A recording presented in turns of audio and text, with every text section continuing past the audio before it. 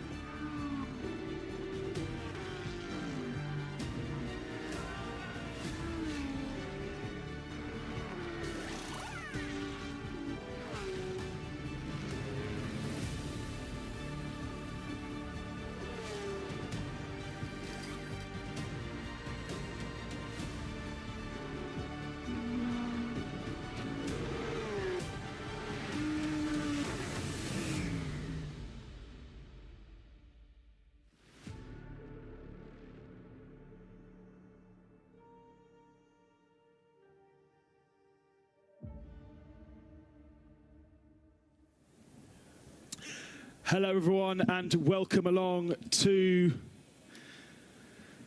Barcelona for the 24 hours of Barcelona Catalunya. A very, very warm welcome to everybody.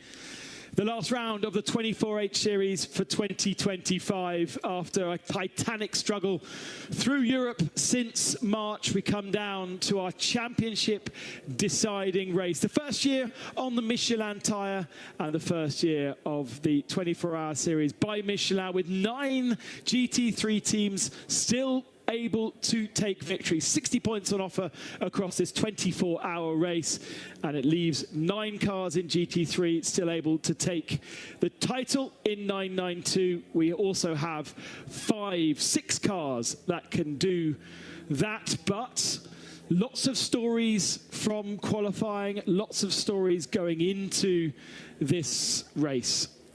We started our championship in Mugello in March, and after that we travelled to Spa-Francorchamps in May. We also had a race most recently at Paul Ricard at the start of July, and now here in Barcelona for the end of the European season, but it also signals the start of the Middle Eastern Trophy for 2025-26, with a race in Malaysia on the first weekend of December, and then our traditional visit to the Middle East with Abu Dhabi a week before the Dubai 24 hours for 2026. It kind of has been perfect weather here in Barcelona. We haven't had much rain, but it hasn't been too hot on a circuit which is renowned for its abrasiveness, and in an area of Spain which is renowned for 40-odd degrees. But today is around 20, as it has been across the weekend. We're hoping those mountains don't gather too much rain clouds and it doesn't hit us here on circuit. Therefore, we get a dry 24 hours, which is enough of a struggle for our 33 teams as it is, without adding any other jeopardy. It is myself, Peter Snowden, Peter McKay, Mackay, and down in the box and down on the grid, we have Carlo Velti and John Hindhoff. Good morning to you both down there. Good morning, Ben. Good morning, Booth. Good morning, everybody, and welcome to a very, very packed grid here at the Circuit de Catalunya, the Michelin 24 Hours. These are the trophies that we are playing for both today and for the season.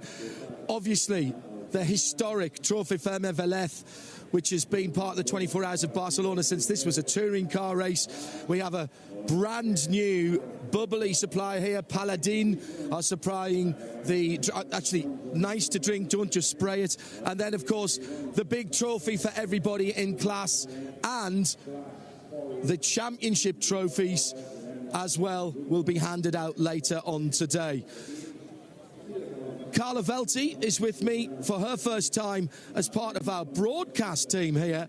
And Carla, what excitement we had in the qualifying yesterday, but how we saw it qualify is not how we're going to see it line up.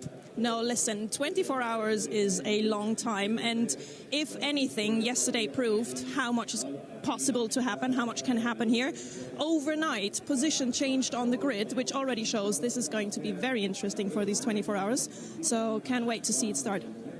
And the positions we are talking about, in particular one that will have an impact on how the cars roll off, is that the Ajit Kumar car has lost its pole position in 992. They've had to change the chassis overnight after an incident in the nighttime practice, and therefore they've been put back. That does mean that Jordan Red Camel.nl have inherited that position. We'll talk to some of the drivers in a moment or two, but we're getting very close to the formalities, and if Seb swings round to his right-hand side, we'll start, as tradition dictates, with the national anthem here at the Circuit Barcelona Catalunya before the Michelin 24 Hours and our championship finale for 2026.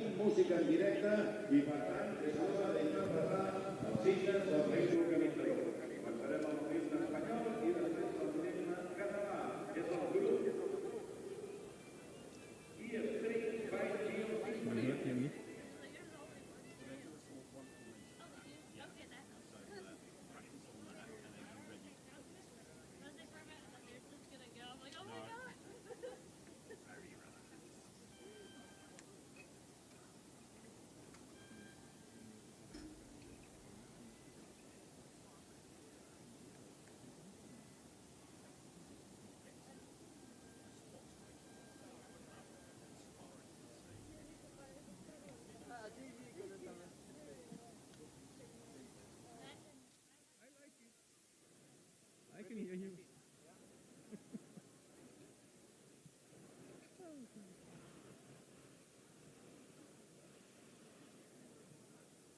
Ja, super war das.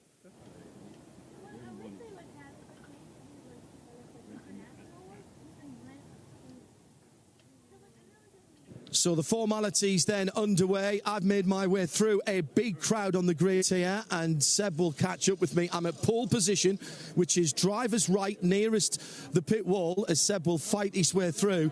The car that is on pole position here is the AMG, sitting resplendent. Lots of people getting photos that I don't want to break through. Seb will catch up with me in just a second. Oh, and another national anthem. Stand by.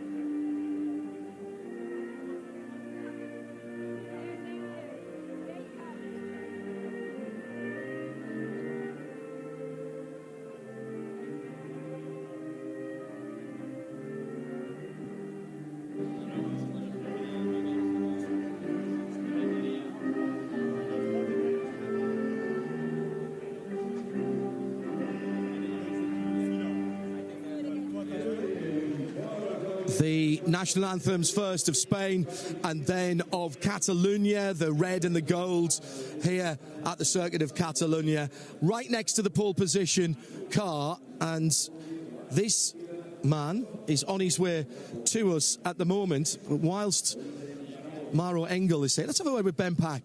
Benjamin, how are you this morning? Very good. Yeah? Yeah, feeling is good. No, not a lot of pressure, so ready for the 24 hours. How do you get yourself into the state of mind for a 24-hour race? It's Maro that starts the car? Yes, exactly. So when do you get in? I go in second, so not too long to wait. Exactly. So Maro will take the start, and afterwards I'm in the car. So I'm very relaxed, very comfortable, so ready, and yeah, let's hope to do a good result. We wish you good racing. Maro Engel has just joined us, looking as cool as ever.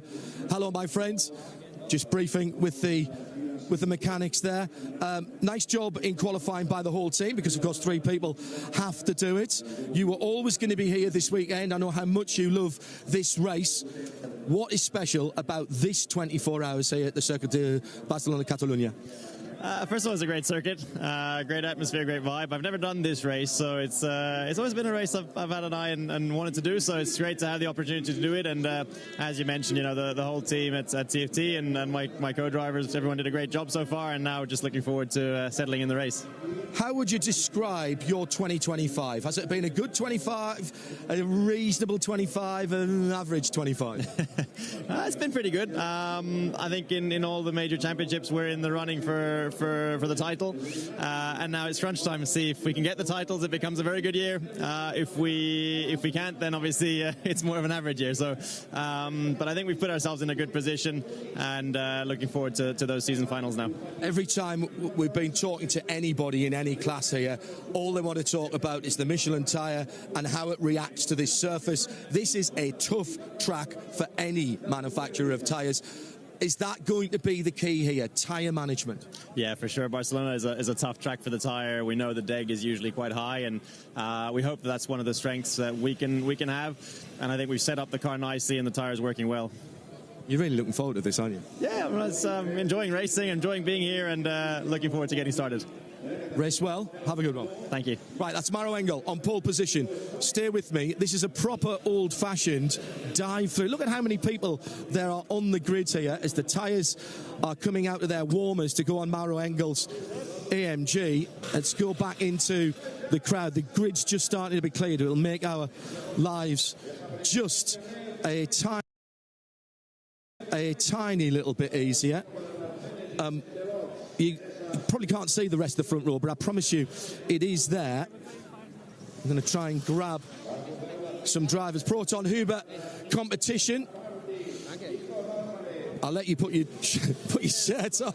Are you ready, Klaus? Are you ready to go racing? Of course. I mean, we have 15 minutes before the race, so should be ready. Yeah? And you've got Maro Engel right in front of you. We know him, we know you, so the big guns are in right from the start. There's an old saying in motor racing, you can't win a race at the start, but you can lose it. What's the mental situation for you right now? I mean, 100% you can not win the 24 hours in turn 1, lap 1. It's clear, I mean, we want to finish on top in the end of the race, so we will be hopefully smart enough to do not something stupid. In the end, it's really a long race. We will have different track conditions. Let's see how the night will be. Could also be that there's some small drizzles possible, or in the end of the race. This is also something we had to consider in terms of car setup, and clearly we are not going for corner 1. Coming to the end of what has been a spectacular lifespan for this version of the Porsche GT3 car. We've already been thankful to see that car racing in the Creventic 12 hours at Spa earlier on. Be nice to give this one a send-off with a victory. Of course, I mean, it would be a dream to win this race. In the end, we had really good races. The last 2 races were really good. We could win the 12 hours of Paul Ricard overall. We are in the Pro M category, and to win it overall, it's something really nice and special for our team. And I mean, 24 hours is always a different story. Everybody knows it's so hard, not only for the drivers, also for the machines, for the crew. You need to be focused for 24 hours. One mistake can change everything. But the car is well prepared. We took a lot of focus on this as a whole team. We tried everything, that everything is perfectly prepared. In Creventic, we often say that actually you, Maro, the pro drivers, this series isn't really for you. It's for your gentleman drivers and people who drive less often to come and do some big races and some big racetracks. How is that then? Do you have to have a slightly different mentality as a pro driver, knowing that this is slightly more relaxed? I mean, in the end, the rules allow it. That it's possible that you can have a pro driver. So that's why I think Mauro, me, and some other drivers are here. In the end, it's clear. If you are on a full pro car, it's a different approach. Also in terms of setup, we are 4 drivers now in the car, and the car has to fit for all 4 drivers. It means sometimes you need to make some sacrifices in terms of car setup. But this is how the sport is, and in the end you want to get the most out of the whole car crew, of the whole car, of the potential, and that's why you need to do sometimes compromises. Good to see you here. Thanks for coming. Thanks for bringing the team along with you as well. Race well. Thank you very much. Klaus Bachler, we'll let him get ready because he's first in the car. I want to nip across to the other side of the track here. Still quite a lot of people on the track. We'll get back to the Ferrari at Scuderia Praha in just a second, but here's the GT3 AM Paul sitting car, and pretty special occasion for these guys this weekend. But before they get underway, Alexander Prince, how are you, fella? I'm fine so far. Yeah, everything is relaxed, excited for the race, so let's see what's come. Man, you guys have had a good season. You've had a smile on your face more times than not when I've come to speak to you, and I'm not always in the pit lane, I know. I suppose, to use a phrase, what's your expectations for this race? It's difficult to say. For sure, we have in the front rows, we have all the pro drivers.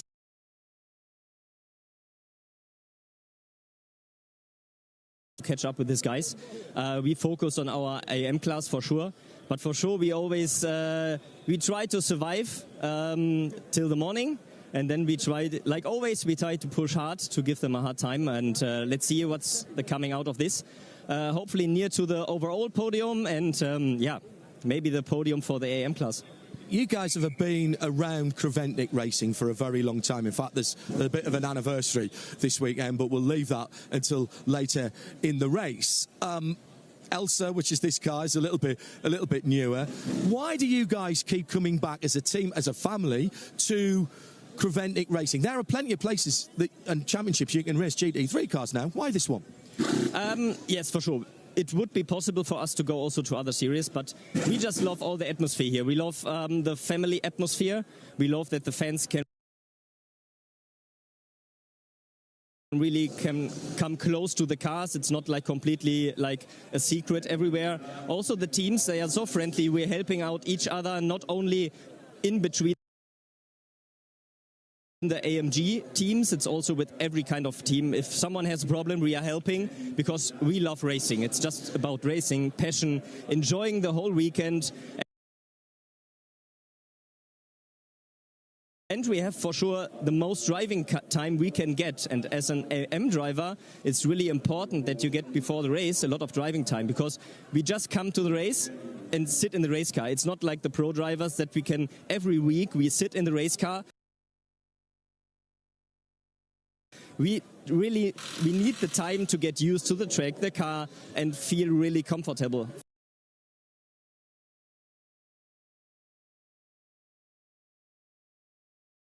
For ourselves, and that's our main reason. And for sure, we love also all the guys behind the camera with a microphone. It's always just lovely to come here. It's more like a friendship, everything. I was going to say it. So all the guys behind the camera with a microphone, it's always just lovely to come here. It's more like a friendship, everything. I was going to say it isn't like the circus comes to town. It's more like a friendship, everything. I was going to say it isn't like the circus comes to town every 3 weeks or a month and catching up and finding out what's been going on. I love the fact that our sport, motorsport, gives you the opportunity, your team, best of the team. let's move on down the grid. The grid has been cleared at the moment. Our race direction helping out with that. Still some tyres going along. Another row of AMGs. We're into the Ferraris. I was going to have a quick look at Scuderia Ferrari, but Scuderia Praha, but they are getting ready. Now, Seb, I want to go this way and to the Ferrari that is on your left-hand side, and to the team of Era Motorsport. Now, let's see, where's the boss? Is he around? No, he's not. But Jake Hill is in Mufti. So Jake Hill, current British Touring Car champion, heading off into international motorsport. I'm not going to ask you about that because that's not what we're talking about here today. Congratulations on a fantastic year last year. You've been very competitive at times this year as well in the Touring Car Championship. But you're loving this, and you're loving Era, and a very special livery on this car this weekend. It is, yeah. Thank you, Hindy. I mean, it's first of all, it's big move for myself this year, leaving British Touring Car Championship at the end of the year, and looking forward to doing more sports cars for next year. So that's a big move for myself. For this weekend, yeah, we got a new livery on the car for the final round with New Life, which is a Special Care Baby Foundation charity, which is important, obviously, to us and the team. So yeah. Glad to be supporting that, and hopefully we can get our Era Ferrari up towards the front.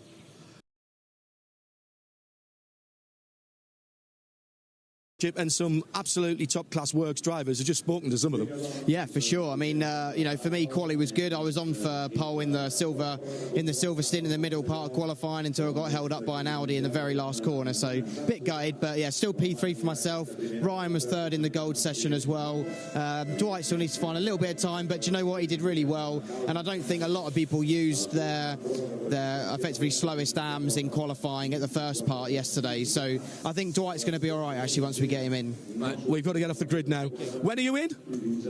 5 o'clock. 5 o'clock, all right. Right, I've just heard a hooter. 2 Class Paul Porsches behind you, Seb, if you just spin around.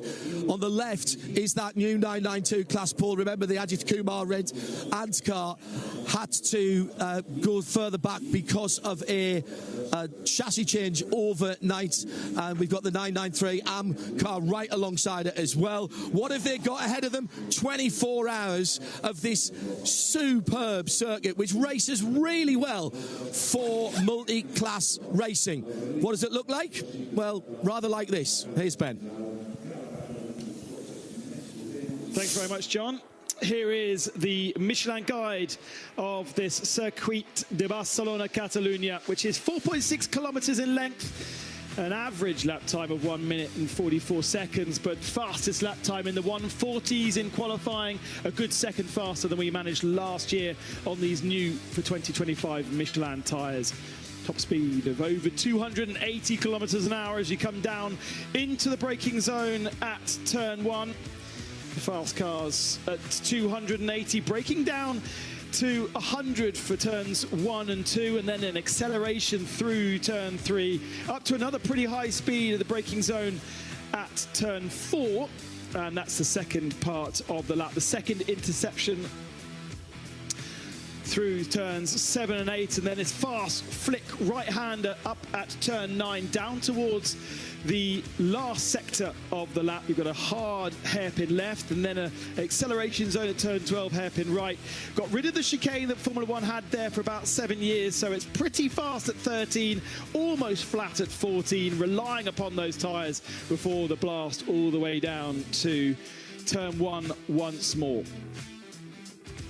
Last year's lap record, a 1:41.1 in McLaren on Hankooks. We get the 40s this year with the Michelin tyres. We have seen a 38 from GT3 cars in other classes, but of course it does very much depend on the conditions of the day and the tyres.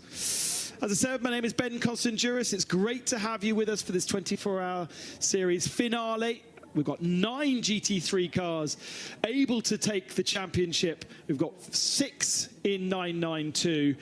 There's lots of stories and quite a few teams, Peter Mackay, that are visiting us, not for the first time, but not in the championship battle, and are going to play around and not interfere with the championship because they've got their rights to win as well, including our pole car, TFT Racing, Maro Engel will be starting that car, Santalok Jr. alongside a Mercedes and Audi on the front row, with Proton Uber competition, the first of our championship challengers, alongside Red Ant on row 2, Klaus Bachler and Ayrton Redon. Row 3 has Joseph Kral starting the Scuderia Praha Ferrari, and then Hoffa Racing will be started by Alexander Prince. And that is row 3 for you. We've got another Mercedes on row 4. Get Speed are here, and great to have the Aston Martin of E2P Racing, the Spanish team, local to Barcelona, know this place well. They start on row 4. Row 5, Inter Africa Ferrari and the Haas RT Audi. 2 full-fat pro cars on row 5. Then it's Viper Nisa Racing and Era on row 6. And then the last of our GT3 car rows is 2 Audis, Continental Racing by Simpson and the Jutta Racing Audi.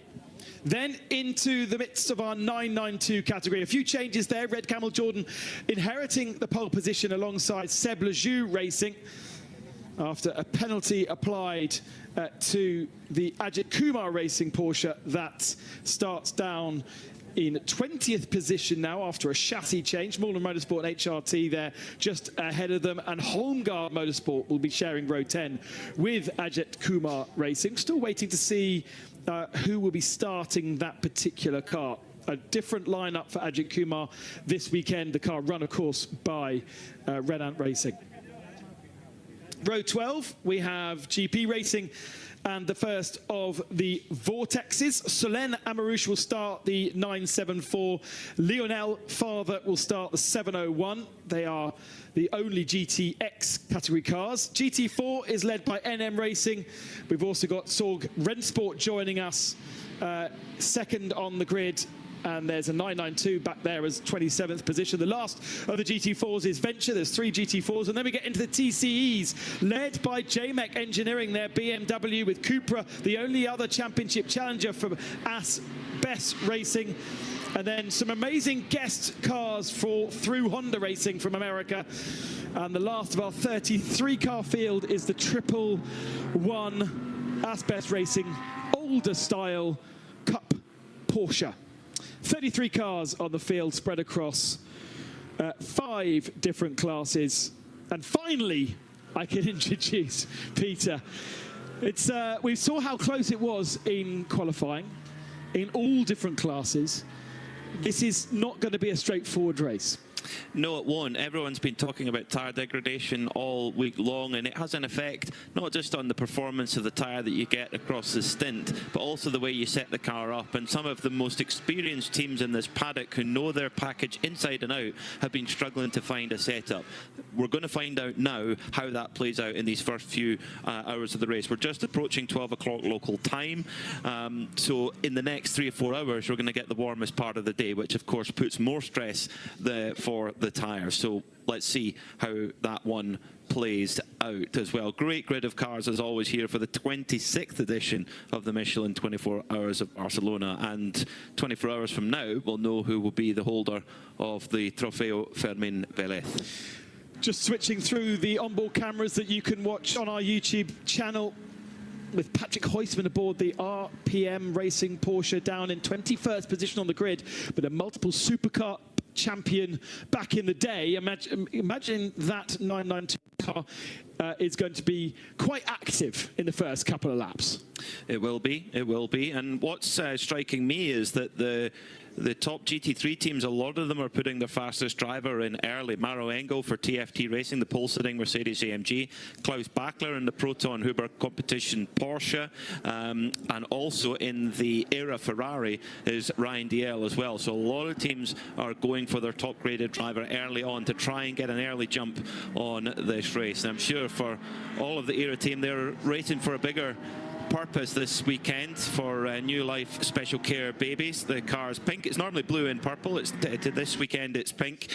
And if you go onto the Era Motorsport social media page, you'll see the link where you can donate to that wonderful charity which provides special care for newborn babies who need special medical care. It's a fantastic cause. Do be sure to go and support it.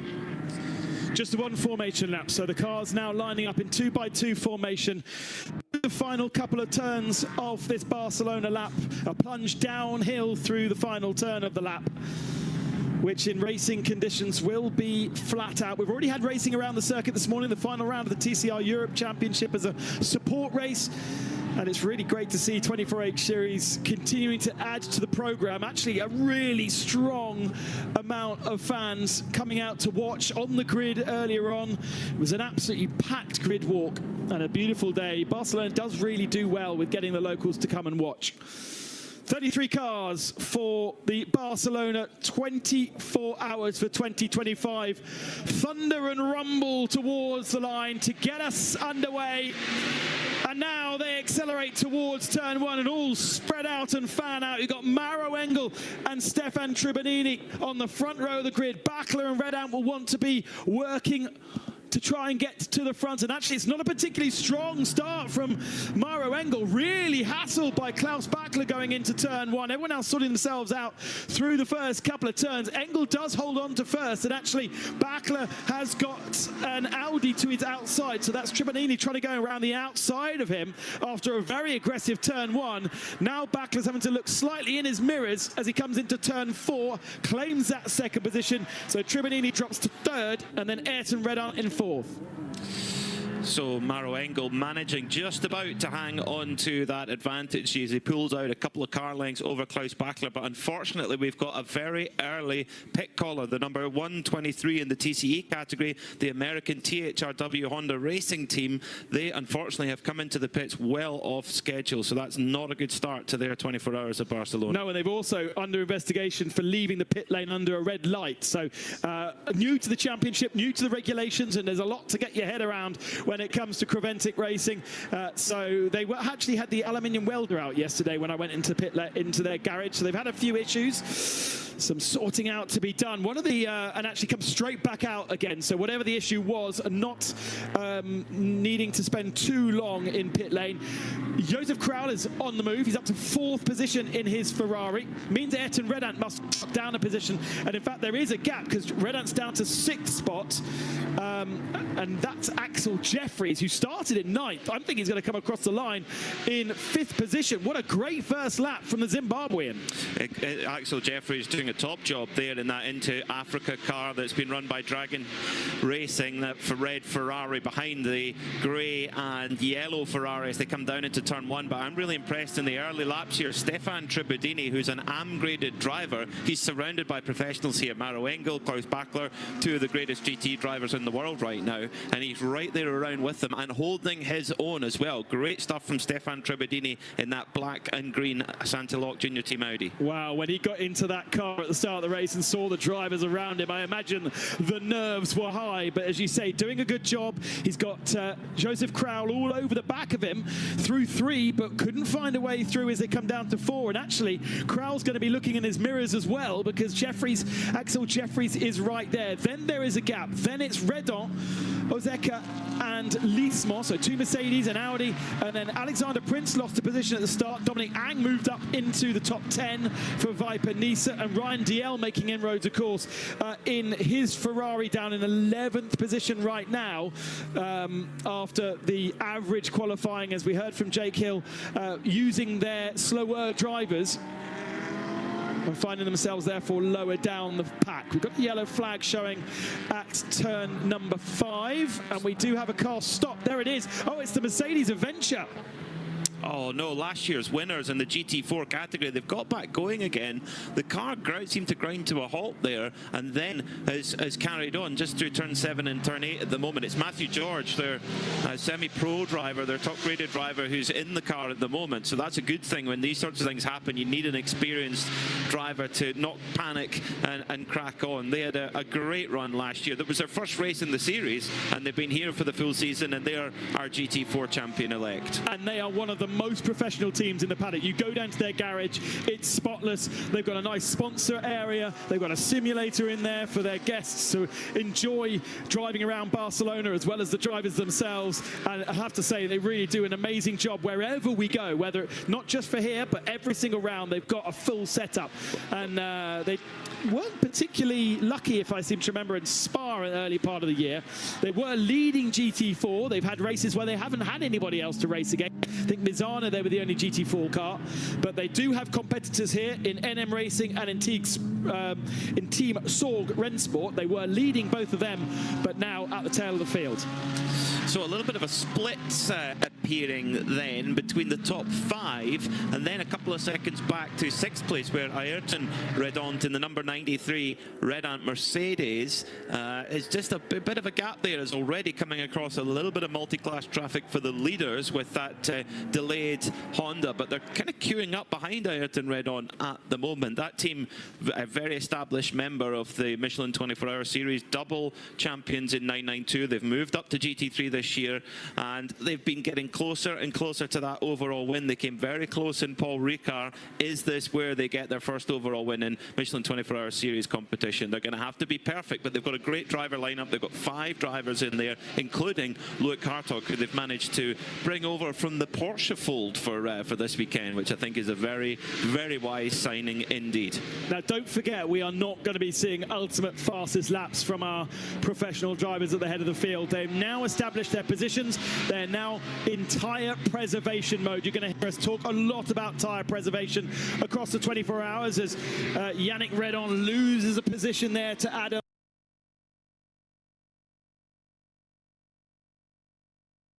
Osieka. That's the not the leading for Mercedes, because we've got a Mercedes at the head of the field, but that is for 6th position a change. We need to get these Michelin tyres preserved. The circuit incredibly abrasive, incredibly aggressive, and we need to get within 50 minutes because of the new regulation, Peter, that means you can't change tyres if you've done less than 50 minutes on a set of tyres in a code 60. Is that correct? That's right, yeah. So if it was under a green flag conditions, you wouldn't want to be pitting within 50 minutes anyway, because you haven't used up your fuel tank. But if you come in under code 60, what was happening is that when there was a code 60, teams had calculated that it was always good, regardless whether you need to stop or not. If it's code 60, come in and get some fuel and then throw tyres on. The problem is, for racing slick tyres is a huge expense. One of the biggest parts of a racing budget is the tyres. So if you've got teams with more generous budget than others, they're at a competitive advantage. So what Creventic, the team that organised the Michelin 24-hour series, have done is to try and limit that use and to try to reduce everybody's tyre bill effectively. And that's where they're very, very clever at working with the competitors, listening to the teams, listening to their concerns and addressing them to try and put on the best product possible. And it doesn't shortchange us in racing. In fact, it actually gives us another little strategical angle to follow, if you like. Still in 3rd position, Stefan Tribodini holding on ahead of those 2 Ferraris that have the pro drivers in their cars.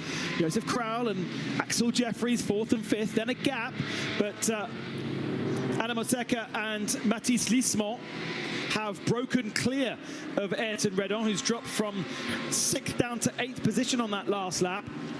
Redon now has Prince and Rian Diel behind.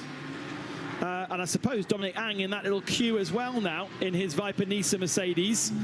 Then the first of the 992 category, and that's interesting because we saw how good James Kellett was in qualifying. If you remember, he was absolutely spellbinding in the final part of qualifying for 992. He's elevated HRT to the head of the 992 category and 3.5 seconds to the good over Rick Breukers. So in the Red Camels Jordan car, they have their fast gun in Rick. But James Kellett showing his heels at the head of 992 right now. I'm not surprised to see James Kellett putting in this performance. Multiple race winner in the Porsche Carrera Cup of Great Britain. Overall, multiple Ginetta champion in the UK. So he's come through the single make world in the United Kingdom, which is a very, very competitive space. So it's great to see him get this opportunity at this level in endurance racing. As Ryan DL now in the last sector, trying to make his way around the Redon Mercedes. as they come into the penultimate corner right now. Ayrton Renon just holding off DL for now. That is your battle over 10th position. But we've got an update down in the pits. Let's catch up with John Hindhaugh.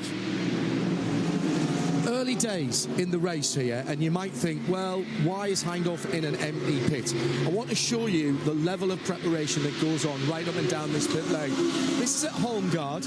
Look at how everything is laid out. All of the electric drivers, the guns, the batteries, all on charge over that side. The right-hand side. Over to the left-hand side, we have a C-Tech battery charger. I've got about 4 of those myself.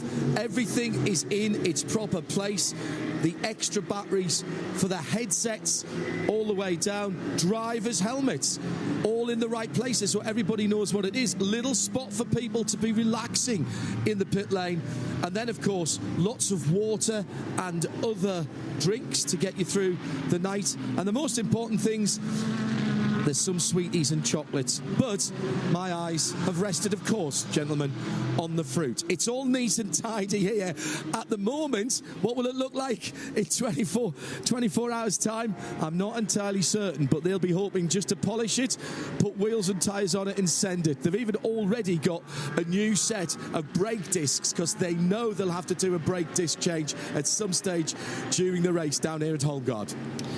That they will, yes. That's always an important part of when to do the brake change. And an impressive range of snack. I saw some blue and red cola bottles there, some biscuits, very nice indeed. But it's hotting up on course because in turn 8 there's been a yellow flag shown. I don't see though, Ben, on our track map a car going slowly. No, I think the Aston Martin was facing the wrong direction on the exit of turn 8, but has got going again. Very difficult car to drive. The new Aston Martin Vantage, brought in, what, 2 years ago now? Built by ProDrive and very much a purebred racing car. I say that because there are cars in this field in the GT3 category designed for the gentleman driver, you and I, to jump into and feel comfortable and be able to push. And there are other cars out there, mainly the more modern GT3 cars, that are much more on the knife edge, much harder to extract the best performance out of. And ProDrive is a company that, of course, built the 550 Maranello, the 555 Subaru, is where I was going with that one, and various race cars across the last 25 to 30 years. They have built a purebred, almost Formula 3 style race car. And so E2P Racing, which is a driving school effectively here in Spain, trying to get the best out of what is a beautiful car, which is a brand new car, but a very, very tricky car to get the best out of. And they have struggled, to be fair, all year. We've got in the moment in the car is so their least experienced driver, and unfortunately he has swapped ends, but he's going again. We didn't see it on the screens, but he is down in 24th position.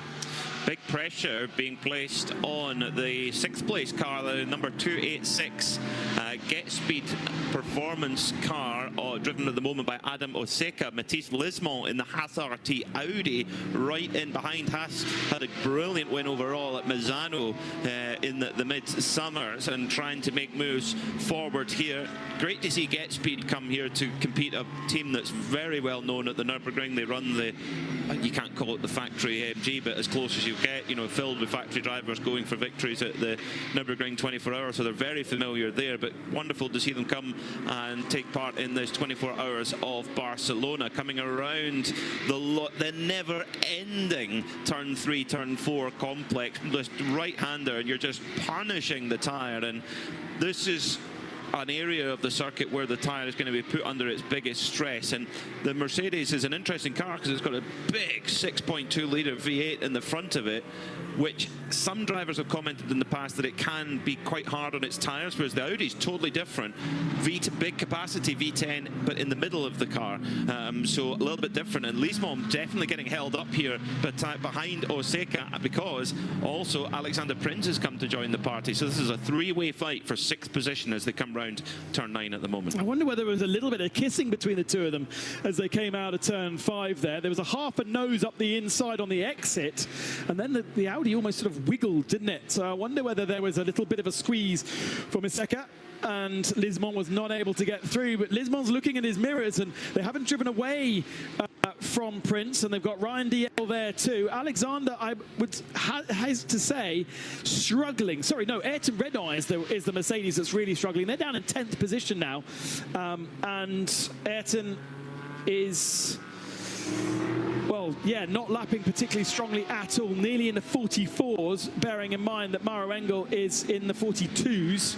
Most cars in the 43s. But remember, tyre conservation is going to be a thing. We've seen all season long with this first year of the Michelin tyre in this championship, we've seen lap records obliterated all year long.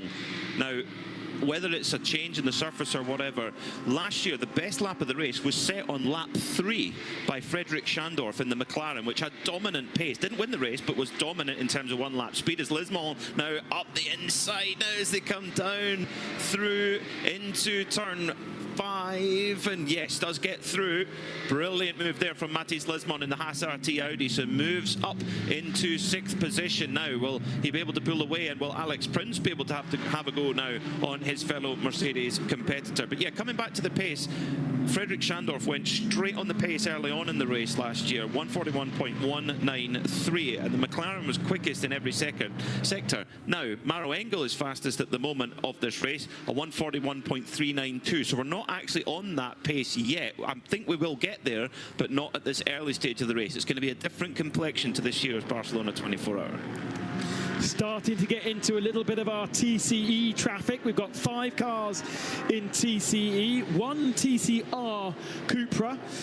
We've got the BMW Time Attack car. Peter will tell you lots about that later.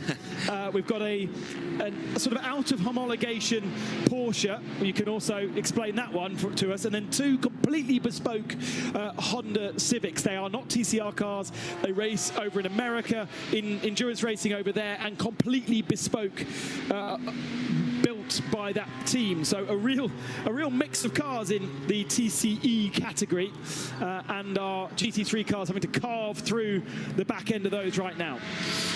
In that TCE category, the car that started at the very back of the grid is now at the front. That's Konrad Toslevo in that asbest Porsche, which is a GT4 Club Sport, which is effectively the road car, GT4 road car, which I've had the pleasure of having a few miles in the past. I drove one with a manual gearbox. I presume that'll be a PDK, and it was fantastic. Carbon brakes, it was lovely. Although the tyre did need a little bit of time to come into its comfortable window, shall we say. Had 1 or 2 little scares before it actually got up to temperature. But big slide coming through turn 3 and 4 for Rick Breukers. A lot of steering input there coming around that very, very fast long right-hander. But Breukers at the moment running 2nd in category and around 6 or 7 seconds away from the class leader, which is James Kellett, who's up the road in the HRT performance car. But Red Camel, they've got to think about the championship. At the moment, they're leading the championship from RPM by 6 points only, and 16 points from Home Guard. So for them, they've got to have one eye on the race, but also one eye on the championship. They've had a great year, but they want to finish it off in style here. Rick's got lovely space around him. He's got about 4 or 5 seconds up the road to 2 of the slowest GT3 cars. James Kellett has overtaken the 2 Audis at the tail of the GT3 pack, and he's now, well, James Kellett's 15, he's got some space, 15 seconds off the back of the Viper Nisa Mercedes. But then Rick Breukers in 2nd position. He's got 7 seconds on Martin Rump in 3rd position in 992. So loads of space to do his own thing. But we did see that car quite tricky to drive from Luke Breukers yesterday in qualifying. A little bit understeery in places, a little bit oversteery in other places. But at the moment, they are sitting at, as Peter says, 2nd position for Red Camel. Mulner, 3rd position. Gregory Servais is up to 4th position in the Ajit Kumar Racing Porsche. I know there's a lot of you online that will be supporting the AK Racing by Red Ant, and Servais is up in a brand new chassis since yesterday. So they might have done a shakedown this morning, potentially like 1 or 2 laps, but they had to rebuild a new car overnight after a crash in night practice after that previous car got pole position. And so much celebrations down there at Red Ant after qualifying meant a very, very late night for the boys down there to get a new car built, and they're up to 4th position. Well, the first laps they'll have done in that car is going to the grid laps. Yeah, they wouldn't have got what is it called? Not a sympathy lap. No, definitely not. But the car, interestingly, is in an Scuderia Farron livery. So maybe they've bought it from, maybe it's the Scuderia Farron's car and they've either borrowed it or bought it. I don't know. We'll find out. That's something for John Hindhoff and Carla Velti to find out for us. Maro Engel leads the motor race by 2.8 seconds, but already that Mercedes AMG looking very out of shape in certain places. The car moving around a lot. So are we already getting into that tire difficulty? We're only 11 laps into the stint, around 20 minutes. We expect a GT3 car to go around an hour, so we're only really a third into the stint, and already the car slipping and sliding. The track is abrasive on the tire, but doesn't actually give much grip in certain scenarios. So this is going to be a challenge all race long. 992 is being led by Solène Amarouche. Sorry, GTX is being led by Solène Amarouche, down in 22nd position. Daddy has lost a few track positions in the second of the Vortexes. Interestingly, and it's one for our pit lane team to investigate, the Vortex 701 is a traditional number we've seen them run. We've also seen them run as 702, and we did have this year a 703. I think that was at Paul Ricard. But for some reason, the second Vortex is being run as 974 this weekend. And usually, would I not? Yeah. Usually those would be reserved, I would have thought, for the 992 category cars. So why they've chosen to run a different number also means that they won't be competing for points and contributing to the 902 or the 901 points. So a different car, but Solène has been at one with that car, as she said in an interview yesterday, and she is leading GTX, just the 2 Vortexes in GTX. Leading TCE, as we've mentioned earlier, is the Porsche, the 111. And GT4 is being led by the local team, NM Racing. They've got 2 Mercedes in GT4 and a Porsche. And the team Sorg Rennsport Porsche now has dropped to 3rd position.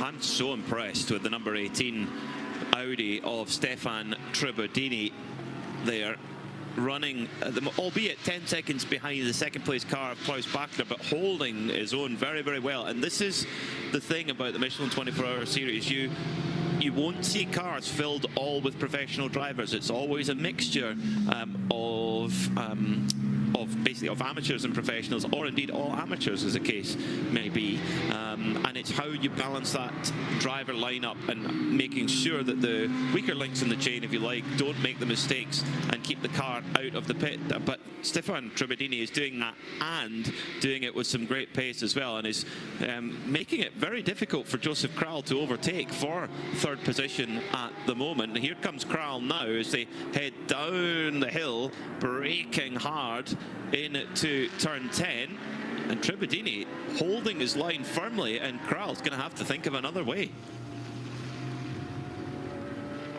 Engel leads by 3 seconds in his TFT Mercedes over Proton Uber competition Porsche, with Santalok Junior Team 9.5 seconds back, but holding those 2 Ferraris at bay. It's quite an aggressive start, actually, from Klaus Bachler. Started in 3rd position behind Maro Engel, and rather than just following Engel into turn 1, Peter, he actually tried to sneak up the inside of him. That he did, yeah. It was a little bit of a steady getaway from Maro Engel, but the torque of the Mercedes AMG 6.2 litre came in, and you're right. The Proton Huber orange and purple machine of Klaus Bachler did have a little peak, but Maro Engel didn't leave the door open. When you've heard experienced as he is, you've got to get up earlier in the morning than that to to take him out, that's for sure. As he really got into his stride early on, pulled a couple of car lengths, and Tribadini making Bachler's life difficult for second place there as well. Clearly that Santalog Audi has got great pace. It's called the Santalog Junior team, but there's quite a few drivers in that car which definitely have more life experience than that. I'm not sure why they call it the junior team, but because it's the we've covered this in a previous race. I remember it is not the driver lineup that's junior, it's the team, it's the mechanics. So it's like a second team for them to gain experience before moving into the Premier GT3 World Challenge team. Right. Okay. Yeah. That's good, and what a great way as well when you've got experienced drivers like Pierre Caffer, who's been an Audi Works driver seemingly forever, when you could have such a thing, there to help with the car and to give advice and how to deal with the team, etc. That's a really, really cool project, and clearly they've prepared a great car. They're a former champion, of course, in this series. In fact, they're the outgoing GT3 Pro-Am champions. So back here for the 24 Hours of Barcelona. They haven't done the full season this year, and they'll be hoping to get that trophy at 12 o'clock tomorrow afternoon. Maro Engel doing his job at the moment, pulling away quite convincingly actually from Klaus Bachler. So 142.5 last time by for Engel, but Bachler in second, 143.1. So the gap's now up to 3.9. So is Engel able to make the tyre perform longer? Is he taking performance out of it too early? These are questions that will only be answered over the next 35 minutes, because if we run green for the next 35 minutes, that's roughly when we'll see the GT3 cars come in for their first pit stop. We do not have safety cars here in the Michelin 24-hour series. We have what's called a code 60. So if there is an incident on track, the track needs to be neutralized so that there's a recovery or barrier repair or whatever it might be. We have a code 60, which means that we go to a speed limit of 60 kilometers an hour. Everyone has to travel at 60 kilometers an hour, and that's when we'll often see a lot of pit work going on, because most of the teams that have been successful in 24-hour series competition in the past, they seem to always go, like Herbert, for example. Whenever the code 60 would come out, they would go in. They would very, very rarely refuse surface under a code 60, and they've won this race 4 times. No other team has won it more than once. Taking a look at the dark red Vortex 2.0 of Solène Amarouche, the daughter of Lionel. Lionel is entered to be in both cars. Whether we will see him in both cars possibly depends on how one or the other does. You sometimes see drivers enter into 2 cars but only use that second car if the first car dies, for instance, and so he's spreading his luck across both. But Solène, for I think the first time, is showing the heels to her father and is a half a minute now up the road after less than half an hour's worth of driving. So she really has found a sweet spot this weekend in her Vortex 2.0, which was launched here 3 years ago. We didn't see it straight away on the racetrack. The Vortex 1.0 carried on for quite a while, and many of the components have come out of the 1 and put into the 2, but the main chassis very, very different, and the reliability, more crucially, much, much better. So we now can genuinely talk about them as performant cars, and we saw in the first part of qualifying, don't forget, that the GTX Vortex was faster than all of the 992 cars. The aero concept on the Vortex 2.0 is really, really clever. It gives fantastic straight line speed, but also good grip round the corners. It's been very, very cleverly designed by the Gomez brothers, and great to see them have more of a reliability to take to these 24-hour races as well. Leader in TCE, going very well at the moment, is the 111 Porsche for Asbest Racing, which have a significant advantage at the moment. We're just about 23 seconds or so back to Kevin Clark in the JMEC Engineering BMW E46. Yes, E46 M3. Spoke to Kevin Clark at breakfast this morning, and he said the first time he drove here in the Barcelona 24 Hours was in an E46 BMW when it was a period car, when it was new. But this car's got quite the background behind it, which I'm sure we'll chronicle. But as best at the moment, have two cars here, two very different cars, of course. One Porsche GT4 Club Sport and one Leon Cupra. Now, Peter, you're an expert of Porsches, far better than I will ever be. We've got a Cayman GT4 car in the TCX class, TCE class, but we also have a GT4 class. Why is this car not in the GT4 category? So you can buy, or you used to be able to buy a Porsche 718 Cayman GT4 road car. That is effectively not a homologated GT4 race car. It's a car that you could go and buy from a showroom at the time. And it's okay, so it's something that will be called a GT4 on the road. Yes. Yeah. Yes. Porsche started doing a GT4 road car in 2015. Still really want one, but out the price budget at the moment. But that is very much, it has a lot of the underpinnings of what then became the GT4 race car. In fact, you could take your GT4 race car to a dealership and have it serviced. Nowadays you can buy what's called a GT4 RS road car, and that is a much more high performance machine, and that is therefore made the base of the GT4 car even better. So the reason why it's in TCE is because it's not a homologated GT4 race car. Hope that makes sense. With Porsche, it's always confusing sometimes because it's a 718 and it's also a 982. Don't ask. Don't do that. But the GT4 cars, as in an SRO homologated GT4 car, is still based upon that car. Yes. Yeah. Yes. And there's not a huge amount of difference. Normally they say 80% of a GT4 car is road based and 20% is race. So it uses a road engine, road gearbox, and then a GT3 is sort of 20% road. That percentage has probably come down even more, and 80% race. You know, you look at a GT3 car, it uses the same base platform as a street car, the same engine, but a lot of the rest of it is very different. The gearbox is a huge difference. You know, a GT4 car uses the road gearbox.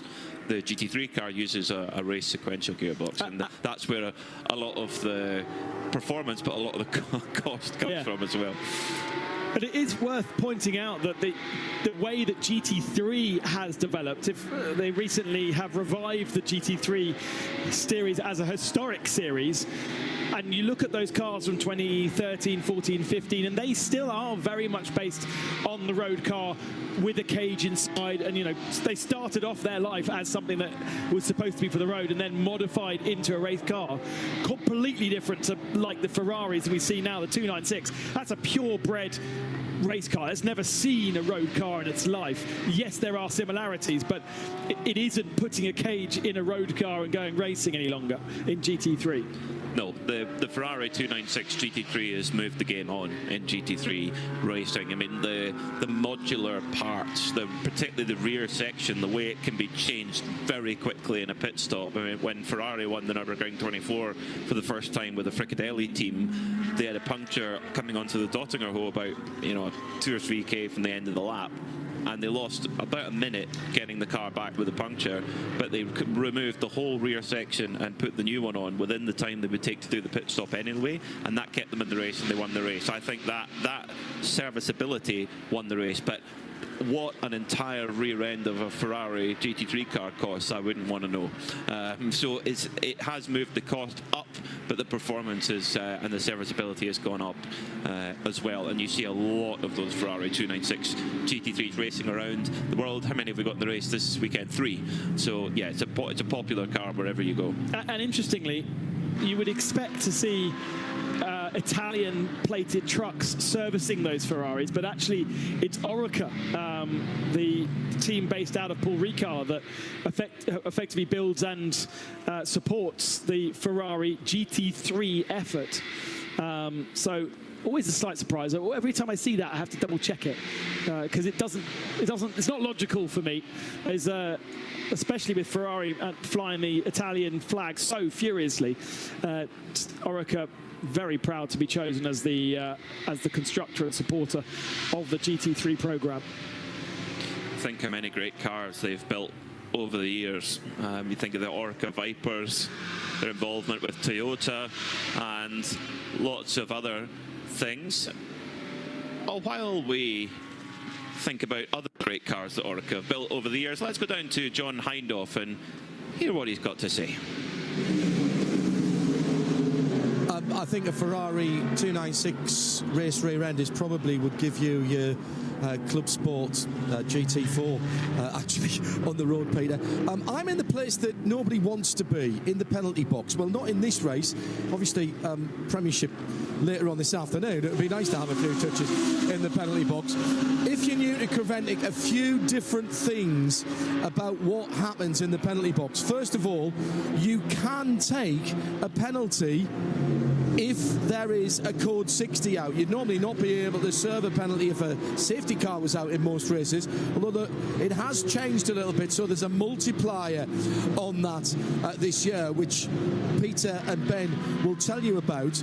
This is at the start of the pit lane, and if Seb swings round, what you'll see that's also different in the 24-hour series, 40-kilometre speed limit in the pit lane, but the reason that sign is right in front of the penalty box is because on the other side of that is 20 kilometres an hour for the fuel station. Yeah, that's right. That's why Seb and I and nobody up and down the pit lane are wearing fireproofs, because all of the fueling goes on in this set of extremely clever pumps that are placed before the rest of the pit lane. And when I say they're clever pumps, we call them smart pumps, and they really are.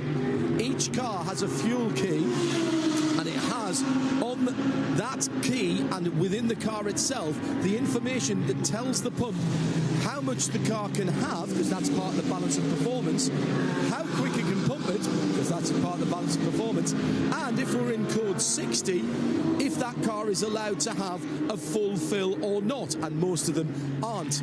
That's what I mean by smart pumps. It means far less equipment in the pit lane and far nicer working conditions for Seb, for me, and for the rest of the pit crew. 8 pumps this weekend available to the teams. That's significant because you, with 33 cars on a code 60, all want to come in at the same time, and you don't want to be queuing up. Well, you never want to be queuing up for your fuel pump, whether you're in a racing or a normal road situation. But sometimes we have 10 available to us. Here in Barcelona, from what I can see out my window, we have 8. So 4 pumps, or 4 systems, and 2 on each system. And therefore, you don't all want to come in at the same time and try and get themselves a pit stop. At the moment, though, we've just had 2 little yellow flags for 2 cars that have momentarily stopped and carried on. We've got all cars out on circuit. It's all going swimmingly well after the first half an hour of action at Barcelona de Catalunya. And just perfect conditions here. Nice blue sunshine. The clouds have lifted a bit since the start of the race, so that will keep the track up, which will, of course, not help the tyre wear and degradation. It's very pleasant in the air, but that direct sunlight on the track will heat it up and make it excessively difficult. Now, we talked about the difference in tyre wear between Maro Engel's Mercedes in the lead of the race and Klaus Bachler's Porsche, and it seemed that Maro Engel was beginning to pull away. That has turned around. Klaus Bachler is closing the lead back in again. It's only 1.6 seconds now between Engel and Bachler for the lead, and there's quite a big gap back to Stefan Trebedini, who still holds on to third place. Joseph Kral has not been able to get past him, and I remind you, Stefan Trebedini is graded as an AM driver. All of the drivers around him are graded as either semi-pros or pros. Doing a great job at the moment is Stefan Trebedini. Does have a lot of experience. He does. Over 125 odd races, racing in the LMP3 Championship in the European Le Mans Series as well. That was last year. That is this year. Last year, he was part of the Lamborghini Super Trofeo Championship, so has jumped around quite a bit over his career in different series. a lot of titles under his belt. GT4 Europe, French GT, GT World Challenge Endurance, Lamborghini Super Trofeo, as you mentioned, Italian GT. Yeah, so a lot of championships, but all at the AM or silver level. But he's matching toe for toe. You've got to remember, Maro Engel has been an AMG factory driver for a long time.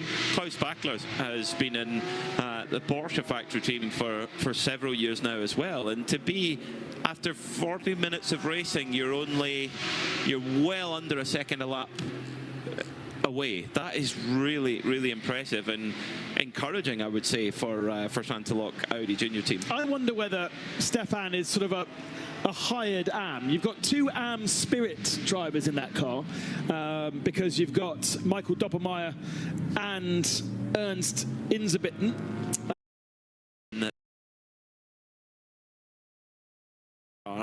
You are putting a lot of load through. So Alexander Prince right now coming through turn 2 and 3 into the long never-ending 3 and 4. And the GT3 car getting up to about 160 kilometers an hour through there, then on the power up to about 200 kilometers on the exit, then hit the brakes at 220 kph. And just as we follow Alexander Prince through into sector 2, we're going to have a code 60, and it's the leading car in TCE. The Asbest Porsche number 111 is off the road and has triggered our first code 60, which will be coming out any second now. And indeed we go code 60, and it's gone off in quite a big way, Ben Constanduros. First two cars have missed pit in. No, only the lead car has missed pit in. So Maro Engel is on the main straight, but Klaus Bachler dives in to get the first fueling. That's amazing how far that car has gone. He's gone a long way into the gravel at turn 10, hasn't hit anything, but it is unusual to find yourself that far into the gravel trap. Klaus Bachler, the only car into pit lane right now, but imagine, I expect, with 25 laps on the tyres, with 45 minutes gone, we're going to get everyone in the pits now. Well, this is where it's very interesting, because under a code 60, if you have driven for less than 50 minutes on a set of tyres, you cannot change. But Maro Engel is just at turn 1 right now. Now, it will take, well, we'll be able to calculate this, because the average speed of a fast lap is 165 kph. So if your average speed is 60 kph, it's going to be nearly 3 times the length. So what does that make it? Quick maths, just over 5 minutes for a code 60, which would mean that by the time Maro Engel, our race leader, comes all the way around, if we are still under code 60, he could come in and get the tyre change. So actually, Maro Engel missing the pit lane could help him. It might not. It might be that we go back green and he's missed an opportunity to fuel up under code 60. This is where Michelin 24-hour series competition gets very, very interesting. My brain is melting. John Hindhaugh, could you make any more sense of this? Well, up and down the pit lane, there is an awful lot of racing engineers on the radio at the moment. Here comes the bright green Tracy Krohn Porsche into pit lane, and they have been into fuel. The negative, they have not been into fuel, excuse me, that car, the 907. ERA are in as well. What's interesting to me is I think that conversation, guys, are going on. This is a rule that will be lots of cars coming out of fueling now. That 50-minute rule will be adopted in the full sporting regulations full time from next year. It was tried out at Paul Ricard, and it's in the supplementary regs here as well. So I think there's a few people talking about this. Yeah, all of those cars who've just come out of fueling, guys, have just done that. So a splash of the fuel, top them back off, and they're straight out of the pit lane. There's only a couple cars that have actually pulled into their pit boxes, and some of them are doing driver changes, but of course no tyres. No Michelin tyres being offered to those cars. Checking of tyre pressures and temperatures, but nothing else happening from that. And in fact, that's what's going on with the ERA car, I believe. The ERA car didn't fuel, so it can't change tyres, and it didn't take fuel. RPM was one of the only other cars to drive past because all the fuel Bowsers were already taken. So that's a bit of a disadvantage for ERA for their first stop. but in the pit lane, you're not really losing any time, actually. At 60 kilometers an hour in the pit lane, that's what you'd be doing outside anyway. 40, excuse me. You lose a little bit. Now, Maro Engel, our race leader, at the moment is coming around towards turn 10. Now, at full speed, that sector would take 30 seconds. So it's going to take at code 60 just under 90 seconds, which, he's just going to be just short of being able to come in for tyres. But by the time he gets into the pit lane, it will be under 50 minutes. Now, the Asbest Porsche is being dragged out by one of the pickup trucks. They're out of the gravel trap at turn 11. So we could well go back to, and there is a cutout there, so we could go back to green flag very, very quickly. So Maro Engel will actually refuse the opportunity for fuel, but the TFT team are ready at the fuel bowser. So they're obviously planning on at least considering it. Now, whether they pull Maro Engel now or not, I don't know. John, back down to you. Is Red Camel come in for a fuel? This is really interesting, guys. I've just spoken to a couple of teams, and they basically said to their drivers, pit, but if the fuel pumps are full, drive straight through. So they were counting on it. You can only tell at the time, and they do have people there with walkie-talkies to pass on the information. So there was a slew of cars that came straight through there. As Peter rightly said, they lost a tiny little bit of time up the pit lane, but it's better than sitting stationary next to the fuel bowsers. So they were all rolling the dice a little bit. It seems, though, that the general consensus is if we can take a bit of fuel, let's take it. The only thing right now is how quick, and you can see this, whereas I can't, the amount of people who are glued to the screens at the moment trying to work out when this code 60 full course purple will actually go back to green. Also, we're only 15 seconds away from the magic 50-minute mark. Red Camel trundle down pit lane. TFT are also there in the fueling area. So this has kind of worked perfectly for them, hasn't it? I think it has, yeah. So we're now into that window where you could take tyres. It's over 50 minutes of stint time, unless your time within the fuel doesn't, and then the pits doesn't count. TFT making their way down the pit lane at the moment. They are going to think about a driver change, though. Key wording that was changed between Paul Ricard and here: a car crossing the pit entry line stint. Yes. So those in the fuel area, that didn't count then, so they're going to have to keep going. Yet Maro Engel's had to carry on. Yeah, so that's a good point, Ben Constanduros. That is absolutely right. So as you come into the pit blend line, that's where that stint time effectively pauses. Back to green flag racing. Engel has some fuel on board under code 60 conditions. The disadvantage he has now is the tyre, whereas Klaus Bachler has come into the pits now under green, and they're going to make a driver change and some fresh Michelin tyres. Good spot just underneath our noses, a brand new set of tyres, and they're saying come on, get going, but Klaus Bachler isn't moving anywhere. Is there a problem with the car? Into Africa Ferrari are also in pit lane. They're getting fueled, and so presumably now they can take a full tank of fuel as well, because we're in green flag conditions.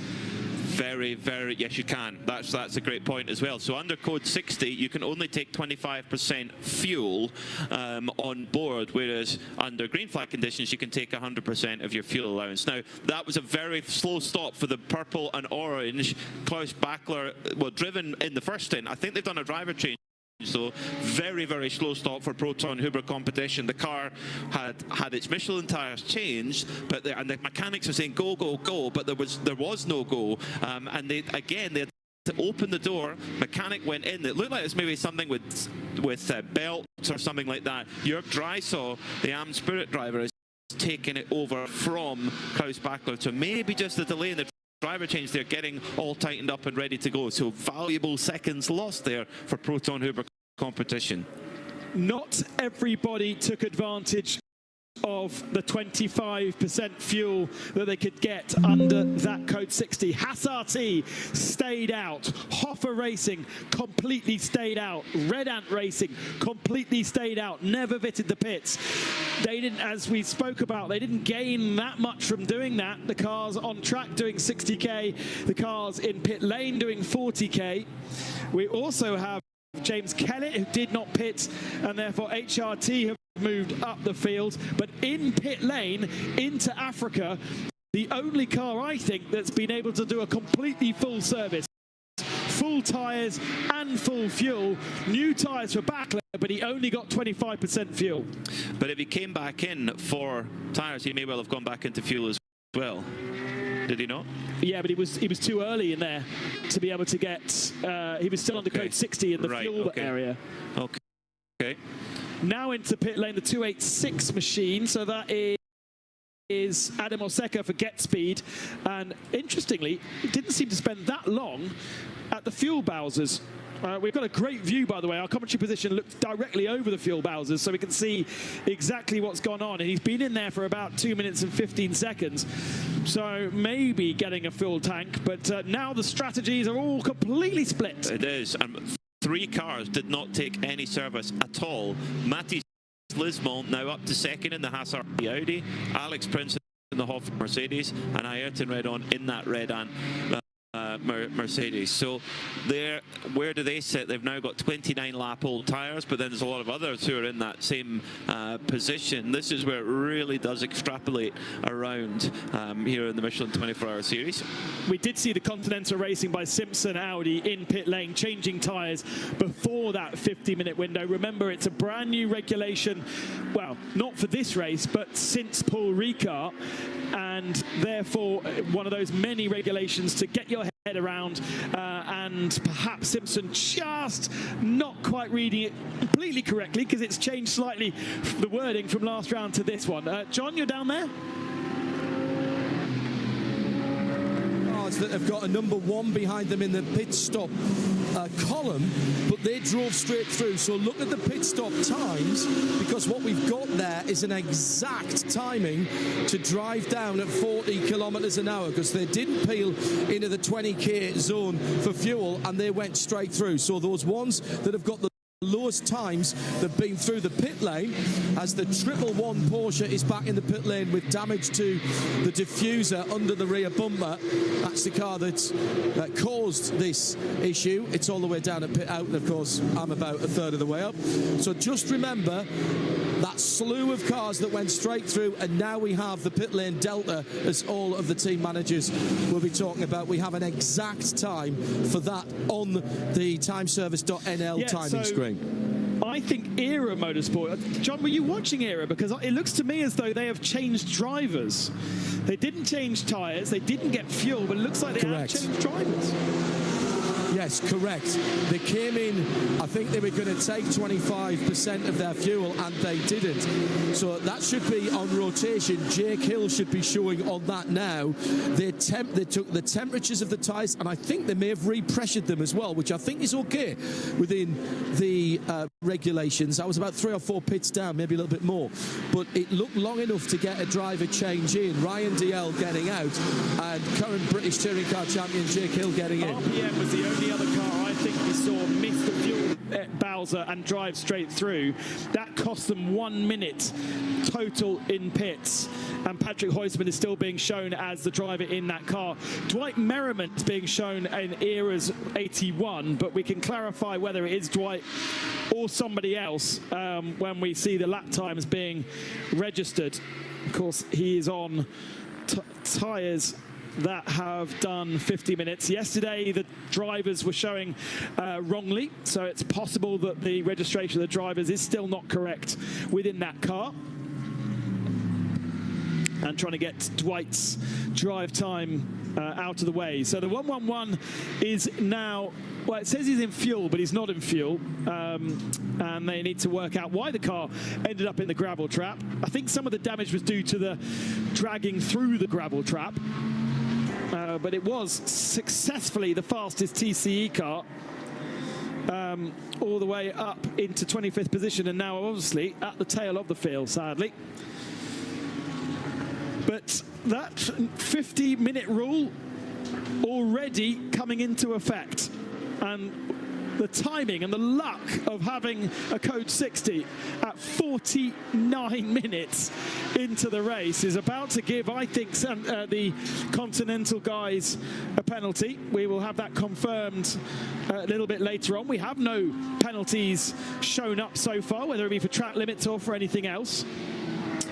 But as I said earlier, so many little regulations in the 24H series to get your head around. This regulation of the 50-minute rule came in for Ricard, but they reworded the letter of the law for this round. And one of the rewording was crossing the pit entry line. That is when the time stops. Where is the pit entry line versus the fuel area? Pit entry is before the fuel area, then you go to fuel area, then you go into the pit lane itself. And therefore, only those that were in pit lane, I think only one car has actually got completely serviced. And as I say, that is the Into Racing Ferrari with a full tank of fuel, with a brand new set of tyres. But they are down in 21st position, and they've got their AM driver in Jean-Louis Lelaca, 13th in GT3. So they've lost a lot of time doing that. But in theory, in the next 10 or so minutes, a lot of drivers ahead of them need to make green flag pit stops. We have made our first pit stop in the commentary booth. Peter Mackay has headed down for lunch, and Peter Snowden joins us for the next couple of hours. Snowy, what have you made of that first hour? It was all kind of calm, wasn't it? We started talking about tangential things, and then 1-1-1 in a gravel trap, boom, chaos kicks off. Well, I'm always very wary of overselling 24-hour races simply because of the duration of it. I said yesterday in our qualifying session when I covered the GT3 bit with yourself, Ben, that 3 15-minute sessions with a 5-minute gap between 45 minutes of GT3 qualifying yesterday. It was a portent to the future. It boded really well for this potential race. I thought this morning, do you know what? I think this could be an epic, because a 24-hour race sometimes isn't. That we've had experiences of that. That first few corners today, unbelievable what was going on there. Klaus Bachler having a little nibble down the outside. Mauro Engel saying, no, thank you very much. I'm a works Mercedes driver. I know what I'm doing. But straight away, we're into turns 1, 2, and 3 of a 24-hour race, and there was excitement. As you said, that 111 car going into the gravel at 49 minutes on the 50-minute rule, depending on where your car is on the track as a strategist at that point, you must have been thinking, this was sent to us, or was it not? It's unbelievable. What a start, as you say, Ben. And it's 1 hour in. And we've got an Aston Martin in the gravel, I'm afraid. And it is in the gravel properly. That's up at turn number 9. Unfortunately... Horrible corner. Paolo has already once turned around in that Aston Martin in the early part of the stint. And it looks as though we might have to go code 60 again. Yes, code 60 within 20 seconds. Pablo Miguera in the Aston Martin, beached in the gravel, and a get-out-of-jail-free card for the rest of the field. Viper Nisa Racing already in pit lane, so they can get a little bit of extra fuel. No, they can't, because the code 60 comes out already. And the same rules apply then. Everybody wants to come in and get fuel, but they also will be able to change tyres now. Yes, but the Mercedes that's in the pit lane is already in the fueling rig. That's already there already. So that's no, okay. That's a change in regulations from last year to this. If you used to be able to get in before the code 60 and therefore take full fuel, but now the rigs are so clever, they know when the code 60 happens, they will stop refueling. Well, that's what I'm asking. I've just looked up, Ben. You've been on this for the first hour. Was that in there already when it went to code 60? Therefore, it's a valid pit stop, a fuel stop. No, because when the code 60 comes out, if you have fueled up more than 25%, the gun will stop. Okay, I'm with you. Yeah. So there is 25% rule. I'm with you. Yeah. We've got 6 cars in an 8 fuel bay, so only 2 more spaces. And Mauro Engel is lucky because he is the 8th car to come in to the fuel bay. And he will therefore not be blocked, and they can get tyres changed. Now, the only car we're not going to see in pit lane, I would imagine, is that Into Africa Racing by Dragon Ferrari, because they did manage to get that full service done. But we have a wonderful view of not only the fuel Bowser's area, but we can pretty much see the whole pit lane, which is great. Let's go down to John Hindhaugh, who's got a closer view of this pit action. Yeah, I'm down at Era for the number 81 New Life Special Care Baby supporting car this weekend. Brand new set of Michelin Pilot Sports, the Cup GT H2 ready to go on. It was Dwight Merriman that was put into that car. That's my fault. I led you down a cul-de-sac there. Left front just taking a little bit of time to go on. It was meant to be Jake Hill, but decided, I presume, let's talk to our team manager here. How you doing? Hi, I'm good. How are you? Very well. I thought Jakey was going to go in second, so was that a decision based on the Code 60? Massively, yeah. We obviously everything reacts, everything changes, and getting Dwight in now seemed like the right idea. Dwight's just made an incredible call to come in as the Code 60 came, so we've got fuel, we're back out, so we're in a good place. Did you get, when you came in before, did you manage to get any fuel at all, or did you just do the too busy, so we just put Dwight in. So the second Code 60 came at the right time. We were in T13. Yeah. And also this new tyre rule, the 50-minute rule. So you were right across that, because I looked up and saw that you...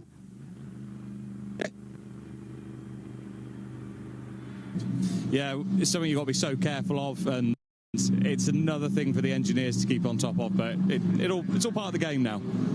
I always say there's as much talent on the wall as there is behind the wheel. Even more for you guys to think about now. Loads. If there wasn't enough going on, there is now. It's a lot of work. Remind me of your name? Oliver. Thank you, Oliver. That's the team manager down at Era. So they've kind of got back to where everybody else were, gentlemen, for that... a look to see what the back of that Porsche looks like. So that was a tyre stop for Era, John. They've got new tyres on that car now. I missed that bit. Correct. Okay, great. So extra fuel and a tyre stop. And a tyre stop. And I think that's going to be pretty much across the board for everybody. Seb Lejeune Racing, the 888 comes past our window on the racetrack. Fabio and Dufault in that car. So they're going a different direction. And of course, the 992 cars can go quite a bit longer on fuel than the GT3 cars. This would be, logically, the time where a GT3 car would come in for its first conventional pit stop.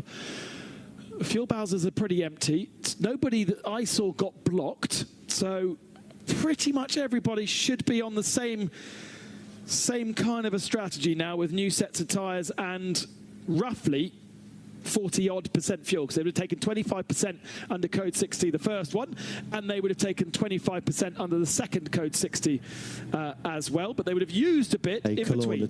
Can you tell Seb sunblock on the not a lot of movement over at the Aston Martin at turn 9. I can see it from out the window, and although there's a tree in the way to completely block my view, the way it was pointing didn't suggest it would be that easy to grab out of the gravel trap. There is an extra bit of track there that they use from bikes, I think, when there's maybe not MotoGP, but yeah, MotoGP. Correct. Yeah, well, I don't know about MotoGP. You're absolutely right. There's an extra bit of track there. But it's never been a Formula One used extra bit of track, is it? No. But it does lull you into a full sense of security going up there. That bit of, you get drawn by the tarmac drivers with simple things. We see tarmac, shiny thing to approach, and away you go. But to me, that was always when I raced here. That was one of those really tricky. It was the Achilles heel of the circuit, unbelievably, because you've got a fast left hand up to it, and it's almost a kind of blind brow, and you need the car working. You need lots of power down to keep the aero working over there, but it doesn't want it. It looks like that Aston certainly swapped ends by the look of it to me. Perhaps just literally just swapped ends and gone in backwards. So this is the number 90 car, so it'll be out fairly soon. But as Ben just said, taking a little while to get that Aston out of the gravel there, so it must be well and truly been it. If it has gone in the way I suspect of just quite literally swapping ends 180 and going in, it will have dug itself in. So, incident involving E2P Racing and the 421 of Venture. That's the GT4 car. So there has been contact between the two of them. And we also have a penalty for the 133 machine of JMac Engineering not respecting minimum sector time during Code 60. So race control have woken up. The penalties are flowing. Let's go back down to John Hindhoff. We are going racing in under 1 minute. very quick chat with Pierre Caffer then down here at Saint-Aloc Racing. Well, that was a bit exciting. You didn't start the car, but you've had to do a couple of stops there because of this new 50-minute tyre rule. Yeah, indeed. I mean, the new 50 minutes tyre rule is quite, let's say, intense. So the first time we couldn't get new tyres, so luckily we had a second code 60. So now we put Ernst inside the car, and now we will see how it goes. It's a long race, and I'm really happy to be back in the Creventic Series. It's a really nice championship for all the gentlemen drivers, and I really like to work with them. I saw some of your competitors put their top driver in, including we had Klaus Bachler and Maro Engel, but you didn't start the race. Was that discussed? No, for me it was too hot. No. No. Yeah, it was. Late breakfast? Yeah, it was discussed, but we decided to put Stefan inside to generate a bit more bronze time, and right from the beginning on, we will see how it pays off in the end. One of the world's greatest GT and endurance drivers, Pierre Caffer. I've seen his whole career, and it's a delight to have him back here. Pierre, thanks for talking to us. Thank you, John. Hope to see you again. I'm sure Pierre will see him again.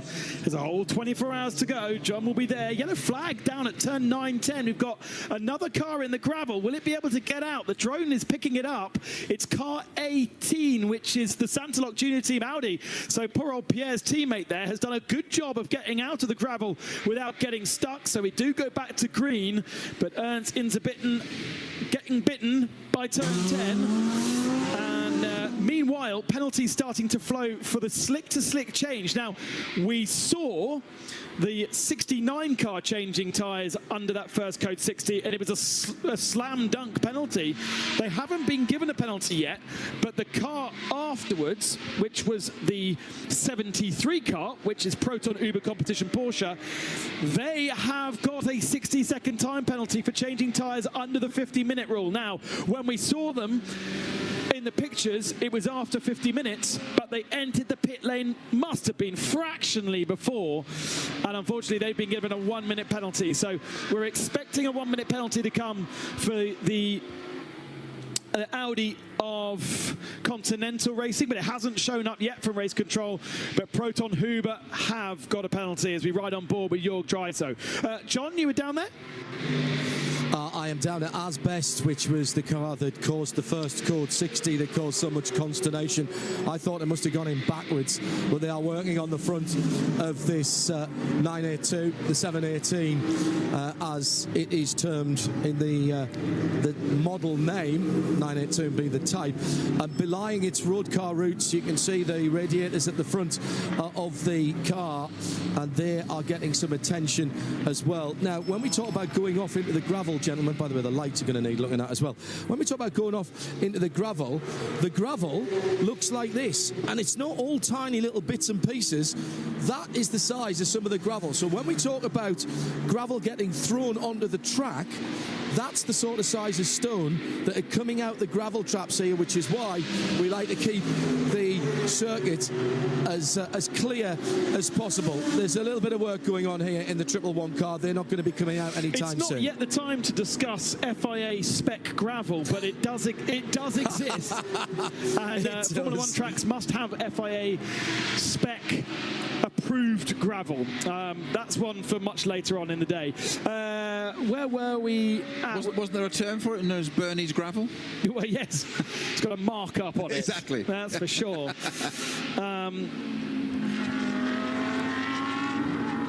I've lost my train of thought. 73 with that 60-second penalty. Jörg Dreiso in the Proton Uber Competition Porsche. One of our championship challenges in the GT3 category. We've had quite a lot of changes of drivers, so actually let's quickly run through those for you. Benjamin Pack is now in the TFT Racing Mercedes, so they have decided to put another of their hot shoes in to that car. Alexander Prince has got the Hoffa Racing Mercedes up to second position. How? Because they must have not pitted under that last code 60 by the looks of things. So the Ferrari 56 now has Matthias Weibo aboard it. The Red Ant Racing still has Yannick Redon. I say still, was it Yannick Redon in the early part of the race? I think it was. Ernst Interbit, we just saw in the Santalok Junior Team Audi in 5th position in that car. Haas RT have swapped over to Nicholas Gwilink. Not a very experienced son of. In fact, if memory serves, had his first experience of that car at Paul Ricard in July. Douglas Koo is now aboard the Viper Nisa Mercedes. James Kellett hasn't yet come in to the pits in the HRT Performance Porsche 992 that leads the 992 category. Dwight Merriman we already covered off in the Era Motorsport Ferrari. York Dryso in the Proton Uber competition. It's going to get a penalty, so it's really going to drop down the order. Nicola Michelin in the Jutta Racing Audi in 10th position. And you know what? That really hurt Into Africa Racing. They are 16th position and they are still 2 laps down on TFT. And it all seems so logical that they made a pit stop under at a full service. Now, this might come back to them because, of course, everybody's just done a 25% fuel up, whereas Into Africa has got a full tank in that car. But they need everybody else to pit under green flag conditions, don't they? Because otherwise it's going to continue to hurt. This is always the beauty of endurance racing, especially when we get to races the duration of 24 hours. It's a high-speed game of chess. What you've identified is absolutely spot on there, Ben. But you need to see what happens. Is it going to be a green flag refueling? 25% appears to be the case now. The other car's got a full load of fuel. It's too early to decide, and this is where the strategists really come into their own. As John Hindhaugh was saying a little bit earlier, that there's as much, if not more, talent on the wall frequently and in the pit than there is in the cars, and that's where they'll all be working it out now. Little algorithms, spreadsheets, and all sorts of things going on in the garages there. Paul Trussell was one of ours, obviously, one of our commentators does this for Red Camel. Jordan, he'll be down there in the pit lane doing all this sort of calculations now, or his software doing it for him as well, and applying the variables and the possibilities of how it can all work. So let's see. I think we need to see where we are about 15 to 20 minutes off the next refueling window, as in the second lot of 50 minutes. So just to cover off the Aston Martin, by the way, it is back out on circuit. Pablo Beguera is still aboard that car, has lost 3 laps from being recovered out of the gravel trap, and we yet to learn the fate of whether the GT4 car of Matthew George got into the side of it or vice versa, but there was a conflagration between the two of them on circuit. Matthew George, by the way, in his Venture Mercedes GT4 car still leads in GT4 by 13 seconds over Brandon Lee Oxley. Both of those two have been in the car since the beginning. Both of them have just done a single pit stop under the first code 60.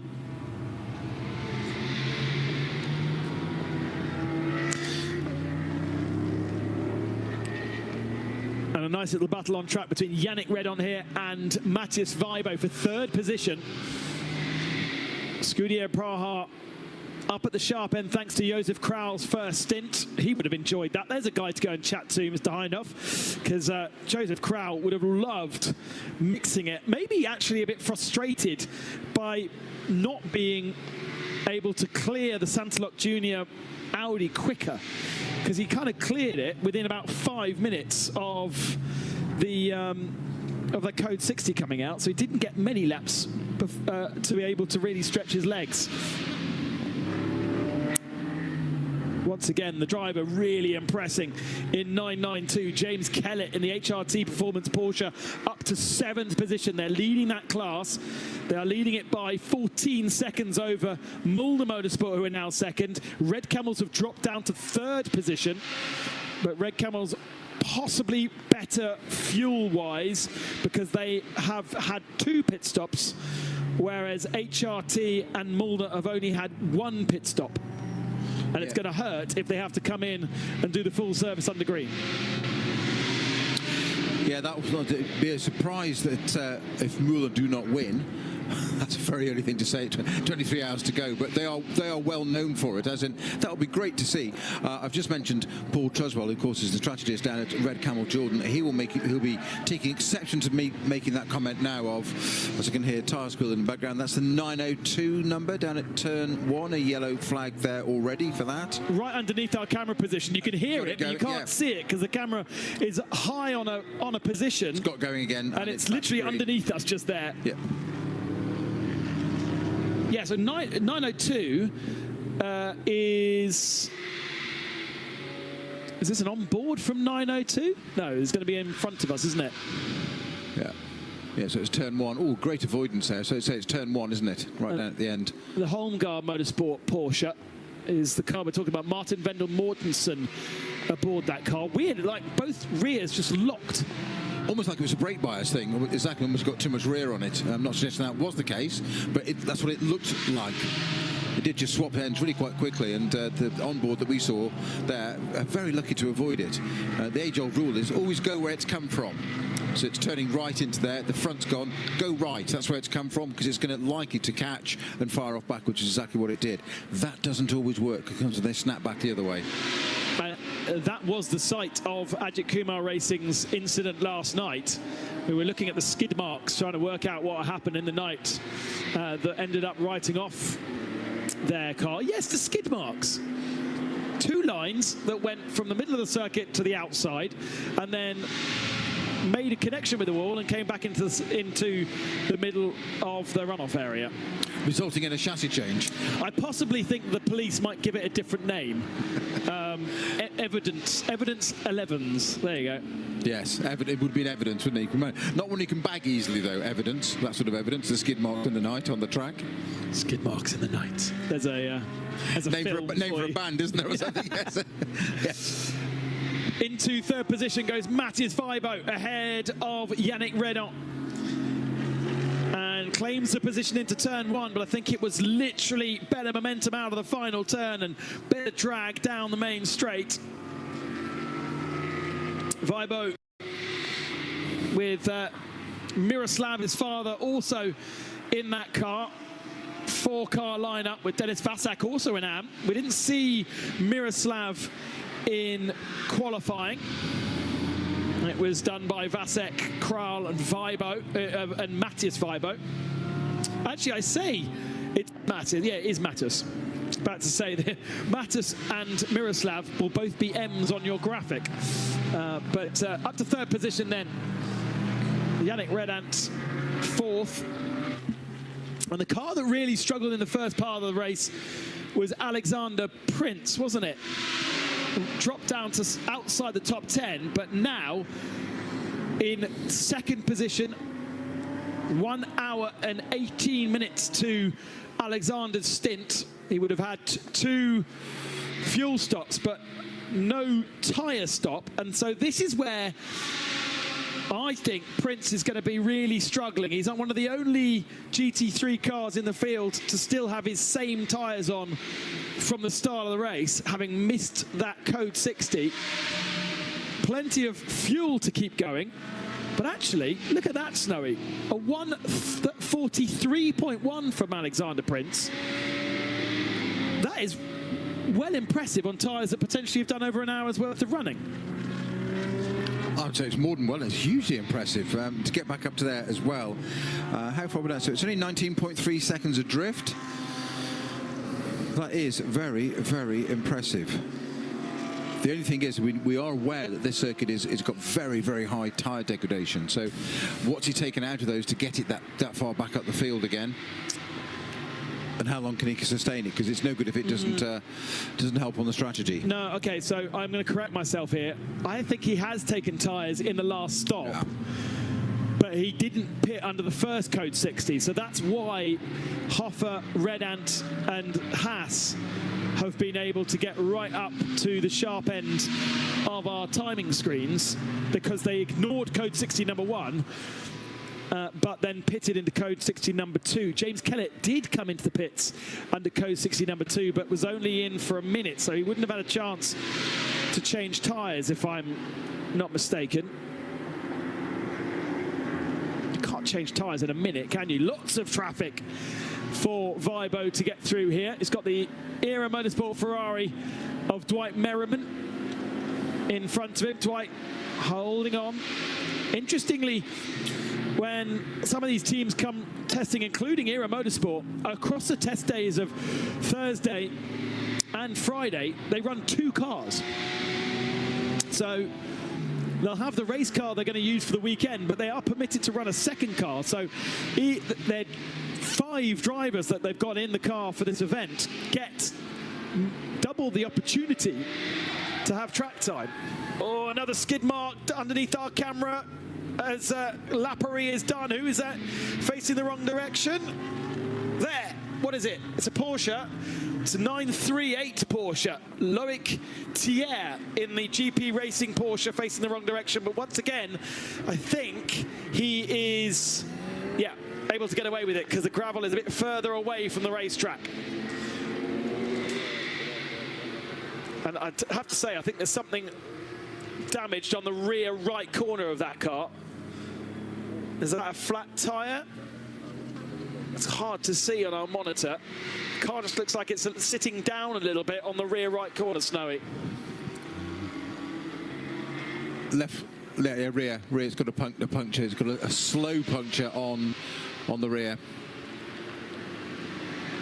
Now, yeah, definitely a puncture. Yeah, definitely now. Yeah. Mercifully, it's slow, so they should be able to get it back. And this is always the biggest problems with it for a driver is getting the car back. Now, certainly, it's loaded on that side. See, now it's down nearly onto the rim. Oh, and he's also got the rim. Now it's coming off the rim. This is the problem. The car, because it's now going to move inside, and that's where it fouls up with suspension, and it can do collateral damage around there with wiring looms and brake lines and all sorts of things. So you can't tell the driver to go slow enough here, though it's completely counterintuitive. You think you're doing 5 miles an hour, but actually, in fact, you're still doing 50, 60, 70k, which is ridiculous. It doesn't feel like it because you're used to driving at speed. And if you want to know why there might be puncture, take a look at the bodywork around that car, because it is scuffed up. So he...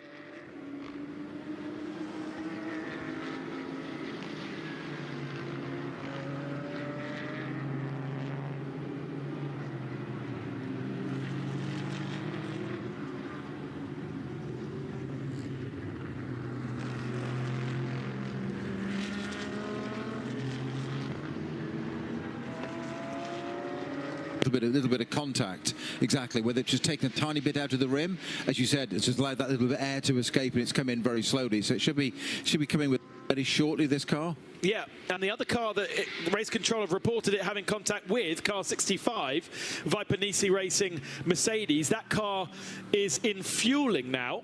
So they may feel as though there is an issue with the Viper Nissan Mercedes. 5 Malaysian drivers in that car for this weekend, and they are oddly pushing the car in the fueling area. Oh, okay, they haven't got the car in the right position in the fueling area, and so they've had to push it into the correct position before starting to fuel. So it's going to be even longer for that Malaysian crew. The 938 comes into the pits to change its tyre, but might be worth our pit crew getting into Viper Nisa Racing to understand what's going on with that Mercedes, which is one of 9 cars participating for the championship in GT3. And they did not start the season in Mugello, so they are the 8th car of 9. Damaged tracking or suspension.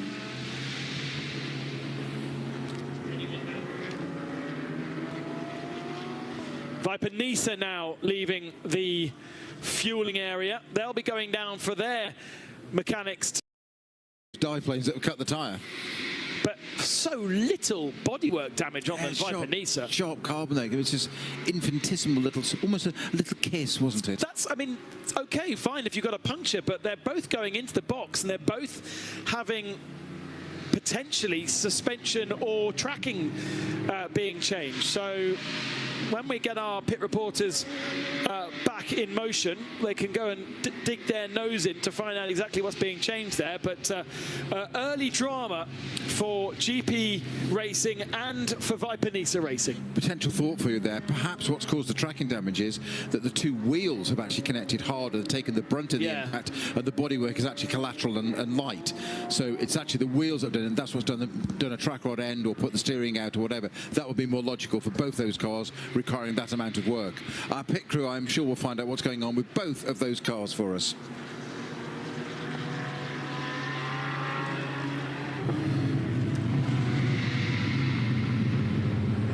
Should be John Hindhoff with us until 2 o'clock. But we now settle down a little bit. And TFT leading by 17 seconds over Alexander Prince. Prince must have got tyres. His last lap was a 42.4. He's taken 2 seconds out of Benji Pack. He is by far the fastest car out on circuit, Alexander Prince, right now. That must be down to the fuel/tyres.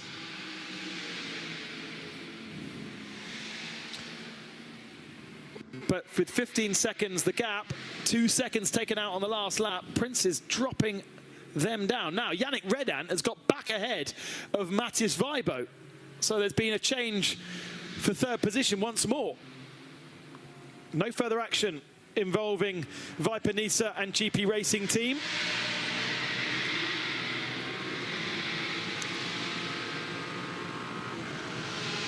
Yeah, so as I said, so what a surprise, the Mula Motorsport car leading the 992 class at the head. Red Camel Jordan's now up into second place. Steady progress. There is only a 2-second gap between those two after an hour and a half of racing. The second place car, Fabian Dance in the Red Camel Jordan 909, slightly quicker overall. 145 as in time set so far, 145.6. Martin Rump, the Mula car 921, has set a 146.8 at the best of the race. That said, Martin Rump is now lapping 0.8 of a second slower than Fabian Dance, so that gap's going to come down already. So that's nearly half of that gap already. It's only a two-second gap between these two. So is Fabian Dance about to make a pounce on Martin Rump's Mula Motorsport car for the lead of the 992 class? Into the pits, HRT performance from the head of the 992 category. They are in the fuel. They'll be getting a full service. James Kellett, isn't it? So this is going to be a good 5-minute stop under green flag conditions. That's really going to hurt them. Lots and lots of traffic trying to get past Dwight Merriman at the moment from all different categories of car. Merriman in 8th position, losing a position now to Martin Rump, who is the leading 992 category car. Fabian Dance is right on his tail though, and that has really hurt Mula Motorsport by getting caught out, and they are still behind. Just got a little bit of GT4 traffic there, wasn't it? Just got. No, it's not. It's GT3 traffic.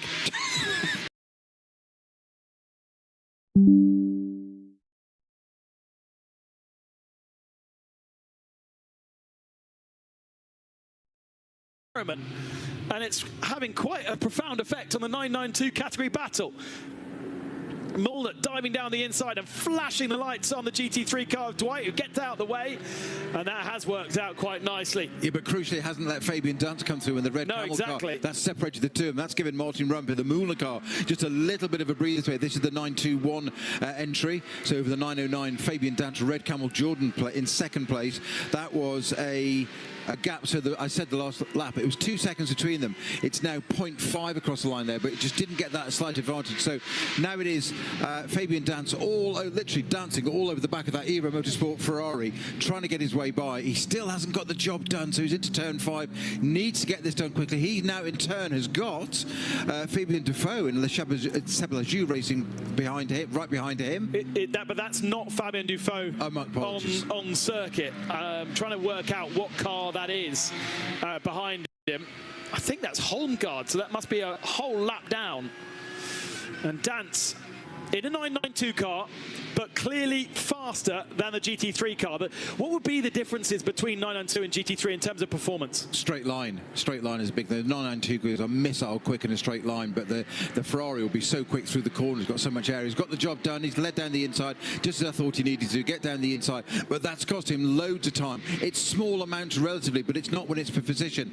2 seconds was the gap between these two a lap ago. It was then half a second. It's now going to cross the line. It's going to be well over that. It's 2.2 seconds, so it's opened that gap out, so it's an eternal piece of elastic where it's extended, reduced, extended again. But Fabian Dance will be absolutely spitting teeth inside that Porsche and not being in touch with Martin Rump in the Müller Motorsport car leading. He's now back in touch. He's got him on side, eyes on him. He'll close the gap down. They cross the line. It is now 0.4 of a second, so he's made that up in one final sector on the second. They want to struggle to get past the Ferrari of ERA Motorsport, who's now in turn going to fall victim, isn't he, quite shortly to, this is the 81 ERA Motorsport car, very distinctive in its silver and purple, largely, livery, unless you've got a different what hue that is. Fuchsia, Titian.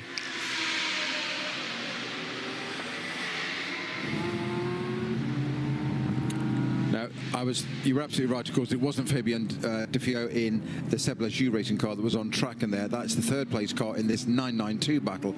Epic battle at the front for these two, but it is a nearly 24.7 second gap between second and third. The two Fabians.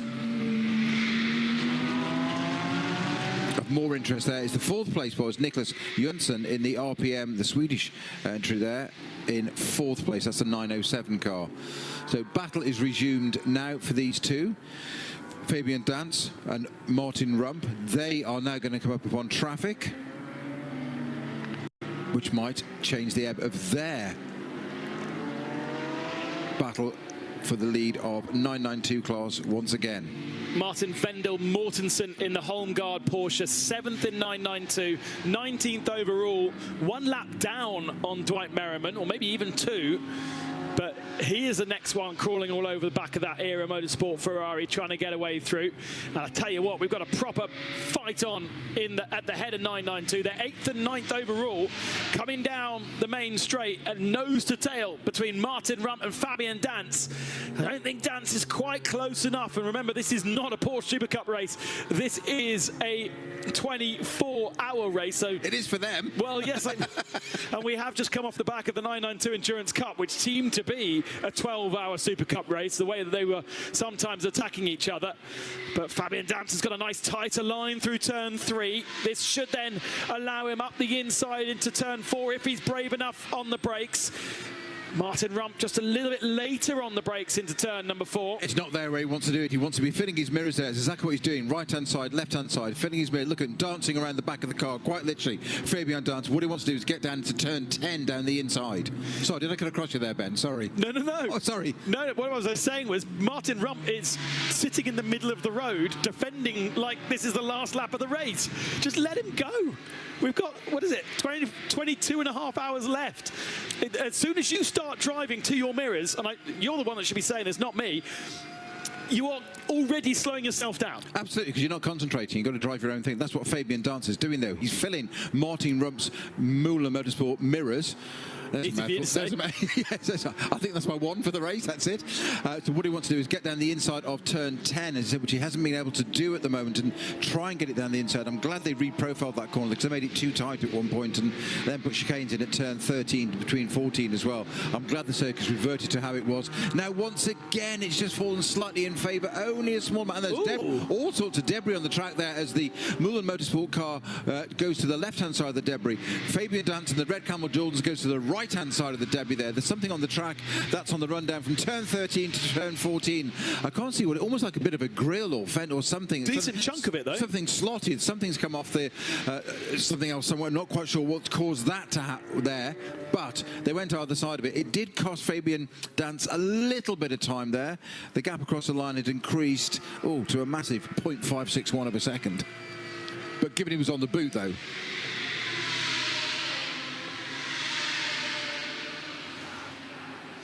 Debris on track being reported at turn 13, 14. As we just saw, we've got a Cupra for Asbest racing in the fueling area, but from where I'm looking, it looks like it is a complete Cupra.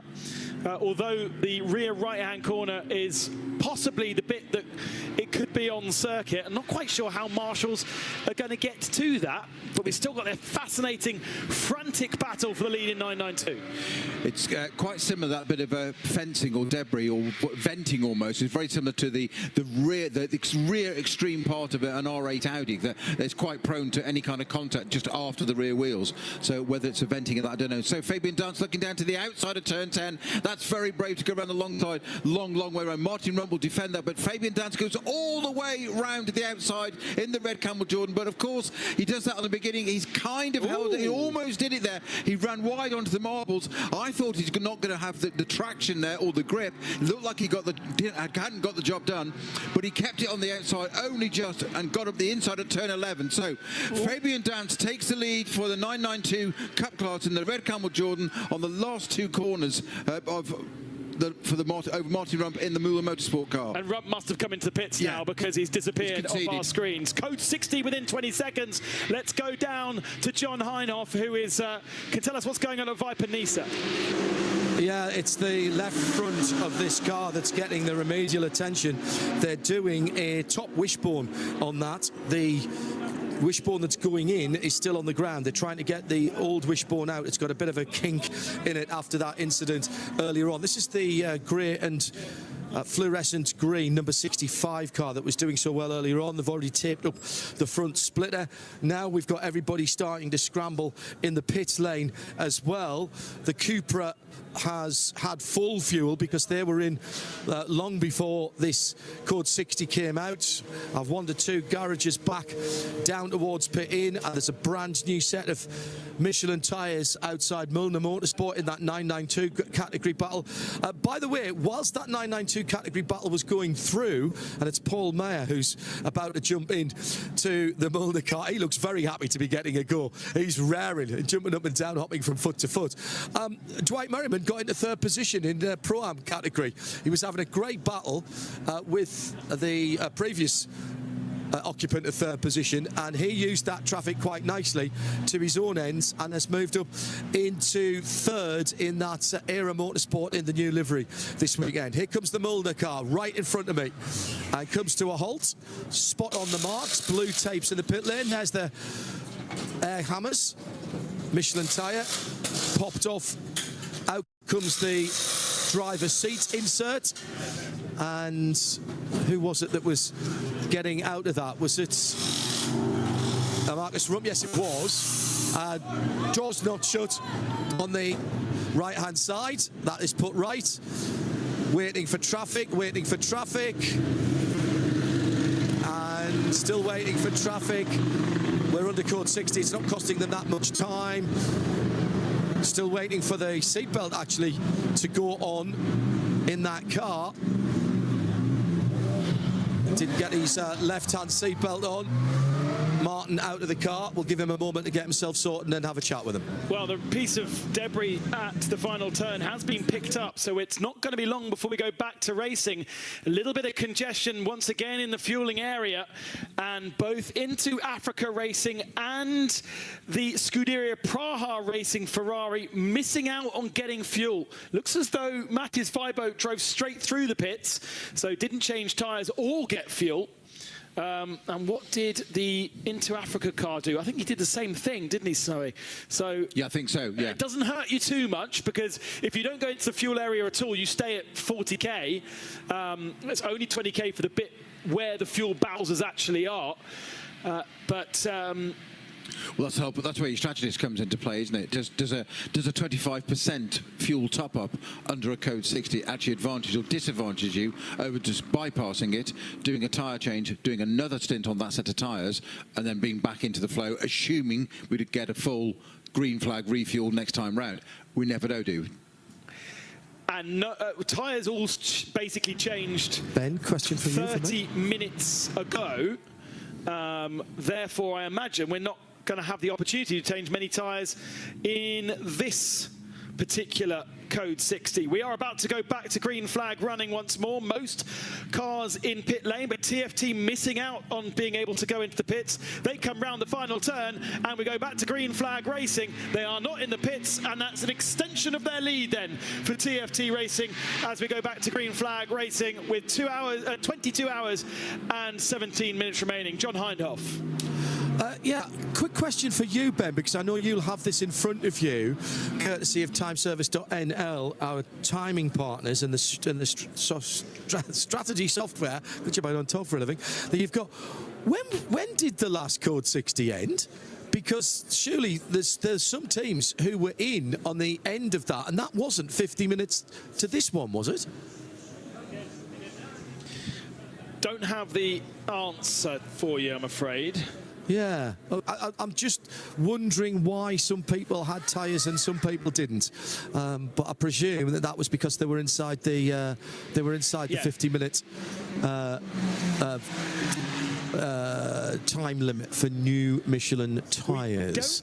We don't have complete clarity on what everyone's tyres have done, unfortunately, because on that first Code 60, a lot of the tyre age got reset, even though most people were not allowed to change tyres. Interestingly, the 69 car that we saw with our own eyes changing tyres within that first 50 minutes, they haven't been given a penalty yet, but the 73 has. So we rely upon race control to be across any indiscretions rather than ourselves. Yeah, exactly. So Vibo up to second, Maxwell Partil for Hoffa Racing down to third. They did pit on that last round of Code 60.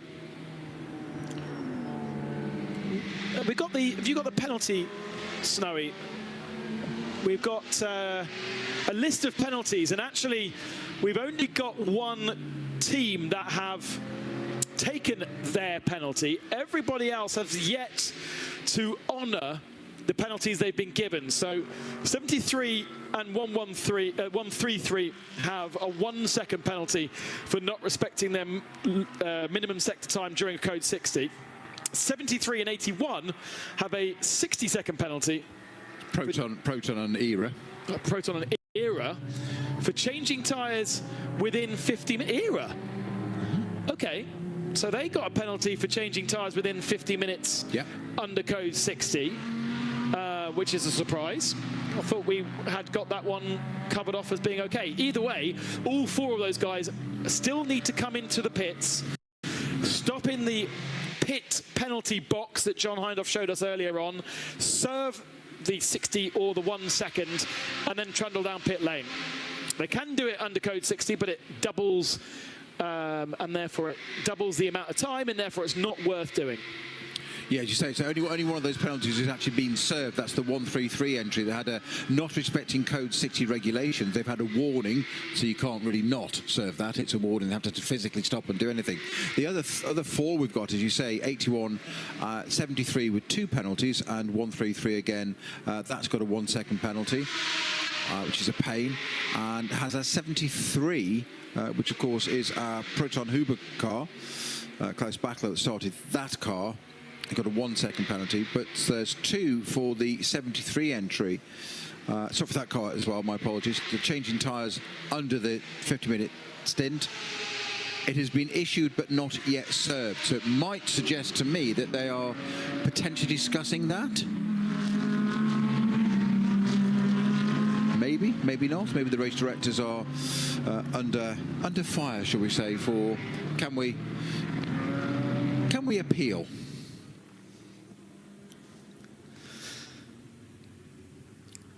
GT4 led by Matthew George for Venture.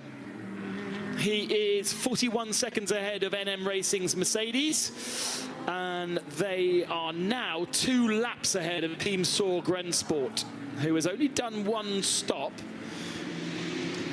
Now, one of the reasons why 133 hasn't served a penalty yet is because they haven't been in the pits yet. They're the only car that I can see that has not visited the pit lane. They've had the opportunity to do so. We are nearly 2 hours of running. That means that that BMW must be very, very good on fuel. They've done 1 hour 47 Kevin Clark has been in that car. And 51 laps on the tyre.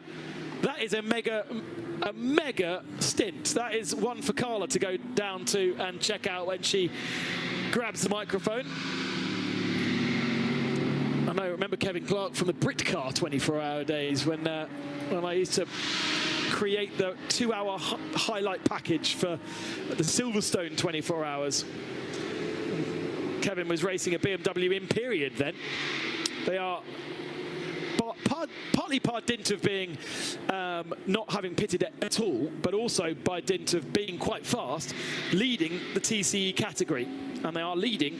Wow, they're leading by 4 laps already. That's not bad, is it? They don't know quite why, because the Cupra hasn't had any issues, and the Hondas have been okay. We do know, obviously, that the Porsche is in pit lane, having quite a lot of work done. Viper Nisa, by the way, still in the pits, having some work done. The car that they hit, the 938 GP Racing Team 992, that is back out on circuit. So the damage to them much less than the damage to Viper Nisa. And unfortunately, Asbez 20-odd laps down already after that early issue into the gravel track. We didn't get to the bottom of exactly what had happened to that car, because it went straight on at turn 10 into the gravel and then incurred more damage by being towed out of the gravel trap with some of the splitter damage at the back. Didn't hit anything, but certainly with the fact that it's taken that long to get the car back out on circuit suggests there's a few question marks. So often the case, the marshals have an invidious task getting cars out of the gravel to get the race back to, certainly if it's been neutralised under a code 60 or anything kind of limits like that. If you're keen to get it out, but the car's obviously sitting low where it's not supposed to be in gravel. It's not meant to be a beach buggy, is it? Yeah. It's meant to be on track, on tarmac, on terra firma. So you go and attach the thing to get to it quickly and drag it. It's amazing what other damage you can do to it, and even just connecting it and also pulling it at an oblique angle can damage something else on that rope or hook at the front as well. So no fault of the marshals, who do a fantastic job, do not get me wrong, and that's what they're dedicated to doing. Is that the era Ferrari coming into the pits now? It is. I think it is just diving into the pits now. So yes, you can do significant collateral damage in trying to get the race back to a race situation and get you, as they always do in Coventry, to get those cars in. Dwight Merriman, it's into the pits and should be refueling, I would have suspected. This is from 10th position overall. The number 81 Era Motorsport Ferrari does indeed go into the fuel area. So they can get a complete service for Dwight Merriman. Full tank of fuel. The BMW just ahead. So Kevin Clark will be soon ready for... Well, John actually is still down in pit lane, so maybe John can have a chat to Kevin Clark before. But the BMW ahead in the fuel Bowsers of the Era Motorsport Ferrari. Now, they can then also clear that penalty. So just out of that shot, they'll go past the ambulance and under the main pit building, opposite the finishing line here, not the start line. Finishing line and start line, different places at Barcelona.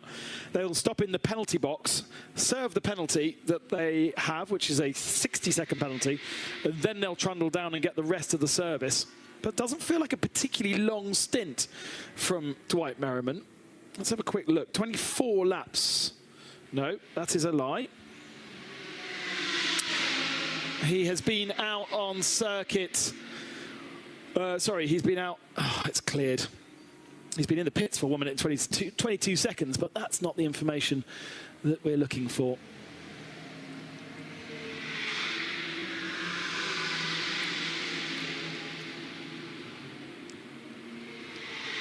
"23 laps has Dwight Merriman been in that car, so 46 minutes, and because they wouldn't have got a full tank of fuel in the car, that's probably up to the maximum they could get out the car. So whereas they would have preferred Dwight to get to the hour, that would have been much better for the drive time. It does mean he'll probably have to do either a long second stint or they'll need to put him in for a third stint, because he only needs to do 2 hours. The Cupra has stopped out at turn 2. On track, there's a bit of bodywork from what I can see behind the car, but off the racing line. Is it a splitter? The Cooper is facing the right direction. It's facing the way of the traffic, and off he goes again. But there is a splitter. Whether it's from... Well, doesn't look like it's got one, that Cooper. And it doesn't go much further than about 10... That's going to be a code 60 again. This could well be a code 60. He's just literally put it in an even worse position because he's on the exit of turn 2 and it has just ground to a halt. There is a splitter there, but it is an unrelated incident. And I'm afraid, so the splitter is from another Porsche. It's one of those bits of Porsche, isn't it, that we spoke so much about in Spa a few weeks ago. But the Cooper is ground to a halt, not moving at all. This surely will be a code 60. And once again, those guys on the wall will be working out whether they can react by changing tyres, whether they need to react for fuel, or whether they don't react. There's an extra element now with that new regulation about tyres not being able to be changed under code 60 if they've done less than 50 minutes, and pretty much all the pit stops have been done under code 60. But crucially, Dwight Merriman for ERA is in the pits already, so he could change tyres because he was in the pits before the code 60 has been called. Cooper rumbles off again. Code 60 has been called, though. Yeah, despite my initial visual eyes on that, it looked like what I thought was a massive right-out gap at the front of the Cooper there. I put 2 and 2 together with it being ahead of a splitter sitting on the track. The cameraman kindly zoomed in for us, and you can see the Cooper is intact. His splitter is intact. So 2 things totally separate. Commentators are so easily confused and led down rabbit holes, are they not? I speak for myself only. Unfortunately, though, this code 60 that's been called is going to be cleared very, very quickly because the reason for it is now moving again. The Cooper is rolling at 60 kilometres an hour. And so, yes, you can react, but I'd be looking at the incident and going, well, we don't really need to. The marshals may want to go and clear that splitter from the outside of turn 2, but it's not really in a dangerous position. There are a few cars reacting. The Ferrari 56 coming into pit lane, followed by the number 11. So those 2 that were fighting over second, Matthias Feibo and Maxim Partel, both going towards the fuel bowsers. Now, they could start fueling, and if that code 60 clears pretty quickly, they could then potentially fuel all the way up under green flag conditions if they clear this code 60. There's no evidence it being cleared yet. The splitter has been retrieved, though. Looks very much like one of those Porsche splitters. Into Africa Racing Ferrari, also into the fuel bowsers. My lord, this is getting confusing already, isn't it, with all the different variations of strategy that's going on.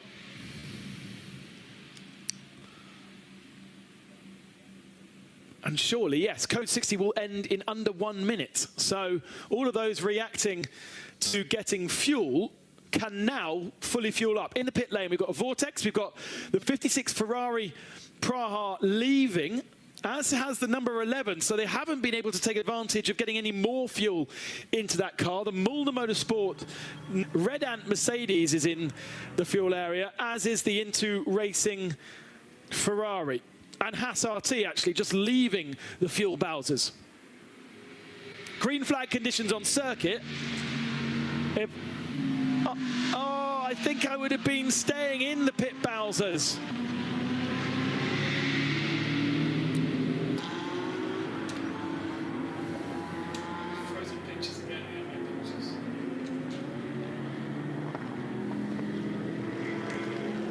Let's go down to Carla, who is taken over from John Hindhoff in the pit lane. We welcome Carla Velti to the Radio Show Limited team for the very first time. What have you got for us?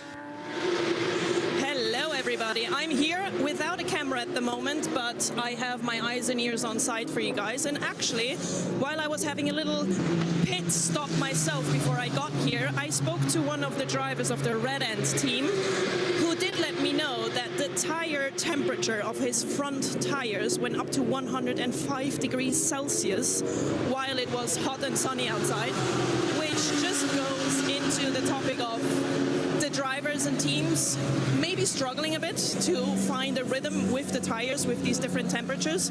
It's now getting a little bit more cloudy. It's also quite nice for me to have a little stroll down here in the pit lane. And let's see how this changes and what they will report once it will get cooler outside. 105, Peter Snowden. Melty or okay? It's fine. Decent driver can manage that. Serious answer now. No, but I think that is actually, you know, it's slightly said here, many a true word spoken in jest. But you know, we do have, people, you know, the Pierre Caffers, the Maro Engels of the world, to name but a few that are in this race, and there are many others as well, that can manage something like that and will feel it, feel that great, feel how it changes, feel the car change underneath a little bit looser and drive accordingly, but still only lose a very small amount of pace. And that is where your top drivers are able to do that.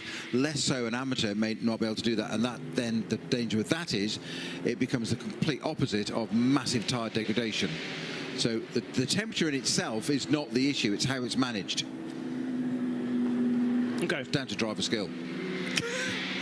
Peter Snowden is our resident racing driver, and so you'll I'm be not hearing... suggesting I've got those skills, by the way. Now we've got a slow Ferrari on track. You'll be hearing lots of excuses from him across the 24 hours. Yes, is that the Era car? No, it isn't the Era car, is it? We have a slow Ferrari in the shape of Arnold Neveling, who is new to the Into Africa Racing Dragon Ferrari. This is the first time we've seen him. He didn't do the qualifying session. Wasn't part of the team in Paul Ricard, but I think Arno has now got that Ferrari back up and running. So a bit of a Control-Alt-Delete. That early pit stop under green flag conditions has really hurt them, hasn't it? They are down in 15th, and this early running, 2 hours gone, and they are not in the position they would want to be. Benjamin Pack leads by nearly a minute now. Would you believe we've already got a minute advantage over Matthias Feibo and Max Partel, who just pitted? They held on to second and third. And Nicola Michelin in the Utah Racing Audi in fourth position. Get Speed Mercedes up to fifth with Patrick Liddy doing a really strong stint. Fabian Dance then in sixth position, in the leading 992, who did not react to that last code 60. Second in 992 is now the RPM Racing Nicholas Jonsson Porsche, with Stéphane Perron aboard the 888 Seb Lejoux Racing Porsche in third spot. Leading in GT4, having just made a stop, the two leading GT4 cars came into the pits together, Venture and NM, with Team Sorg Rennsport now in the pole. And TCE leaders, JMEC Engineering of Oliver Smith now aboard the car that Kevin Clark did the first 2 hours in, and leads by 3 laps over the through Honda Racing Civic of Western Volta. So we're going to move into our second pit stop in the commentary box. Not under code 60, so we're allowed not just 25% of Peter Mackay, but the full 100% of Peter Mackay. He's been off and been refueled in the last hour suitably. I would imagine, in respect and honour of his Scottish origins, that he's been and had some delicious smoked salmon at his refuelling break. He's been very kind, looking at me very, very suspiciously of just quite, where are you going with this, Snowy? Ben Constanduros is going to go and have his little refuelling stint, and I'm rejoined in the main box by a suitably fueled and looking very composed Peter Mackay. Welcome back, Peter. It's a good job that the Michelin 24-hour series is very exciting, because after a family-sized portion of lasagna at lunch, I'm feeling a little bit dopey, but I'll get back. I'll be back in the groove. I'm sorry, I refuse to believe I'm not having the words Peter Mackay and dopey in the same sentence. It's an absolute oxymoron. I will not allow it. Welcome back, Peter. Thank you. And Ben needs to get himself fed. I wonder what his choice will be. He'll come back and report to us later, I'm sure, on his... Ben Constanduros is a finely honed athlete. Isn't he just? Yeah, so I think he's going to... Svelte is the word that springs to mind. Barley and salad. He barely needs to open the door to get out of the commentary box. Yeah, he is ripped. Yeah, absolutely. That's what they call it. Well, front of the field, TFT Racing, a relative newcomer to the Michelin 24-hour series. They came to the fore in Paul Ricard last time out, but here they are. They got a podium straight away, and then they're leading the race by a handy margin at the moment. And Carlo Velti just mentioned the.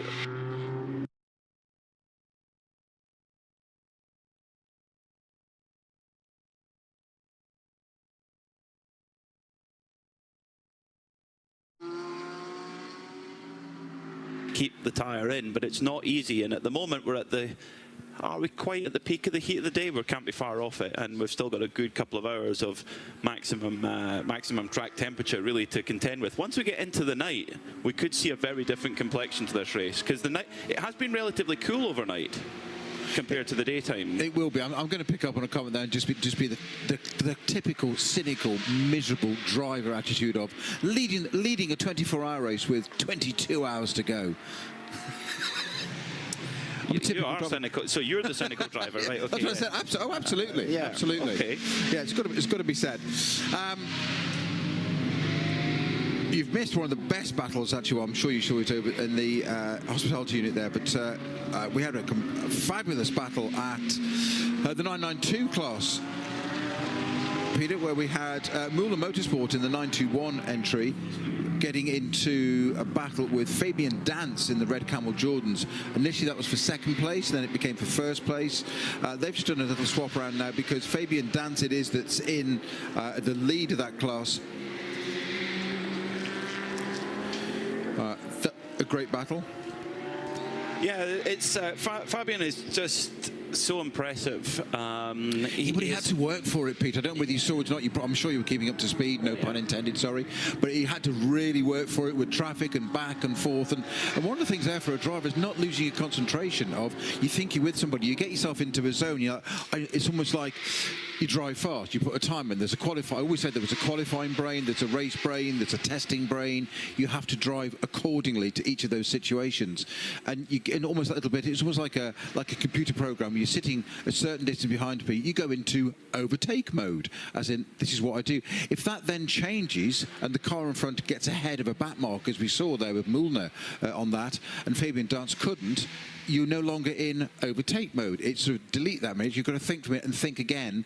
And the danger is, my point I'm trying to make is that the danger is you're in overtake mode, so you then actually disregard the car in front. You've got to reset your brain and go, right, back marker, cancel overtake for the moment, focus on the back marker, I say like a computer program, and this is what I believe the top drivers do. They have so much spare capacity for these thoughts whilst driving the car. The driving the car should be the easy bit. In reality is, right, okay, I now need to concentrate on get past the back marker, because the simplest mistake in the world is to trip over a back marker trying to stay in touch with the car you were racing 2 corners ago.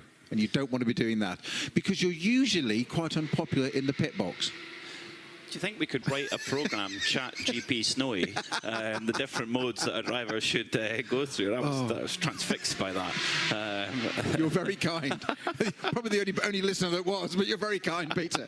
Welcome back. Thank you. That's all right. Jörg Dreiso in a really interesting position in this Proton Huber competition. Porsche coming through the last sector at the moment, because not only are they in a strong position for the Pro-Am Championship, they're also in with a hunt of the overall GT3 Championship. Now, as the live scores are at the moment, if they finish as they are right now, it would, now wait for us to update, it's going to be very, very close between them and Scuderia Praha, because Scuderia Praha are up in second position at the moment. On the live scoring, actually it would be Red Ant Racing that would pinch the championship, where they are at the moment in 8th position. Scuderia Praha would finish second in the championship. They are in second position overall, and Proton Huber, they would actually finish 3rd after all of that. So they've got a bit of work to do, but as you rightly say, Snowy, when you've got 2 hours down, 22 to go. This is more actually about, I actually say you want to consume the amateur drivers' driving time that they have to serve by the rules, get that out of the way in the daylight hours, and you've got daylight hours up till about 7 p.m. tonight, something like that, 7:30 maybe. So you've still got another 5.5 hours of amateur driving time. Yes, you'll put yourself on the back foot a little bit in time, but then it's done. I think all through the night you want to be keeping your best drivers in through the night as best as possible. 100% so, yes, because depending on what level your amateur driver is, and that's part of the driver coaching program, to bring a driver through with your pro driver, helping them to do that and improve all the time, is they may be even slower in the dark because it might be a whole new experience for them. So absolutely right, maximise that at the best possible. Get it in the bank, quite literally, certainly on a race of this length. 992, Stephen Gambrell driving with the number 928 squad. That is the HRT Performance team. They're in 5th in AM at the moment. But let's go down to the pit work alongside Carla Velti. Yeah, I'm stood right here next to the TFT car where they do a driver change and a tire change simultaneously. Always very impressive to see what is going on, how quick these guys are. For the people who don't know, per car, the allowed amount of wheel guns is actually 2. So it's 2 guys that need to run around the car and do 2 tires each, which is always a great choreography. And out they go. TFT is done already and heading back out to fight for this win here in the race, which I believe is a possibility for them. It definitely is. Thank you, Carlo. Yeah, TFT pole sitters yesterday in the lovely sunset qualifying that we have here in the 24 hours of Barcelona. Usually the qualifying waits till the latter part of the afternoon, early part of the evening, and you just get some beautiful shots. Must be a dream for the photographers. And then the teams all had night practice should they wish to take it and dial in at the setup for the evening. I mean, tell me, Snowy, how much can you change mid-race to get the car to work in the heat of the day like we have right now, to the potential cool of the night we could see later? What have you got in your toolkit you can use, and how do you tweak it? Quite a lot in reality. Again, I hate to say it, but it depends on the level of your driver. So you've just mentioned about the AM driver getting the time in. They may not, early stages of their career, be as aware of some of the changes that have been made to the car, whereas a pro driver can make those changes.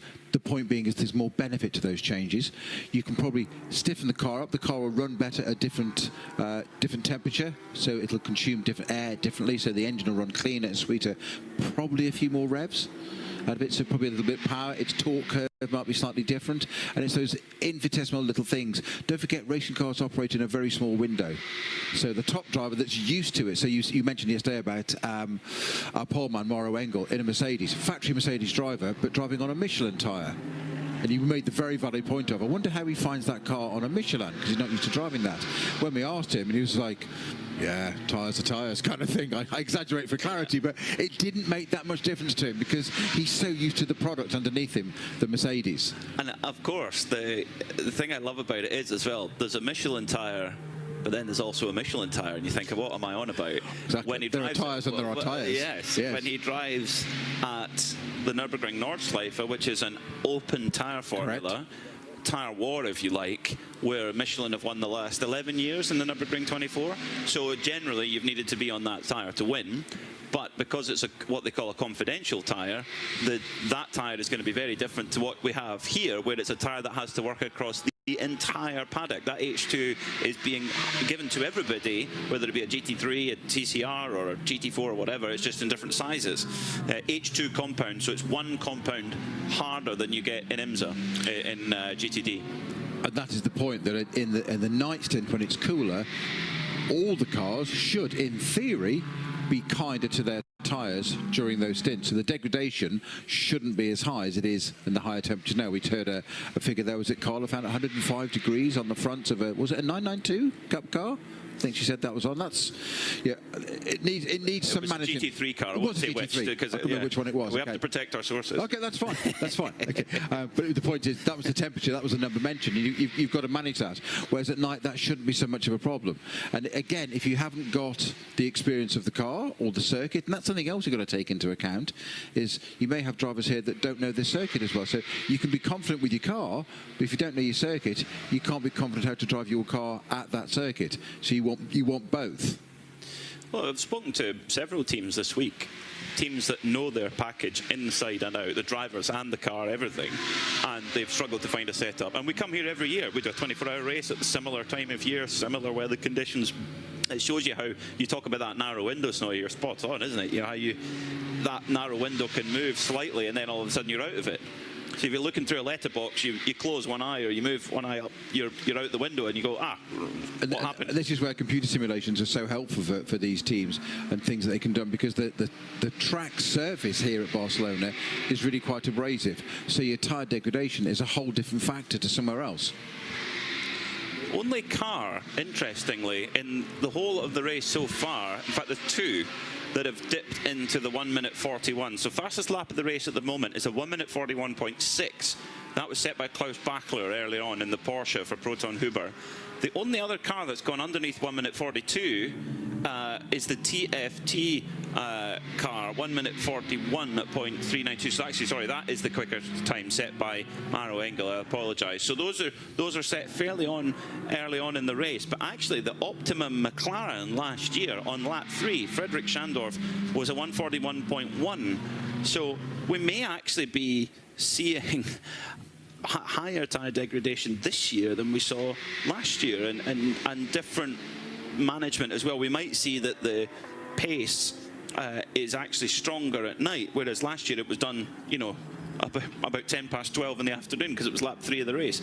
So very, very interesting to follow that here in this Michelin 24 Hours of Barcelona. Penalties wise, got a couple of penalties overhanging. Car number 69, that is the Continental Racing by Simpson Audi.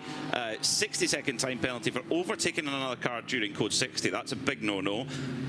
10-second time penalty for the number 124. That is the THRW Honda Racing team for not respecting pit stop regulations.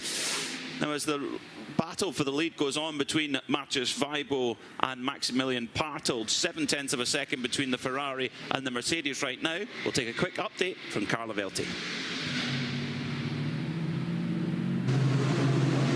Talking about penalties, I was just standing in front of the car number 73, the Porsche 911 GT3R of the Proton Huber competition team, and it was a image for the books, really, because they have one of the first boxes. They're in the second box actually, which is placed just after the so-called penalty box where the car needs to stop for a penalty, and it was literally the image of the whole team standing there just a few steps away from their car, waiting for the penalty to be served and getting into the car. And it was Manuel Lauk that got into the car, and he looked like he was waiting for a bus, really, just standing there and anxiously waiting for the car to come in. So that's always a painful moment for the whole team, I believe. Thank you, Carla. Change for the lead then as Max Barthold goes through. Then Hofer, number 11 Mercedes, goes through into the lead past Matthias Weibo in the silver and yellow Ferrari, which pits straight away. So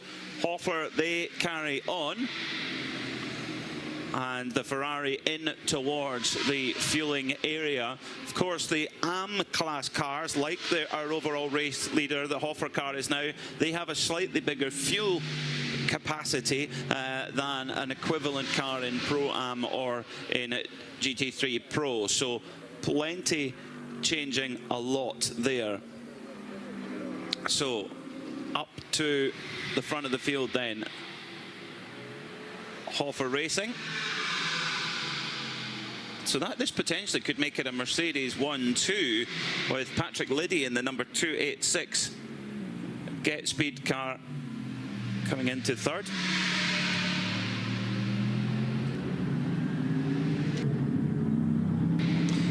So 21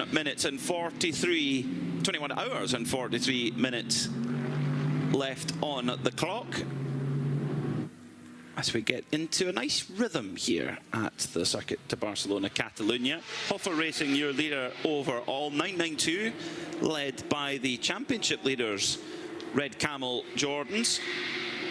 GTX led by the number 974 Vortex. Venture Engineering, your champions-elect in GT4, lead there in that class. And in TCE, JMEC Engineering, who took victory earlier on in the season in Spa. They're back again and looking strong at the moment in that TCE category. Got a lead of just around a lap at the moment from the Honda, the THRW Honda of Derek Ferretti.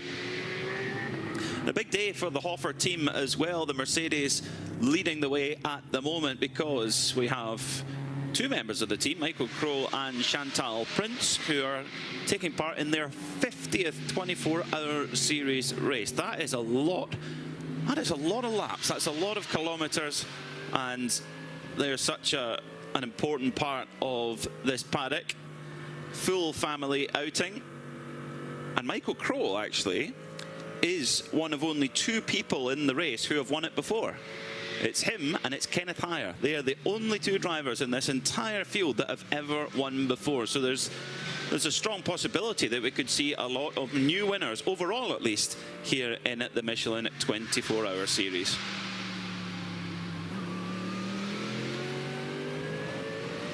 Coming down the hill now towards turn number 7.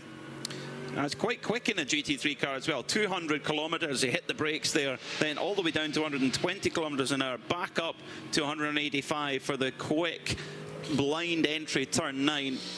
Max Bartel just having to negotiate a little bit of traffic there now into quite a quick part of the circuit, braking from 230 kilometers an hour into the very tight, nipping left-hander there, 90 kilometers an hour, and then back up the power again, opening up that 6.2 litre V8, and then winding speed all the way around this last section, Snowy, where the speed just seems to build and build and build, and then you get catapulted out of the cannon onto the front straight.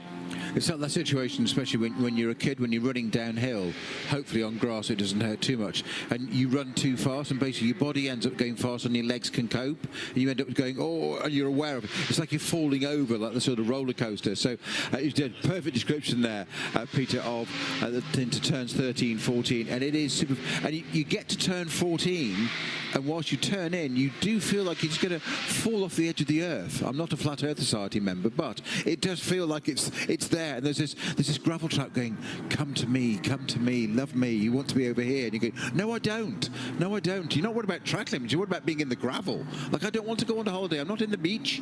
It's too early. It's 22 hours to go. Yes.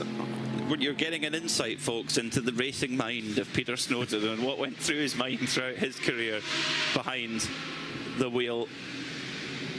Era Motorsport in their Ferrari at the moment, with that car at the moment, car number 81, has Dwight Merriman on board, just heading down in towards turn 1.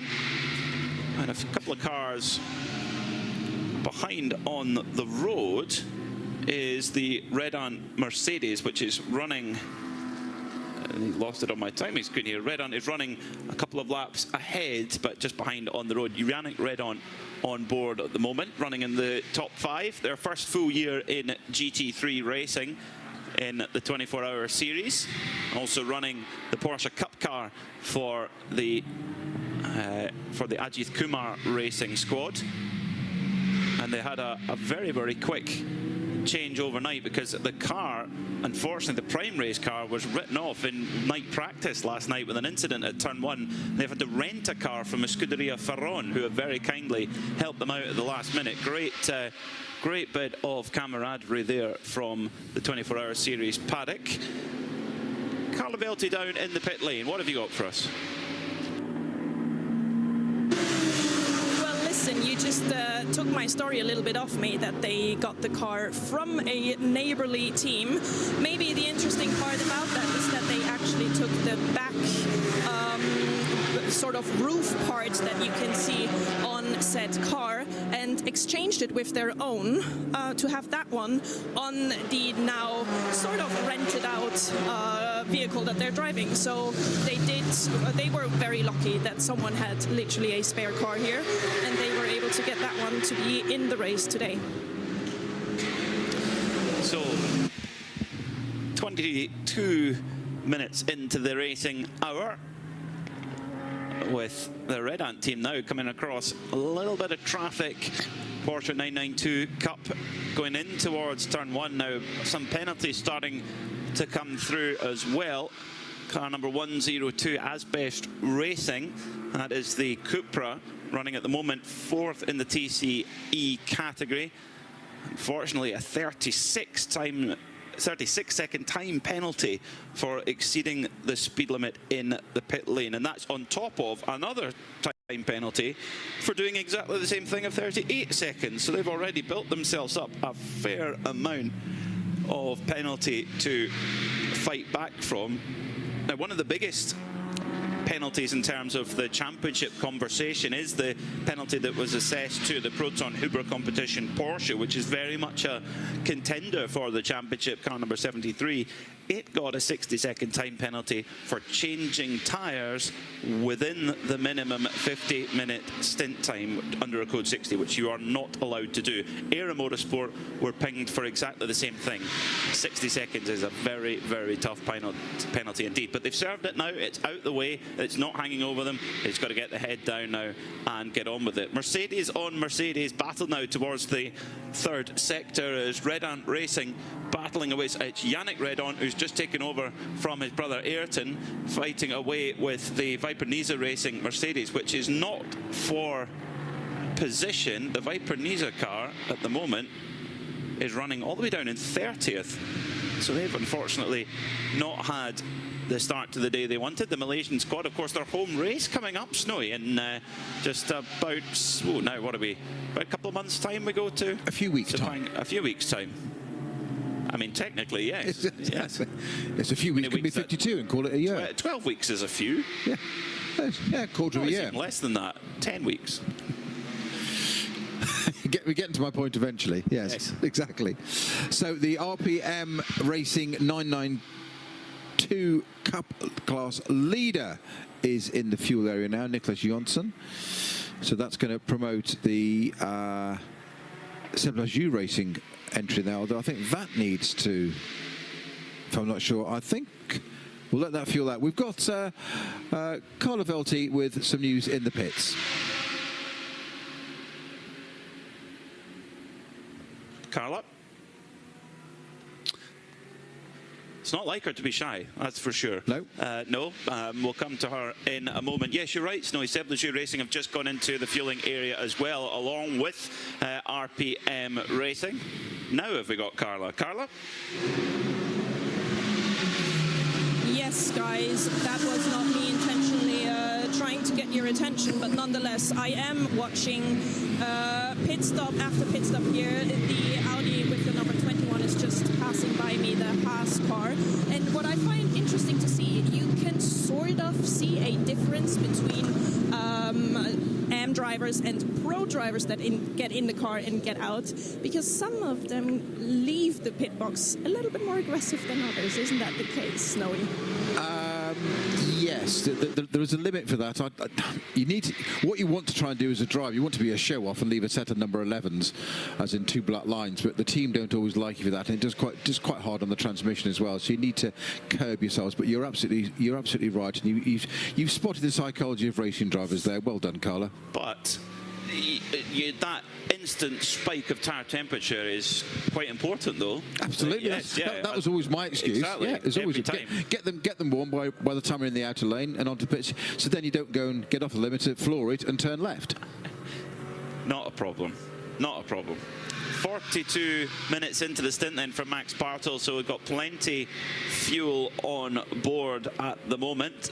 As an AM class car, they've got the most generous fuel allocation, and actually compared to the Pro AM class Mercedes and the Pro class Mercedes, they have a slightly bigger air restrictor on the car. So what does that mean? Basically, it allows more air to get into the engine and generates a little bit more power. The whole idea is that the AM class cars, which, as the name suggests, have more amateur drivers as part of their driver lineup, they then get just a little bit of extra power to get a bit of more parity from the field. And it's a really good thing, actually. And occasionally, and more so in 24-hour races, where it's more about consistency and attrition, we've seen it in the past where AM class cars can win overall. It doesn't happen very often, but when it does happen, it's special. We've seen CP Racing do it in the past. Herberth last year, great example. Herberth is an AM class car, won last year with Scott Noble, Ralph Bone, Jason Hart and Dustin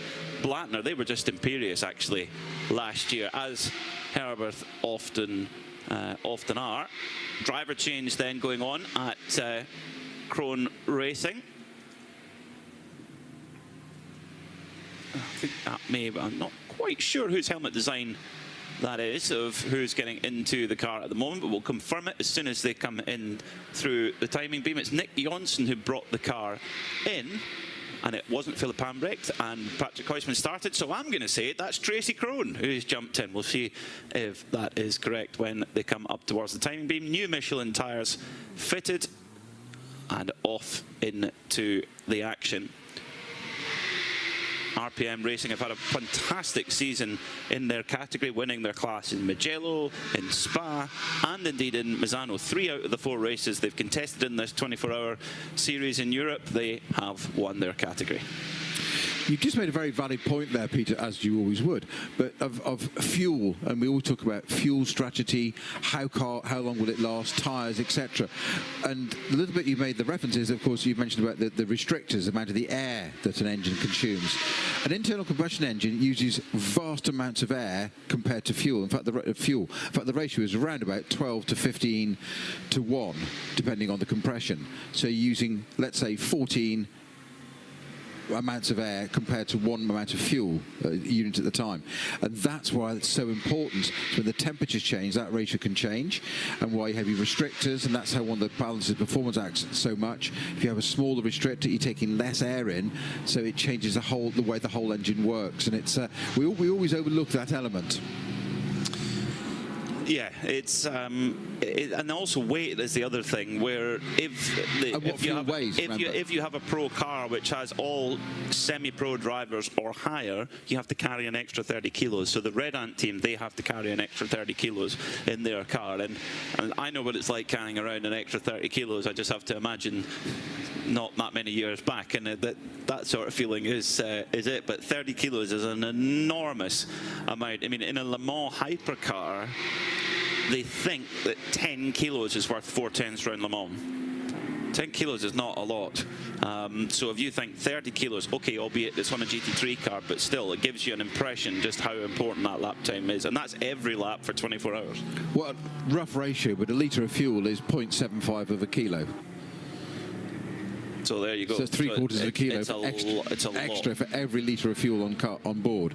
So you start reducing that. That's why the cars get nicer and lighter when they're less fuel load on them. But it's why it's so difficult on a heavy fuel load, which is why when you want to put an AM driver in it. This is the beauty of endurance racing. There's so many variables that you've got to take into consideration, and that's where the strategists just come into their element, literally, no pun intended. Well, Patrick Liddy at the moment is at the wheel of the number 286 Get Speed Mercedes, also running in the AM category. Patrick, actually a former winner of the Petit Le Mans back in 2023 in the GTD class in a Lamborghini Huracan. Very, very different car to this Mercedes AMG. Both naturally aspirated. That's about where the similarities end. They're both rear-wheel drive and they're both naturally aspirated. That's it. 6.2 V8 in the front for the Mercedes, 5.2 V10 in the middle for the Lamborghini. So very, very different things to drive. And yet Patrick Liddy looking good at the moment. Lap was 1.4 seconds quicker than the second place car last time by. We've got a problem for Pia Olsen. Oh no, in the venerable Cupra for Asbesh Racing. This is in TCE category. This is the second time that car stopped at the exact same part of the track. If you remember, Peter, that's where we were talking about the splitter. We thought they'd come off that car. It was actually a Porsche one. It's actually stopped there earlier. Right, okay, so we're talking about which corner are we here? We're looking around turn 7 and 8. Are we? Or are we? You're right, Snowy, I apologise. Yes. Turn 2. Yes. They both look very similar, that sort of right, left. Yes, you're right. That is turn, just coming out of turn 2 into the right on the entry point actually of turn 3. So surely we'll need to go for a code 60 at the moment. Race control letting it play out, and no, that's control good. Reset. He's got going again, Peter. She's got going again. Sorry. Open face helmet there for Peter Olsen, the number 102. Seat is the race leader. Explain what's just happened to us. Huge moment there. Race leader going by in the Mercedes. Just had to, the Seat got going again, stayed perfectly on line over to the extreme right-hand side of the track. Absolutely the right thing to do. The Mercedes gave them a lot of clearance just in case they retook the racing line, which the Cupra didn't, but the Mercedes ran wide and suddenly got onto the dust and marbles, and you saw the car have a massive twitch on the outside there, and that could so easily be a race-ending situation. It wasn't, but oh so close. And how things can change in an instant as the two American Hondas battling away, coming down in towards turn 7 now. Is that for position? No, they're not running on the same lap at the moment, so they would be well advised by their team to behave a little and stop slowing each other up. But the two Hondas in the TCE category running in flying formation at the moment. This is a team that's made together by Honda employees from all across North America who have come together to race here in this 24 Hours of Barcelona. They're based on, the cars are based on Civic Type Rs, and they're not TCR cars. They look quite like them, but they are based on more road-based machinery and built into a race car. So Pia Olsen, once you got back going again, coming around turn 3, the Get Speed Mercedes, Patrick Liddy gets onto the marbles, onto the dust, and we're not early on in the, we're not that far into the race yet, and it's already getting dirty on the outside line. It was turning right, and that's another car that's now started. No, it's the Honda. That's the 1, 2, 3. I'll just come back to a minute. The Mercedes had a massive oversteering moment. That's the 1, 2, 3 Honda Type R that's parked at the side of the track with the steering pointing all over to the right-hand side. So I'm just trying to see if that's now is the right-hand wheel doing the same. It does look like both wheels the same. We're getting a quick replay now. That's coming around this. I think something's broken there. Yes, so there's been some damage there. It's the front left wheel is completely got massive toe in, whereas the other wheel hasn't. That is suboptimal in steering. I can assure you that. My limited driving experience. I've seen that happen to 1 or 2 golf buggies in the past. Not me personally. I've seen others do it. Now the question is, why has that happened to the front left of the 1, 2, 3 Honda? Has something just broken, or has it been in contact with something else? And which car was very close to on track? The team car. Please no. Please no, for the sake of that whole team. But I think it was John Hindhoff's dad, who was a detective, who said he didn't believe in coincidences. Police say there's no such thing as an accident, do they? They say a lot of things. Yeah, code 60 straight away. Yeah, straight. They need to. It shouldn't take too long to recover. The car's not beached in the gravel or anything like that. At the race at Mugello, by our first round back in March, it was. The gravel traps there are so deep that each time a car would go off, it would take a while to get it out and round again. So we were absolutely littered with code 60s. Not had that many today so far. Yeah, seven into the refuelling already, Peter. 7 cars in already in the refuelling area. Yeah, at the moment. Is there anyone having to wait? No, everyone who's come into fueling at the moment is getting that, as the 888 Seb Lejeune car has come through, has missed going through to fueling, has had to refuse that. It's done 25 laps on the stint, so that's not going to be enough to be able to take tyres. So they're just simply going to have to drive through, unfortunately. Now there's a few spots, few spots clearing up.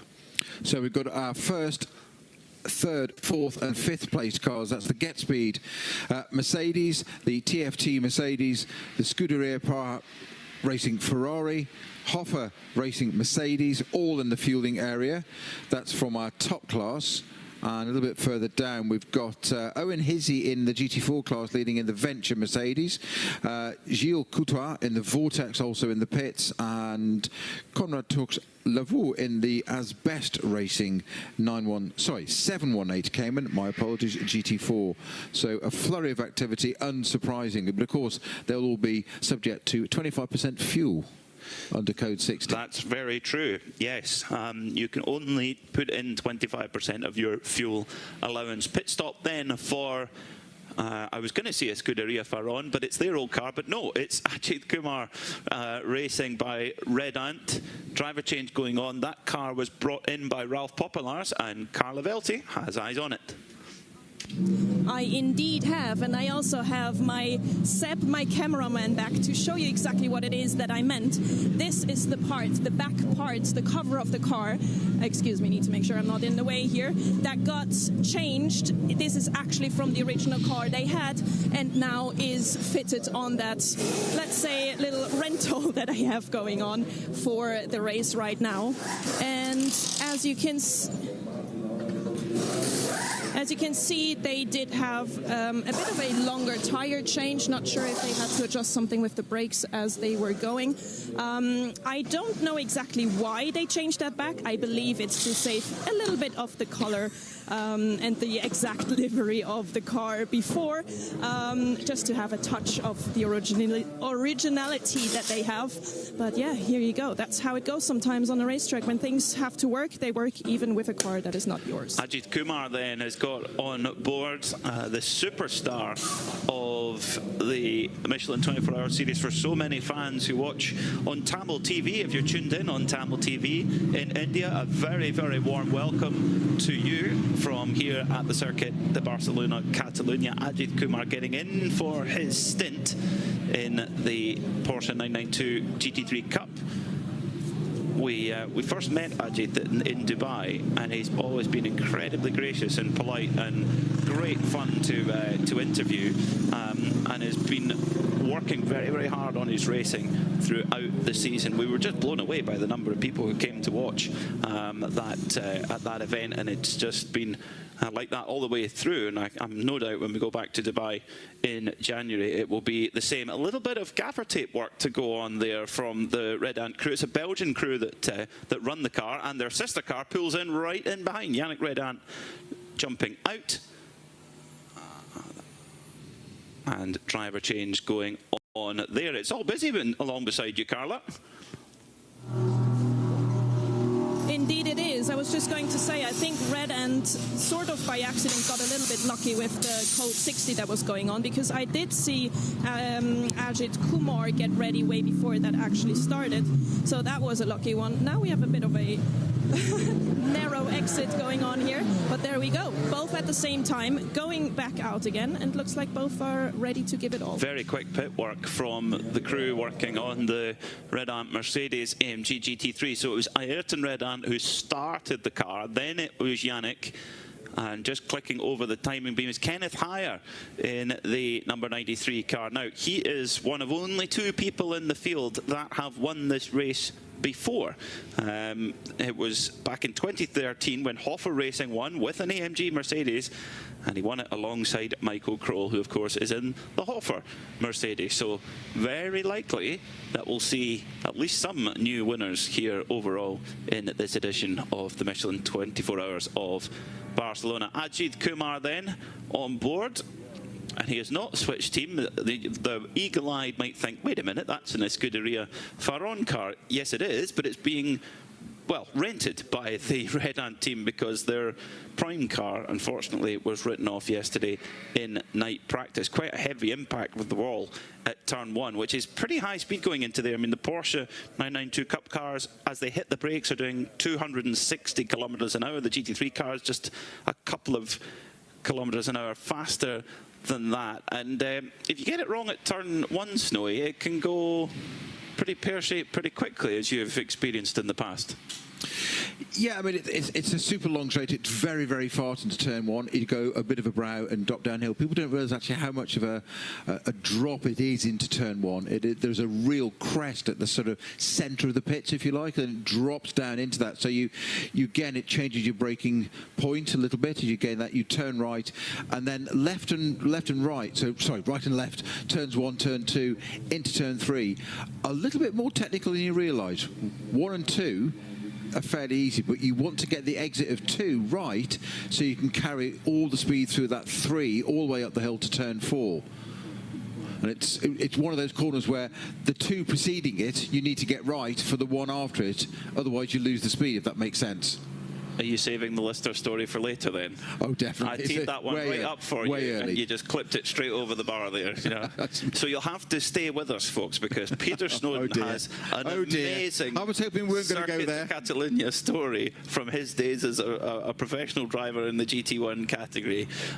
So you'll have to stick with us. Less than a minute to go then until we go back to green flag racing. The Honda Civic Type R number 123 for THRW Honda Racing is being brought back on the Royal Automobile Club of Catalunia's flatbed, and a little bit of work to do for them to get that car straightened up and pointing in the correct direction. Question is, what happened to it? How did that damage get there? That is one for Carla Velti's extending job list to find out what happened to that THRW Honda, and it probably won't be long before it makes it back to the paddock as well. So we'll wait till we go back to green flag racing, which is now, until we get our leaders across the line once again to confirm to you where we sit after that code 60. A little bit of strategical dice to be thrown at that point. And Ajit Kumar just building himself into it after code 60. Now, in these sorts of conditions where it's nice warm ambient temperature, the track's quite warm, yes, you're not going to have such a problem in keeping the tyre temperature in under a code 60 as you would. But when we were back in Mugello in March, where it was cold, it was only about 10 degrees Celsius, it was wet to dry, and we saw so many drivers losing it coming out of code 60s because the tyre temperature just dropped away. But in these sorts of conditions, Snowy, is there still a little bit to build, or is it pretty much ready to go as soon as you go? I think it's pretty close. It's there or thereabouts, to be honest. Small gains maybe, but it's pretty well there. So then your leader at the moment is Jaroslav Vasalaho for Get Speed Mercedes AMG. At the moment it's a Mercedes AMG 1, 2, 3, 4 at this point in time. In terms of manufacturers who have had a good season so far here in the Michelin 24-hour series, it's actually been all about Porsche. The 4 rounds we've had so far, Porsche have won 3 of them, Audi the other. So actually Mercedes, although they've been really, really strong in pace, they haven't had the overall results yet. Is this the race where they change that? Let's go down to Carla Velti, who has found an artifact to talk about for us.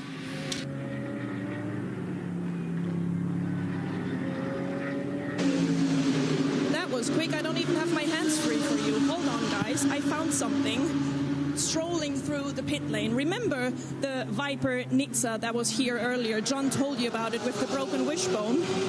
Well, that's what a broken wishbone looks like.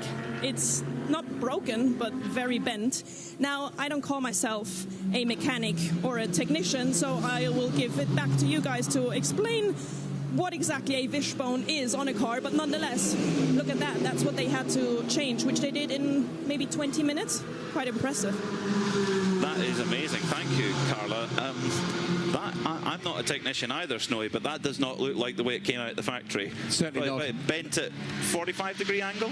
Sorry, Peter, I cut across you accidentally in haste to answer your question. No, you're absolutely right. That's taken quite an impact on the end. That's a lateral impact to have bent that far. I'm quite impressed, actually, it's bent that far and not just sheared. Which would be worse, yeah.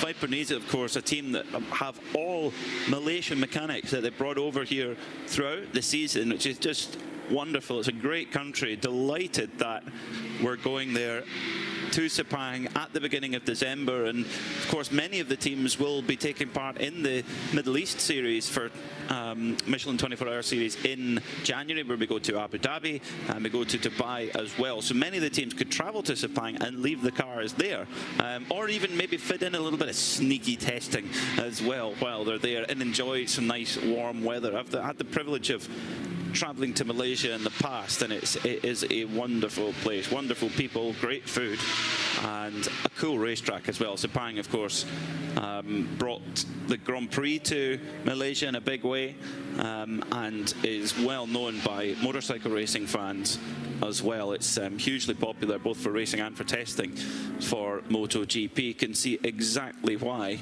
the Creventic organisation have decided to take the Michelin 24-hour series to Malaysia. We're going to have a lot of fun there. I cannot wait for that trip. So Mercedes 1, 2 and 3 here. Get speed from Redan, from Hoffer at the moment, and 2 of those top 3 cars are in the AM category. Now a penalty coming through. Ajit Kumar racing by Redan. That's car 901, the GT Silver and Red Porsche Cup car. A 15-second time penalty now assigned to them for causing a collision. Now I wonder, is that where the Honda was involved or another? Meanwhile, GP Racing Team have put in a fairly liberal application of gaffer tape, Snowy, to the rear right corner of their Porsche Cup car. There are 2 words, many of which I never thought I'd use in the same sentence, but gaffer tape, I know that's 2 words, and aerodynamic in the same sentence. That's a huge piece of artwork on that 938. They've moulded and shaped the tape after the door, ahead of the rear wheel, to still keep the airflow over the rear wheel. That's fantastic. Well, the Royal Automobile Club of Catalonia flatbed has brought back the stricken Honda TCE machine right back to the garage. That's service. That is proper service there from the RACC. But you'll see their badge on quite a lot of Catalan drivers' overalls. You'll see them. Meanwhile, Scuderia Farron, they have picked up a big penalty. Now, this is the second time we've seen this sort of penalty be handed out. 60 seconds time penalty for overtaking a car during the Code 60. That's an enormous no-no.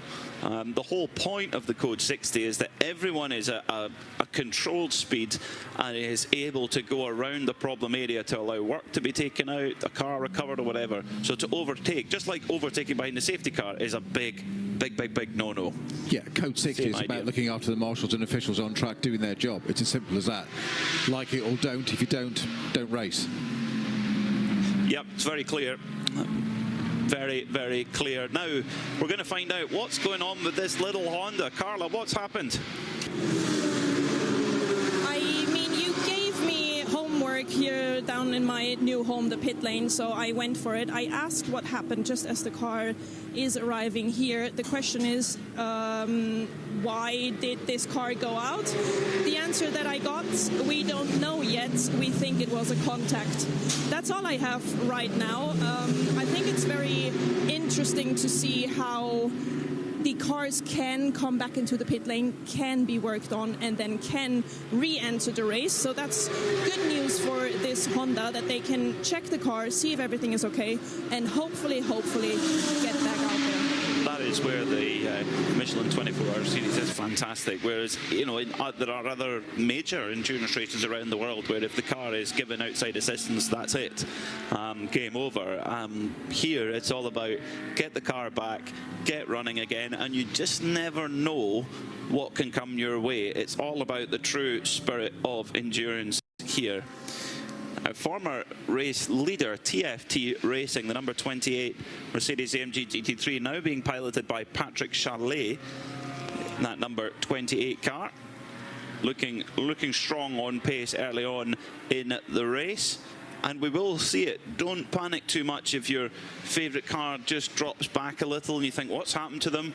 Often there can be quite a big swing in terms of pit cycles here, whereas the time in the pits can be quite long. So for example, the last time the Milner Motorsport car came into the pits, it was in there for 3.5 minutes. Likewise, the Jutta car in GT3. And that's how long it can take to get some fuel, then go and change the tyres, change the driver, etc. So sometimes if your favourite car's just had a pit stop, it can look further down the order than it actually might be. And it can also depend on whether you get that pit stop done under a Code 60 or not. So actually there can be quite a lot of fortunes now, whether a Code 60, actually a little bit more luck involved. If a Code 60 comes out just after you've done a 50 minutes, in the car, you then can get tyres done under a Code 60 and you get a cheaper pit stop basically. Whereas like we saw in the very first Code 60 of the race, where it stopped, I think it came out about 45 minutes, and you go, oh, we could really do with putting new tyres on now since we're here anyway, but they couldn't underneath the rules, and that's just it's adding a little bit of fortune into it, but quite a bit of jeopardy as well, which us in the entertainment business enjoy. But that's exactly what a 24-hour race is about. Jeopardy. That is exactly the word. That, the high-speed game of chess, as our colleague Joe Bradley often refers to, which I think is a superb way of describing endurance racing. The longer it is, the more so. But it is jeopardy, because literally when you think it's all over or it's all going your way, complacency is the worst thing you can set into any member of a team.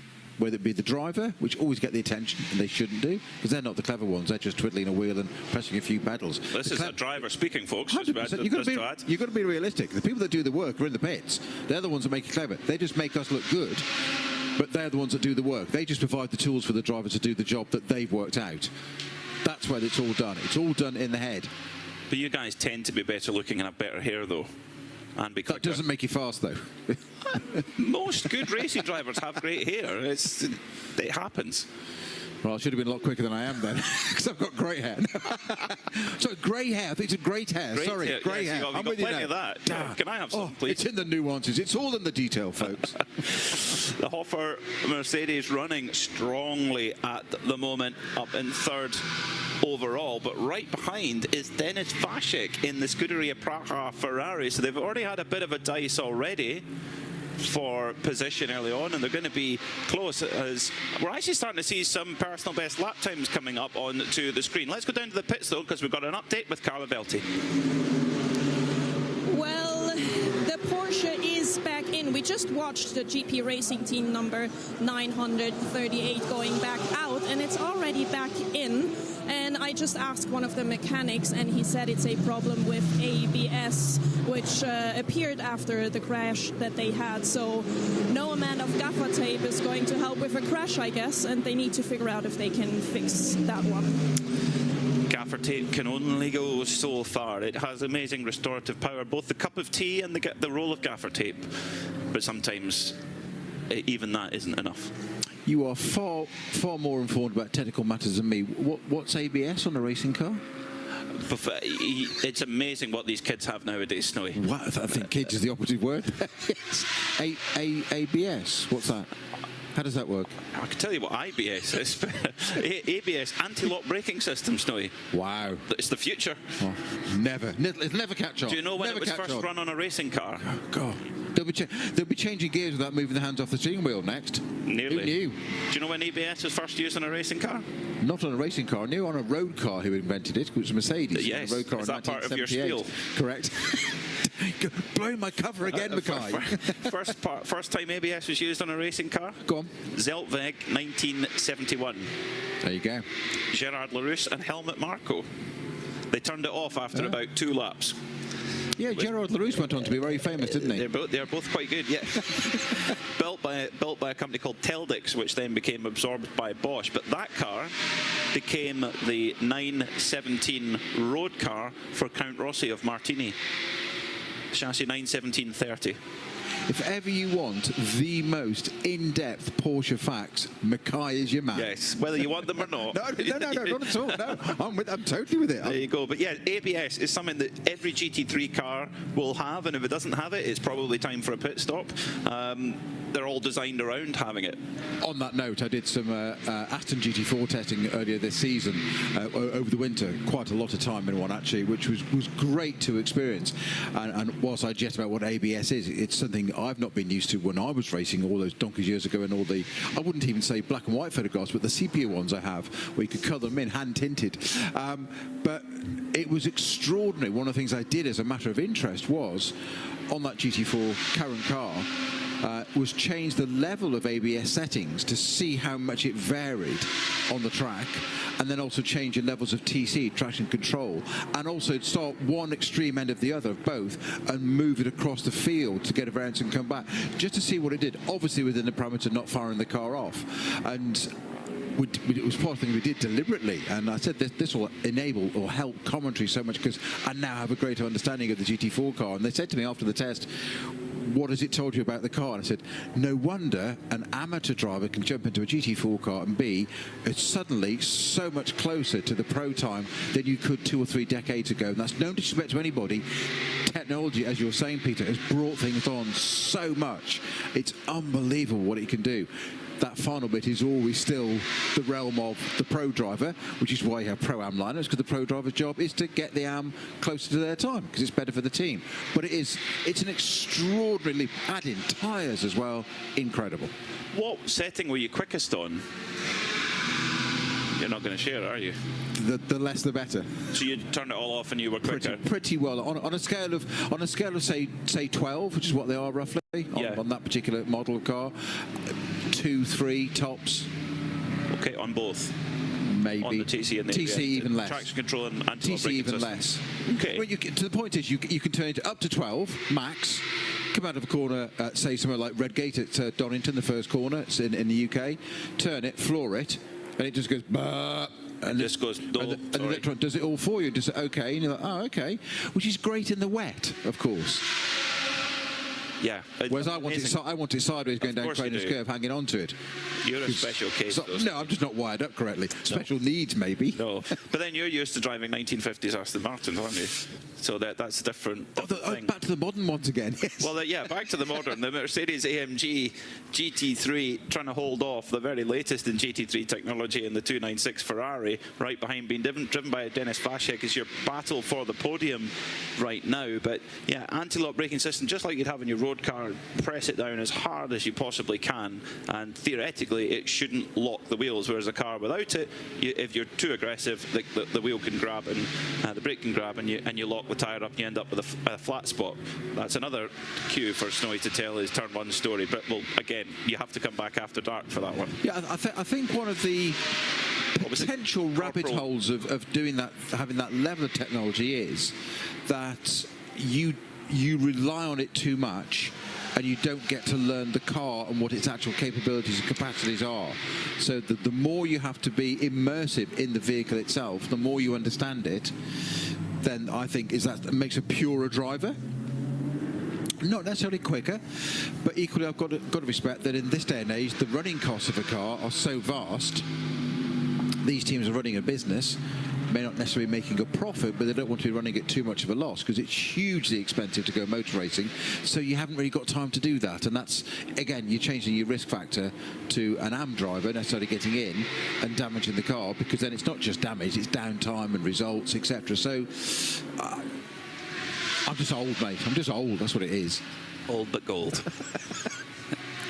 Great. Really intriguing battle here for third position. Dennis Vashek, 32-year-old driver from Czech Republic, who just during the week celebrated his 32nd birthday. A great motor racing nation, the Czech Republic, particularly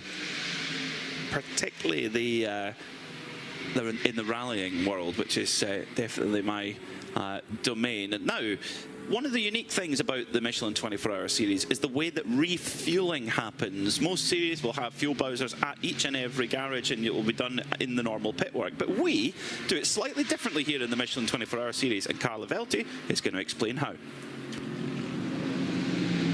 So what looks like a little vacation camp next to me is actually from each team at least one person sitting here for the refueling of the car. Because the way that it works here at the Creventic 24-hour series is that the fuel stations are just before the pit lane entry, and whenever a car comes in, they have this little badge.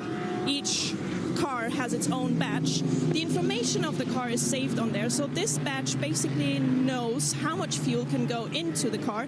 Also, when there is a code 60 where you can fuel less up in the car, it all goes onto this badge. It knows automatically. So the people from the team, the mechanics, they go to the fuel station, badge in, the car is being refueled, and as soon as it's full, it will go out into the pit lane for all the rest of the pit stop that the team has planned for their drivers and car. smart pumps, as we like to call them here in the Michelin 24-hour series, and what allows all the different nuances between every class of car has a slightly different fuel allowance, each even down to the car itself. So the organisers have several things in their toolkit to balance the car. So at the moment we've got a battle for third position at the moment between the grey and pink Hoffer Mercedes and the grey and yellow Ferrari of Scuderia Praha. And you have two very different cars there. You have a 6.2 litre V8 Mercedes with the engine up the front, and then you have a small capacity 2.9 V6 turbo in the middle of the Ferrari, which is based on a very, very exotic race car, road car, excuse me. So balancing that performance between the two of them, which at the moment their lap times are very, very closely matched. Last time by it was just 0.2 of a second over nearly 3 miles. So what they have to do is to have to really play about with the performance to get them in as close a window as possible. You can do that by adding or taking away weight.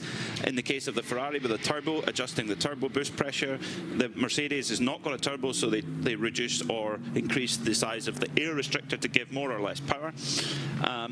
And you can also adjust the wing angle and things like that. But the other thing they can do is reduce or increase the level of fuel that the car can carry. So the more fuel that it can carry, the more advantage it has. The longer time you can have in between pit stops, and theoretically you could potentially save a pit stop, which of course saves a lot of time. So that is also what that little card knows, that when the teams scan the card on the pump, it knows exactly which car it is and fill it up nice and easy.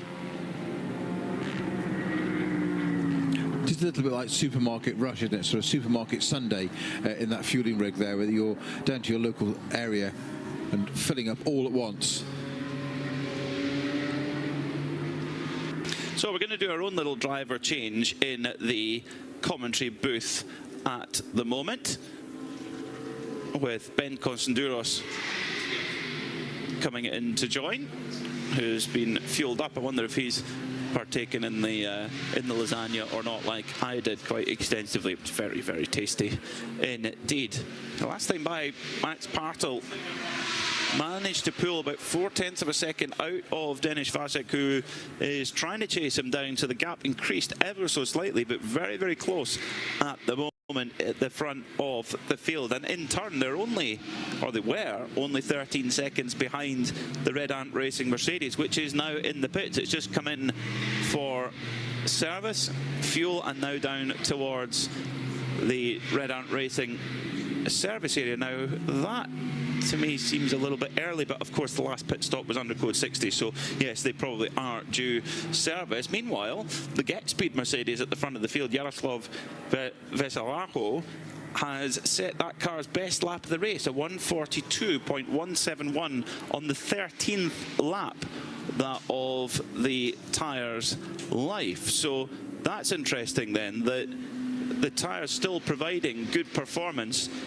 13 laps into the piece.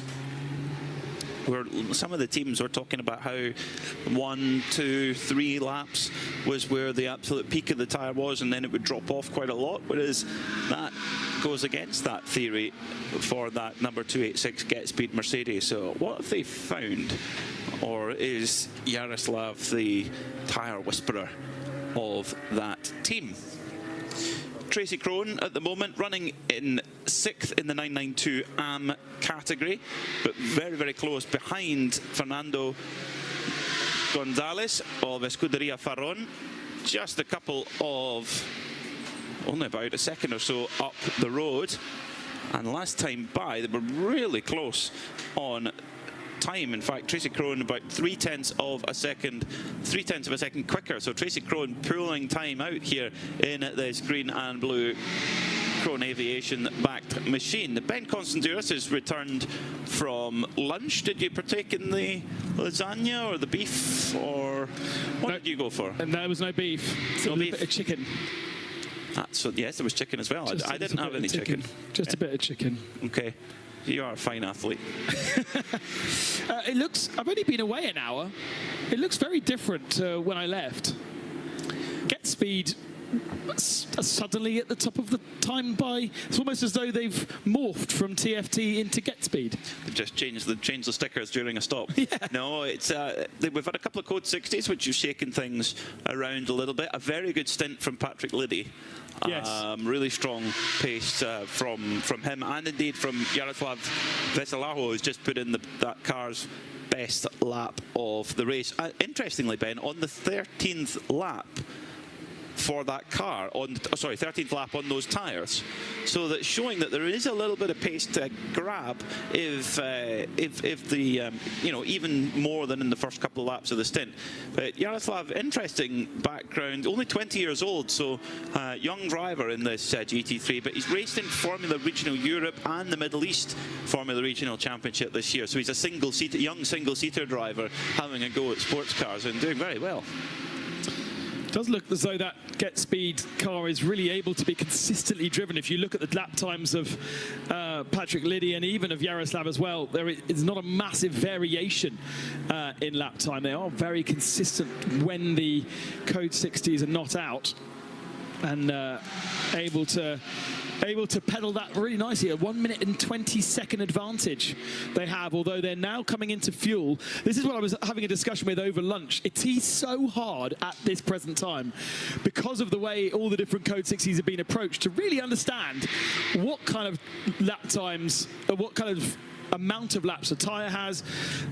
We'd have the data on what the drivers have done, but we still don't really know what fuel everybody's got in as well. So as we get more to green flag running, it suggests that they needed to come in. So GetSpeed in the pits now because they have to, and they will fuel 120 litres because that's the logical thing to do. And it at least gives us an idea that, well, they're back to square one again. But we've got to do that with 33 cars. That's that is the and then of course just when you think you've got a rhythm, you'll get a Code 60. Yeah. Just to mess with us a little bit. Exactly. And of course that makes it very difficult at this stage of the race to kind of give you an impression on the live championship points. We need to be a little bit wary of that, because what we can tell you though is where the points stand right now, as they were coming into the race. So in the overall GT3 category, Proton Huber are your championship leaders with their Porsche by just 6 points from Red Ant Racing with their Mercedes. Scuderia Praha Ferrari are only another 2 points further behind them. Era Ferrari are on 82. They are 12 points behind Praha in third. Duta Audi are on 80. So you've got 5 cars there covered by 22 points. So it's very, very close there. In Pro-Am, Proton Huber are only 4 points ahead of Scuderia Praha and only 16 points ahead of Era Motorsport. In GT3 Am, it's Duta Audi who lead by 4 points from Simpson Audi, with the Hofer car 16 points in arrears. But their drop score is quite small. We'll worry about drop scores tomorrow. Just throw in that little complication. Just throw that in, but this is how it stands. And 992, Red Camel, they lead by 6 points over RPM and 16 points over Home Guard. So close there also. Now, Carla's getting a lesson in... I think Carla's getting a lesson in engineering of a Mercedes car there, because she's got her nose right in. Okay. Yannick Redon has been wanting to speak to Carla all weekend, I think. So why don't we give them that opportunity? Well, I was not aware that the camera was pointing at me, but that's how it is in live pit lane, isn't it? So, looks like the Mercedes is done for today, or for this race. Very sad. Can you explain to me why? Yeah, we got a suspension failure. I don't actually know what happened or what caused it, but yeah, it's we take quite a lot of work to rebuild the car, to get it back out. So we won't be doing that today here. We will be doing that back in the workshop. So the race will be over for us. That's very sad for this blue Mercedes that we have here. You still have a car running, though. How is it going with that one? Yeah, our support will go to the port guard, of course, and see that we can help them to the victory. Fantastic. You're really giving everything to get at least one car over the line. I really love it. So, got it to see this, but good luck for the other car. Yeah. So we'll see each other in Malaysia. I love that. Ayrton Redon, it's just championship over, race over, and he's still smiling.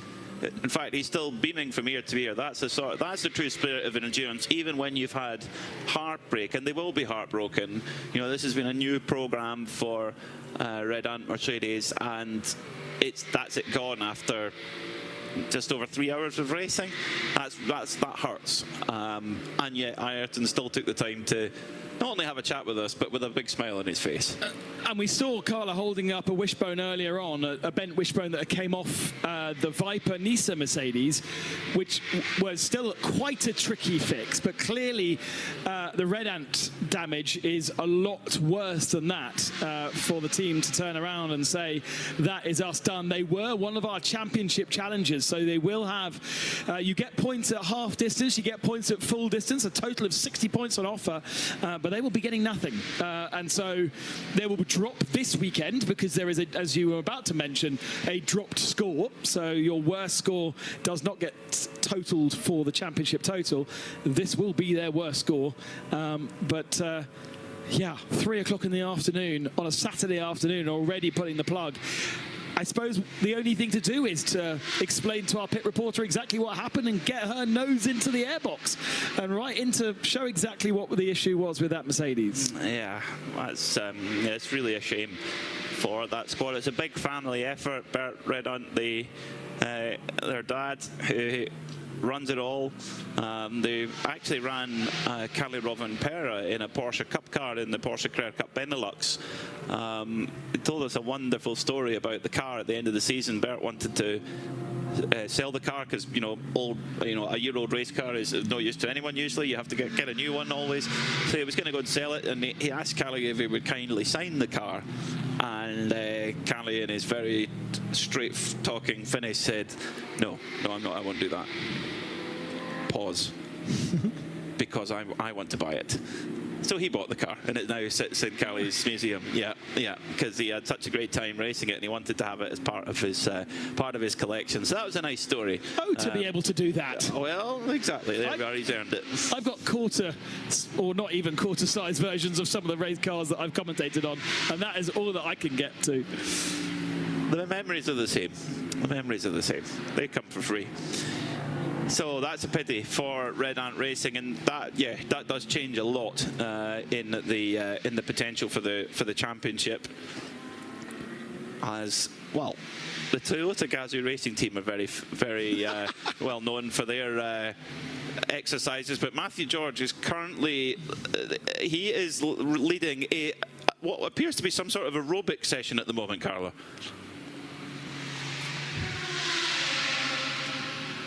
But this team is a brilliant example of something that I actually discussed with Snowy a little earlier on, that endurance racing is a proper team sport. So if the driver has to warm up, the rest of the team warms up, of course, with the driver. So, yeah, very exciting to see that, to keep everyone active, everyone alive for the next hours that are still just ahead of us. Now, Carla, you have to be careful because the venture mechanics, sometimes they have previous for asking for pit reporters' telephone numbers. So you just have to be prepared for that, just in case. Well, listen, if that were to happen, I will just get one of those snappy bands, hand them the snappy band, and tell them to do some exercises, and I'll just walk away. Good for you. That's brilliant. Hold brilliant. One end and let them hold the other. Let go. Yeah. Yes, exactly. Well done, Carla. Now, Venture Engineering are a very professional outfit, and what they do during the week, shall we say, is really, really cool because they have a lot of ex-ProDrive staff with them, and they look after a large number of Aston Martin DBR9 GT1 cars and Ferrari 550 GT1 cars. And well, yeah, my list. I forgot about the Aston Martin. My list earlier when I was talking about ProDrive. Apologies. Yes, DBR9. Yeah, so they look after a lot of those cars, run them. So if you see those cars out running at a historic racing event, normally you'll see a couple of Venture Engineering shirts running them. Wow. Because they know how they work. So that is, when you go into their garage, and it's very professional. It's very neat and tidy, and that's why they've got that background. So class leaders at the moment, Max Partel leading the way overall, and in GT3 AM for Hofer Mercedes, their number 11 car. this team have won before in this race, quite a while ago, mind you. In the 992 category, it's Milner Motorsport who lead the way at the moment, the number 921 of Paul Meyer. But they may well be due us a pit stop pretty soon. Yes, they could well be due us a pit stop soon. Their tyres, wow, their tyres are on 47th lap, so it could be that they will drop out of that class lead fairly shortly. They pitted under green just after a Code 60, 2 Code 60s ago, so they get a full service, whereas so many others have only done lots of pit stops under Code 60s. So they're probably due a pit stop fairly imminently. I would say that's a good spot. Then in GTX we have the Battle of the Vortexes, and it's the 974, the pole-sitting car, that leads in that category at the moment, with Arnaud Tissamer driving at this point in time. Venture Engineering, as we just revelled in their quite fantastic warm-up with the bands underneath both shoes and then pulling them back up and forward. They'll just need to be careful where they leave those in case they get, in case Carlo Velti gets their hands on those rubber bands. But they lead in GT4 at the moment with a reasonable margin, a couple of laps over the chasing NM Racing Mercedes. Then finally in TCE, it's JMEC Engineering who are marching on with Oliver Smith on board that BMW M3 E46. Yes, E46, and it probably over 20-year-old car now, and it is running really strongly in, I have to say, quite patriotically, in British racing green, just coming around turn 10 at the moment and running like a Singer sewing machine. I quite like their strategy. They did 45 laps in the opening, basically 2 hours of the race. Kevin Clark did a full stint and ignored all the Code 60s, and then they decided to do a driver change. Well, actually, they came into the pits under green flag conditions, but whilst they were in the pits, a yellow flag came out. Then they ended up under Code 60. So managed to do a full service, partly under Code 60 and partly under green flag conditions. Oliver Smith took over. Don't know why, but they then did a 3-minute pit stop under green flag conditions, and Oliver Smith has been out in that car ever since and ignored all the other Code 60s. So you know how we were always told, basically pit under Code 60 every time it comes out and don't ignore it. They've done exactly the opposite, and they've just gone on their strategy and ignored everything. Keep to what you can control sometimes is a good policy. So Denis Vashik has now just been dropped a little bit by Max Partel. The gap's now up to 2.9 seconds at the front of the field. Now Max Partel will need to be 30 minutes in under 30 minutes because he will reach his maximum stint time. Now, there's one car on track right now which we need to talk about. It's the number 81 Era Motorsport Ferrari. At the moment running 5th in the GT3 Pro-Am category. But the reason why we need to talk about this car is because they are racing with a greater purpose this weekend. They're racing with a special livery on the car, bright pink livery on their Ferrari, the number 81 Era Motorsport Ferrari, driven by team owner Kyle Tilley at the moment. But the charity they're racing for is New Life Baby Support, Special Baby Care Support. So this is a charity which provided special care units for newborn babies who require extra medical attention, and they are raising money for this charity. We're going to hear a little bit more about it at the moment because Carlo Velti has made her way down to the Era Motorsport pits. Exactly. I'm here in the Era Motorsport. I'm here in the Era Motorsport box with Trevor, the founder of New Life. Trevor, tell us a little bit more. Why this charity and why this livery on the car? I set up this charity after my twin sons, Josh and Samuel, were born 3 months premature, very small. They were very tiny, and they had a brave fight, but sadly they both died within a week. And I always say the day I left the hospital was the worst day of my life. So, but from that I decided to trying to help other babies. And I've just gone a bit extreme, really. So, you know, we've raised over 2 million, which is absolutely amazing. But the work we're doing is helping so many little babies. It makes me so proud. So it's fantastic. Can you tell me why this car, why this team, and why motorsport in general for this charity run? I was just very lucky that Era Motorsport, they had a connection through Dick Lovett in Swindon.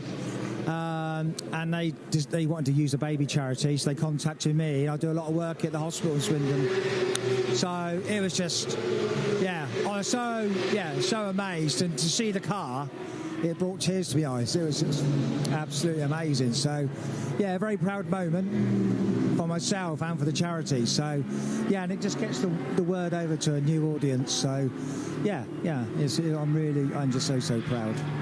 And how do you enjoy being here at the racetrack in Barcelona? Oh, it's fantastic. The team look after me very well. I've never been here, but it's a fantastic place. And it's just a new dimension for us. And wow, I have to keep pinching myself to sort of work out that what we're doing. So I'm so proud, so proud. Lovely. Good luck with the charity and enjoy the rest of the race. Thank you for talking to me. Of course. A great cause to support New Life special care baby units. I think something that would touch everybody. So if you go on to the Era Motorsport social media on whichever platform you prefer, and they've got links on there that you can easily find, click on there and just give a couple of pounds, as much as you can.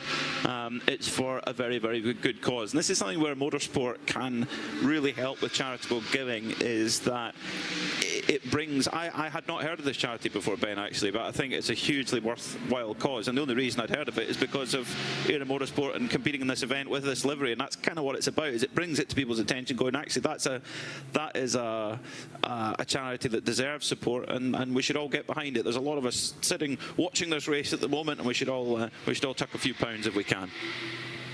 Yeah, it's interestingly close to my heart, having been born 7 weeks early and 90% chance of death in the first 12 hours of my life that has now gone on for nearly 40 years. So certainly something I will be doing as well. And again, I didn't know the charity, and I'm glad to see that these sort of things do exist, and the support for all of those parents and children that need support when they are in critical conditions.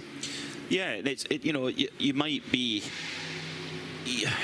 fortunate and live in a place where there happens to be a hospital that has the equipment, but you might be unlucky to not live in a place. So with that charity work happening, more hospitals in more parts of the country, or indeed the world, can have the equipment, because I guess it's not you'll get an appointment next week down in London and you can make provisions, but when it's we need this now, it really matters. Now, as I said to you, Peter, I was born in Scotland. I don't live in Scotland, nor do any of my parents, but my mum was out in passing Stirling on her way back to the UK, to England, down south, when I arrived. And it was very lucky that Stirling Hospital had the facilities, and Dr. Michael Stewart was able to look after me. My parents deciding that my middle names would be Michael Stewart in honour of him. So I doubt that Dr. Michael Stewart is watching this race right now, but that was a little sort of bit of thanks that we could do for, as you mentioned, a complete surprise moment in their lives and in mine. So if you want to support that, as I mentioned, go on to the Era Motorsport social media, or just search New Life Special Care Babies. The team have set a £5,000 target at the moment. We're not near that yet, folks. So for all of you watching on the Creventic Motorsports TV page, or if you're listening on the Radio Show Limited network of channels, please do support that charity. It's a brilliant initiative, and it'll give the team a boost as well. There's 5 drivers in that car who will all be given a big boost to see that their racing is making a difference for a very, very worthwhile charity. So we'll be catching up with them later on the race to see how things are going. Let's get to that £5,000 target. And you know what? Motor racing, lap records get broken all the time. We want to get to that target and then obliterate it. So that is up to you, folks, who are following for a very, very good cause indeed. That's New Life Special Care Babies. So 20 hours and 34 minutes to go. I feel like we're settling into a little bit of a rhythm, but whenever we say that, the code 60 flag comes out. But I've said it now, too late. When was the last time that we had a code 60? Thankfully, strategy software seems to be behaving itself today. 2:45 local time was the last time. So we're getting close to an hour of completely green flag running. That's why we're starting to see some of our cars coming in for pit stops. What was the car that we were expecting to see? It was Mulner, wasn't it? That we were expecting to see soon. Paul Mayer is aboard that car. And it is... Oh, you're too good. Look you're at that. Too good. It has just come into the pits, literally just now. So that is a 47-lap stint for Paul Mayer on tyres that had previously done 5 or 6 laps. So the tyres have gone over the 50-lap mark. I think Carla is geeky enough to go down to Mulner and have a scratch around those tyres and see what they look like, because 50 was the target for 992 category cars, and they've managed it. But how good, bad, or ugly are they? That would be interesting to find out. That might be one of the longest stints we've seen on a set of tyres. 52 laps, yeah. Someone else has got 50 laps on a set of tyres.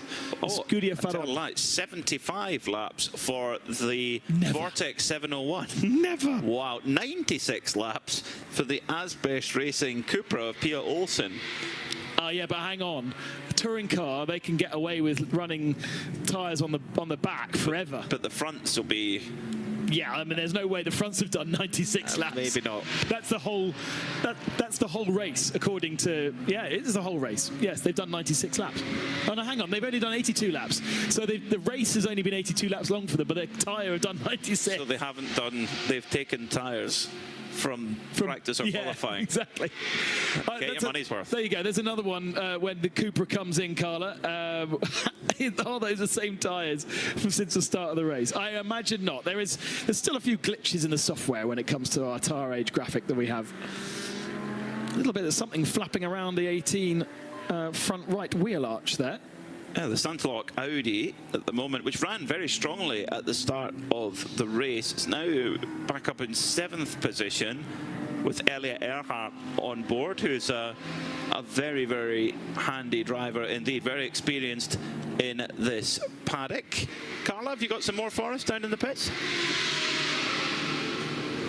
Just a little bit. I was wondering why Santalock is called Santalock Junior, and there is a very, very simple explanation for that. They had a program where they wanted to bring junior drivers, young drivers, together with very experienced drivers, and called that Santalock Junior. It's not that program anymore. They use it a little bit as a running gag because now they have very experienced drivers in the team, but they want to hold on to that name and keep it in-house because it was a very nice idea for young drivers. And don't be worried, the car behind them there is a second car, and so many of these teams, it's cheaper to buy a second GT3 car than to buy the parts. So you buy a second car and basically use it as a donor car. So they'll be stripping parts off that car in preparation for putting on the actual race car if needed, but that car may have been used in practice over Thursday and Friday as a second test car. And as you walk up and down the paddock here, you'll see a good half a dozen teams with that same idea and strategy. And of course, one of the drivers in that team, Michael Doppelmayr, is not a junior. He's not a junior, but he did buy the very last Audi R8 LMS GT3 car. Okay. So they do not make them anymore. You cannot buy a new one. You can only buy spare parts, but you can't buy a brand new car. And he got the very last one off, I was going to say production line. There's probably not a production line as such, but you know what I mean. The last one ever built. He also owns a GT2, but I'm not sure it's an Audi. I think it's no, maybe it is an Audi. But he's raced that with Pierre Caffer as well on occasion. He's been racing in LMP3 this year as well. Michael Doppelmayr, who's at the Road to Le Mans race at the Le Mans 24 Hours. He is of Doppelmayr Ski Lifts, if you are familiar with the name. I think they built all the cable cars for the Sochi Olympics. Wow, nice deal. Yeah, very good deal. Yeah. That'll buy you a few Audis. There you go. So Eli Earhart is getting the boot down, but the battle for the lead is raging on. There is, well, you don't need a timing screen because Max Partel has got a car length back to the second place car of Denis Vacek.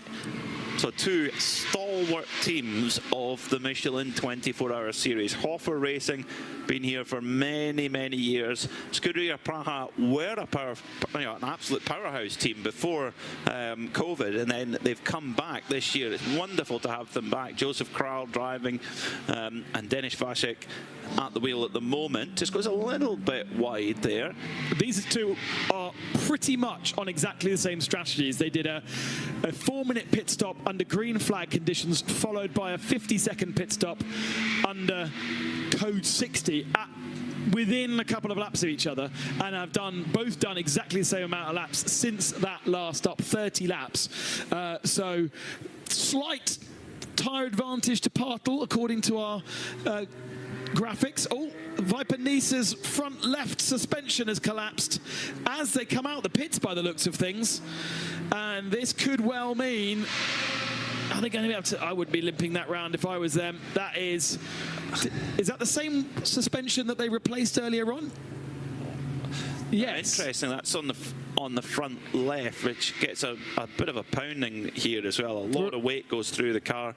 On the Red Ant car, it was the other side. That was the car. That was the side that hit GP Racing Porsche early doors.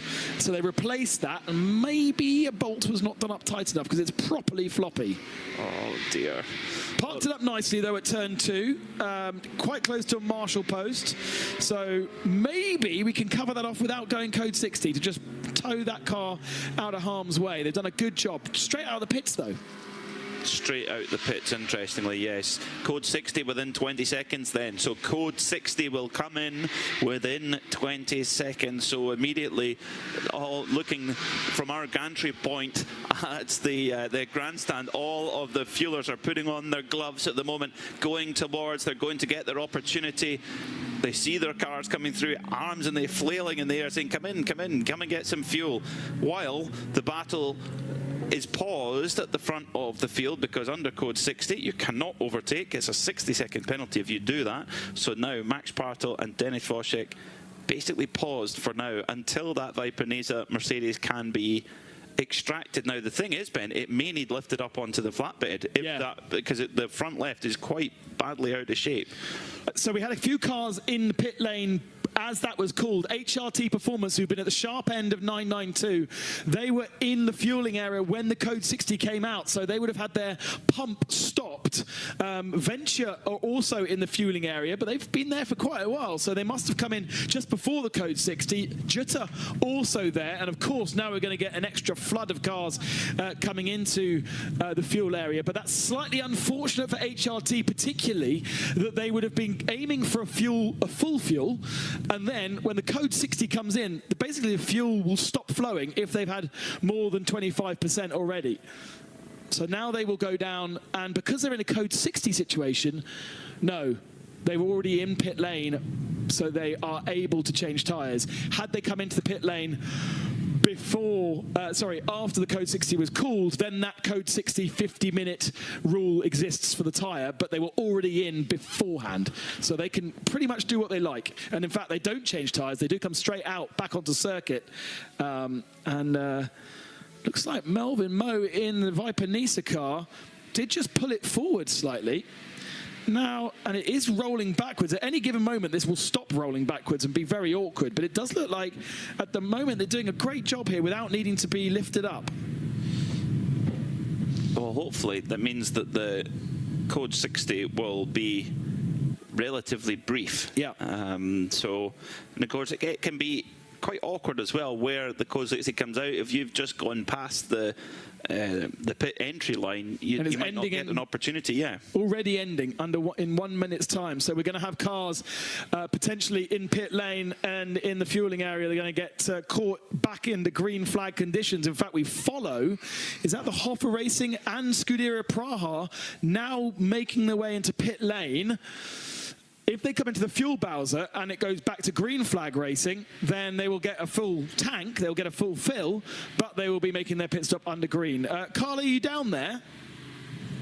Yes, I am down here, and behind me Asbest is currently having a little trouble getting on the right front wheel onto their Cupra, but actually there's a really nice story to tell about them because it went a bit undercover, more or less. It was not so much seen. Their Porsche 718 Cayman was actually in the pits, in the box, for over 2 hours because they had a brake line issue, which they had to fix because they just had no more brakes. They worked super hard, non-stop, for over 2 hours, and as you can probably see in the live stream, the Porsche is back out. I hope they can fix whatever is going on with the Cupra now, but big shout out to those teams. Well, that explains why the Asbest Racing Porsche went off the circuit in the first place, because remember we saw the lines in the gravel were literally straight on. They didn't hit anything, but thankfully there was a big gravel trap at turn 10 which stopped them from hitting anything. Yes, a brake line issue simply is the worst kind of brake issue you can have. No brake issue is fun, but brake line issue means no more fluid, no more pressure, no more brakes. We are back to green flag running. We've got cars getting full tanks of fuel. The Hoffa Racing Mercedes from the lead, Dennis Vassak in the Scuderia Praha Ferrari from second position, both those cars in fueling, and that presumably is going to promote Haas RT to the head of our field because they're going to have a proper full service, and that takes about 4 to 5 minutes depending on how efficient they're going to be, and that will be a good 2 laps lost. It can just swing back and forward all the time depending on where you get caught with the code 60 or not, as the case may be. The Asbest Porsche, of course, which ended up in that big gravel trap, cracking on. So in TCE it means though that already JMEC Engineering have an 8-lap advantage, and it's quite an early time to say that. Their best lap of the race is a 1:55, which would still put them, actually it's not the fastest car in category, that is actually the Porsche, which is a 1:53.2. So there's about 1.8 seconds more pace in the Porsche, but that, of course, as Carla mentioned, that delay to repair the damage, of course, has held them back quite a long way. But with 20 hours still to go, plenty that can play out. Hoffa Racing into the pits then. As Red Ant, they've had to put the Ajit Kumar car into the garage. What is going on here? It was Ajit Kumar who was driving at the time. He's still in the car. You can just about make out his white helmet there. Now they're looking at the right-hand side of the car at the moment. Mechanics going to work. Feel like this could be brake related. Feel as though that's a caliper coming off. Okay.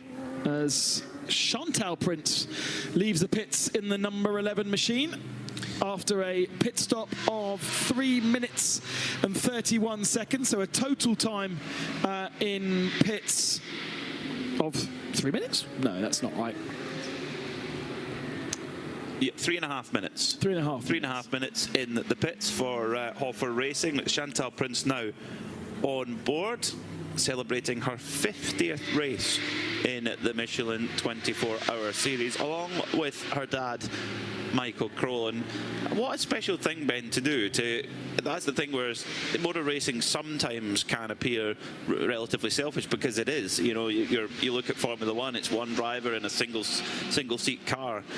But in endurance racing, of course, you share with other drivers. But you know, for Chantal driving with her husband Alex and her dad, what a special experience. It's a full family outing as well. The kids are running around as well with their Hoffer racing uniforms on. It seems like a very happy team, and what a way to spend a week's holiday coming in and racing your Mercedes all together. Yeah, absolutely. It's we've got a few of those, haven't we? Because we've got the Venture as well, family outings. Ebby Motors, when we go to Mugello in Italy, they are a big family affair. It is your hobby. Do you go out for a bike ride on a Sunday? No, I go and race a Mercedes for 24 hours around some of the best circuits on the road. Let's go back down to pit lane. Carlo Velti is our new pit reporter for this weekend, and you're with Abhijit Kumar's car.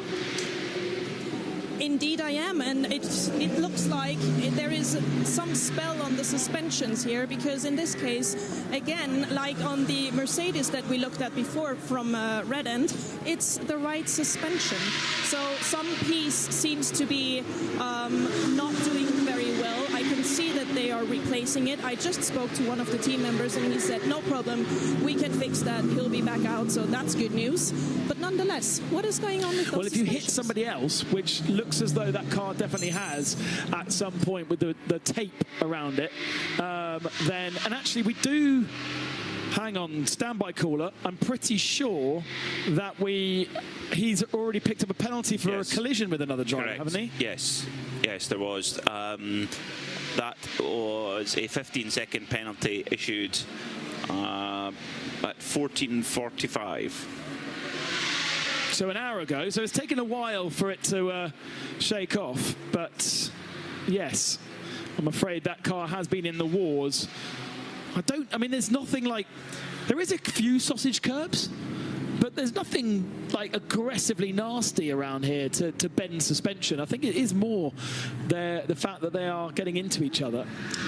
Yeah, I mean, there's certain points where you've got quite different closing speeds between class to class. The GT3 cars, you know, even when you look at the difference in lap times, 1 minute 45 or so for a GT3 car at this point in time in the race. 992 can be anything between 146 and 150. In fact, Patrick Steen Rasmussen's just put in a 146.6 in a 992 for Homeguard Motorsport. That's the best lap of that car's race so far. A GT4 car can be anything between 150 and 155 or even more than that potentially. So there's quite a lot of spread in time between them, and they make up their lap time in quite different ways.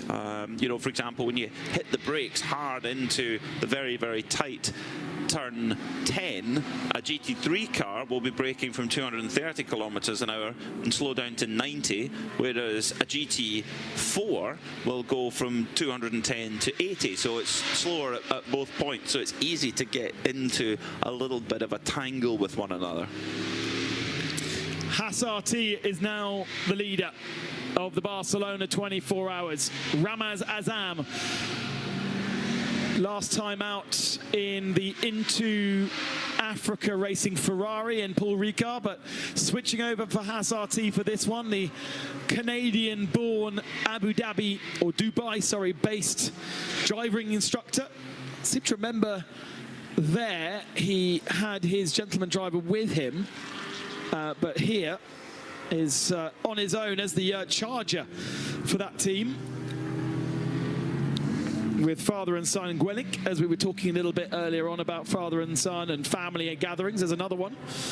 I don't know if I've seen much of Sandrine in the garage. She's been so often in the catering unit today. She came over to me earlier and said, if you want more drinks, let me know. I'll bring them over to the commentary box for you. I said, Sandrine, you've got a car to run. Sandrine is super chill. You know, when you live in Antigua, yeah, you've got to be, right? Your blood pressure can never be that high. Yeah.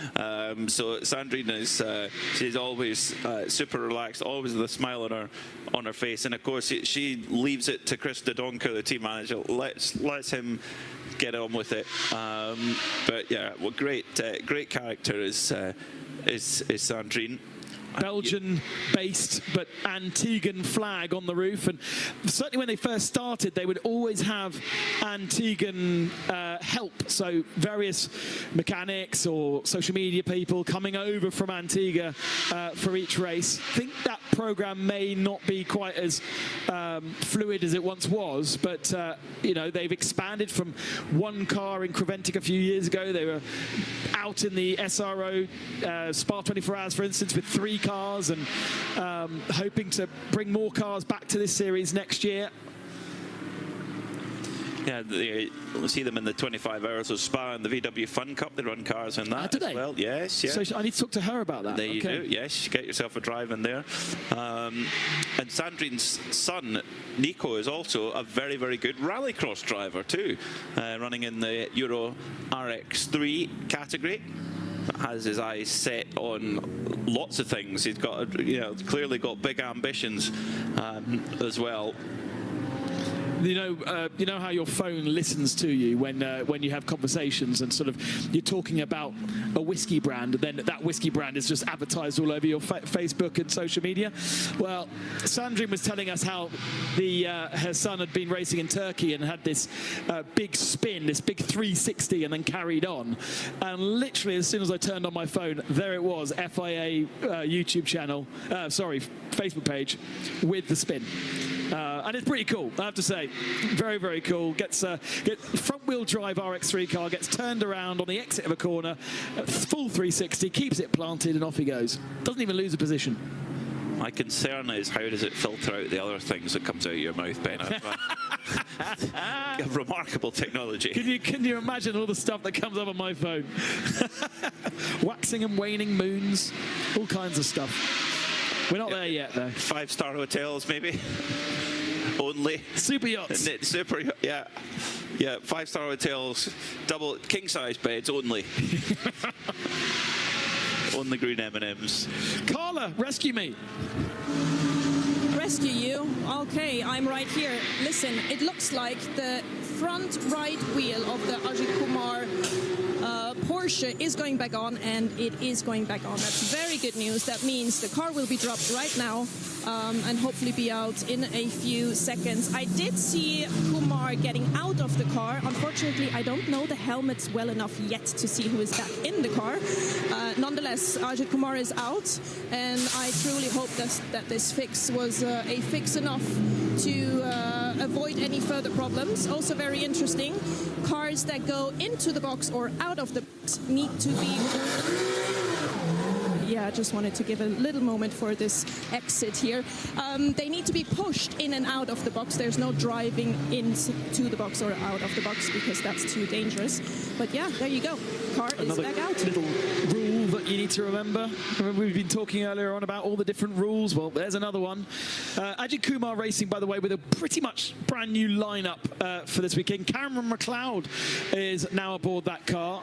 Gregory Servais has been in that car earlier. Hubban Ivan was the star of the in qualifying, and it's Ralph Populars, who is the 5th driver alongside Ajit Kumar, who has raced mostly this year with Mathieu Detry and Fabien Defoe, but those 2 Frenchmen are over at Seb Lejoux Racing for this 24 hours, and that's not the Ajit Kumar designed livery, although the rear wing and boot survive from the car that unfortunately was crashed late last night. So that is a Escuderia Faron machine, and just the boot lid from the original colours of the car.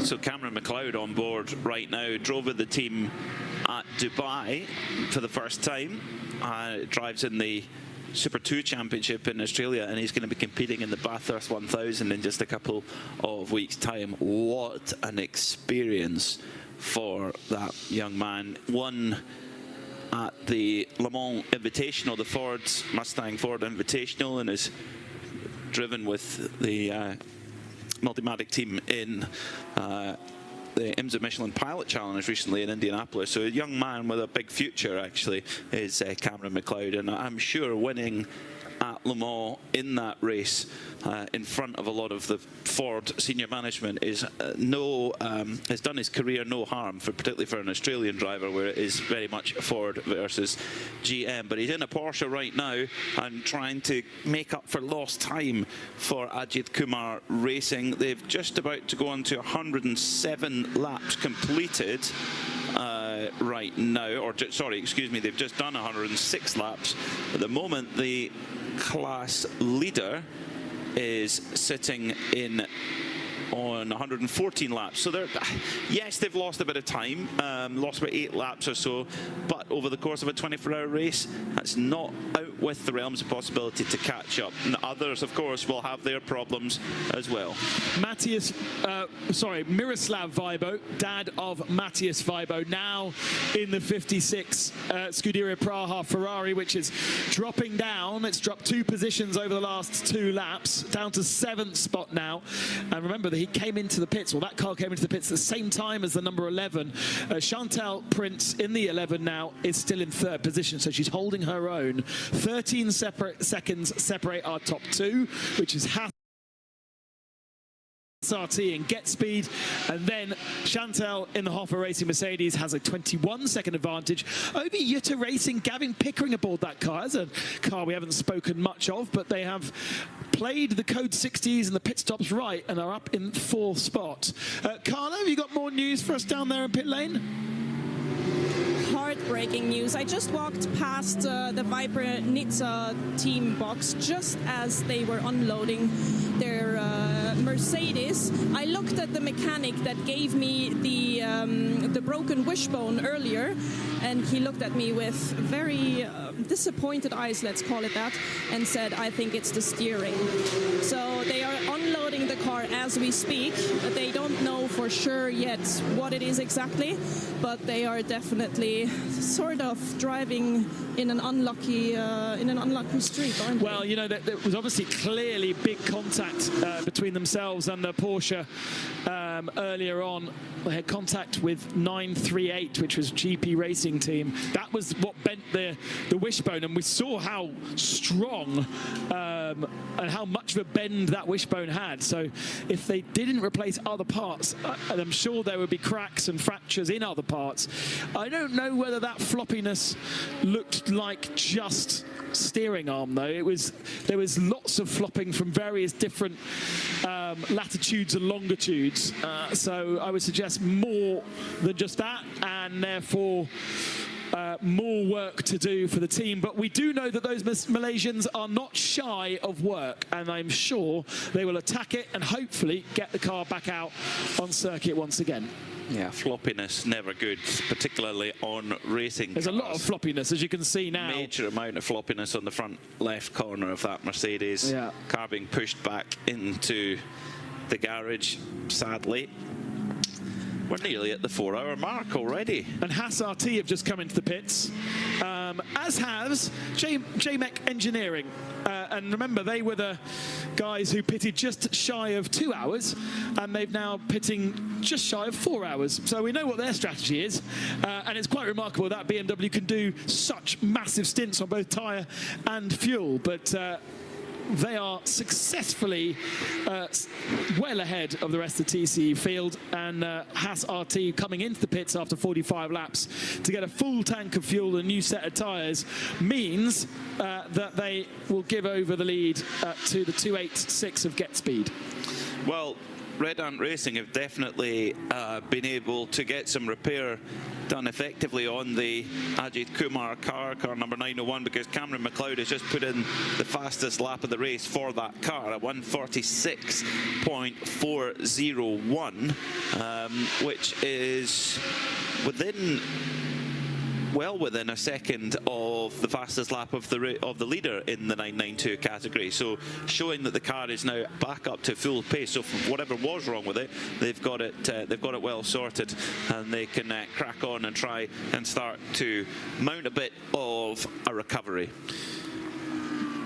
Watching out of my commentary box window, the pit stop for JMEC Engineering, plus 20-year-old M3 E46.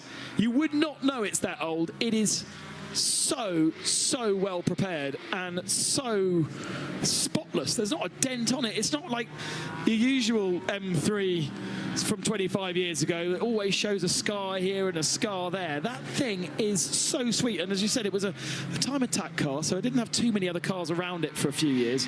But it's been racing as an endurance car for a few years. It has, yeah. It was originally what's called a Superlap Scotland car, which was like the Scottish time attack series, effectively. I also raced in a championship called Scottish Modsports, both at Knockhill Racing Circuit, my home track. Used to be owned by a guy called Ian Bonthrone, who, if you ever need an alarm fitted, he's your man in the Perth area. Okay. Yes. Good to know. He's as good. He's a very, very good driver. Very handy at the Nürburgring, actually.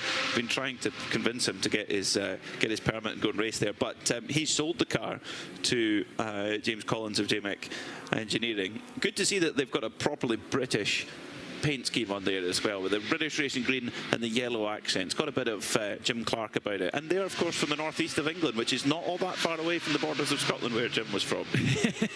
Tenuous links are everywhere. It's clinging on wherever you can find one.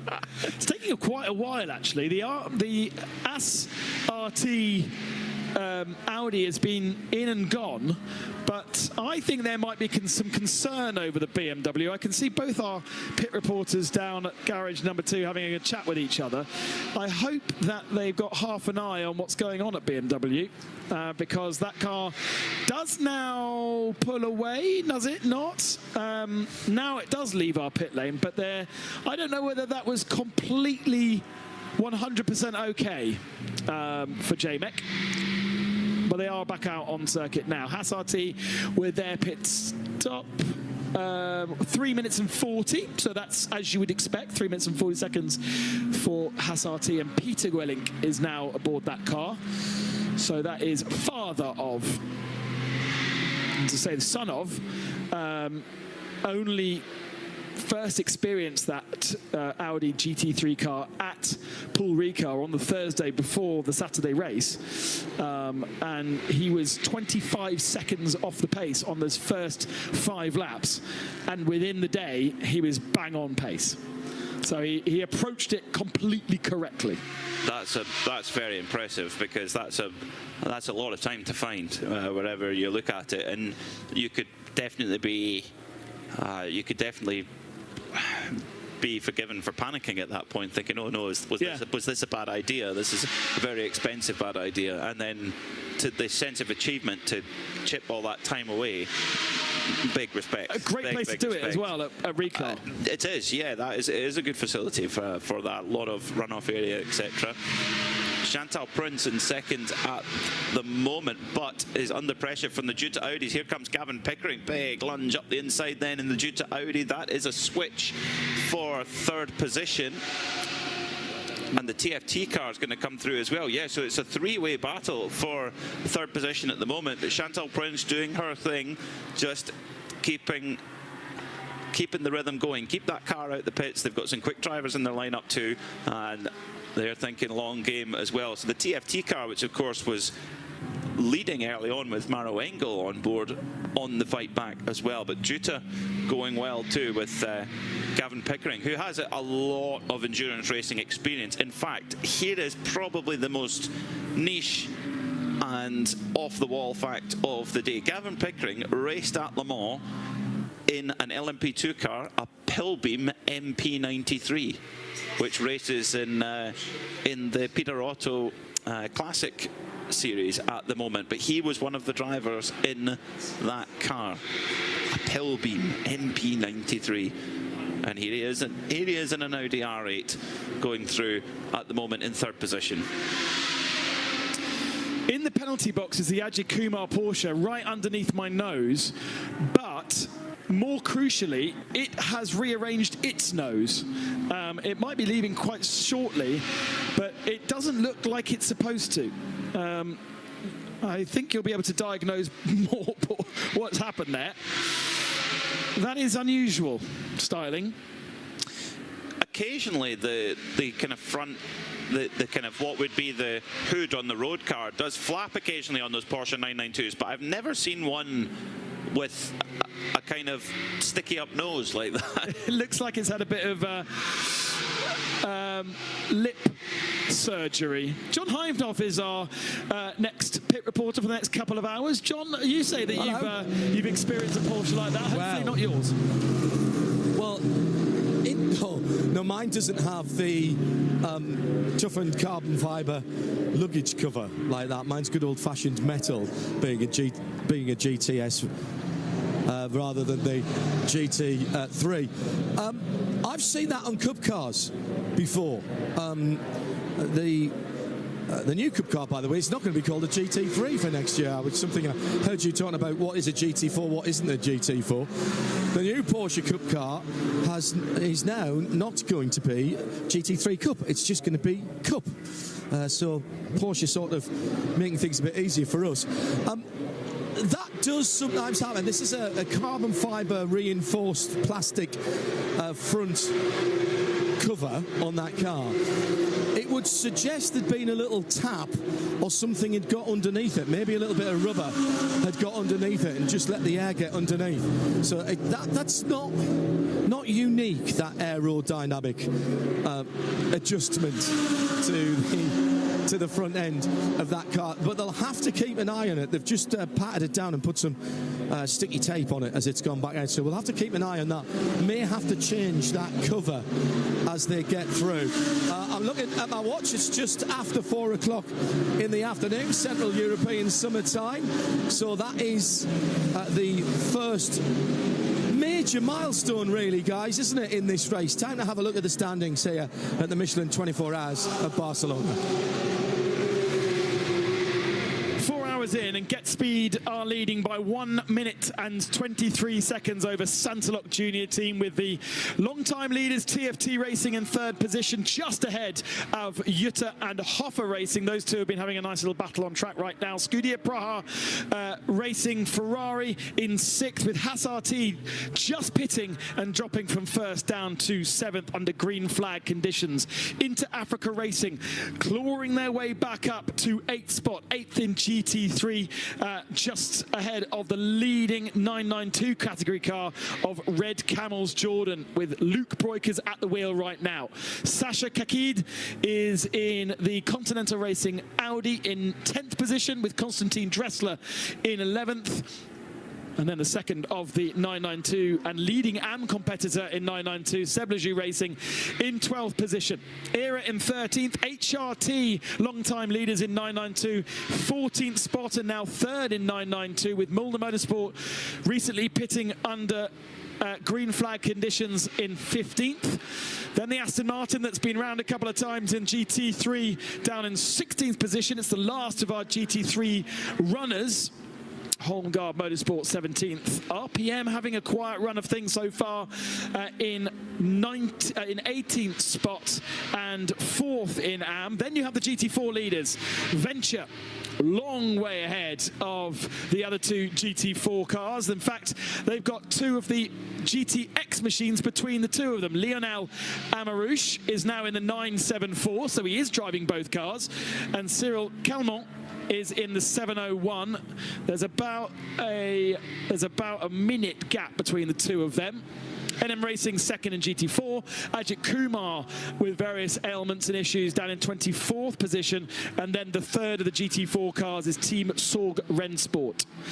Leading in TCE by 5 laps, the 25-year-old BMW M3 ish, 24-year-old-ish, with just 2 pit stops to its name, ahead of the first of the through Honda Racing Civics in 27th. 28th position is in the pits right now, the Viper Nisa Racing Mercedes, with contact early doors and damaged suspension. Red Ant Racing is retired in 29th position in their GT3 Mercedes.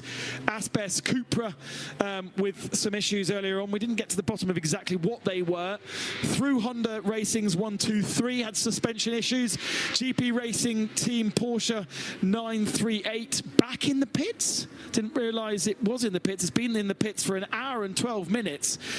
So question mark over what's going on with GP Racing. And then Aspes Porsche back out on circuit, the 111, but it lost a lot of time with a brake problem at the start of the year.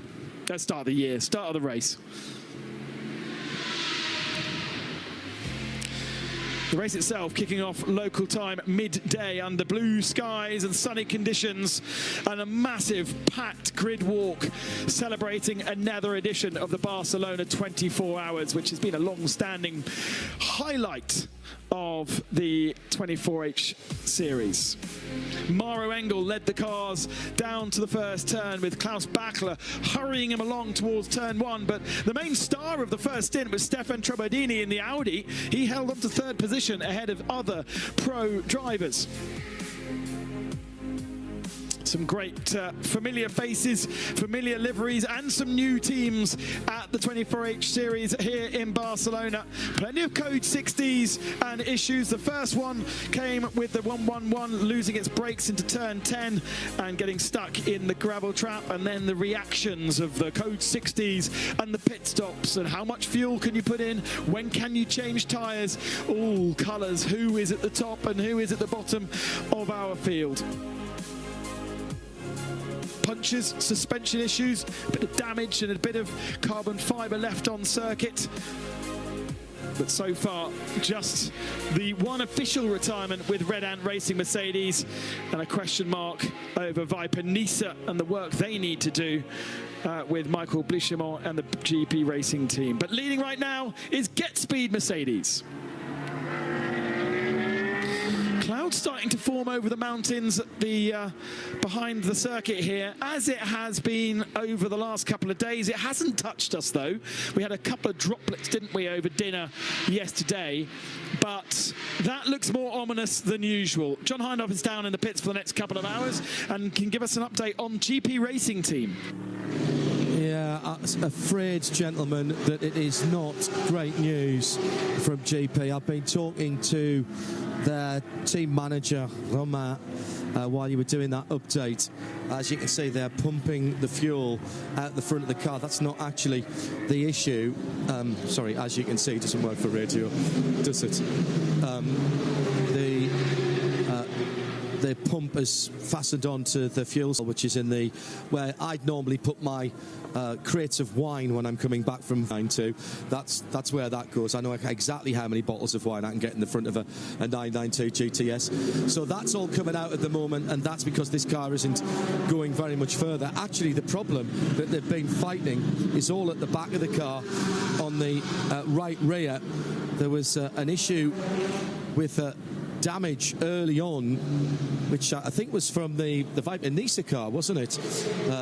Probably see my feet in there, and it's damaged one of the sensors for the ABS, and it's so far into the guts of the car, basically, that it's taking them a very long time to get it sorted. So I think what I'm seeing now is the realisation and the preparations for this car to be packed up. There is a driver with a helmet on just over to my right-hand side. So let's see if we can speak to this gentleman. I'll stick it underneath. Monsieur, ça va? Monsieur Tain. Yes, I do. No, you don't speak much English, that's okay. I don't speak much French. The car is done, it's finished. Is the car fixable? It's finished, or you can still race? No? No. Okay. We're not. He's not sure. He doesn't speak a lot of. I could have tried to do that in French, but he wouldn't have made it any better because he doesn't understand me French either.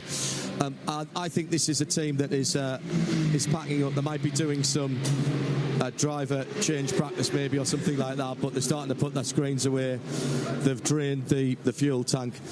Sadly, as I just said to Romain, their team manager, the motor racing is called motor racing and not motor winning, and the issue is that you've got to take the bad with the good sometimes, and unfortunately you can't win every time. Hashtag this is endurance. I'm not sure anyone's told Loic that he's not going any further because he's definitely still ready to get in the car. Maybe he doesn't speak the same language as any of the mechanics either. It's a French team. I know, yeah. And as you say, if they were draining fuel out, that definitely isn't going any further. Got no tyres on, but he has still got his helmet on.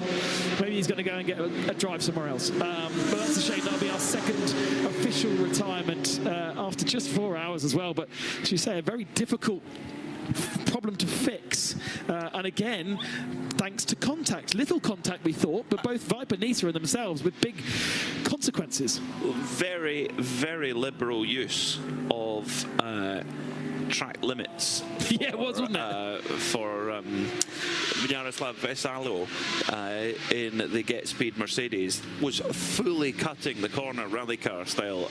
Even for a rally driver, that would have been a fairly aggressive cut of turn 10 there. He's on track with Miroslav Vibo at the moment, but battling on track, but that's not for position. Of course, there's running a couple of laps behind at the moment, so Get Speed looking good. So, you know, is there a bit of a pattern emerging? Are the Mercedes, you know, are they looking like the strongest machine? I mean, they've got 3 strong cars up the front there. Get Speed, TFT, Hoffer in the mix there as well. You know, last time we saw a Mercedes AMG win here at the Barcelona 24 Hours was all the way back in 2015. HP Racing. Whoops. That's the Escudo Faron. Pablo Brasilvero. Yeah, so 949. I was pausing because that's the same livery, of course, as the Ajit Kumar car. I know, excuse me, it's Pedro Miguel Lourinho. And he's just been round at turn 2, but he's back going again. It doesn't look like there's any damage. A replay shows us that, he was over, gosh, he was fast over the gravel into turn 1 and straight across the gravel and back out the other side. That possibly, the speed of that suggests potentially a braking issue because he was going across that gravel at some rate, but still facing in the right direction. This is the rear left is going down a little. I wonder if he's maybe got a slow puncture. I wonder. The rear left, the car, the right-hand side looks okay. Is the rear left causing a problem? That's one for the eagle-eyed John Hindhaugh to look at when he comes into the pits, because it definitely looks like something's not right, and the accident suggests that something's not right, but it is still moving and he's still going to get himself back to pit lane. So it's Escudo Faron who lent their spare car to Ajit Kumar. John, go back to yourself. Go back to yourself. Coming down to you. No, I'll go back to myself. That's very... I like that, Consti. That's very good. I'm going back to myself now. When I do the highlights, I will be throwing to myself. That's one of the funny things about being in the pit lane. That's a GP car going out. That was the GP racing car going back out. So they were obviously pumping some fuel out, but not all of it. And that driver, Loic, who was standing expectantly next to the car, you should see his name on the timing screen now, and that car back out. So the only thing I can suggest is, between my dodgy French, is that I got slightly the wrong story from Roman there, and he was saying it took him a very long time to get it sorted, but it did seem as though they were pumping fuel out of that rather than filling it. So, hey, it's out for the time being. Maybe they're just giving one of their drivers some laps and told them to take it easy, particularly if there's an ABS fault. I mean, you can drive those cars without ABS. Most of the series around the world run the Cup cars without the ABS. Porsche Carrera Cup North America runs ABS. There's some of the non-pro classes in Carrera Cup GB run the ABS. So I stand corrected to myself. That's okay, because in French the negative and the positive of the same sentence basically sound the same apart from a n. And if you miss the n, then you've completely got the other end of the sentence, and you suddenly think they're saying yes to a no. It's my excuse a lot living in France. Well, your reading of driver's body language, even helmeted up, was better than my interrogation of the TM. So that's one to next task, head down to Escuderia Fallon, because they are still on pit apron. They haven't wheeled the car into the pits, but there's definitely a problem with the Escuderia Fallon Porsche that's sort of midway down pit lane, and looking at the front left, I think. This is the 949 yes, car that you're talking about. Lots of pickup on the Michelin tyres. Yeah, they were off. They basically drove off line for the whole lap. Right. Well, as I am here and camera is here, they've either lost. I think they may have lost a brake pad, or at least had a brake pad drop out, maybe something like that. They're working on the front left Brembo brake caliper. They've got the spreaders here. In the meantime, they're doing the Michelin tyres. Driver has stayed in, so whoever it was who's brought the car in, I believe, has stayed in. And there's evidence of gravel and gravel rash down the side, and they are pulling out a set of brake pads. I think they've got a jammed brake pad, and that's what they're trying to pull out. Right, both brake pads are now out. The inside one is out. We're just waiting for the outside one to come out. They're going to have to put the old spreaders in to get that sorted, which they've now done. I wonder if something was caught between the brake pads. Yeah, both brake pads out. New set of brake pads going in on the left at least. So you said, did I not hear you say that it was a very odd off? Very fast. That they went. Yeah, I think they might have had something jammed in that left front caliper, and they're now putting the same tyre back on, albeit a little bit the worse for wear. That'll clean up actually as it goes through. Now, are they going to have to do? I'd presume they're going to do the other side pads as well. Yes, they are. They are. So they're going to repeat that on the other side. But the problem seems to be that they've got a jammed caliper. The driver being told to take his foot off the brake at the moment. So normally you'd see this done at a standard pit stop, or if it was more serious, maybe push back into the pit lane. But it is so tight, the caliper and the brake pads are so tight. Oh yeah, oh my goodness. That one that's just come out is pretty much down to the metal. That was the inside one on the right front. They couldn't even get the spreaders in to get those out, as some very well-used brake pads have come out. I don't know if we can get a shot of those, but there's not a lot of friction material left on those. So there you go, brake issues for that car. Bit of tape on the front. That's another car, I think, that's had the pop-up front end, because that looks exactly, the bend is exactly where it was on the Ajit Kumar machine. And now they're just going to finish that off, and they'll be back in the race. The driver will be told to clean off his tyres, I presume, before he goes out and starts. Confusingly, that is the car, is it not, that had the bonnet bend? Oh, okay. Because they look exactly the same as the Ajit Kumar car. There you go. Yes. And so in which case, I was absolutely right, because what they did was just put some tape along the front of it and stuck it down. I can see where they've bent that down. They're just putting the right front Michelin back on, and you'll hear any second now the air jacks go down. Any second now. You see, I said that and cursed him. Now they're briefing the driver, saying put it down on the ground. They're having a good look. They haven't fired up the 4-litre flat 6 as yet. Now they have. And go, go, go. Isn't that a sound of beauty? That it is, yes. Nothing quite like a Porsche flat 6. You always know when you walk into a circuit and you hear it and you go, yep, that's exactly what that is. Not that it's better or worse, Ben, I know where you were going with that, but you...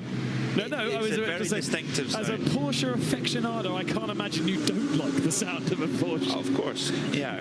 But it's been but then you can also, when you hear a 5.2 V10, when you're walking into the circuit, well, it's either a Lamborghini or it's an Audi, because they use, of course, the same. And the thunderous Mercedes as well. Yeah, that's a very distinctive sound. Just a thump it into the ground, isn't it? It's great. Talking of Mercedes, Jaroslav Vesalo, who is leading at the moment. 52 laps on his tyres in a Mercedes as well. We're talking about the balance of the Mercedes with that front engine over the front tyres, using and asking a lot of the front axle. 53 laps on the tyre, 36 in the stint, plus obviously a tyre that was already used in qualifying. So he was in the car, he got into the car at 3:11 and it's now 4:19. So any moment now, Jaroslav is going to be coming into pit lane. Well, we don't know if he speaks good English or not, but it could be interesting to find out how the tyres felt. John? Tyres, Ben, and the tyres. When would we ask that? Viper Nisa update. When Carla was coming out, she said you need to go and check the Viper Nisa AMG again, because although they'd felt like they fixed the wishbone problem, which was very badly bent, now I understand why it was taking so long to get out. Now, I do not profess to be a racing engineer, but the piece of equipment that is on the floor in front of me, I can identify fairly easily. That is a brand new AMG steering rack. Lots of play in the steering rack after that incident in the second hour, and so the guys have decided that there's no point in trying to soldier on with that. So the front end of the car is coming off, they're disconnecting the bottom end arms, etc., and that new steering rack, which has come brand new out of a cardboard carton, as if it's just been delivered by a well-known online company, which I presume AMG will do that for you. But that one is ready to go in. That is not the work of a moment, gentlemen, not the work of a moment, because then obviously they'll have to reset the front end up, the casters, the cambers, etc., string the car back up again and get that back out. But again, I'm going to mention that hashtag. This is endurance. These guys, at this point in the race, with just over 4 hours and 20 minutes gone, are not giving this one up. And they're in the shelter of their garage. The sun has gone over the top now. There's plenty of bottles of water out. They've got all the toolkits out, and they are elbow deep in replacing a rack on an AMG. I'll pop in later and see how they're doing. They were our Spirit of Race Award winners in Paul Ricard, having to build the car overnight into the race day after damaging it in night, basically qualifying. 124, which is not the Civic that had a problem earlier on, it's the other one, has also now had a problem. It looks like the right front axle isn't particularly happy on that car. It was the front left axle, wasn't it, on the 123? And yeah, it's failed. You can see it failing as he turned in to the penultimate turn of the lap, and it is the front left. So the same part of the car. Oh, what a shame for that crew. The American Honda Team THRW Honda Racing, a whole load of Honda employees from all across the company, across North America, who have come together with this effort with not one car but two, and they are being put through the ringer in this endurance event. And a front axle problem that could take a long time to repair. Now, at the moment, looks fairly dead stick, and the car cannot stay there. It would have to be recovered, which, of course, would trigger a code 60. At the moment, your race leader, Jaroslav Veselaho, has an hour and 40 minutes on his driving stint, so he needs to pit within the next 18 or 19 minutes or so. Otherwise, he will blow through his maximum stint time. But where is he? He's got 55 laps on his tyres, so he should actually be able to change tyres if there were a code 60. He would only be able to take 25% fuel, of course, but could take tyres, we believe. 123 is in pit in the fuel area, so they were able to fix the issues with the front suspension on that car and get it back out. But 124, for me anyway, from what I saw, it looks like they've had exactly the same failure. Oh, Haas RT facing the wrong direction. 21 car, Peter Grelink in 5th position in GT3, gets it back going again. But was that on his own, or was he helped? One of our race contending victors has led it in the hands of Ramez Azam earlier on. and gets back going without problem. But the 124 still poses an issue for race control. It's not far from pit in. It is at the the old F1 chicane, or the MotoGP chicane, or the chicane between the penultimate turn and the last turn. That's where he's parked. It's in a safe position, but will they tow him off to deliver him to the back of the garage, or will he try and get the car back to pit lane? The pit lane entry is just there, but it might not be possible with the steering as damaged as it is. Yeah, that depends, and also if it's front-wheel drive car, is there drive going to it? That's the other slight problem. Did well to get it well out the way of the racing line. Might be able to be dealt with yellows, or we could see a brief code 60 potentially. At the moment, the Get Speed Mercedes is marching on with Jaroslav Vetelaho on board. Like we mentioned, getting towards the end of his maximum stint length. You have a maximum stint length of 2 hours, and the rest time must be 50% of whatever your stint was. So if he went all the way up to 2 hours, he'd have an hour of rest time before he can get back in the car. But with the number of drivers they have in the roster, that shouldn't be too much of a concern. A lot of teams go with 4 drivers, or indeed even 5 in some cases. For that car, the number 286, that car has 5, so they are well catered for in terms of drivers. Now 56 laps on those tyres. The stint is well over the hour mark.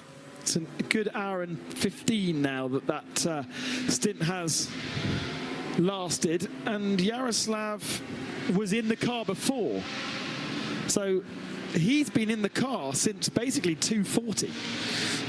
So that is coming up to a 2-hour full stint for him as well.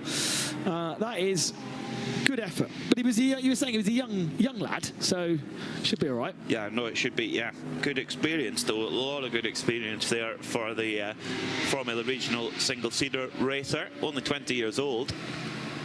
Good to see him getting that opportunity. As a little bit close for comfort between 2 cars not in the same class. A 992 car of Scuderia Faron and the number 73 of Konstantin Dressler in the Proton Huber GT3 machine. Now we have the 2 leading cars on track right beside each other, but there is a lap between them. The Get Speed Mercedes AMG and the Duta Racing Audi of Gavin Pickering. Now Gavin Pickering's a little bit earlier into his stint than Jaroslav is, so is there a closer battle than that particularly sounds? John Hindhaugh down in pit lane. What have you got for us? Well, I had, up until about 10 seconds ago, a completely empty pit lane.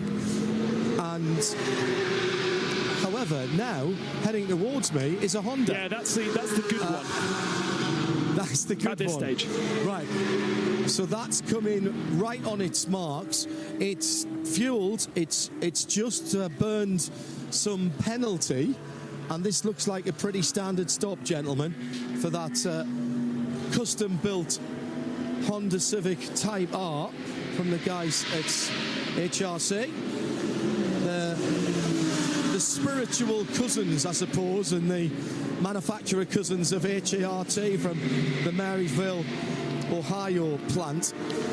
And if you get a chance, by the way, look at the headlights on this car. We talk about how this car is absolutely custom built. Look at behind the headlights. Here, I'll get Seb to have a look, because the car itself has got standard headlight apertures, but inside there is it looks like they should be on a soccer stadium. They actually look like floodlights behind there. If you had Subbuteo when you were a young lad like me, they look like the Subbuteo lamps, but of course they're all high intensity lights. So when we say this car has been custom built to come and do motor racing, this is the sort of attention to detail we're talking about. A bonnet that has the louvres going in the right direction for the airflow, that's all carbon fibre, all Type R running gear, all into the 5-door shell. And do you know what? That is a thing of beauty, the way they've put that together. It's fired up. The 16 valves are all working in harmony, and out it goes. Now, I'm going to, now we've cleared that, try and speak to the team manager and find out what's going to happen with the other car. If you just stay with me for a second. Can I have a quick word? I was just going to ask you what was happening with the other one. What's happening with the... Sorry, what's your name, sir? I'm Brian. Hello, Brian. I'm John. Right, Brian. So, this is not the same car that had the suspension issue earlier on. Is this the same issue on the second car? No. This is a car that had a contact earlier, and we had to change some suspension steering links. Now the other car has got some sort of failure. We don't know exactly what. They're going to bring it in on the tow truck, and we'll figure it out then. I just want to say, our listeners and viewers are loving this effort from you guys. I know it's a huge logistical challenge to get over here, but please come back and see us again, because we're loving seeing these cars. A huge amount of Type R fans out there. All right. Well, thanks so much. We're glad to be. We'll let you get on with it. So there you go, guys. It is definitely the other car, and it's not necessarily the same issue. The first issue caused by contact. This one, at least for the moment, the driver's not fessing up to any contact. That story may change, I feel. Leader in. The 286 Get Speed Mercedes is in fuel. It'll be there for a good couple of minutes before it can get down to pit lane to John, who's teeing up to have a go at doing an interview with Yaroslav, because the car has done 58 laps on its tyres, and Yaroslav's done just shy of 2 hours in that Mercedes with not huge endurance experience. It'll be interesting to see how he felt and how he got on, and we'll definitely go back down to the through Honda racing team and get a bit more of an in-depth detail into that construction of the team and how they work and what these cars are, because as John was just saying, they are. It's great to have something new to talk about. We always get excited when we see something a bit different come into Creventic, and it happens quite often, doesn't it, Peter? FYI, it's Andres Latour getting ready for the Get Speed. Sometimes we've had those V8 sort of silhouette machines come and join us. Obviously the Vortex is now a mainstay, although it's pretty unique. We had a Ligier in Paul Ricard, which to everybody's eyes looked like a prototype, but it was entered into the GTX class. That was kind of fun. And now we've got these bespoke built Hondas, and of course with BMW, which is pretty cool to have too. An E46 BMW M3 is very cool, especially one that's raced at not killed too. That gets big thumbs up from me. We understand from the pit lane that the former race leading Get Speed Mercedes will be switching out. Yaroslav Veselaho, and in will get Andres Latour, who is the fourth driver in the rotation. Driver with experience in the Asian Le Mans Series and indeed the Michelin Le Mans Cup as well. That car is currently sitting in fuel, so it'll be coming in to get serviced. That means then that Gavin Pickering for Duta Racing, Audi with the Circle K sponsorship, goes up to the lead, and Stuart White in the Into Africa Racing by Dragon Ferrari is up onto the podium also.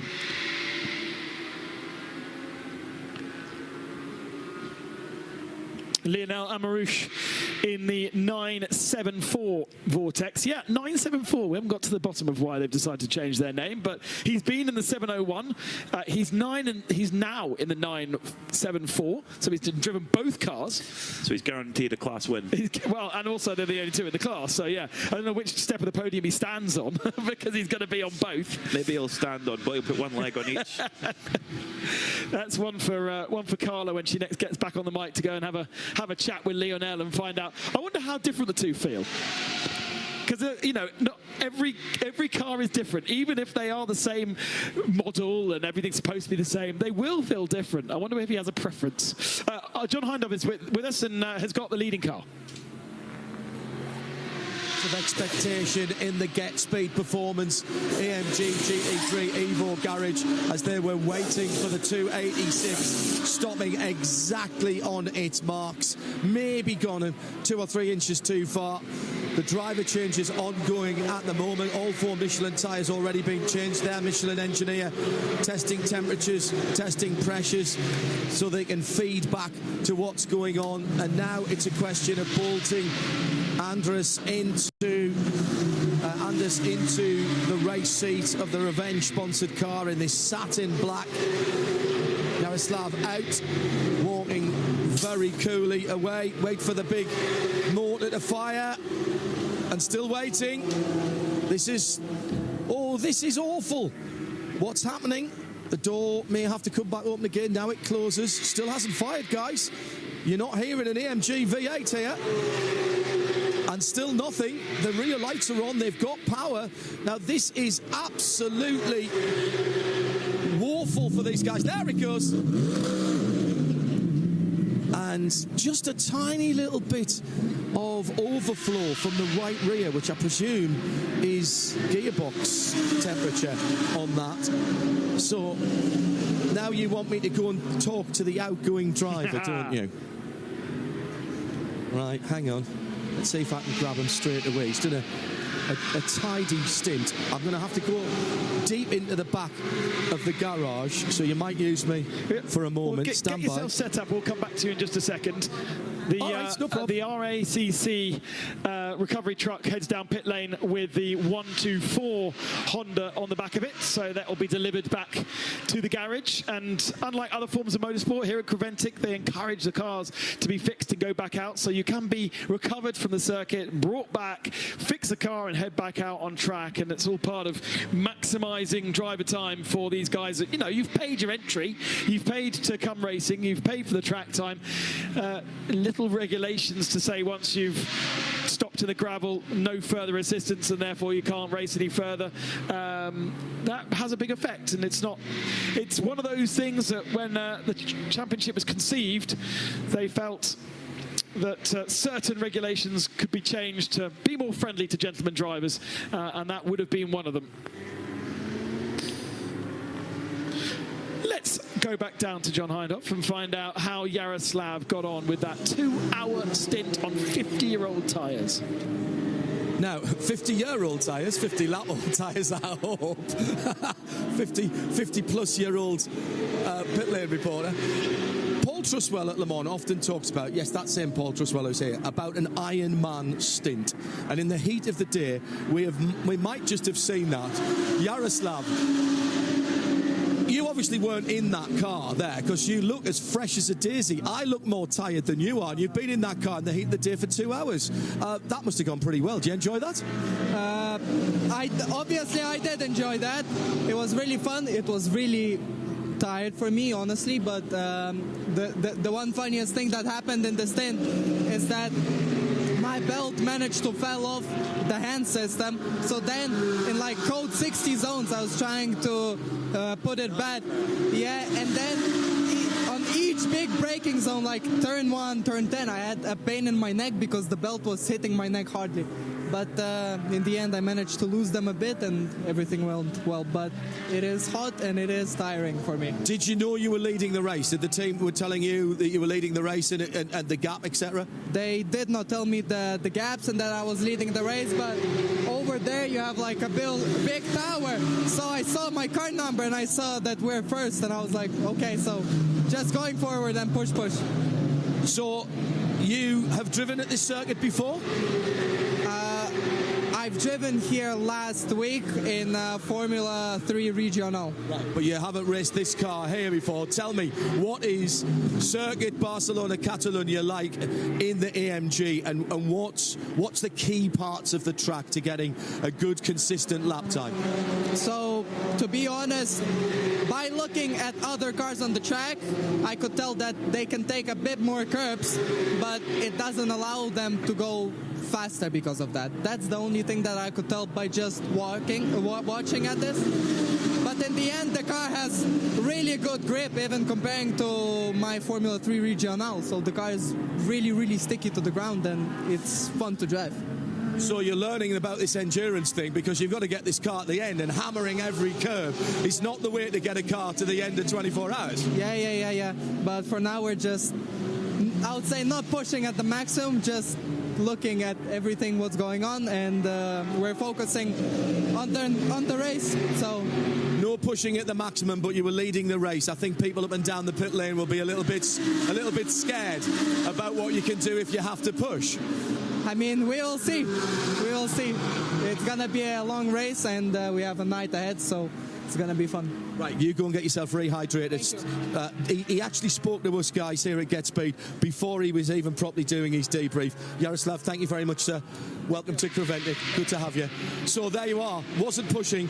Team didn't tell him that they were leading the race, but he had the extra mental capability at 180 mile an hour nearly to check the timing tower going into turn 1 in one of the hardest braking areas on the circuit and go, oh yeah, I'm racing. Different breed, these racing drivers. Their brains are clocked at a different speed. As you said, John, the freshness of a guy that came out of a car after doing nearly 2 hours, and the brutality of hustling that car around of 50 old lap tyres. That was mega. That was really cool. They dropped down to 9th position, by the way, with Andres Latour in the car. We've just seen Konstantin Dressler get round them, but my lord, his attempt 1 lap before around the outside of turn 3 got me clenching. It was very, very close to being a massive accident. It's now got past a lot cleaner, and Latour is just trying to get himself up to speed, but every time he does so, he gets bombarded by somebody else. Axel Jeffries trying to get past. Here's what I just mentioned. Look at this. Into turn 3, kind of go round the outside, but he's going to be on the dirt now, and all of a sudden, the Porsche says, no, it's way too dirty here, and very, very lucky to hold that. Did well, did Konstantin Dressler. Former winner of the ADAC Polo Cup back in 2007. So obviously knows where to make adventurous overtaking manoeuvres. But yeah, the former leader, Andres Latour, in that Get Speed Mercedes, has got Axel Jeffries all over the back of him, as you mentioned, Ben, that Ferrari. That's a pretty rude awakening to your stint. Meanwhile, Chantal Prince in that Hoffer Mercedes, just going about her business, quietly, safely clicking off those laps. Now, Peter Gwelings is going to try and nip past here as they come out of turn 3 and 4 into turn 5, and through goes Gwelings in the Haas Audi. So that's for a 2nd position, but again, at this stage, just simply about clicking laps away. That's all. But what it shows to me, Ben, is that there are so many different cars that are in the hunt for this win, because Get Speed have had a turn at the front, so have Jutta, so have Hoffer, so have Santalok Jr., so have TFT, and they're all still there. They're all pulling off the laps, and you could really throw a dart at the board and pick a winner here. John, back down to you. In this busy 20 minutes or 40 minute session since we went through 4 hours, I'm down at the Honda Civic Type R garage. Jeremy Lucas is with me. Jeremy, you were in the car. It's come back on the back of a flatbed. You were so close to getting it into the pit lane. This is the 2nd time we've seen a car from this team with a problem with the left front. What's happened? Well, the first time was contact with a Porsche, so that was not mechanical related for an issue and our issue. On this time, I'm pretty sure the control arm broke. We've never run on slicks before, so I suspect the extra grip of the slicks is a little bit much for the setup that we have. We did crack a control arm yesterday, so this was the spare. So I don't know that we have another option to keep going, but we'll try. But I think it seemed like it was dragging under the car, so I think the control arm, this part is probably pretty well toast. We might try and weld the old one and put it back on, but yeah. So no contact or anything, just going in turn 12 and felt it give way and pull to the right. Is this where we've got to put out a request to anybody near Circuit Barcelona, Catalonia, who's got a Honda Civic Type R that we need a left front control on? It's actually not a Civic Type R part that's on the car. It's a base Civic Type part, and we did already ask at the local auto parts store, and they said it was too new to have any parts, and the dealer, I think, his parts department is closed today, so if there is another part available somewhere, that would certainly be helpful. Left front control arm for a base Civic. Right, so anybody who knows a Honda dealer in this area, what's that, an FK? 26. It's an FL5 car, but we're running the base Civic 11th gen suspension, so 21 and up Civic. Okay, we'll put that out there, and if anybody can go and unlock a Honda dealer on a Saturday afternoon, evening, hey, look, we'll try and get you back in the race if we can. And by the way, if there's anybody here who's listening who's got a base Civic, it's in the car park. Can we please borrow a left front control arm? And we'll be eternally grateful. Tell me about the experience, though, so far, because we've been chronicling this. I was saying to your team manager earlier that the Type R has such a global following, and for you guys to be here with these cars, it's outstanding. So tell me a little bit about your experience up until this point. Well, it's been great to come here and run with Conventec. They've been super helpful with getting us through the process. It's all very strange to us. This is the first FIA event that these cars have run. That was a whole process because FIA certification doesn't really exist in the United States unless you buy a manufacturer-built homologated car. This was not that. We built this ourselves. So we've previously run this car with good success. We've won our class at the Thunderhill 25 in California, and so we wanted to come try something a little bit more challenging. And the slicks is maybe a variable we didn't have enough time on. And you guys, much like the guys I commentate on in the IMSA Championship from Hart, H-A-R-T, from the Marysville client, you guys are all Honda employees pretty much. Exactly. It's the same thing. This team is out of the West Coast, and they use the name Team Honda Research West, but it's just like Hart in that it's all volunteers. We actually have people from 4 different areas of the country coming together for this event. We have people from California, from Ohio, from Georgia in the Atlanta area, and people from the plant up at the factory in Canada. And so what is your normal day job for Honda? Are you allowed to tell me, or are you in the secret squirrel skunk works? I actually just recently transferred to HRC for the new performance parts line, which is production-based parts meant for licensed street cars and trucks. So I've got 26 years of production car development experience and moved over to HRC to bring performance parts to our street car trucks and customers, because HRC has only ever been race-only programs. So I'm one of the team that is starting the new production-based program. And the thing is, you're actually learning things here for your day job, because now you know if anybody starts slapping slicks on to go and do track days, you're going to have to start thinking about that. Yes. We actually have some testing in the production car program for sticky tires, but it's kind of more at the R-comp level, not slick level. So like in the US, we use Hoosier A7s, right? So maybe that's like a little bit stickier than a Michelin Sport Cup. It's a little stickier than that. But we actually do that test in the U.S. on our cars to make sure there is margin. This is one level of margin more we need to do. Jeremy, I'm sorry I'm talking to you in the circumstances. No Over there's a banner that says Honda, the power of dreams, and these are the guys who deliver it day in and day out to the street car, the road cars as we would call them in Europe. And if you think there's not passion in a big company like Honda, think again. Jeremy, thanks for talking to us, man. No problem.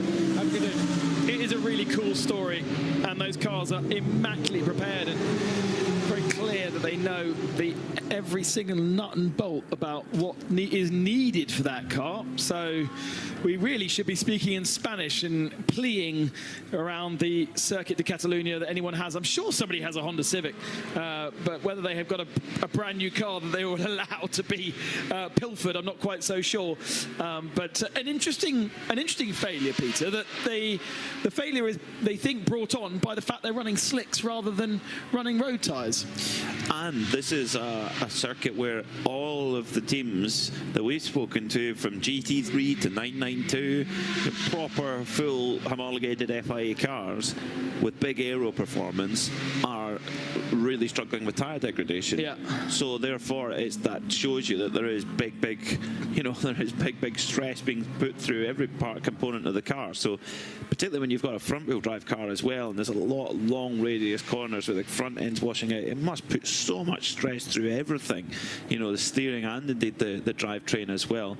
really, really tough on the car. But what a learning experience for them. And maybe, well, again, when they're racing back in the United States, they can think, well, actually, now if we want to run slicks, we know now that we've got to beef up the front end. Maybe they need to go for the Type R part rather than the standard Civic part, maybe. But there's maybe a cost consideration there, maybe.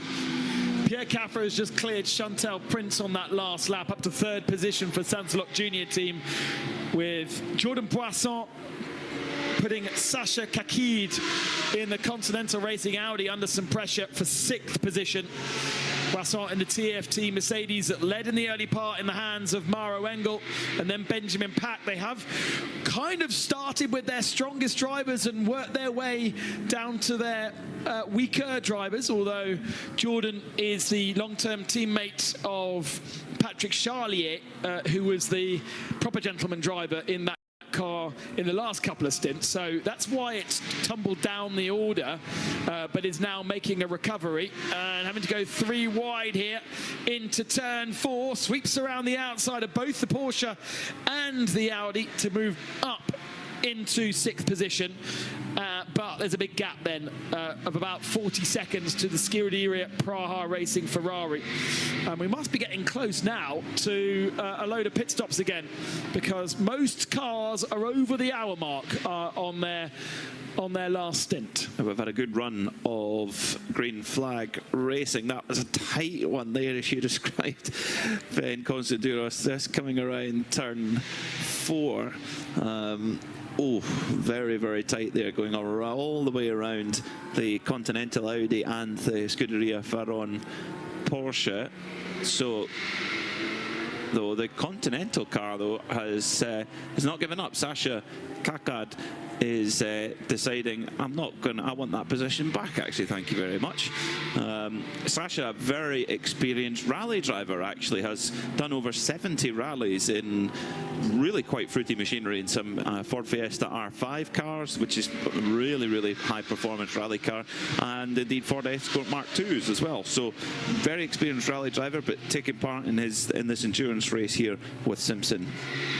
Gavin Pickering from the lead of the race in the 71 Jutta Racing Audi, up thanks to the way that each driver has taken their stints, and brings that Audi into pit lane, firstly to fuel, be a proper 3.5 to 4 minute stop, and it will put Haas RT back into the lead. They are slightly off sequence.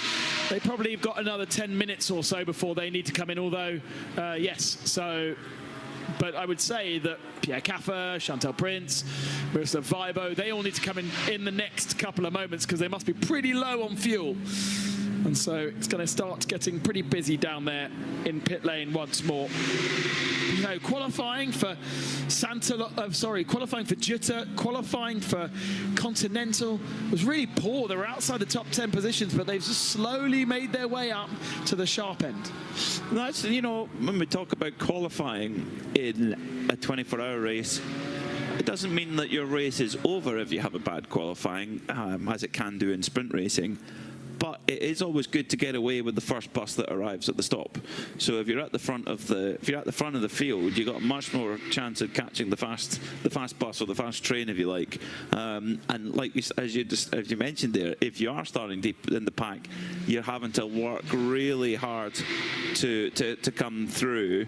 Now, our one team that are on a crest of a wave right now is the JMEC engineering team, which at the moment they have a lead of nearly 20 laps in their category already. It's Stephen Cheatham clicking off those laps at the moment, and we've got an update down in the pits. Guys, in the old days you would have had to say put up 888 on CFAX for subtitles, because there's an awful lot of northeasterners in a small area here. But the guys, we're not saying anything about the car because it's all going quite well at the moment. However, there is a member of this team who is not here at the moment because he didn't look at the calendar properly. I had to be careful what I said there. And he's at a wedding at the moment. Why do you have a wedding that you go to in the middle of the motor racing season is the first question. Secondly, you're missing 22, 24 degree sunshine down in Barcelona. And the lads are missing Stephen Hastings. Now, however, he's not missing them so much, A, because he's having a drink or two at the wedding, and B, he's tuned in on his phone at the wedding. Can you believe it? This is the power of Creventic. So lads, have a quick 1, 2, 3 cheer for Stephen, who's toughing it out. I'm sure. Where's the wedding, by the way? Do we know? I don't actually. I think it's in the northeast. I think he's around Newcastle area, as far as I'm aware. I don't know exactly, but should still be here in Barcelona with the boys. Should be here in Barcelona with the boys. Let's have a big cheer then for Stephen in 3, 2, 1. And by the way, before anybody asks, we've put our cultural and religious beliefs aside between the red and white and the black and white that's here, because once you get this far away from home, we're all just from the northeast, and everything else until the derby comes around. Thank goodness we've got the derby back this year. Everything else is put to one side. Keep up the good work, lads. Go well. Have a good day. Stephen, you're an absolute loon, mate. Oh, good God, get that away from me. Get that away. Oh, I'm burning. There's a black. I tell you what though, if you're gonna bring a barcode shirt out to me like that, right? I'm glad to see it's got a proper blue star on the front when you had a proper sponsor. That's all I'm saying. Somewhat controversially. Thanks, guys. So how about that? At a wedding, missing being part of the team here, but still tuned in to the lads who are down here from the northeast. For those of you that don't speak football or indeed English, that was a football reference over the last couple of moments. I speak enough to understand that, but apologies to everybody who is in Everybody France in the northeast knows that. and India and Florida. You're all checking in on the chat, which is really cool. You may not have completely understood what was going on there, apart from the fact that somebody's at a wedding and not on a racetrack. That was the bit I got. Yeah, that was the bit I got. Yeah, and also I hope at that wedding it's not a proper wedding unless those who are wearing ties take them off and put them round their heads at the reception. It's not a wedding party unless you put your tie around your head. Have you never done that? Do not tell me, Ben Cosjuris, you've never put your tie around your head at a wedding. Take the clothes off. Well, it's more highbrow than that. Wow, I was not expecting that. Dearie me. Need that mental picture, Mr. Constantinos. It's a Newcastle wedding, man.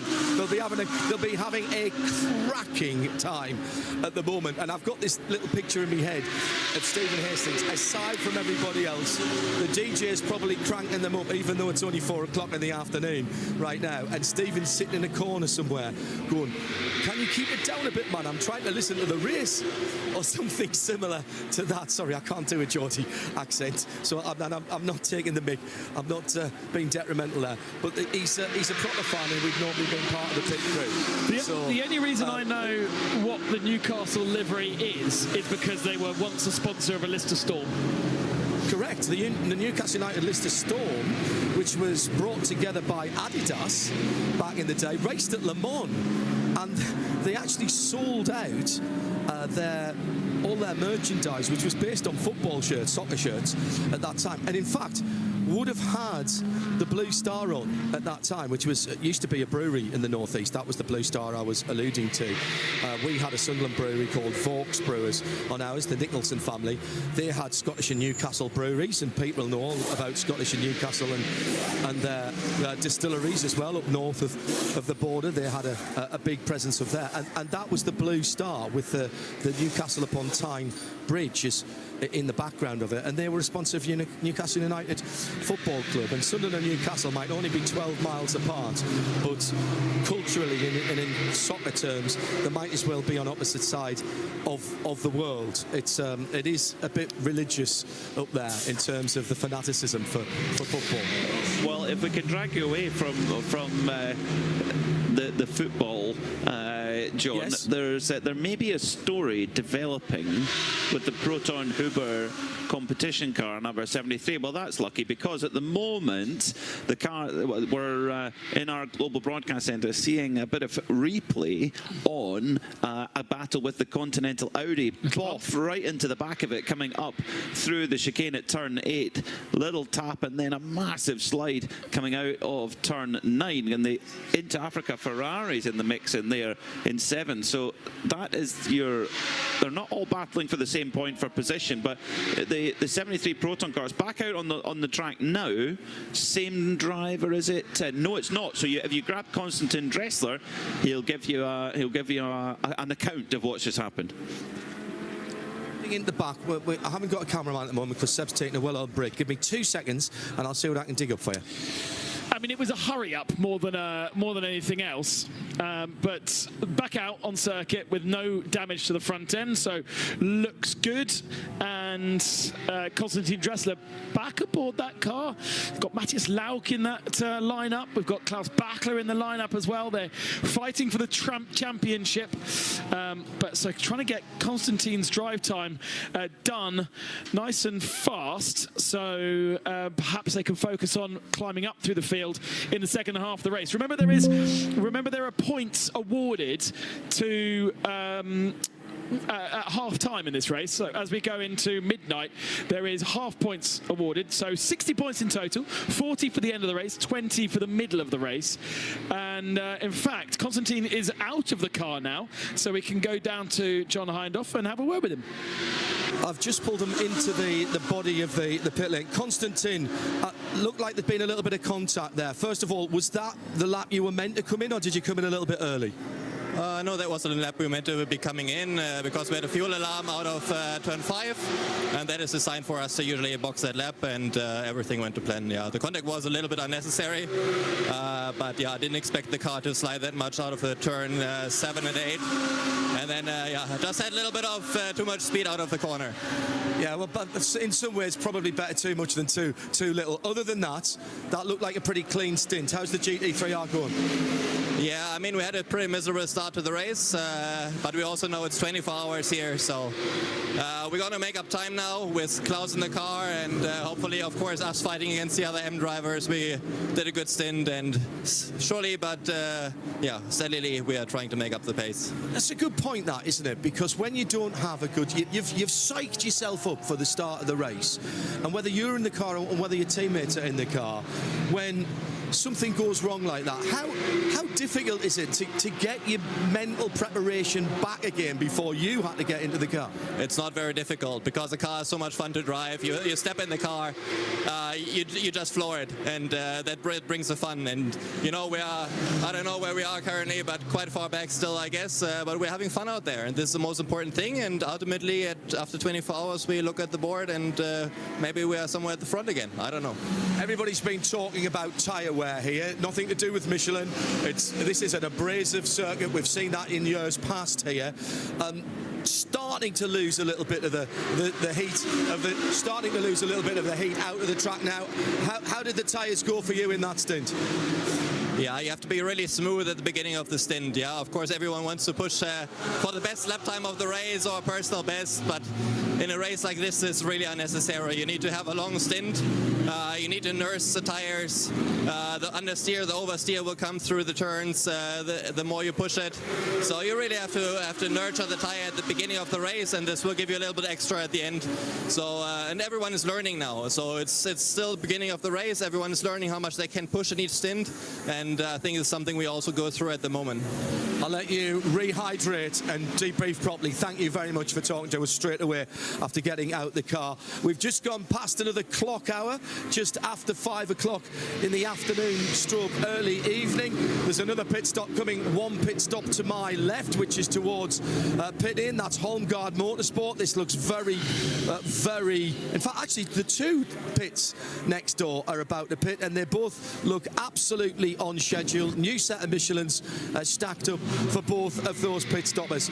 Konstantin, I hope you could hear, even with everything that's been going on with that Proton Huber competition car, he had a massive smile on his face. Another guy who's well over 6 foot, just loving driving that GT3R. Lots of pit stops due. That's why we're getting lots of pit stops. In fact, some of these guys are managing to get over an hour and 20 minutes. Jordan Boisson in his Mercedes for TFT Racing, yet to pit, but done an hour and 20 in his stint. Pierre Caffer the same. So they're really able to stretch the fuel from their cars, and therefore the tyres are having to do the work as well. Those leading two cars, 47 laps on a tyre to them. We do need to find out which car was it. There was a car that had done so Cyril Gamont in the Vortex has apparently done 67 laps on his Michelins, and there was somebody else, I think it was a Cupra, that was registering something like 96 laps on its tyres. Whether that was right or wrong, quite sure, but it would have been remarkable. The rears may have done 90 odd laps because they're basically just supporting the rear bumper from scraping along the ground, but that's true. Don't laugh, it's true. The front wheels do all the hard work, and you know when you've got a brother, one does nothing in the family and the other one does everything. It's a bit like that. I know exactly. My brother's the rear tyre and I'm definitely the front tyre. Peter Snowden's back with us. I'm laughing with you, Ben, obviously, because I think that's a brilliant description. I've got car designers the world over gasping or spitting out their coffee or tea or whatever they may be drinking at the time of, like, basically the job of the rear tyre just to stop the bumper dragging along the ground. It's just like an insight into automotive design. Fantastic. I can see Marek Reichman at Aston Martin sitting there going, yeah, that's true, that's what we do. To be a little bit more serious for a second, I was actually amazed in my World Touring Car days how much the rear suspension is engineered to help the front end of the car. How much that when you lean on that rear suspension, it doesn't just sit there, it starts to turn and it starts to fold to help the front end round, and the more you lean on it, the more it helps. So Matt Neal was very good at educating me properly rather than me just being that stubborn sort of oik. Now, I'll make it a very, very brief of one of the greatest racing car designers ever, Patrick Head, years ago recounted the story of Frank Williams, with Nigel Mansell, and just apparently Mansell was out testing at Silverstone. Copse Corner was a flat-out corner. It was the first corner of the pits in those days, and apparently Nigel would give absolutely no feedback back to Patrick Head as to what the rear of the Formula One Williams was doing at the time, to the point that Patrick would despair because Nigel would focus on the front and tell him exactly. And eventually Patrick said, why don't you ever tell me what's going on at the rear of the car? And apparently Mansell just looked at him and just went, well, it's attached to the front, Patrick, so it's got to come with me, hasn't it? He just very good. Can't argue with that philosophy. I'm not sure it's necessarily the best engineering solution, but I can imagine Patrick Head just going, oh, really, and despairing. I think there's a bit more to it, certainly in a 24-hour race.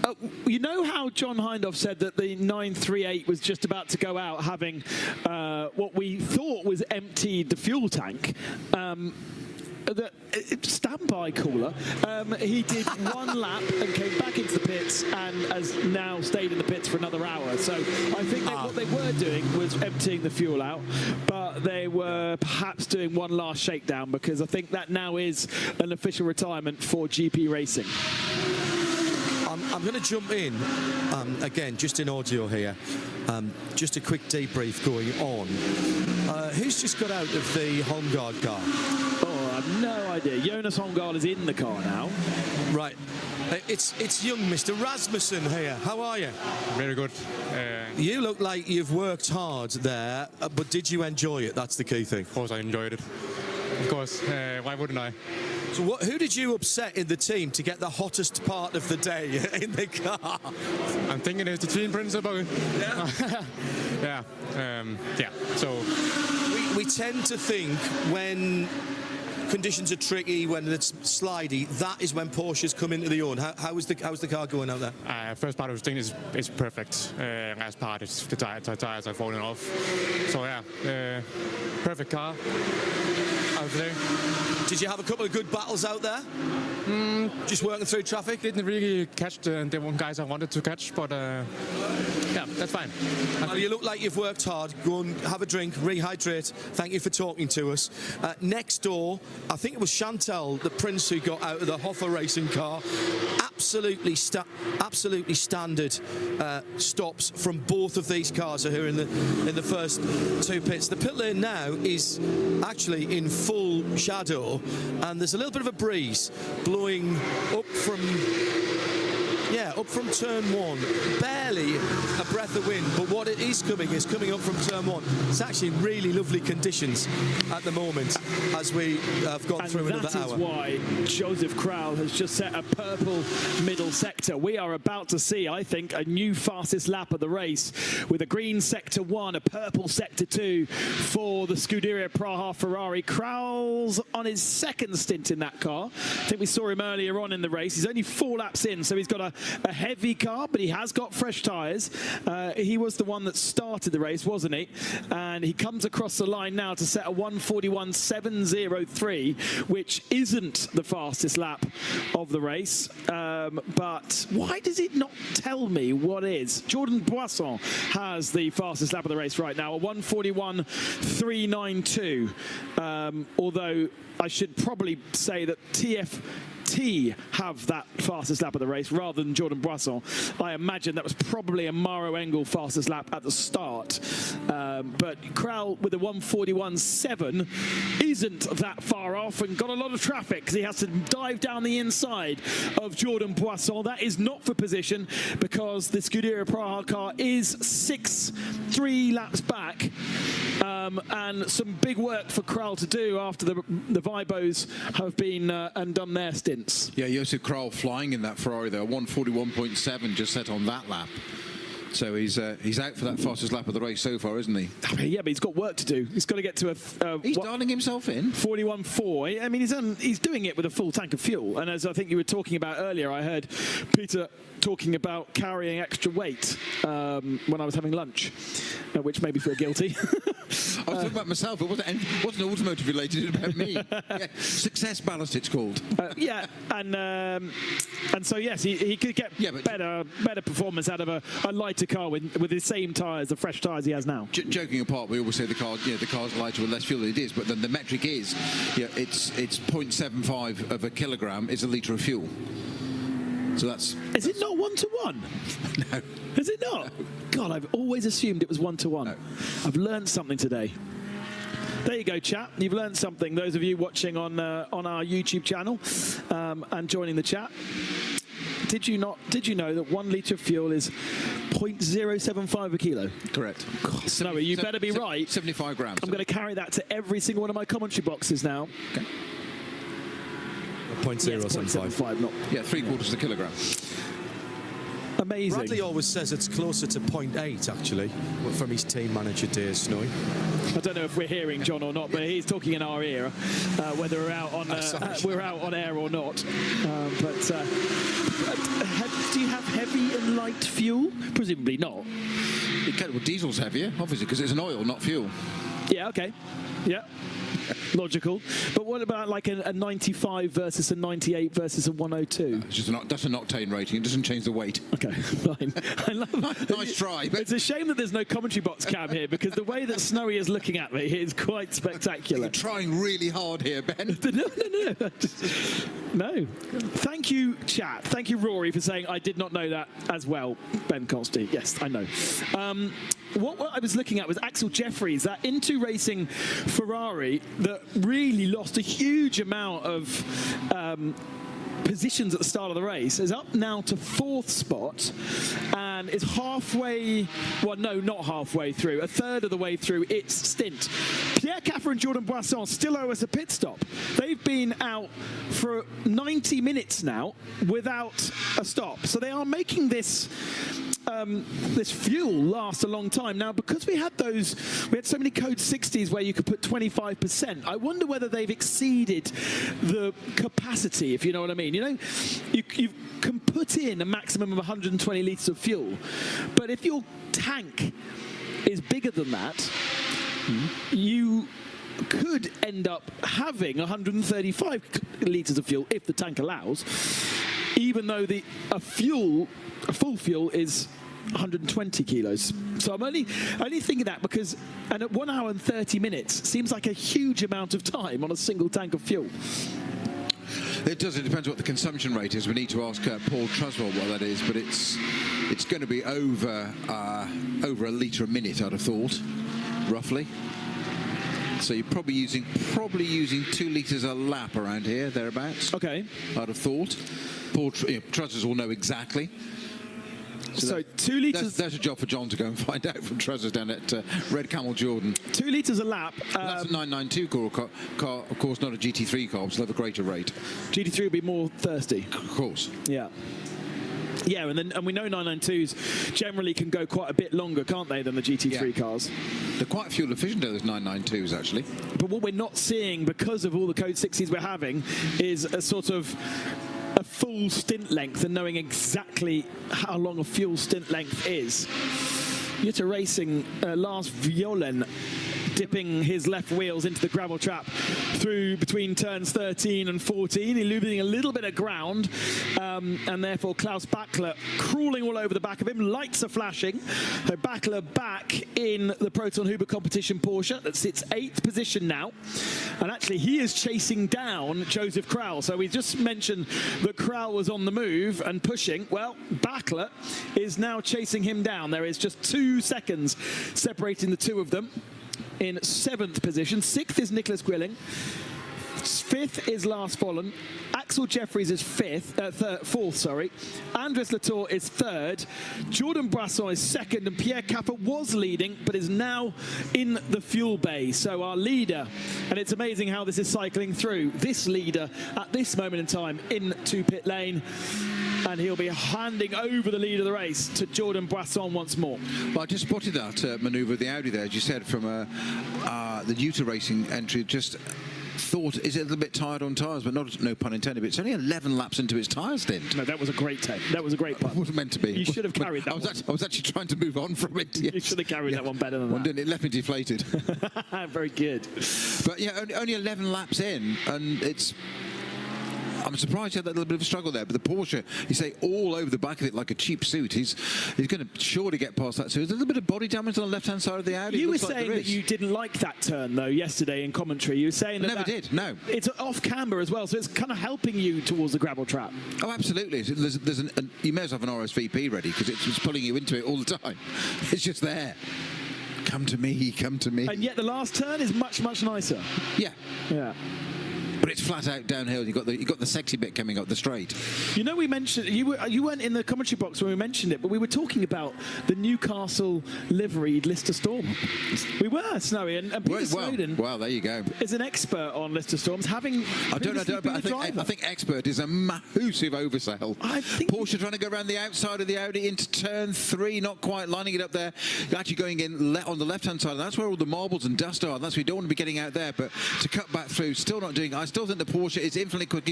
That's it, up the inside at turn 3. You got the job done. Don't get excited because he's only unlapping himself. It's not well, yeah, but it's important as a driver. That's important. Unlapped yourself, you're no longer a lap down, you see.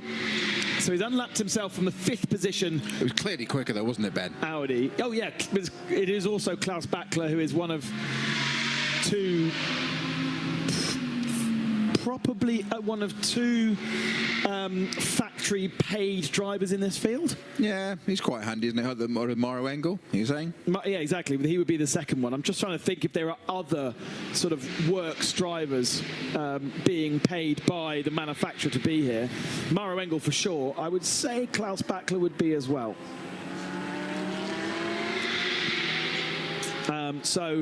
Yeah, we covered off the Newcastle Brown Ale Lister Storm.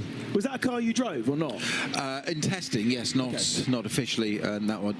But yeah, it had various disguises in those black and white Adidas, Newcastle United Football Club, mad cow disease. I am not joking. I don't understand. That's a disease. How is that a response? It was something to do. Oh, you're going to make me look it up now. We're trying to do a good job on air for 3 hours now, isn't it? But it was something to do with the eradication of mad cow disease and promoting awareness, exactly that, and understanding of it. But it was genuinely, and even we thought at the time, only Lawrence, who owned the team, could do that. Lawrence Pierce, that was.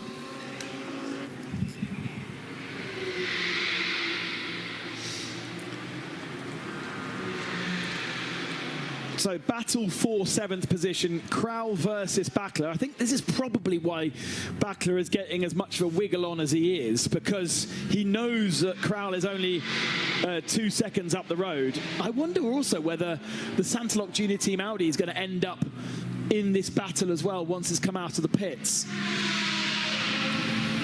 It could well drop right into the middle of it. We've still got that car in pit lane. It's actually been in pit lane for over 4 minutes now. That's a bit of a concern, because usually pit stops are about 3.5. Quite sure where John is at the moment.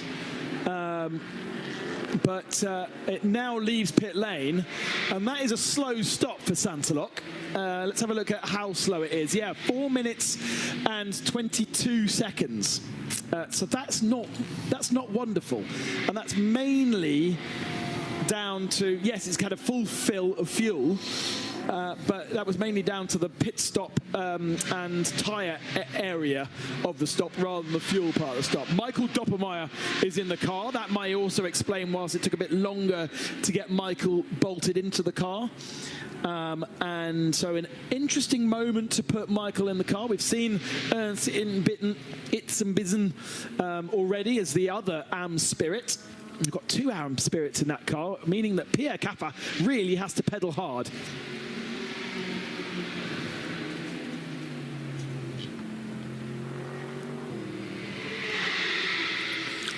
You'd maybe look it up now, but the Litter Storm was sponsored by Pryonics, which was a company that focused on Stop Mad Cow Disease campaign. I think that's a very crucial word to put into the quote. It wasn't sponsored by Mad Cow Disease, it was sponsored by the campaign to stop it. Yes, exactly. Yeah, exactly. It is a nuance, but else we just called it the Mad Cow car, as you can imagine.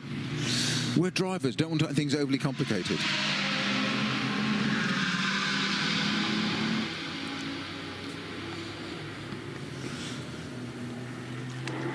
We are 18.5 hours-ish away from the flag. Tomorrow lunchtime here at Barcelona. Still plenty of racing to do. We've got a couple of retirees. 938 is an official retirement. The GP Racing Porsche 992 category car after an ABS sensor issue causing problems to the car after contact. Red Ant Racing also retired quite early on with a right front suspension damage. So the 93 car is out. That's a Mercedes GT3 car. Question marks over Viper Nisa Racing. They've had contact early doors and lots of suspension dramas on that machine. But I imagine they will continue. I don't see them retiring. They will keep building. And then we recently covered off the story from Through Honda Racing. Their 124 car had suspension dramas. They might not be able to get that car back out because they might not have the part to replace it. Let's go down to John Hindhaugh once more. I saw him heading down towards Santalok, John. I am at Santalok at the moment, and I'm just about to ask them about that last pit stop. Just a quick thank you for reminding me, Benjamin, for the Viper Nisa AMG. When I was on my way back down to pit in, just before those pit stops for Hofer and the teams at that end, they'd already got the old rack out and they were putting the new rack on. Now, that's pretty good going, but there's still quite a lot of work to do with front suspension and fastening up the steering arms and such like. But they were cracking along with that, and fair play to them, as you rightly say, they didn't want to give up. Let's just dive in here to Santa. Excuse me, gentlemen, was that a slightly long pit stop there, or were you okay with that? It will be a short one. That was your normal one, normal pit stop? Yes. Okay, that's fine. No problems at all? No. Good, thank you. Thank you, sir. They're just having a little debrief, so I don't want to leave them too much. It was the TM again there that we spoke to earlier on. So, no, they're quite happy with that, and they reckon that was their standard pit stop, and they haven't taken what they call a long one yet. They'll be holding on to that. And actually, this is probably a good time to start thinking about it. We're a little bit early, but pretty much, no, in fact, all of the cars up and down this pit lane, Snowy and Consti, will have to do a front brake change. We've already seen some pad changes going on to existing discs, and I saw a number of sets of pads being matched to discs earlier in the weekend when we were here. So you'll have a couple of sets of pads matched to a disc, and then they'll do a full disc and pad change probably just over halfway through the race, or at least that's when you'll hope they'll be going, because you kind of want them to do half the race or more, don't you? Got a Cupra leading in the land of Cupra, and a Porsche coming in, but that's right down the other end of the pit lane, and that is the Ajith Kumar lookalike car that had the issue with its carbon fibre reinforced plastic nose or bonnet earlier on. That's back in the pit lane, but again, that looks routine. Yeah, let's not forget that the Ajit Kumar Racing by Red Ant Porsche is in the colours of Scuderia Faron, because they're renting that spare car because the Ajit Kumar car was hurt yesterday. So it has the same livery as the actual Scuderia Faron 949 car, which has the damaged nose. And the only difference is the Ajit Kumar car has the original Ajit Kumar rear wing and rear, I was about to say rear bonnet. That's not correct, is it? What's the thing underneath the boot? Boot, thank you. Yeah. Sometimes my words escape me. Trunk, if you're slightly American. annoying as a commentator. You could have said engine cover. Yes, the engine cover, because of course that's where the engine is, but also boot. Did you just say you were a slightly annoying commentator? Or did I misinterpret that? That's the only bit of the Ajit Kumar coloured car left on the Scuderia Faron machine. It's all a little bit complicated sometimes.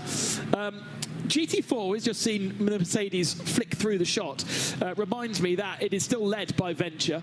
They are 1 lap ahead of NM Racing. Keith Gatehouse is aboard the NM Racing machine now.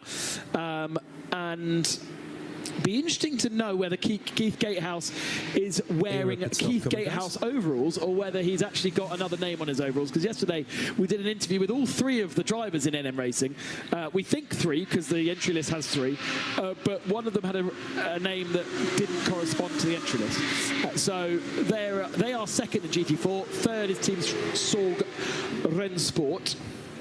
And no change in TCE with JMEC healthily leading, but get this, now by 23 laps. 23 laps lead for BMW. They have only done, well, they've only done 3 stops in the whole race. Everyone else has done 6 or 7. They are quite remarkable. Let's hope that BMW stays as consistent and happy as it has been so far. John, your microphone's open, so I expect you're wanting to chat. Just to let you know that the team and their numerous supporters at ERA, as they've got a double garage here, are standing by for a pit stop. And I tried to put Jake Hill, current British Touring Car Champion, into the car earlier on, but they swapped the driver rotation round. But that is definitely Jake's due imminently. Axel Jeffries up to 2nd position now, thanks to the Santalok pit stop, and Michael Doppelmayr is out on circuits in the 18 machine. He has to do, I don't think he has to do more than 1 hour, actually, thanks to the regulations, but between him and Ernst, they have to do 2. So 1 for Ernst and 1 for Michael, and that will tick off what the AM Spirits need to do in that car. And then they will be using Ella Earhart, Pierre Caffer and Stefan Tribadini for the rest of the race, I would imagine. So for the moment, we're not going to see too much of the Santalok junior team. They'll fade down the order. Jordan Brasson is now 1 hour and 46 minutes into this stint. So I know John's already attempted an interview in French, but it might be worth another one. Because Jordan Brasson has done 60 laps on those tyres, and he's going to do a full. Is he really going to do a full 2-hour stint without stopping? That is madness. Check my strategy computer and get back to you. The last stint has been 30. 8 laps. So now I'm questioning whether Jordan Boisson himself has done an hour and 46 in the car. The tyres, if they didn't change tyres, which they would have done, have only done 38 laps. So that's a dodgy bit of information, I think, on our timing screen. Selene Amarouche is aboard the Vortex.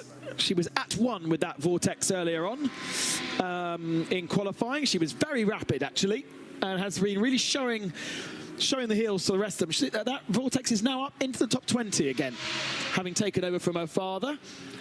Just the 2 Vortexes in GTX, I'm afraid, this weekend. In Paul Ricard, we had a weird-looking Ligier thing, which is like a prototype, which was very, very rapid. But just the 2 Vortexes. I want to say Ligier, but I'm now thinking it wasn't a Ligier. It was a Norma. Or it was a sounds more like it. It was a cousin of a Norma. It's like the people who built Norma. It was the cousin building this car, and it wasn't called Norma. It was something very similar. You made them sound like mad scientists. The people that built Norma. It was. Yes. It was kind of like that. It was a pretty mad cousin. car. It looked really cool. You'd like it. Well, the bit that got me there was it was rapid. that got my attention. Fully it rapid. doesn't really matter what it looks like as long as it's rapid. It looked like a little LMP 2-3 car that was racing in GTX, and they'd taken out something like 200 horsepower out of it, so it was sort of competitive, because otherwise it was just so fast. As John mentioned, Era Motorsport in pit lane. Seb Lejoux racing from 2nd in 992 AM. The 888 also in pit lane. And for a moment, we're following that BMW M3 E46, which is clean, running well, staying out of trouble, and leading by 21 laps. Well, I'm sure you covered this already, but I'm intrigued. I'm looking at the tracker in the background of our number 124 entry with Jeremy Lucas at the wheel, the THRW Honda Racing. There's 2 of those Type Rs. It's been in fuel for a very long time. No, it's not. No, hang on. Hear me out. Stand by. Interrupt me. 124 on the tracker, which is very accurate normally, has been in the back of the paddock or the back for a very long time. However, over the last 10 minutes, its little legend has crept closer and closer and closer to the back of the garage. So I'm thinking, are they sort of pushing it forward through the crowd to finally sneak it back in the back of the garage, and it's going to reappear in the race? I'm afraid, albeit so many laps down. Oh, I'll go with the eternal optimism in me. Come on. You're having great fun with your little trackers in front, with the marching ants, we like to call it, which is a map of the circuit with all of the cars circling around it. What's really great about this marching ant setup versus other championships, if a car spins, you see it spin on the tracker. It's not in another championship I know. Well, the legend rotates as well. No, that would be really good. That would be really cool. Good. No, but it does go off into the gravel. Yeah, fantastic. And it basically at real time. So it is built on GPS system rather than the timing system that other championships would literally have a predictor between the start of the lap and intermediate 1, and if the car doesn't make it to intermediate 1 when they think it should, then it would just stop. But we have just exposed not for the first time in this commentary, how utterly childlike we are on things like that. Amuse us. This is so cool. You even get to see if the car is being taken back on the low loader, what route it's taking around the working lanes of the circuit. That is really sad. That's because it's called a tracker. Yeah, but it's a GPS tracker. No, because it wouldn't do that. As well. It's also in satellite form, so you actually, rather than just getting a map, you actually got satellites, you've got the buildings and everything in perspective, and it's brilliant. And the reason why the 124 is in the paddock area is because it's moving back again now. Look, it's going further back. They've heard us. It's broken a tracking arm, and they don't think they've got another spare because they've already broken one this week, and so the spare one's on that car, and they don't think they've got another one.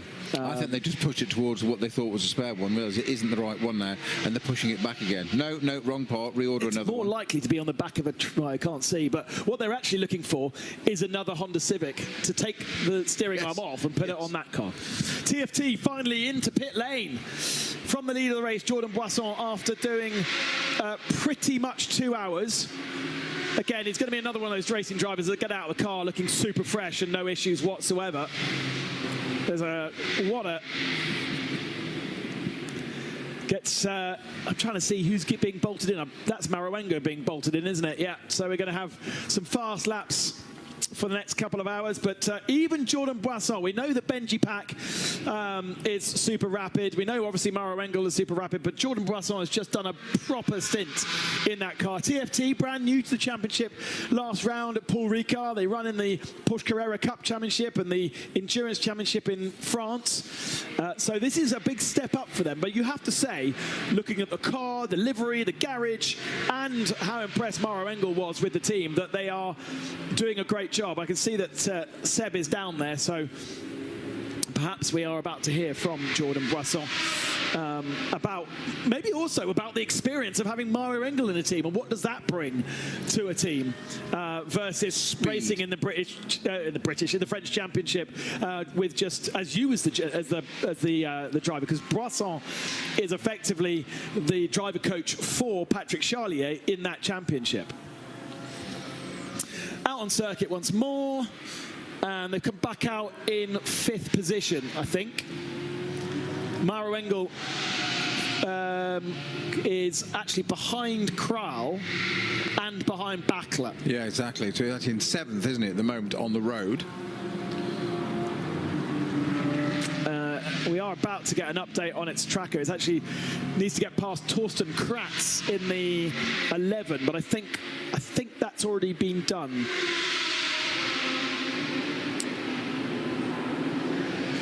Axel Jeffries, therefore, leads. Indeed, in the Inter-Africa racing by Dragon, Ferrari 296. This is car number 98 at the head of the field, the All-African team. First All-African team, as we heard yesterday from one of the drivers coming who was in qualifying, that gave us a little bit of yeah, thank you. Yeah, amazingly, first all-African team to take part in the Kyalami 9-hour race. Not just first African team over bizarre, here. In Kyalami, of all places, you'd have thought that would have happened, that would have occurred already. And good for them. Jolili Lacker is the promoter of the 9-hour race, which previously was part, if you remember, of the Intercontinental GT series, which SRO were involved with, but it's now gone back to the local promotion, and maybe one day it'll become part of Creventic. Now that would be cool. Cough, cough. So Marouengo's actually, now the track has done a lap, settled in, is actually down a position into 8th overall at the moment. So it's behind Torsten Kratz. Yeah, correct. By 9.9 seconds. No, sorry. Yes.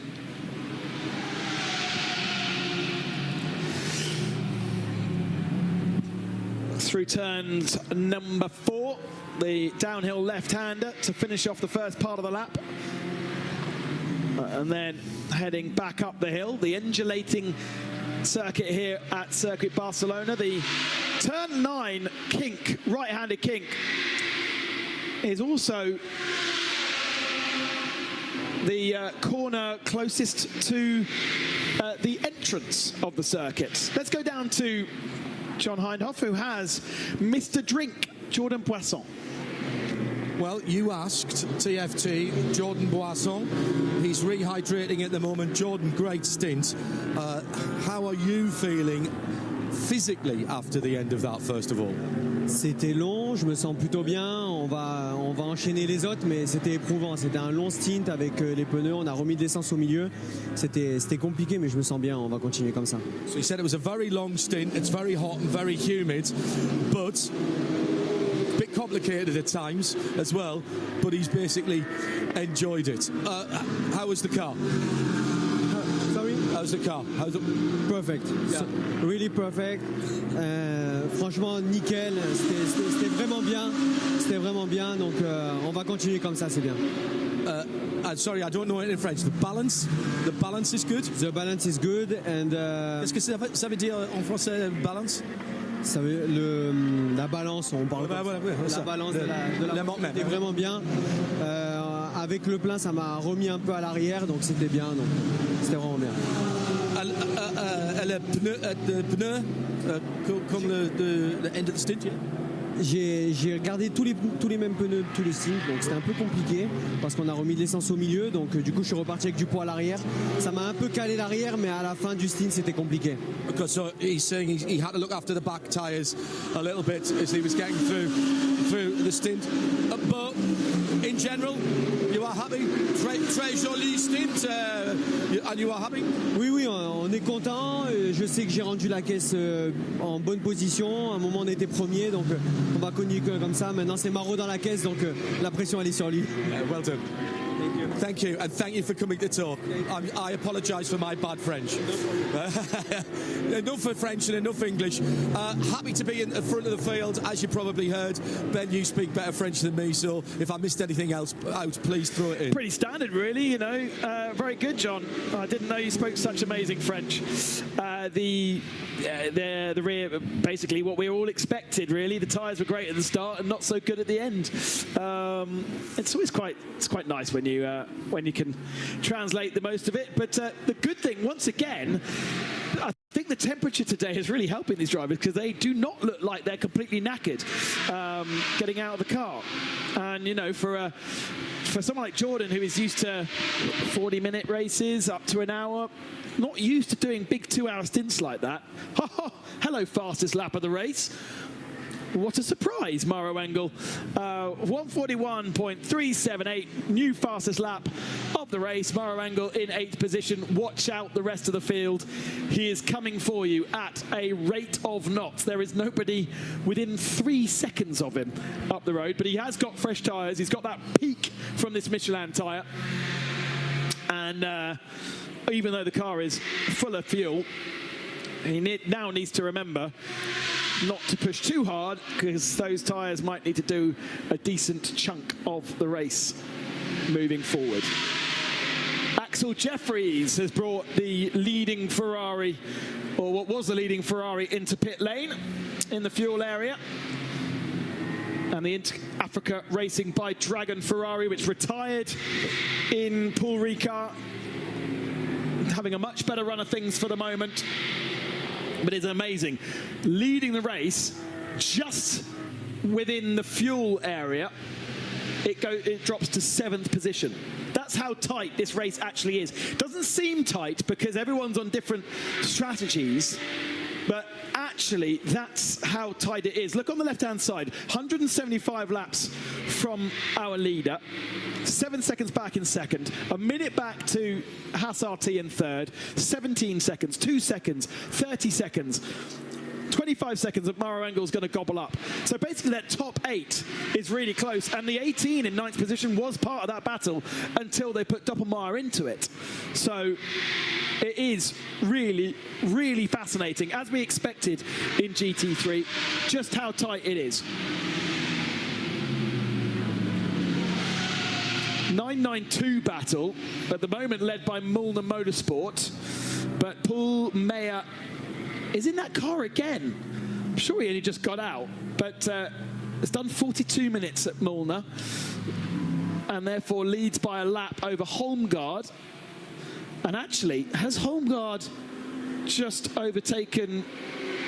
Yes, it has just overtaken Red Camels, but that's because Rick Breukers has only just got into that car and has only just come out of the pits. So they are on quite different strategy to the other two. And Red Camels down in third with RPM up to 4th position now with Nick Johnson aboard that car. Back down to John Hindhaugh.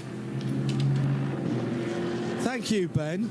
And we are heading into the evening now. What is it, 5:45 Central European summertime? And we're coming to the end of the Creventic season. A season that's seen many changes, including a brand new tyre partner. Michelin, of course. And here from Michelin Motorsport is Charles Marmer. Charles, I've spoken to you before. Sum up for me this first season of competition with Creventic and the challenges that it has posed to you and your team. Yeah, for sure. So we started in Dubai. We had a race in Dubai and Abu Dhabi with our first generation of the new Cup range from Michelin.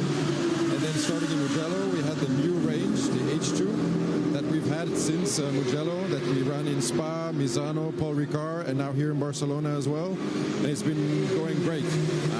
There was a little adaptation needed between the two ranges, but the H2 has been performing really well. So for the GT3 Cup cars and the GT4, so we're super excited. Now, of course, the 24-hour series is a big series with a lot of cars and a lot of running time. So the challenge is, of course, bringing enough tires for everybody and enough for the late entries as well, because sometimes teams entry are like within the last few days of the possibilities. So I would say the biggest challenge was bringing the right amount of tires to every race, but we've never had any issues with too little tires here in Europe, for sure. So we love stats here, and so do our viewers and listeners. So for the Michelin 24 hours here at Circuit de Catalunya, Barcelona, I was going to say approximately how many tyres. I'm not going to say approximately, because I know you will know down to the last tyre how many you have brought here. So yeah, we brought 6 full trucks of tires, which comes around between the 3,000 and 4,000 mark, which include slicks as well as wet tires. Now, of course, I mean, it looks like it's not going to rain this week. Don't say that. It's true. I don't want to jinx it. But yeah, we always have to bring wet tires, regardless of whether it is the south of Spain or if it's Spa. You always have to be prepared for the unexpected.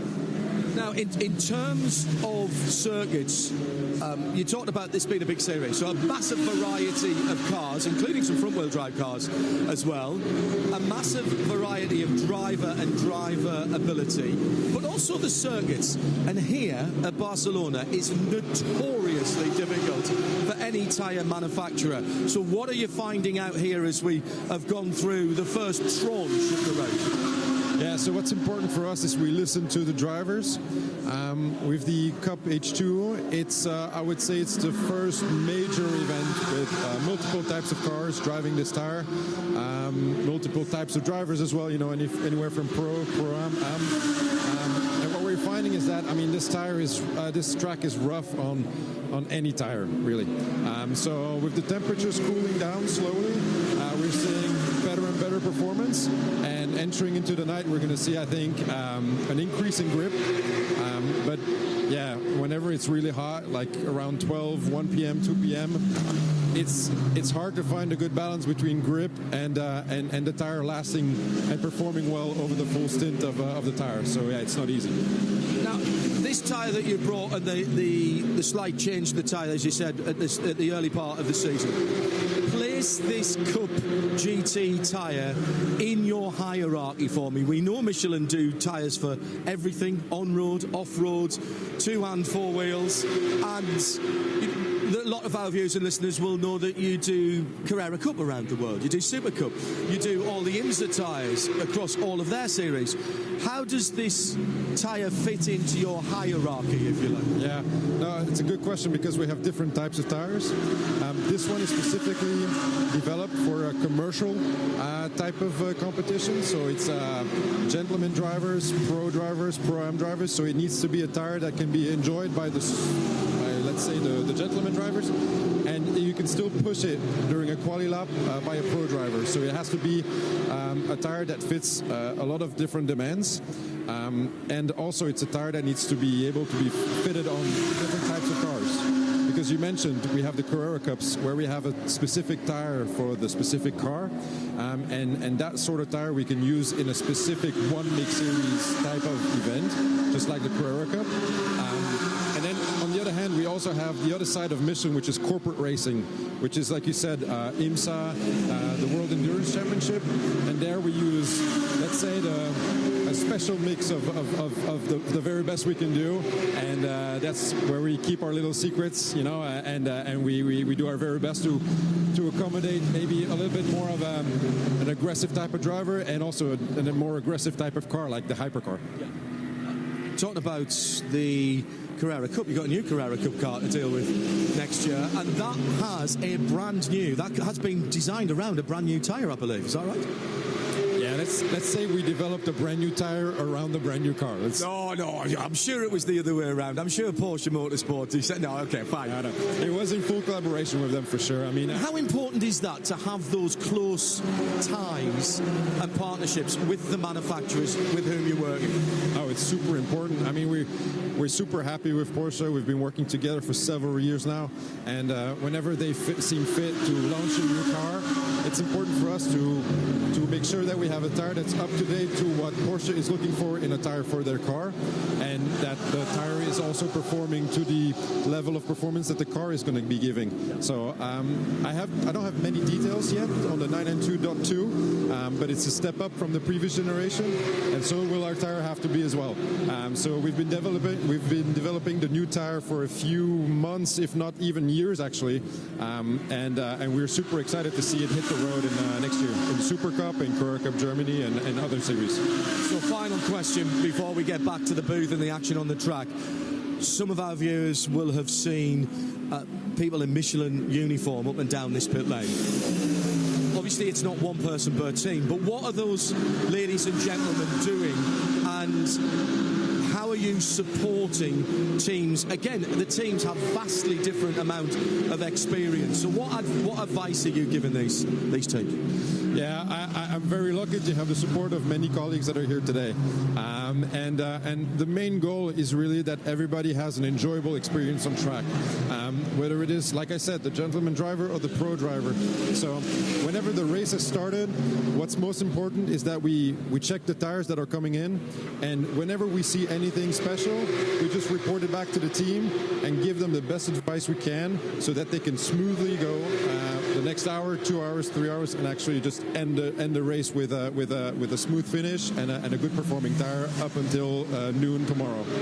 I just thought of one more thing I want to ask you. We've got a new set of sporting regulations next year, which we're trialling some of that now. One of which is that if we have a code 60 and it's been only 50 minutes or less since the previous code 60, you can't come in under code 60 and save tyres. Now, obviously, you, as Michelin, would have had to have been consulted about that.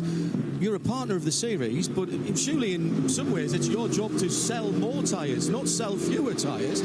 Are you along with that, and what's the thinking behind it? Yeah, it's a good question.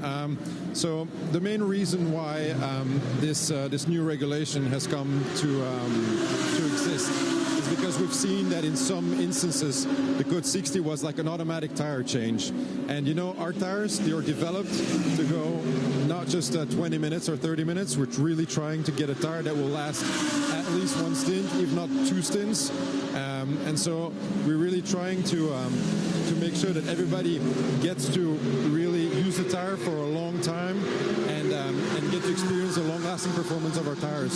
So of course, will it affect sales? Surely it will. It's hard to calculate how big the effect is, but in the end of the day, you know, it's most important that people actually just get the performance out of the tire from the very first to the very last lap, and not just play on whatever can happen on the track, you know.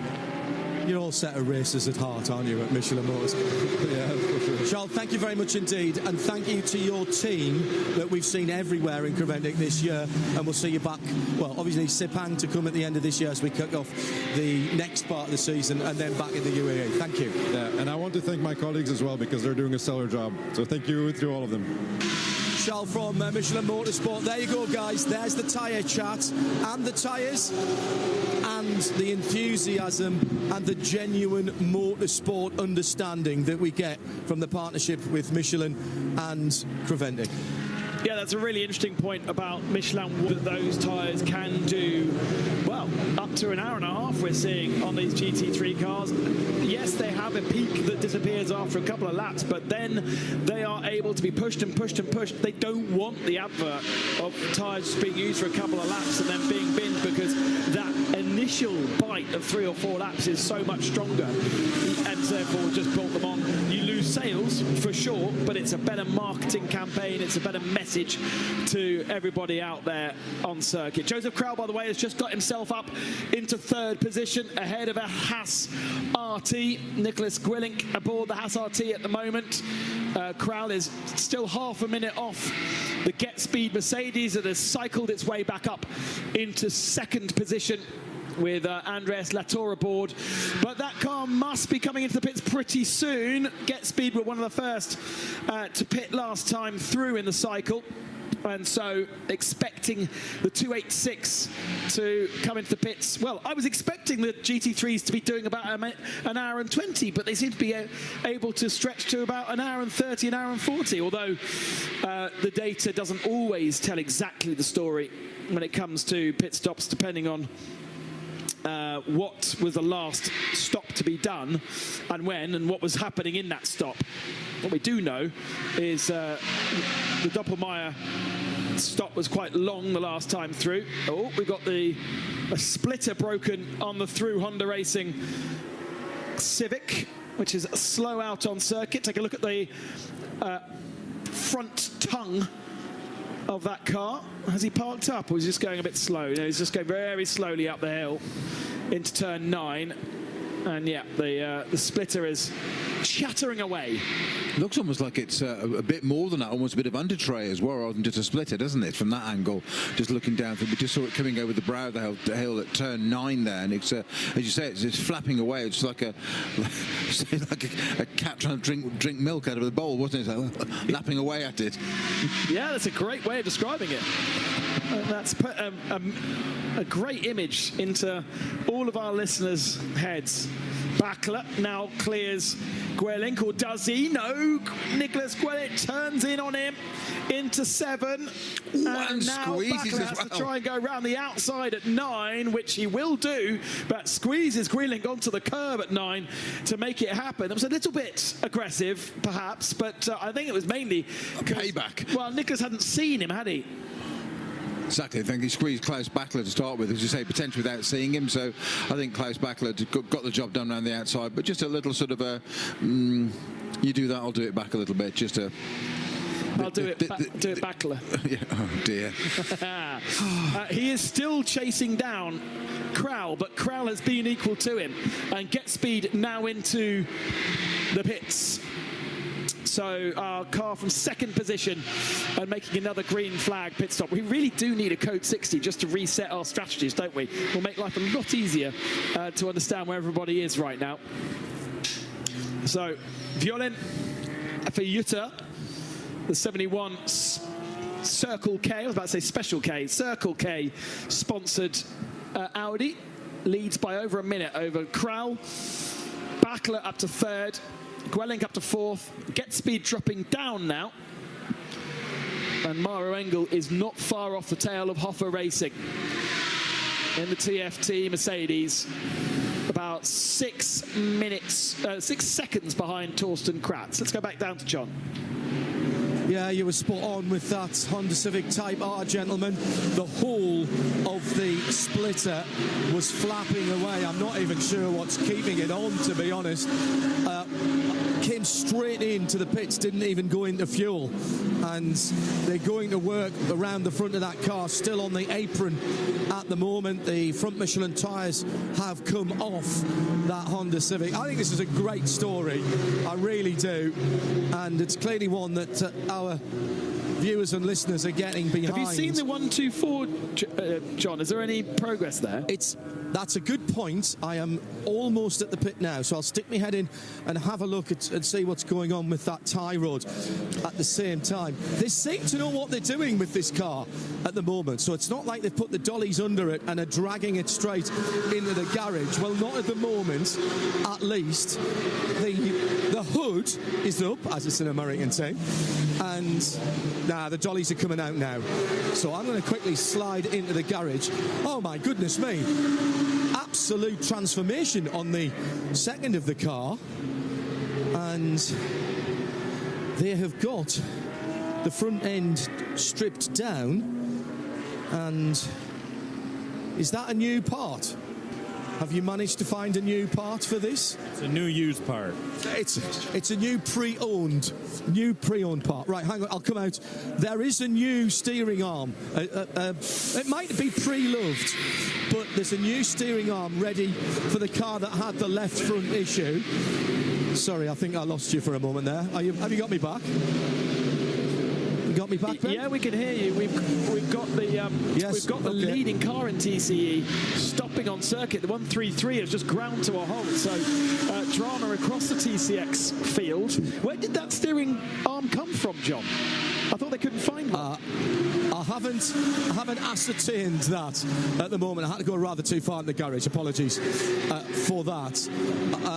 Whether that is the original one that's been repaired from earlier in the week, or whether they've had one donated, it looked in pretty good nick to me. It's just finished in black. The front of this 123 Type R is being looked at the moment. It's very, very odd. It looks like it's sprung all of its mount. Now, I'm going to say this might be contact damage with something, but I can't see where on the front end of that car and the splitter itself it has had a hit, and all of the panel gaps at the front, around the front valance and the front wings fenders, are absolutely spot on. Very, very odd. I'll get back to you with that slow car out on track, and I'll try and dig a little bit deeper. The question is it still slow? They did a control-alt-delete at turn 3, and it looks as though, I can't see it on the tracker right now, but I think it might be moving at full racing speed once more. Can you see it, Snow? The 133 BMW on our little marching ants. I don't know where it's gone. But I'm pretty sure it got moving again. And in fact, yes, it's just come across the line. So it is all good. No problems. Don't panic, everyone. I was about to say, don't panic, Mr. Manring, but that would not be a cultural reference that anybody else would get other than some of our British viewers and listeners. British viewers, yeah. Yes. So, yeah, the 133, this is the J-Mac, isn't it? BMW. That...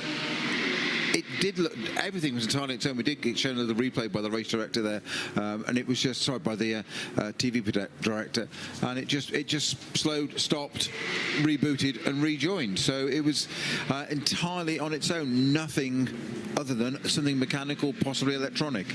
It is all back up to full speed now, and is coming through turn 5 up towards turn 6, which is where it had its little issue on the previous lap. So all okay.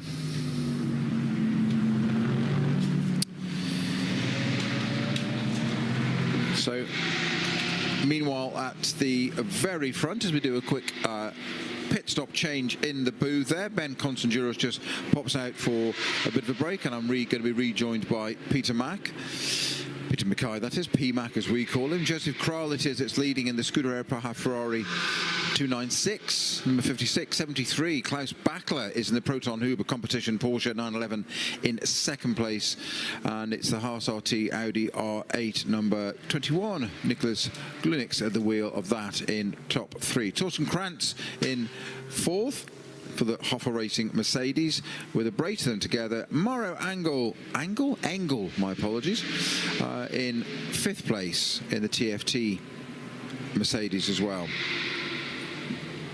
Hello, Snowy. Welcome back, sir. I'm in a particularly sprightly mood. Do you know why? Let me guess. I'm going to say something golf related, and it's not a VW Golf. Correct. Okay. Yes. We may not want to do spoiler alerts for people listening on different time zones in the world, though. Okay, so just going to say, spoiler alert now. Mute if you don't want to know the result of the Ryder Cup.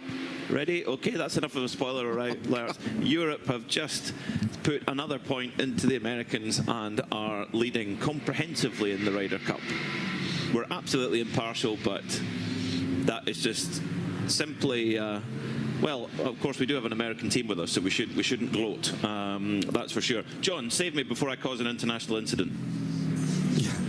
Hindhoff and diplomacy, two words that don't normally go together, but I think I'll dive in for you. Right, I'm still at Honda. I've had a good chat with the team as they're working away, and I've had a look at the parts that failed, and that left-hand side steering arm just completely bent up. They've never seen anything like it before. The one that failed originally early on in the weekend has been repaired, and I thought was a new part, albeit new used part, because it's got signs of use in it. You can see it's been fitted to a car, but you can't see that it was a failed part at all. So they're going to bang that back on the 1, 2, 4 car, and the 1, 2, 3 is at the front of the garage. So it's now going to be a battle between the mechanics of the two different cars to find out which one gets fixed first, to see who goes out first. And it's now time for me to step away. I think Seb's looking into the garage rather than looking at me. Do you want to punch up Seb? Are you listening? He's not.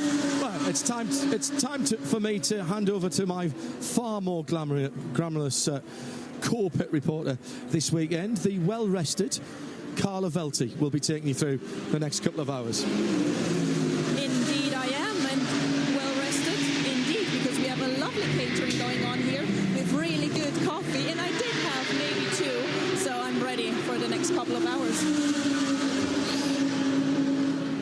Superb battle going on at the front of the field. Joseph Kral, former Formula 2 driver, is 2.4 seconds up the road from Klaus Bachler for Proton Hooper competition. And just as we were about to be treated to that, into the pits comes Bachler. Yes.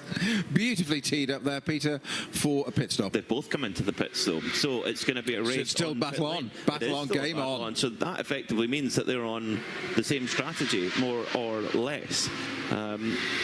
So it's down to then the fuel pumps will operate at very similar speed. Of course, they're both in the Pro-Am class as well, so balance of performance and rules allowances are the same. The only difference will be how the performance of the two cars are dealt with, if you like, because of course the Porsche flat 6 naturally aspirated engine in the rear of the car, and the Ferrari turbocharged V6 in the middle of the car. So they are very different machines. So that's the only balancing that occurs between the two of them.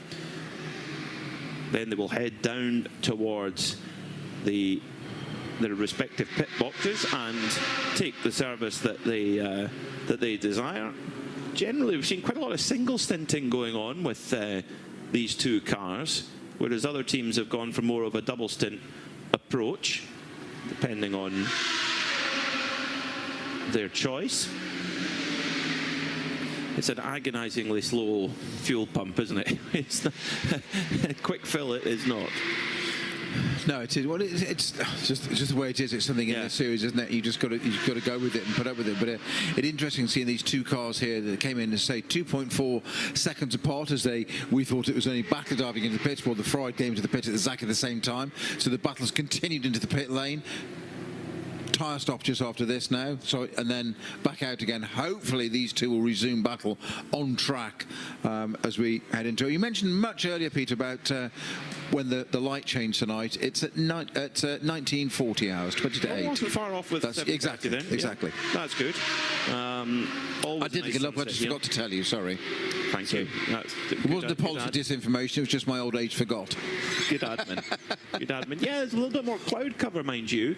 We might not have an absolute classic sunset here at the Circuit de Barcelona Catalunya. There isn't rain forecast when I had a look at the weather radar earlier, but it would not be the first time that they've been misleading. I suppose if you got a 120 litres fuel tank, some cars slightly less, if you filled up your road car, even a really big road car tank is what, 75 litres? Vortex just facing the wrong way here, returning itself around on the grass. I think that's turn 8. I'm guessing this is 701 Philippe Bonnel in the Vortex in the GTX class. He's running second in the GTX class, and it's just turned himself around to a little moment there. I think it was a bit further back, was it? I think you were spot on with turn 8. Yeah.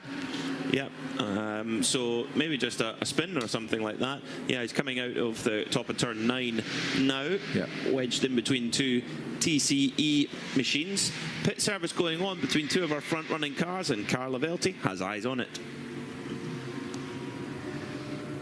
Carla.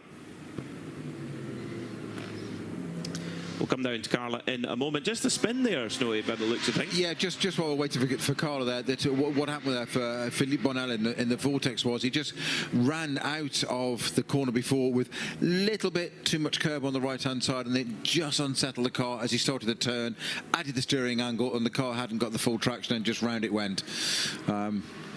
Four wheels on the track. Tyres work best when they're in contract with the tarmac. It's really quite simple. Expert analysis from Peter Snowden there. Almost it's not really expert, it's just common sense, really. Michelin will tell you that. They work best when they're in contact with the tarmac. In my voice. Exactly. Matches Vibo then has taken over the Scuderia Praha machine as Jörg Dreisau has taken over the Proton Huber competition Porsche. They come out of the pits almost exactly the same gap as they went in. So now down to the two drivers to get on with it now. So that puts Haas RT back into the lead of the race once again. I bumped into Sandrine Haas in the paddock just a few moments ago. She was keeping tight-lipped. I said, oh, it's going well. She said, yeah, we're P1, but I think we're coming in for fuel now. And that was, it's all going to plan at the moment. The thing is, it's going to plan for so many other cars. I can't recall certainly a Barcelona 24, Snowy, where we've had so many good cars of a similar level all running really smoothly after, we've had over 6 hours of racing. The attrition has been very, very low, so everyone's just going through the program, and it's going to be really, you're going to have to be perfect to win this race. Shh, don't jinx it. Are you superstitious, are you? Of course. Of course. At this point, with just under 18 hours to go, absolutely I'm superstitious. Superstitious? Superstitious. Superstition can get in the way. Oh. Who said that? Stevie Wonder, I think it was, wasn't it? It can get in the way. I'm sure you're right. You can get in your own way. I am right now. For the avoidance of doubt, and I appreciate this is a radio show, my look wasn't of doubt. It was just of disbelief that you had gone into a whole Stevie Wonder world. Let's move on. Let's move on for the sake of lots of things. Jörg Dreisau, effectively the driving force behind this Proton Huber competition effort. They had a tricky start to the season, not a good run at Mugello, had a couple of accidents there. That at the moment in the championship battle is their drop score. They only scored 6 points that day, so they would drop that off their total. But they have had a very good run the last couple of rounds, second overall in Misano and winners overall at Paul Ricard. Very exciting finish to that race in Paul Ricard, where German rally champion Mark Vollenwijn joined the team and held off the charging Red Ant Racing team to win that race by just a handful of seconds. A real thriller there at Paul Ricard. I just got the feeling we're brewing towards a similar type of scenario here in this 26th edition of the Michelin 24 Hours of Barcelona, because last year I wouldn't say there was an air of inevitability, but Herbert Porsche were just so strong from the minute they rolled the car out the truck. Aren't they always? Always, yeah. I mean, no team has won this race more than once, except Herbert. Herbert have won it 4 times. Ralph Bowen, who drove with them through a lot of that, won it 4 times as well. So, they were in a kind of class of their own in terms of execution and lack of mistakes, etc. So, Peter, we were discussing that the leading two as they both entered the pits simultaneously. This was the Scuderia Praha Racing Ferrari and the Proton Huber competition Porsche. They have now rejoined at 8th and 9th. That's natural because other cars ahead of them have yet to have their pit stops. Their gap between them now is 12.7 seconds. It was 2. Matthias Vibo is at the head of the wheel of the Ferrari, and Jörg Dreisau the wheel of the Porsche for Proton Huber. that gap's just gone out actually 3 seconds on that lap. It's in fact doubled actually. It was 6. It was 2 seconds when they came into the pit, 6 seconds when they rejoined the track, and it is now 12. So I'm not quite sure what's happened there. So there was a 144 and a 150 respectively on their stint. So I think just a little bit of getting into traffic and whatever. I think that'll settle down quite shortly. But a little bit of work there to do for the Huber competition car that Klaus Bachler handed over when he came into his pit stop. Oh, it's just impossible to tell who's got the edge here. Now Hofer, they're taking their turn towards the front of the field. Thorsten Kratz is on board. He's only 11.2 seconds behind Maro Engel now in the TFT car. While we ponder that and try and figure out the conundrum of this race, let's get an update from Carla Velti. Exactly. I'm here in the box with Michael Kroll, who is in the Hofer Racing team, driving not only with his daughter, but also son-in-law. But today we celebrated something very special, didn't we? You and your daughter raced 50 races together. What does that mean to you? Oh, it means a lot. It's 50 races with Creventic, but we also do the VLN, so this is other 9 races per year. So we have now, I think, about more than 100 races together. And so for a father-daughter team, that's not bad. And 7 years ago, Alex joined us, so it's our real family team. And I hope we get the 50 full with Alex. Tell me a little bit, how did you get your daughter into racing? How did it happen that you two raced together? Actually, I don't know. She always joined me when I went to the races. And then we asked ourselves, why is it just sitting around, buy her a race car, and then she started. Fantastic. And you did get a little present. I did take the picture, which is with your daughter, but you got one as well. That's a nice little present you got from Creventic, isn't it? Yeah, that was a nice surprise. So it will have a good place at my home.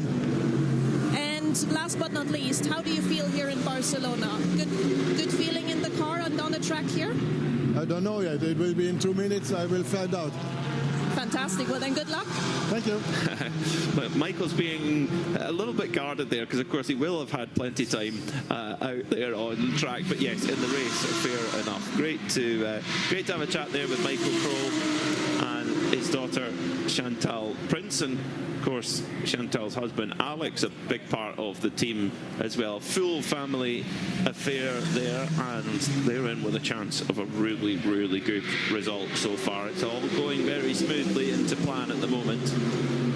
And since they've actually, this year they upgraded to the latest specification of Mercedes-AMG, and it gave them a real lift in performance. Every manufacturer comes with these Evo packages through the life cycle of a car. So Ferrari, they already have a new Evo package ready already. You think that car feels like it's been out 5 minutes, Snowy, and Ferrari have already brought an Evo package for it. The danger the danger of not paying full attention was because I was looking at something else on the screen and obviously listening to was like, why is he talking about evil packages on cars? It was like, Evo, right? Thinking, why would a manufacturer introduce an evil package on a car? Is it a Disney car? Have we got an evil character? We've got a villain? Let's get your villain update for your car. Well, if it was an evil Shall car I get my in Disney coat? World, it would maybe would be Chick Hicks in Cars movies. He plays the baddie in the Cars movies. He would certainly be the evil. No, Evo, E-V-O. The short for evolution, Snowy. If I talked about the Aston Martin Vantage Evo, would that be better? Would that suit you? No, it wouldn't. It's deathly silence from the other end of the commentary box there from Peter Snowden. Dearie me. So, two Audis battling closely at the moment between the Continental Racing by Simpson machine, sitting in third at the moment, number 69, with Juta Racing and Arunas Kakuskas just 3.4 seconds behind. Last time by, Arunas was 7/10 of a second quicker, so is bringing the gap down. Going to come across a little bit of traffic with the HRT Porsche 992 car and dispatches with that beautifully. in that red and white Circle K liveried Audi R8. Jutta actually ran 2 cars here last year. One of them was run on behalf of the Red Camel team, but Red Camel back in their more familiar Porsche now.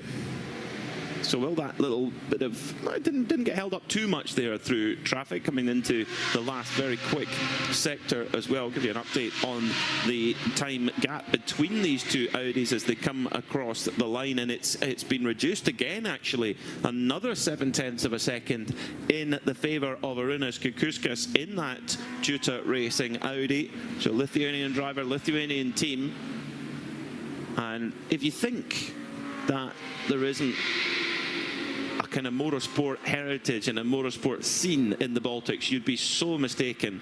Countries like Estonia, Latvia, Lithuania, there are some fantastic drivers in various different disciplines. A lot of good rally drivers from that part of the world. There's quite a lot of the kind of country back roads there. You drive on gravel, actually. Very well looked after gravel, I might add.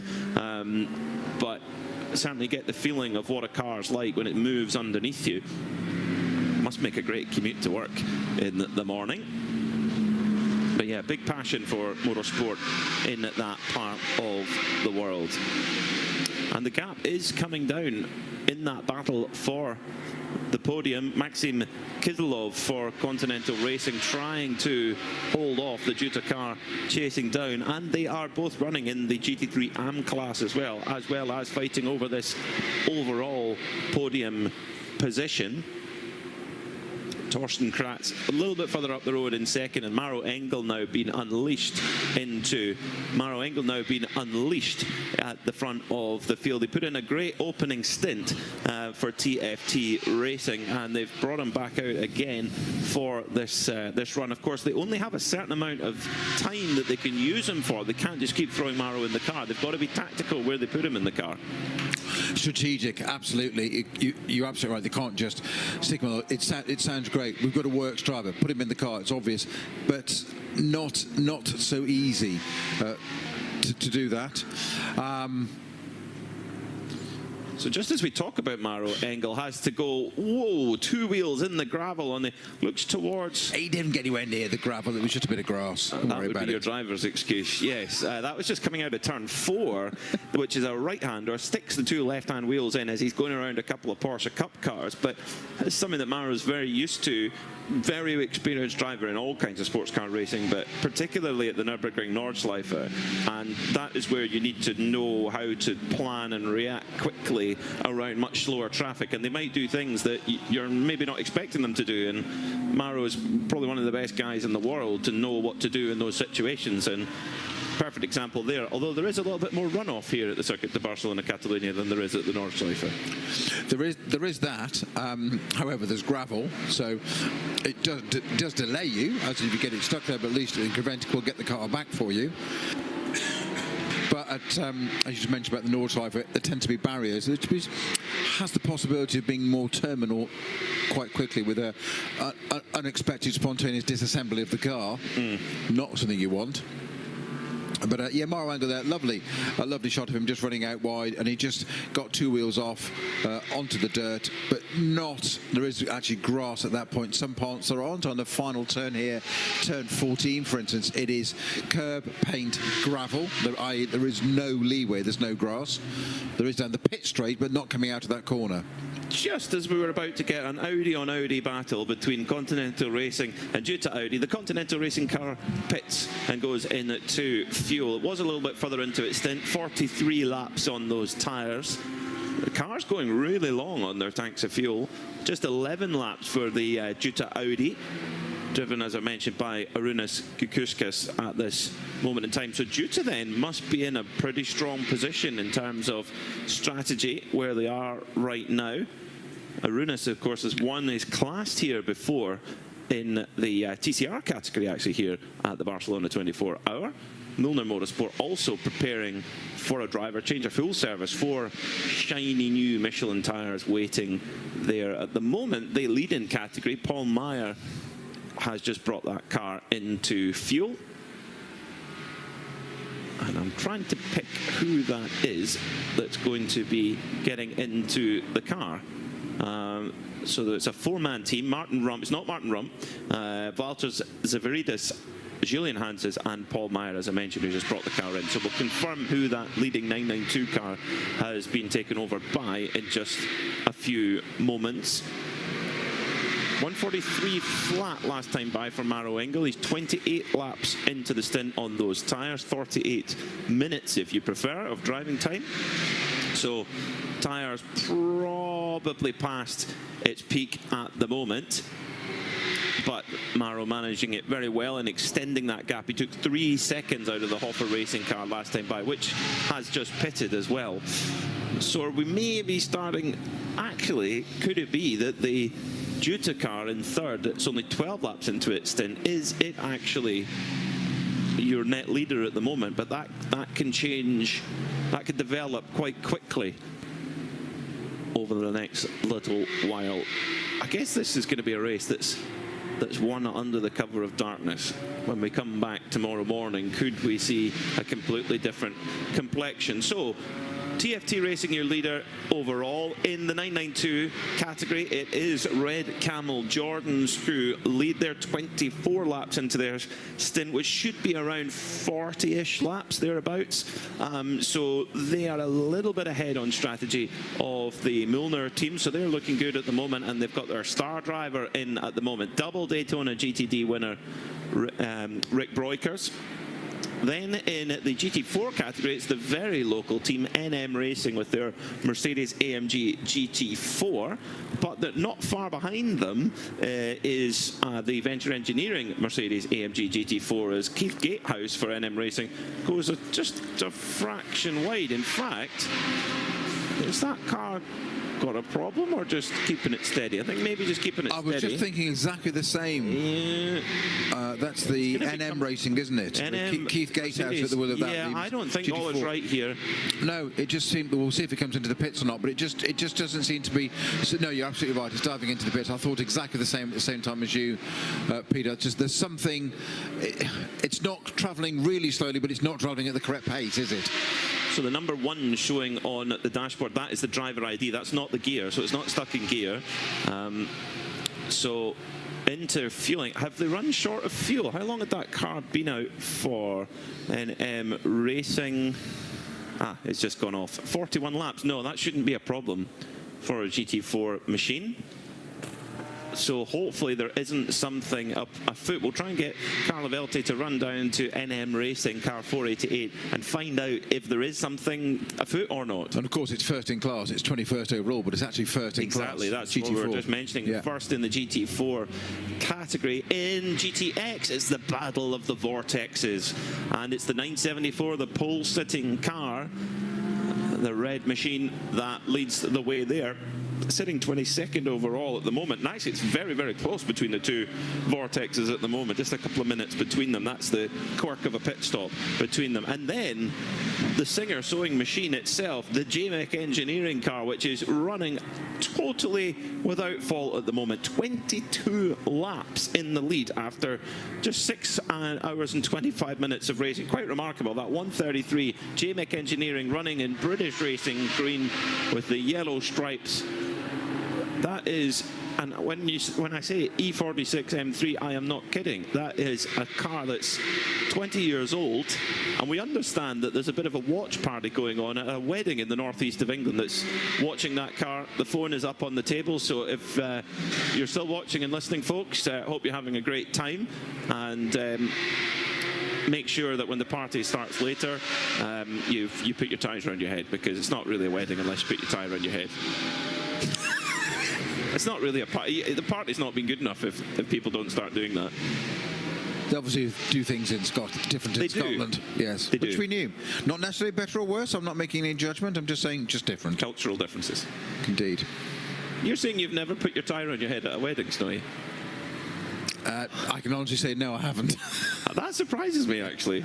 I've done far worse things at a wedding. Right, okay, of course you have. Well, let's not go there. Like getting married, for a start. Oh, dear. Oh. You've stumped me with that one, I'm afraid. I'm sorry, folks. Still got it. Folks. Yeah, he has. So those are your class leaders at the moment, and JBEC are nice and smooth and steady with James Collins, the car owner and team owner, on board at the moment.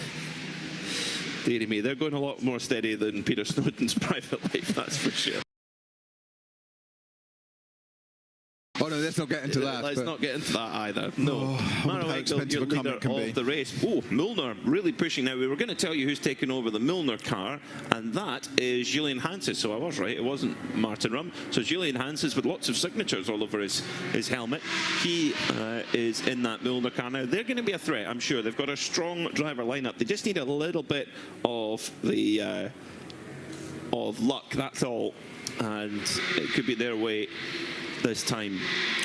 So, Peter, the 488 Keith Gatehouse driven GT4 Mercedes has just got itself down to its box. It's refuel. This is the car that we were talking about a few minutes ago, Peter, that's getting itself slow. So we just want to see what's happening with this car if we can, or see and hear. Driver is out. A lot of guests there, of course, local team, local drivers. But is there something wrong with the car? I don't see a great degree of concern. Carla, what do you think?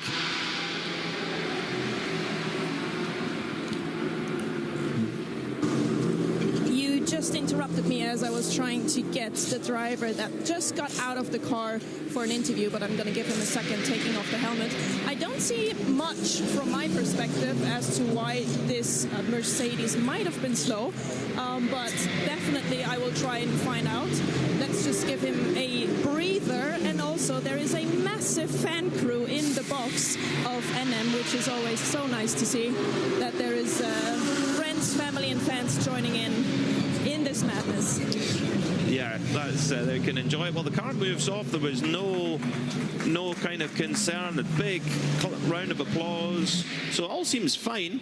It's difficult pit work as well on a GT4 car, because most of the GT4 cars, they have 5 sort of lug nuts. You have to do them all individually like you would a road tyre. They've not got the centre lock power tool in off like you would. Correct. It's a requirement of a GT4 car, exactly that, and no air tools allowed them. It's got to be an electric powered drill, which is why when John showed us earlier that one of the garages, everything was lined up neatly. He pointed to the drills lined up.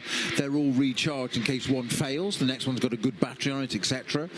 But yes, you're absolutely right. They've got their 4, 5, 6 stud lugs, wherever it may be. Of course, as it proceeded from fuel down to its box, this is the 488 GT4 class leader Mercedes NM Racing entry we were talking about. It's dropped down to second place, but that might just be a matter of it being as it was refueling. The other cars and the second place cars taking the lead. It may be nothing more than that. But I'm still intrigued, as we both spotted, Peter, as to why that car appeared to have a relatively slow lap in. I would say seemed to be going sort of 70% of its pace. As in, it wasn't super slow, but it was a significant drop off, shall we say. So there's got to be a reason. It might just be quite simple that it was just getting low on fuel, and like, right, I've got to get it there.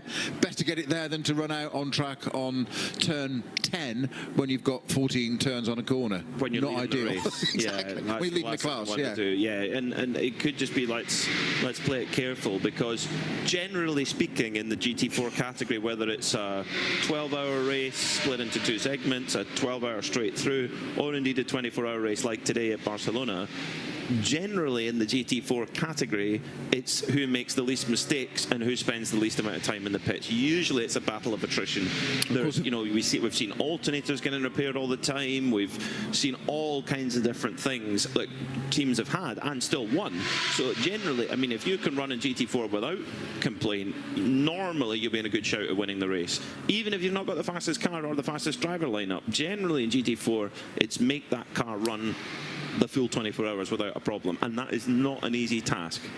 Yeah, quite a thin entry for Creventic in this particular race, our last race of the 2025 season in the GT4 class, with just 3 entries. Neville Jones it is in the Venture Mercedes GT4 leading that class. It would be because it's GT4 class. Second place is now the NM Racing AMG. Manuel Conago has taken over the wheel of that from Keith Gatehouse, and Michel Salenbach on Team Sorg Rensport is the third place there. Carla has caught up with Keith Gatehouse, who just got out of that what was leading class of GT4 car. Carla, thank you. I was told you're quite exhausted, so let's take your seats for this interview. I don't want to strain you even more than necessary. So, tell me, it looked like your car was a little slow in the in-lap. Is everything okay? I sent myself off the line and picked up a lot of marbles, and that caused me to waver, I guess. Down the straight, I tried to weave a little bit to get the marbles off. It helped, but apparently not enough. So you tried to basically get the dirt off the car for it to be ready now to be fast again. So there's no actual problem with the car. Pretty much, yes. How did you feel in general? Is it exhausting out there? It is beyond exhausting. I knew what to expect. This is my third Preventic event, and I knew it would be tough. I called in, tried to sound cool. At the point that I was like really, really tired, I called in. How many laps do we have left? And the engineer's like 30, and I was like, copy that. And I was thinking, oh my God, how am I going to make it? But we made it, and Philip, the engineer, talked me through it, gave me some pep talks, and we kept going, and we'll keep going. Did you have enough water in your car to drink? Yeah, but for some reason, in the heat of the moment, I forget to use the water, so I need to get on that a little bit more and hydrate a little bit more. Everything will be fine. All right, relax, and your car is coming back into the box right now as we speak, actually. No, that's not a good sign, but let's let the camera catch it. Yeah, let's go check it out. Go ahead, have a look at your car. We are walking out of the box as we speak. Car is coming in. Car is not really coming in. The NM mechanics are actually running towards the car because it's limping back in the slow part of the pit lane, trying to make its way back, but the mechanics have to push the car.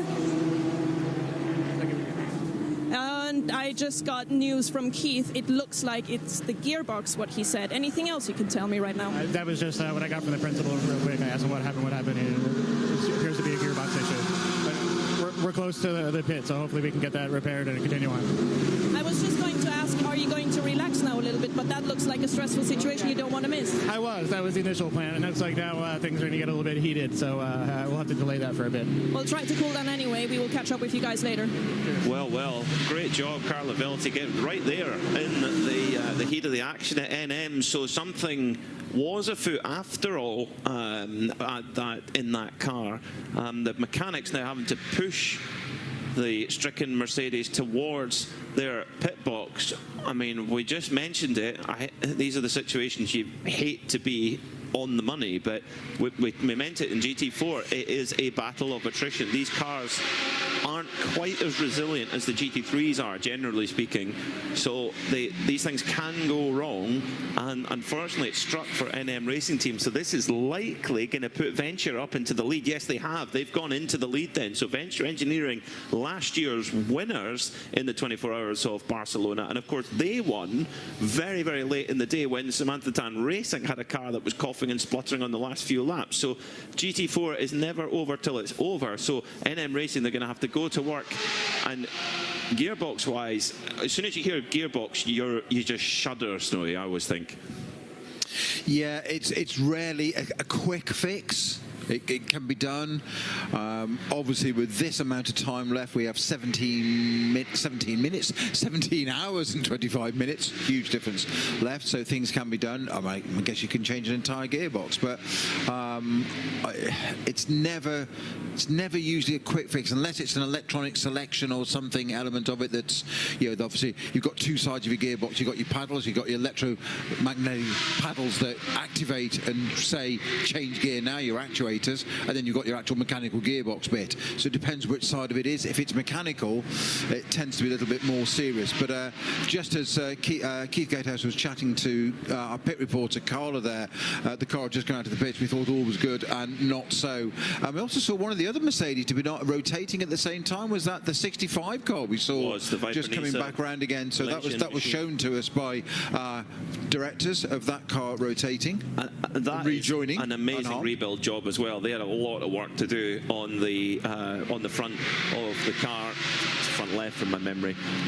So there was a lot to do, and they've got it done. They've got the car back moving again. That is the true spirit of endurance. Where it was, we'll see if we can decipher that. Actually coming through turn 1 and 2, the car came around and just lost it coming out of turn. Just out of turn 1. What's going on in the car at that point, Snowy? Because there's a lot of changes to the direction there by the looks of things. No, not at all. It's just a right-hand turn. It's just got on the power too soon and just gone round. You're going right then left. Yeah, but it hasn't got to the left bit there. So it's gone before that. Didn't even get even that far. It's just turned in. It's almost like it's on cold tyres or got on the power too soon or not enough TC or something. But you see, it's just as he's turned and refed the power in, the car just rotated round to the right. It even got to the left bit. Well, he's carried on, which is good. At the moment, that car's been driven by Aaron Lim, so that seems that it was just simply a driver error rather than something of more of a problem within the car. So we'll update on NM Racing as soon as we have information from them. But what a pity for that team. So a local team, I mean, really, really local to here, and a lot of friends and family there are coming to watch. And they saw the most perfectly executed pit stop, and then there seems to be some sort of gearbox problem. Now, you mentioned the gearbox of these GT4 cars, Snowy, that of course it's not a sequential race gearbox like the GT3, it's the road gearbox in these GT4 cars. By regulation it has to be, and there's a bit of you've got a bit of background info in between the shared parts that you see between some cars and the Mercedes, and what can and can't be shared between them.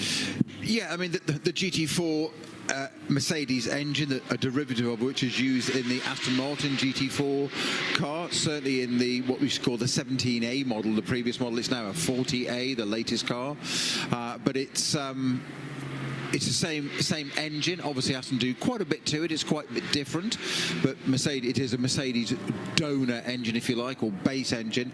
However, Mercedes are very proud of their gearbox. They make very good gearboxes.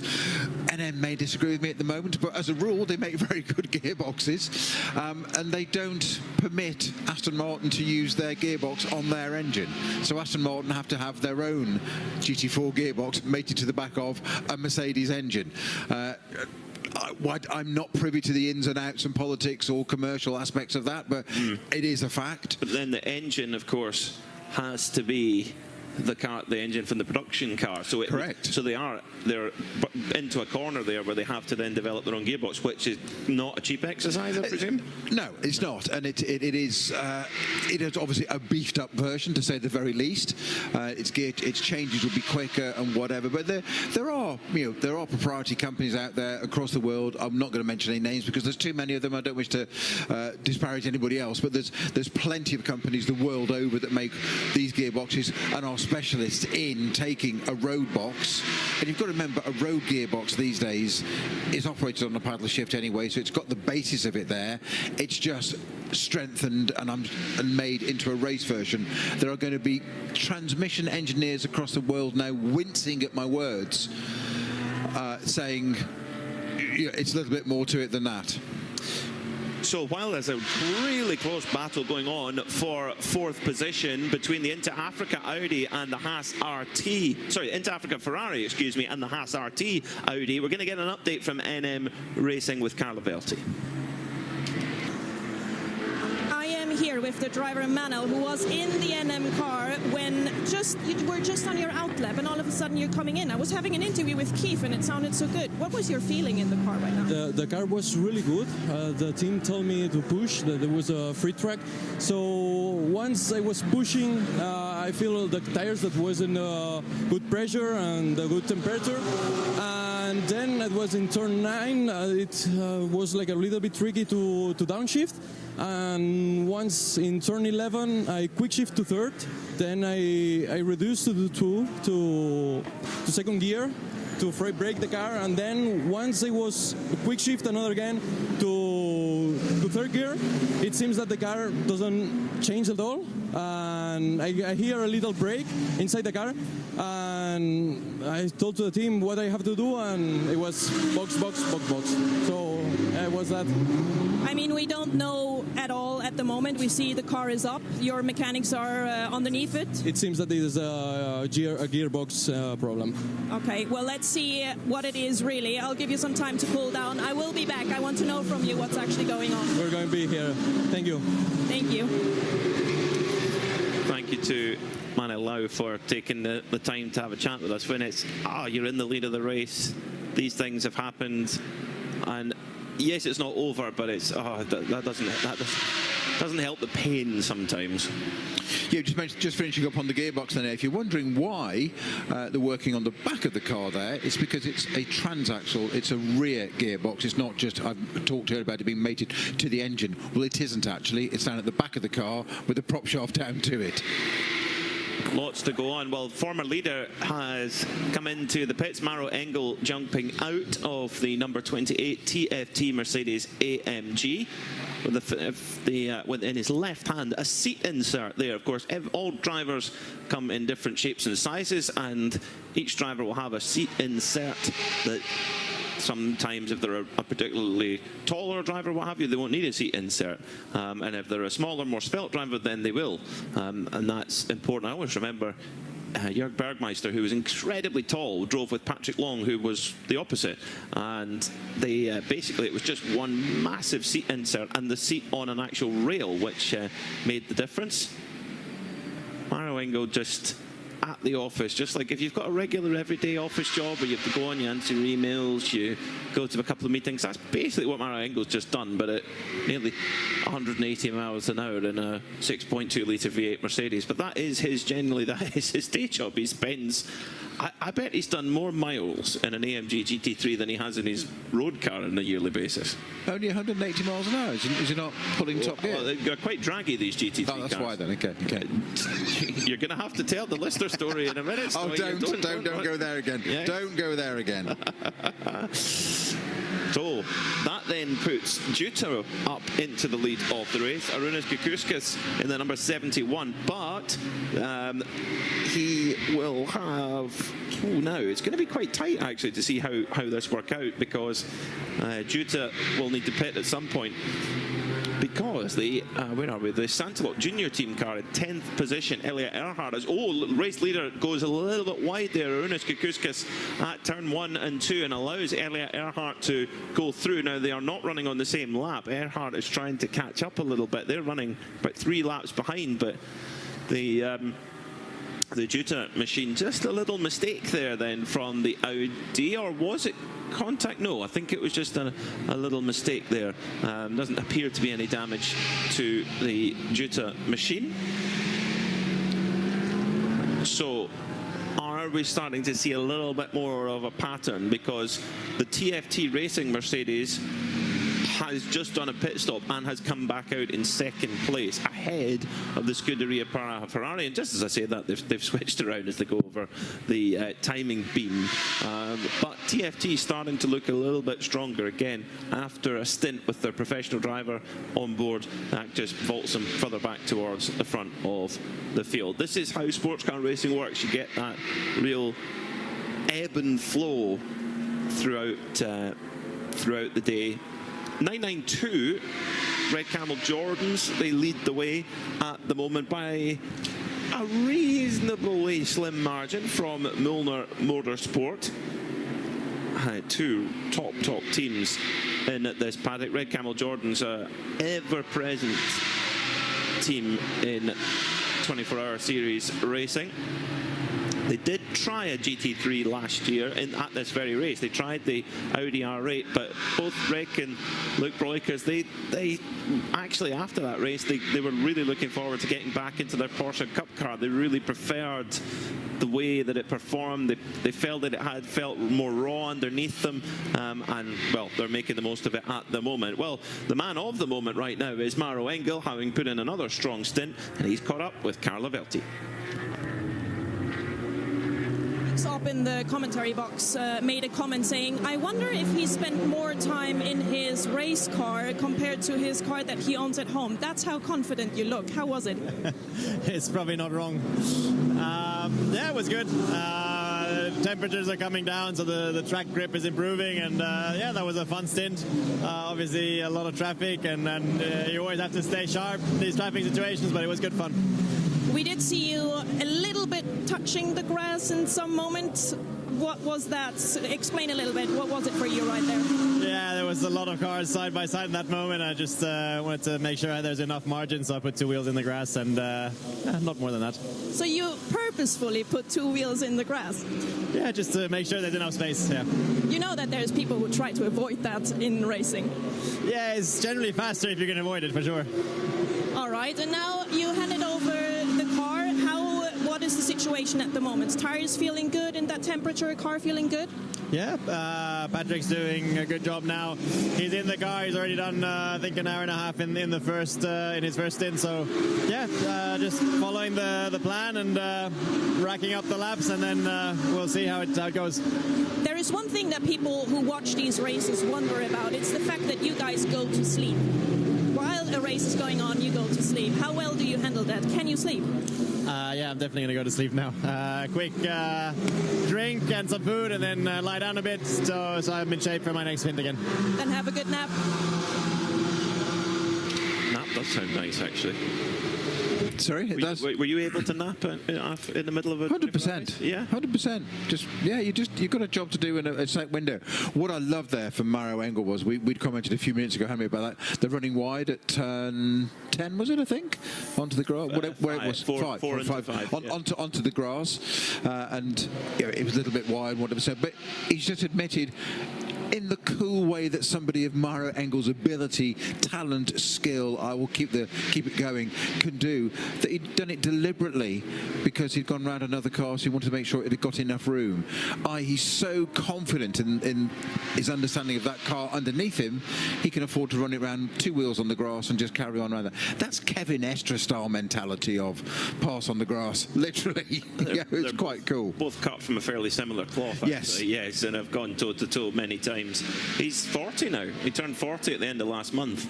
Is Maro Engel, and you're looking at me with a deathly look there, but shows you how long he's been at it. Nürburgring 24-hour winner, 3-time Macau winner now. Scuderia Farron in a little bit of... Are they in strife here, or is this a routine brake change? I'm thinking that's a brake pad change on the rears.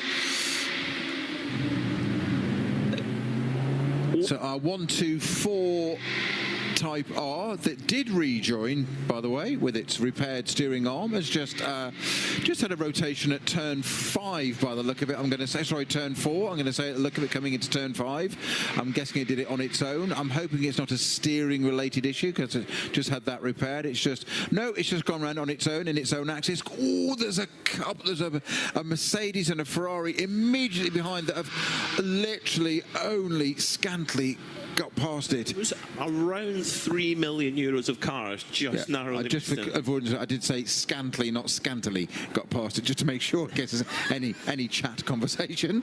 Yes. I know we're less than an hour off dusk, but having to protect yourself. Absolutely. Yes. My reputation. Yes.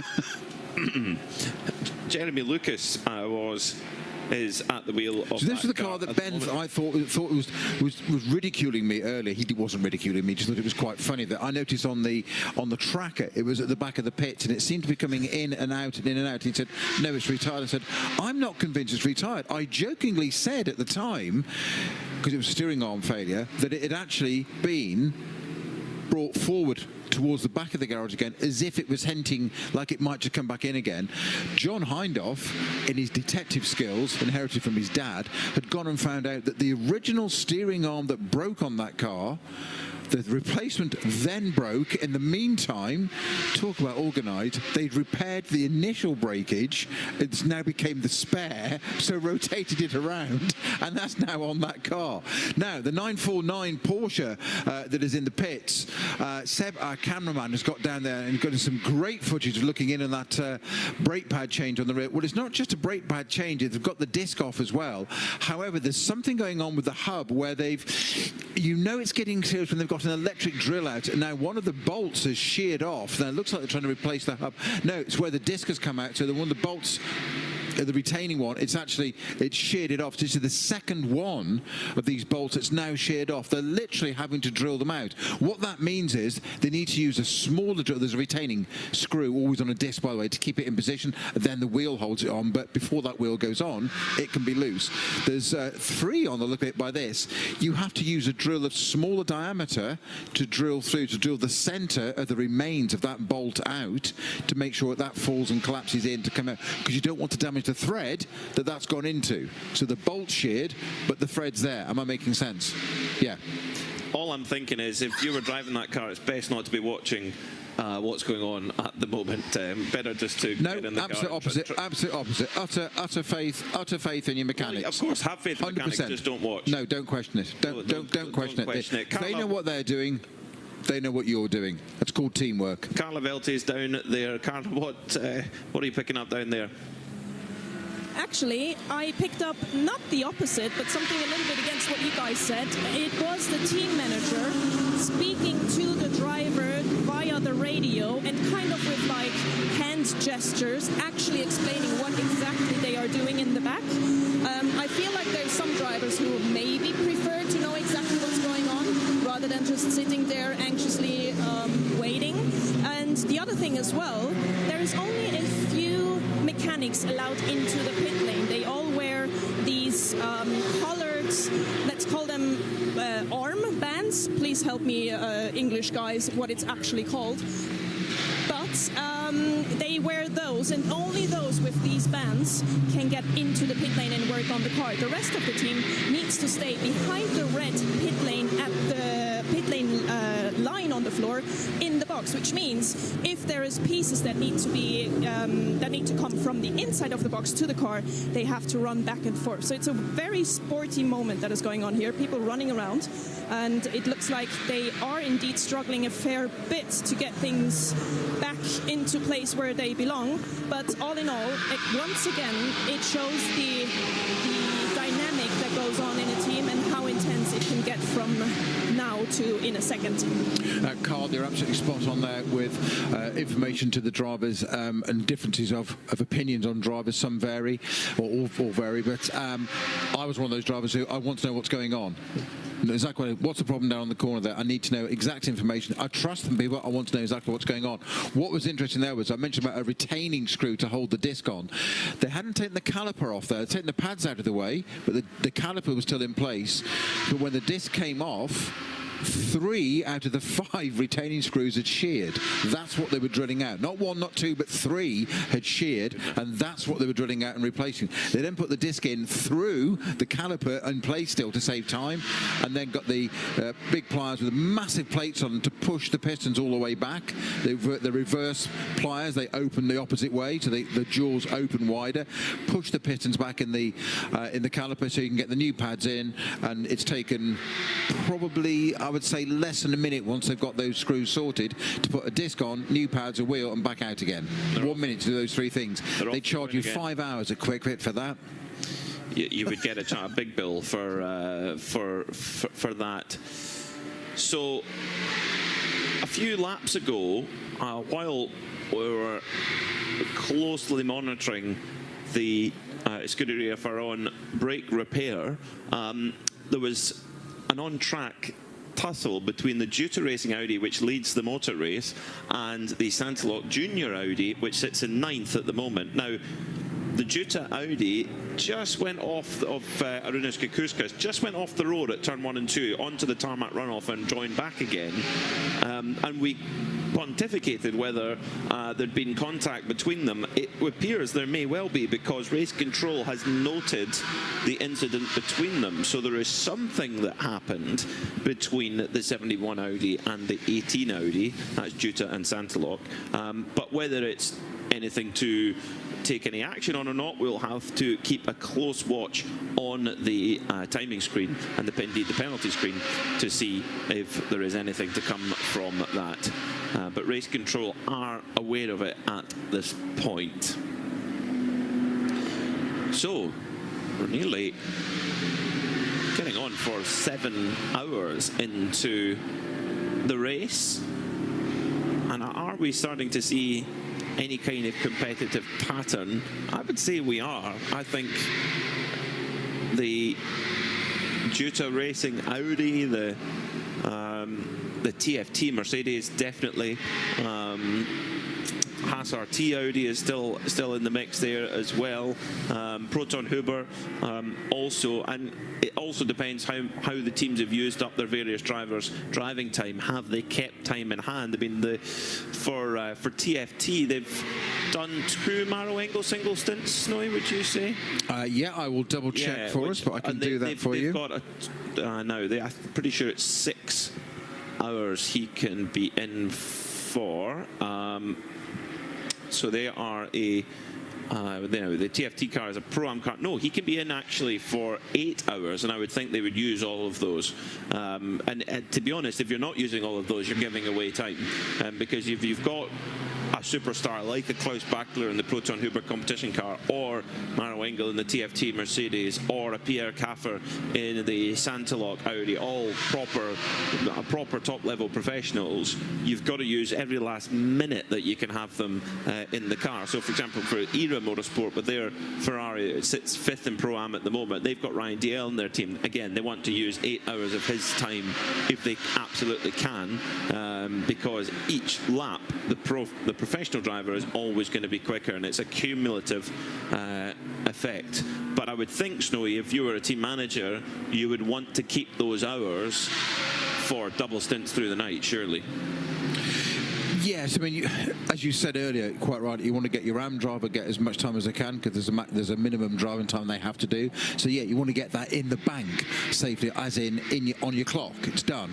Therefore, you haven't got to think about it. You've then got a freer options remaining afterwards. With that one, yes, you want to keep something in the bank for later in the race, because there is a sort of pattern in a 24-hour race, which is now going to be completely blown out of the water.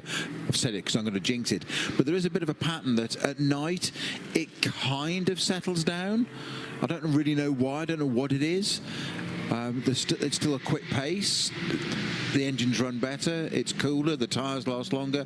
But it does seem to have a sort of the theatre of a 24-hour race. It sort of settles down a bit at night. So you want to have something in the bank for the next bit in the morning, because, dawn, I'm not sure what the exact time is, but there's going to be, let's say, 6-ish, thereabouts, I guess, when sunrise. You're probably going to have at least 5 hours of daylight. Exactly my point. You're going to have 5, 6 hours. So you've still got, effectively, a quarter of the race to go. So you want to have something in reserve should you need it. Want a little ace up your sleeve. Definitely. You want to save bare minimum 1 hour of your best driver, maybe even 2 for that run to the flag, depending where you are. Now, Rick Breukers in the Red Camel Jordan's car has just been overtaken by the 888 Seb Lejeune racing car of Sébastien Lejeune himself.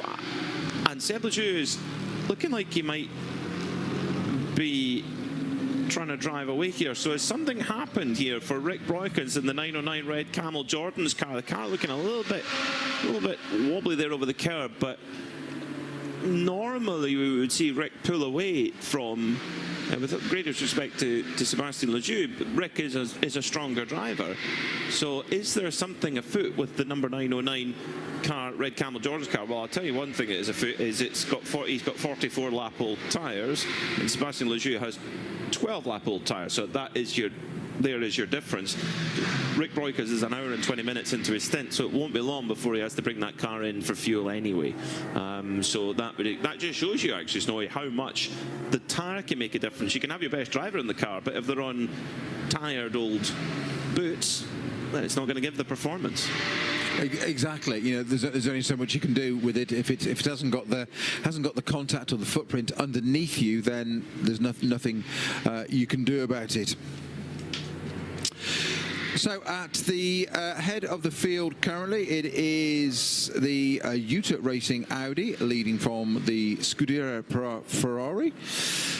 Haas RT Audi in third place. TFT Racing are in fourth with their Mercedes, and Proton Huber competition with their Porsche 911 GT3R are in fifth place. So 5 different makes at the very top, and we've talked about pit stops. We've just had yet another one in the commentary box with Peter Mackay now hopping out for a little bit of supper and sustenance, and I'm rejoined by Ben Constanduros. Hello, hello. I have been refueled. I'm ready to go through to 9 o'clock this evening. We will be on air commentary-wise until 10 o'clock local time. So another 3 hours of commentary before we switch to onboard pictures for the night stint. And we will be back live commentating with you at 7:30 in the morning, all the way through to the flag at midday to cover off the really important part of this 24H Series race. Remember, this is the final round of this year's European Championship, and therefore points to be won and championships to be won. There will be points to be won at the midpoint, so at midnight we will allocate half points effectively, and then full points at the end, so 60 points in total for the victory. Haven't had a code 60. Now you've done it. Yeah, I know. Welcome back, Ben. Well, I just was thinking about it because... No, you're absolutely right. Absolutely right. You have got to go back to standby cooler. I would like to say that I had been clever and professional and hadn't mentioned it. The reality is, I hadn't even thought about it. So you're absolutely right. 3:35 in the afternoon was the last time we had a code 6. We had quite a flurry in the early part, didn't we? It's now 7 o'clock local time. We've had a couple of yellow flags to cover off a few incidences, but the drivers have, in the main, either got the cars back to pit lane or have parked them up out of harm's way. And so it really has worked, been very, very efficient. What it has meant is that these gaps have stretched and the cycles have not been affected too much by code 60s. But we are on varying strategies across our field with Rick Breukers in the 992 lead for Red Camels Jordan. Now coming into the pit lane, into the fueling station, and in with that relinquishes the lead of 992 to Mulner Motorsport. They will drop down probably behind Holmgaard and maybe even behind Sebastian Lejeune Racing at this present moment in time. Lejeune only 10 laps into their last stint, whereas Mulner 40 minutes into their stint. So lots of variables across our field right now. Just the 2 retirements officially. We don't think that NM Racing are retirees yet. They have been in the pits for half an hour with that gearbox issue that Carla so expertly covered. Red Ant and GP Racing both out. This is how long it takes to put 105 litres of fuel in a 992 machine. Well, depends on how much he had in beforehand, doesn't it? But it must feel like forever, especially if you've been travelling at speed and you come off a full green stint. That picture is now actually frozen, so he may now be moving again. Actually, look out the window. No, he's not, but it had frozen. And we'll get Rick into pit lane. I imagine that Rick will be getting out of the Red Camel's car, handing over to either his father. Have we seen Evo yet? Yes, he has done a stint in the car. I saw his legend on the timing screen at one point. It was a little while ago now, but we can find out when that was. Yeah, he was actually the last one in the car. So yeah. he did a 47-lap stint. Rick has done a 47-lap stint. So they're just shy of that 50-lap target that we were told that they were hoping for. But they also have, in the main, sort of done their own thing and ignored some of the code 60s, quite interestingly. Truss has always told us to pit under code 60 whenever you can, but certainly that's not been the strategy from them in the early part of today. And maybe the tyre thing, maybe the tyre regulation that came in at Paul Ricard, where you can't change tyres within 50 minutes under code 60, has changed the game when it comes to pitting. Rick jumping out. I have to say, I don't know the colours of their helmets well enough to know who's jumping in there. But once again, looking like they are in command of the 992. There is Evo, listening to some music, filming the pit stop. And should be happy with that. We'll be able to tell you exactly how long that took. Well, I hope he's listening to us, not music. Well, actually, that's a very good point. Same difference. That's a very good... We're not music. Definitely not. No, you're probably right, actually. He is probably listening to us with the headphones on. How long did that pit take? Let's have a look. 4 minutes and 14 seconds total stop in to out. Carla was there watching and has... Did I hear Luke Breukers with you, Carla? Exactly. Luke is standing next to me from the team Red Camel. Let's ask a very general question. How are you feeling right now? Well, the first stint I've had was very difficult. At the end of the last 10 laps were very much a lot of oversteer. It was also quite warm. The tarmac was quite warm. Now I just saw Rick went out, and he's doing better now. The track is cooling off, so there's a bit more grip. So yeah, quite well. When you and I met yesterday, actually, you did tell me the story of how you got into racing, and you got into racing actually quite late compared to many others here on the grid. Can you tell me the story, how you got into it? Yeah, quite late. My brother was always racing as my father, being in go-kart since young, and I never was really into that, but one time we went to a local go-kart race, a 2-hour endurance race with only rental carts. And at the end of my stint, I was just as quick as Rick, and then they thought I should also get my license, but I was around 19, 18, and then I just got into all of it, and yeah, since then I'm hooked. And how is it to be in a team sharing a wheel with your brother? Yeah, that's a lot of fun. There's always also the competition behind the wheel to see who's faster, which sector, etc. So it creates an extra layer of fun. And how about that competition? Does that ever get between you? Ooh, which one? The competition between you two. Does that ever get between you? Do you sometimes fight about times and so on? No, I think we listen to each other, and of course Rick has way more experience than me, but it never gets between us, no. And now, just before I got you, I actually ripped something out of your hand. I want to show that to the viewers, and I will explain it to the ones that are listening.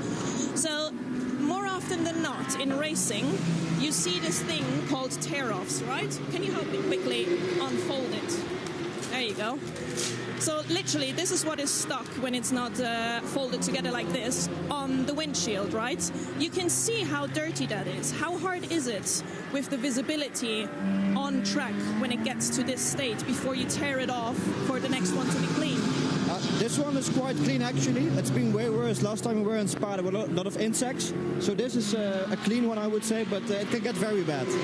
Is it worse when you get towards sundown, when the light gets bad as well?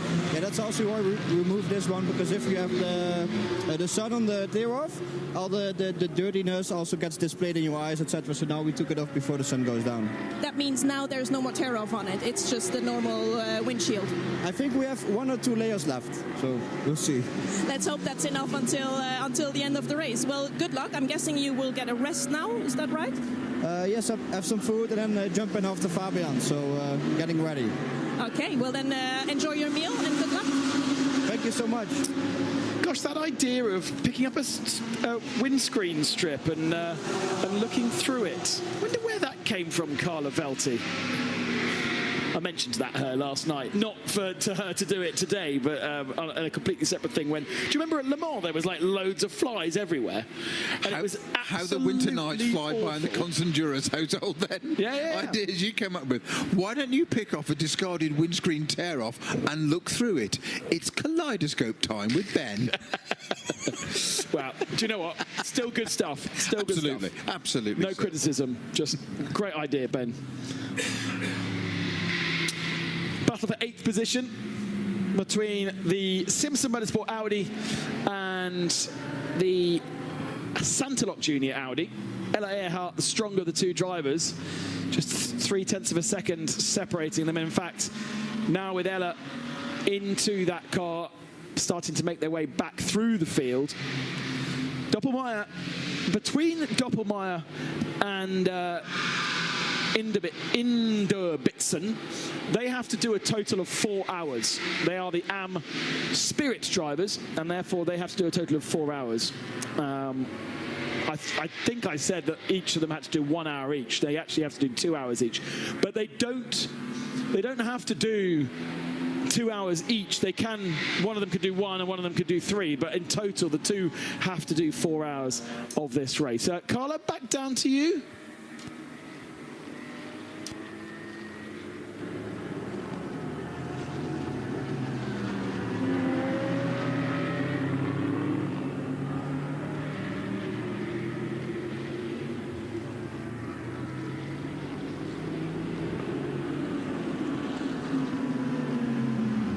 For you to be in a race like this? Are you relaxed?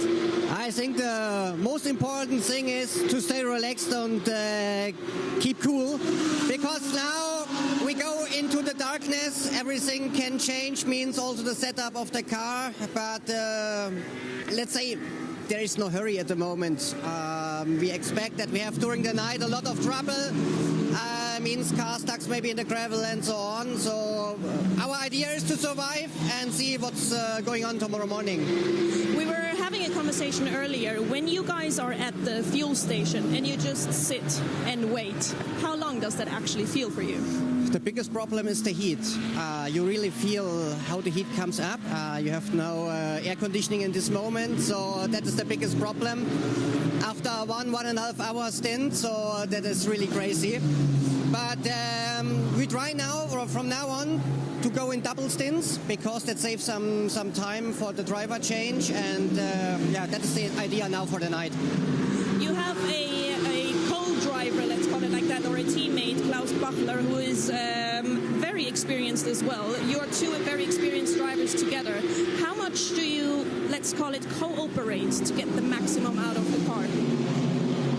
Of course, if you have 4 drivers driving, it's always difficult to find the proper mix for everybody, especially for our gentlemen. And Klaus is very experienced on this car. He nearly drives every weekend with Porsche. So that gives us also the opportunity to learn more about the car and about the possibilities. So for sure, it's very nice to have it with us. Are you getting tired by now? It's starting to get darker and darker. Is it ready? Are you ready for a break or not yet? Not yet. Let's go out and fire up. Let's see. That's how I know you. Good luck. Perfect. Thank you very much. It's only 7:30. It's not bedtime yet, and it's only 7:15. In fact, So 7:15. So it's at 7:40 is twilight. And we do know there's always a bit of a golden hour when that comes. The purple and green sectors start flicking up on the timing screens, just as it's a bizarre thing. Well, is it a bizarre thing? Snowy, you're a professional racing driver. Don't laugh. What is it that makes golden hour? Why is it that even if the light is less, in my head I'm like, right, okay, I can't see, so that's going to make it difficult. But somehow the times come at that point. It absolutely says what I said. There's a rhythm to a 24-hour race, and it's almost unquantifiable that you have this drama to start with, and all this activity, and all of a sudden, and just something with the light change. Maybe it's to do with the moon and all that kind of stuff. I don't know. I'm not into all the horology and stuff, but something seems to settle, and there's a calmness that seems to come over to you, and it's just. there's this calmness. It's all settles in, and all of a sudden you're just driving at a different way and a different level, and I don't really know why. Are we going to say that it's a spiritual thing? Correct. Wow. You've just summed it up for me absolutely perfectly, yeah. So many times I've asked that question, and it's always been about temperature.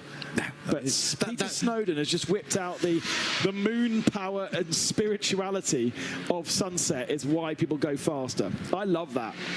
Clip it up and put it in your highlights reel, everyone. We're on board with Michael Kroll going through turn 3 in his number 11 Hoffer Racing Mercedes. As the sun comes down, we don't have a clear sky this evening, so there isn't the danger of the sun penetrating through the windscreen and into the eyes of the drivers. Instead, it's a rather somber, overcast affair. I've even got a jumper on. But the threat of rain, I think, much less actually than we've seen the last 2 nights. The clouds have been very, very dark the last 2 evenings, but tonight it looks a bit fairer. It's just more clouds. And Kroll now heading up to this turn 9, which is blind on the apex, turning through that right-hander, open up the steering wheel because it's important to get a good run under this new bridge and into the braking zone at turn number 10, which has taken various different shapes and guises over the last couple of years. It's now back almost to how it used to be as a long sweeping left-hander. Very few bits of this Barcelona track have changed, and since it was finished, I want to say late 80s, but I don't have it in front of me to give you exact figures.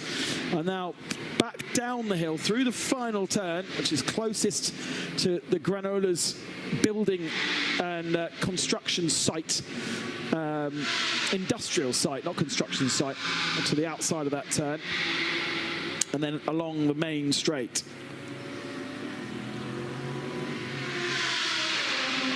It opened in 1991. I did think it was late. It wasn't late 80s.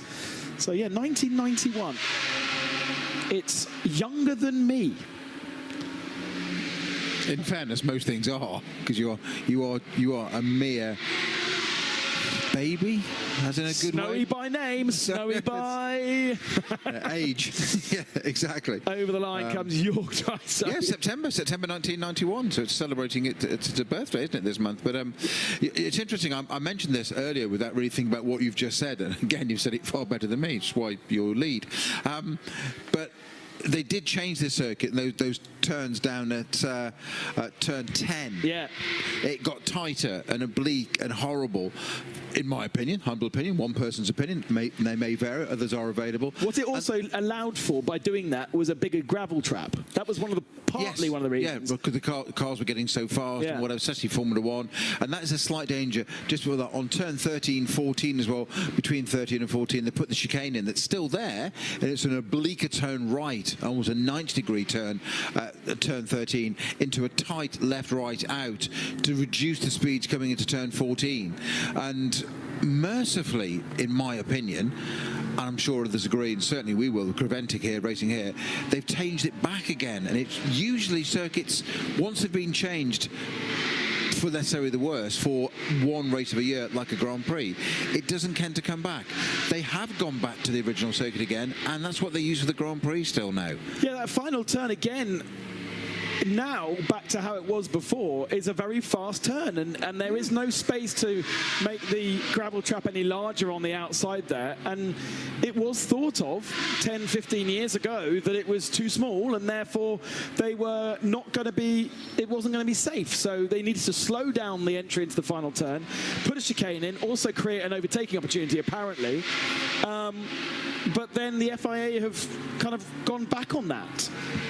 Now, the 133 Mercedes, BMW is what I meant to say. Only BMW in the field. Yeah, listen to what I mean, not what I say. The BMW that is in the field, that is, of course, the JMEC engineering entry. James Collins at the wheel of that car at the moment, currently in 25th position, is that right? Yeah, but as you were trying to get to, it had stopped on the side of the circuit. Yeah, but it seems to have that all the time, doesn't it? It's just had a few recurring issues with that car. It is still leading by 21 laps over the Cupra in that category. But it is true that it is stopped at turn 1 or 2 a couple of times. Now, on this particular occasion, we did just pick it up. It could have been recovering from a spin, but we certainly had, on the previous occasion, it just stop and then just start again. So I know John went down there and had a big chat with the guys about one of their guys at a wedding, but we didn't get to the bottom of if the car had a problem or not. And would be a bit of a shame. Carla is down in pit lane. I don't think you're at JMEC, but where are you, Carla? I am currently standing next to Martin from the Home Guard Motorsports team, and I learned this weekend that you guys actually started with the TCR car and switched 2 seasons ago to the 992. How good does this car feel? It's completely different, going from a front-wheel driven car to a rear wheel, and a car with the engine in the back as a Porsche is. It's a completely different car. First year was a big learning curve for us, but this year we have been very competitive, so it's been a great switch so far. When I looked at the entry list for this race, I saw you are a completely Danish team. I wasn't aware that there are so many talented Danish drivers. Is it that there is like a program in Denmark where you guys are actually being pushed into this, or how does it come about to have a Danish team? Well, actually, it's our first year with a completely Danish team, so it's kind of a coincidence, I think, but it's always nice. It's easier for all of us with the communication to be a Danish team. But actually our engineers, so they're Spanish. So we are not completely Danish, but it works very, very well. We know each other so great, back from karting days and so on. So yeah, it's great. How is your experience in 24-hour races? Are you used to it, or is it something that you still find your groove with? I've been doing it a lot now for many years, so I like it. I like to drive in the night. It's actually what I prefer, so yeah, I feel very comfortable. And I must say, it's really hard to stand here and have an interview with you and not get hungry. It smells so good. You guys have a little catering going on back there. How's the food? Are you fueled up to be ready?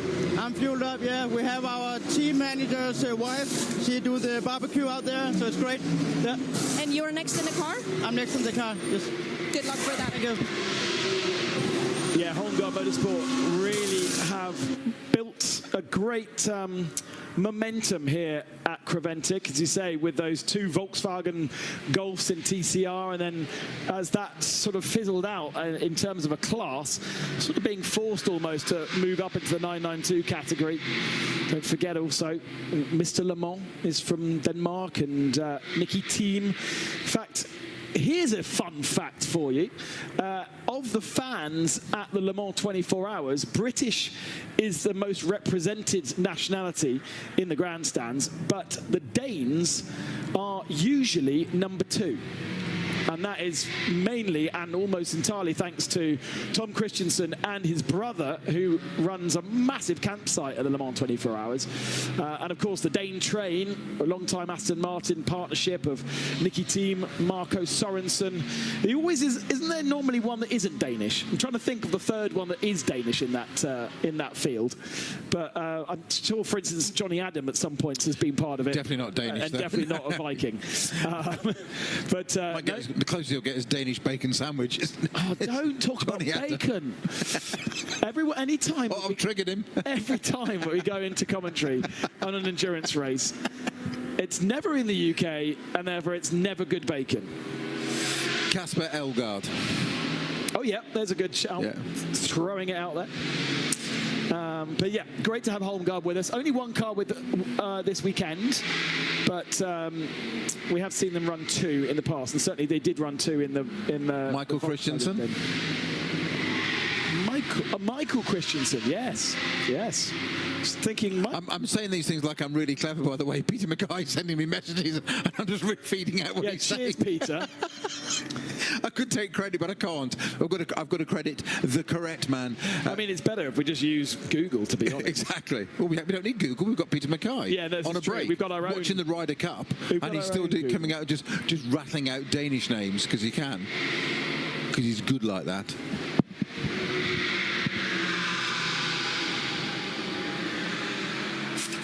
Still watching this battle between the Continental Racing by Simpson Motorsport Audi, now giving chase to Michael Kroll in the Hoffer Racing Mercedes. So that is for 4th position.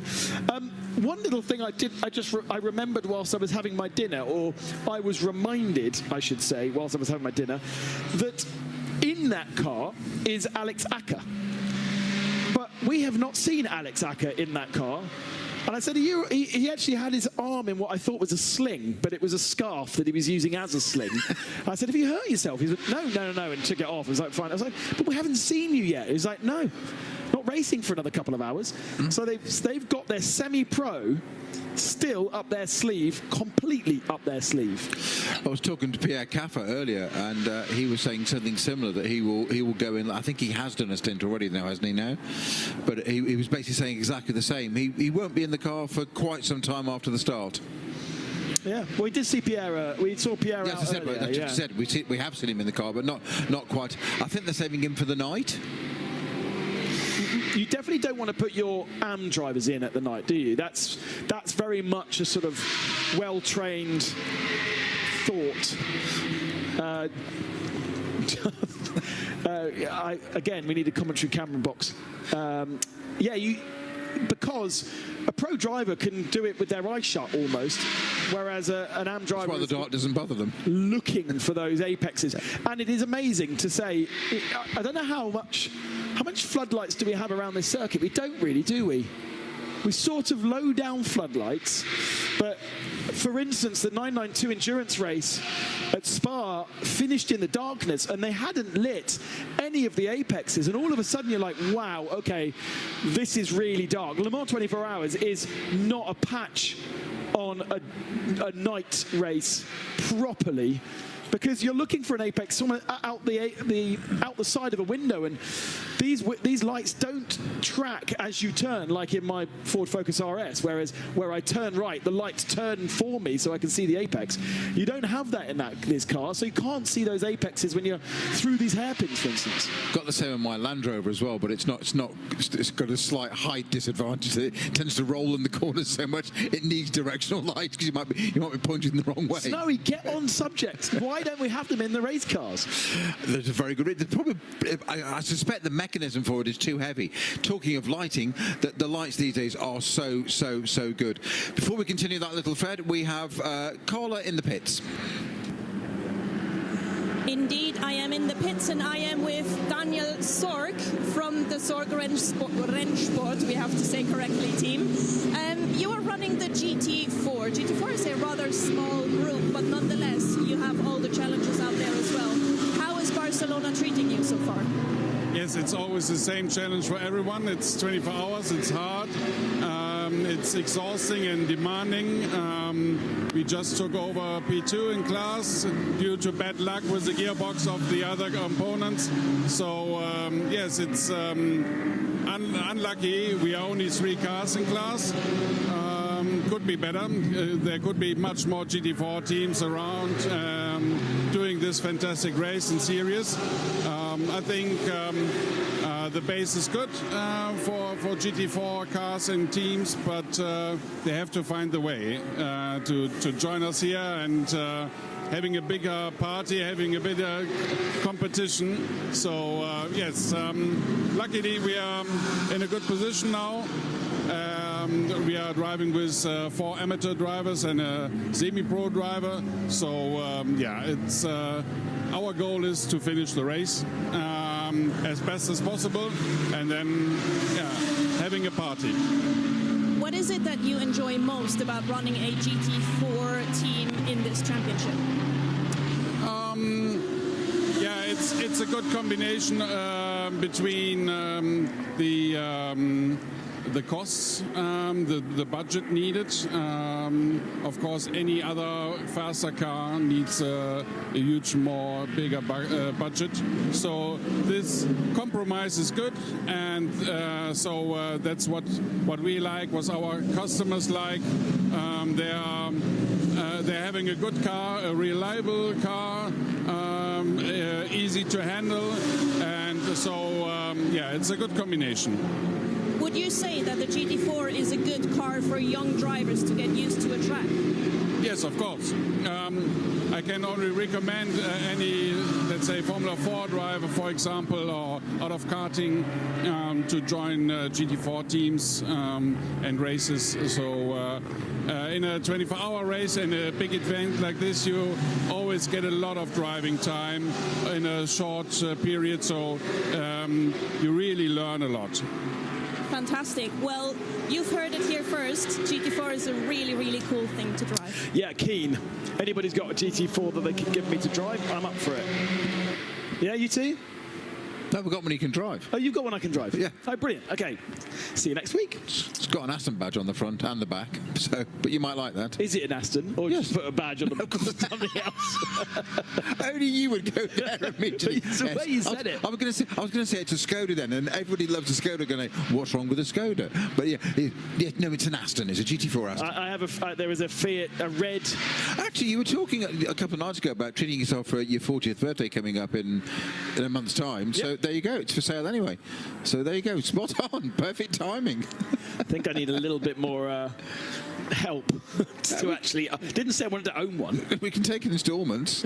Yeah, okay. Over the next 55 years. Blue sky thinking. Come on. Just before we lose the blue sky, let's have a bit of it. No more blue sky. The sun. I know there's a lot of people on the chat who are excited about the sunset. I'm afraid the sunset was a bit rubbish. There was very little setting. I mean, it did set, but it got not seen because there was lots of cloud. Well, it hasn't happened for 10 minutes yet. It's 19, 40 hours. No, I'm told by the chat that it's sunset now. But I was looking out the window to see if I could see it, and it's definitely the orange hue, not hue, has gone off the clouds, and therefore I think it's goodbye sun until tomorrow morning. And I think we basically come on air when the sun starts to come up tomorrow morning, because we were... Shall I look at the sunrise time? Well, I noticed when my alarm went off 2 mornings ago, it was still dark outside. That's unheard of for you, isn't it? Absolutely. What is this grotesque notion? What is this idea of waking up? I do not like waking up in the darkness. That is it's not fun. Yes, somebody on the chat did also mention that these cars do have these almost like fog lights that shine to the left and the right. I promise you, they do not quite do the same. There is the sunset. Thank you, Mr. Director. It isn't. It's not great. I'm looking forward to a better one next week in Greece. Carla, go on. You're about to make me laugh. I think I will if you guys see it on the camera. I've made myself comfortable because I see more and more team members having a seat in beanbag chairs or any other lounge chair that they can find, because as you just said, sun is setting, darkness is coming in, which means slowly but surely the first people are getting tired, and it's a weird comparison that I'm going to do now. Ben, you will be better at that, I guess. But don't you say when your baby sleeps, you should sleep as well? So when your baby is out driving, you should take a break, right? So I'm not going to get up from this while on camera because this is not going to be elegant. But yeah, slowly but surely, the struggle with being tired during a 24-hour race is going to roll in. Carla Velti's first 24-hour race as a pit reporter. Maybe also starting to feel the fatigue.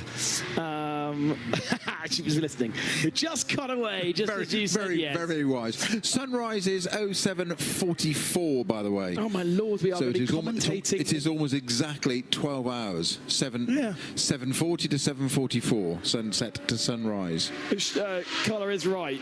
Snow would know better. You should go to sleep when your babies go to sleep and wake up when they wake up. That's the best strategy, but it is a really sad life if you do that. A little bit of brandy in the milk sorted out. Don't they sleep?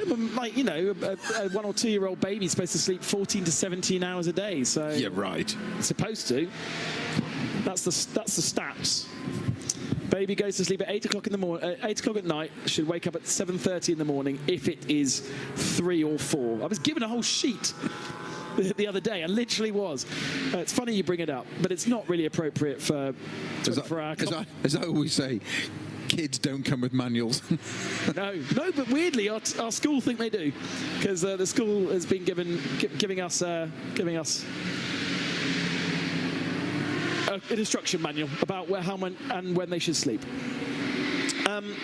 So yes, now we need to look out for happy hour.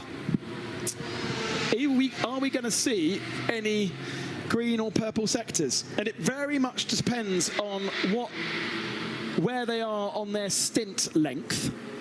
Hoffa Racing, Alexander Prince in the number 11 just has come out the pits. So I would say fresh tyres on Hoffa Racing, but heavy fuel. So maybe some purple sectors there. But somebody like Ella Earhart has been in the car for an hour and 10 minutes. It's not really great, is it? It's not ideal. Not ideal for doing... Suboptimal. For doing happy laps. Happy laps. Is that like happy clapping? Happy laps. I like that. I'm going to introduce that into the team. Happy laps. Happy laps. Patrick Charlier aboard the TFT Mercedes. It just got passed by Arnaud Novelling, who is in 5th position in that Inter-Africa Racing by Dragon Ferrari, to give it its full name.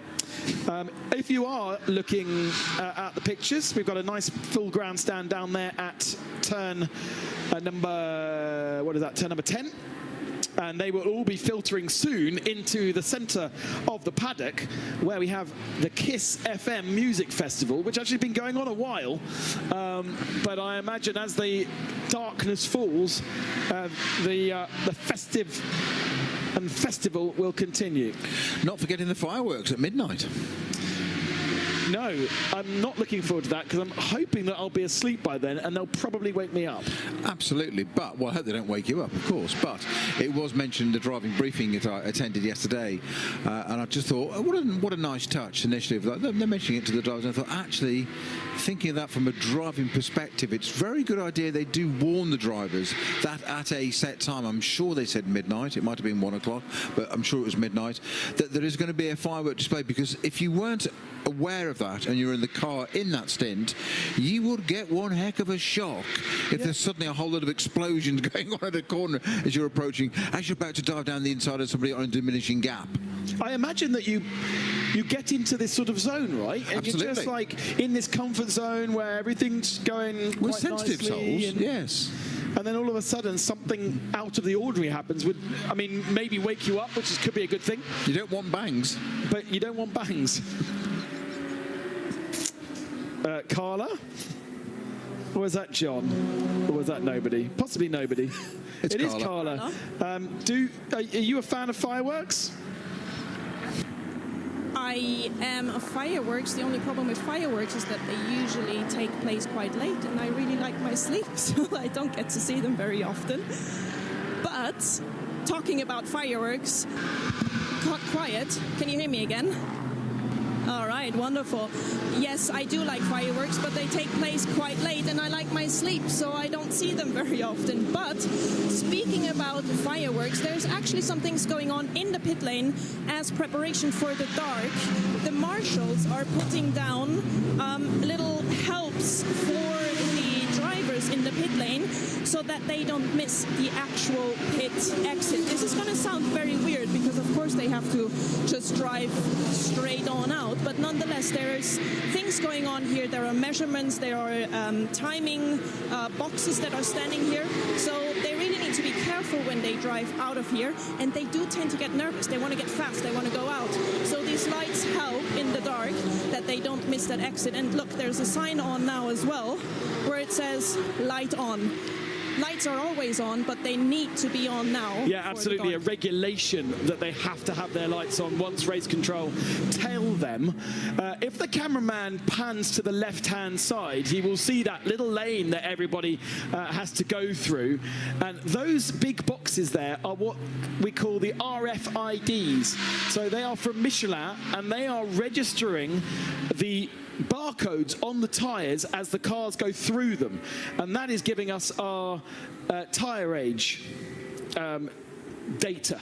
which we aren't seeing on the track. It also registers the cars going through pit lane as well, so we know pit in to pit out. But it's automatically taking what tyres are on the car at that point, thanks to a little sensor within the tyre, and then transmitting that data, which then goes up on our timing screens. So very important that you drive through them. The other reason why there are those lights there as filters is, of course, you're not allowed to use high beam in pit lane because you're blind everybody else. So whereas out on track you can have high beam, in pit lane you have to have low beam only, and therefore, I mean, you can still see the pits is pretty well illuminated, but that's just an extra little safety thing to make sure they go through the right hole.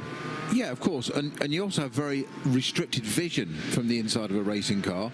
It's not the same as a road car. You've got the smaller glass areas, you've got roll cages, you've got harnesses, you've got a crash helmet on, you've got a small visor, you've got a HANS device, and windscreen decals on the top of your windscreen, the banner strip across the top, and a limited vision. So it's not that easy to look out and necessarily see things, because you're designed to be looking forward all the time. And as you say, you're not meant to be looking to the left or the right, really, because that's you turn a corner and look a little bit either way, but you're primarily looking down the front. So that's exactly why they're there. There's little lights or helps. So as Carla called them, I'm going to rename them. I think they're lovely. Putting little helps out in the pit lane. I thought that was brilliant.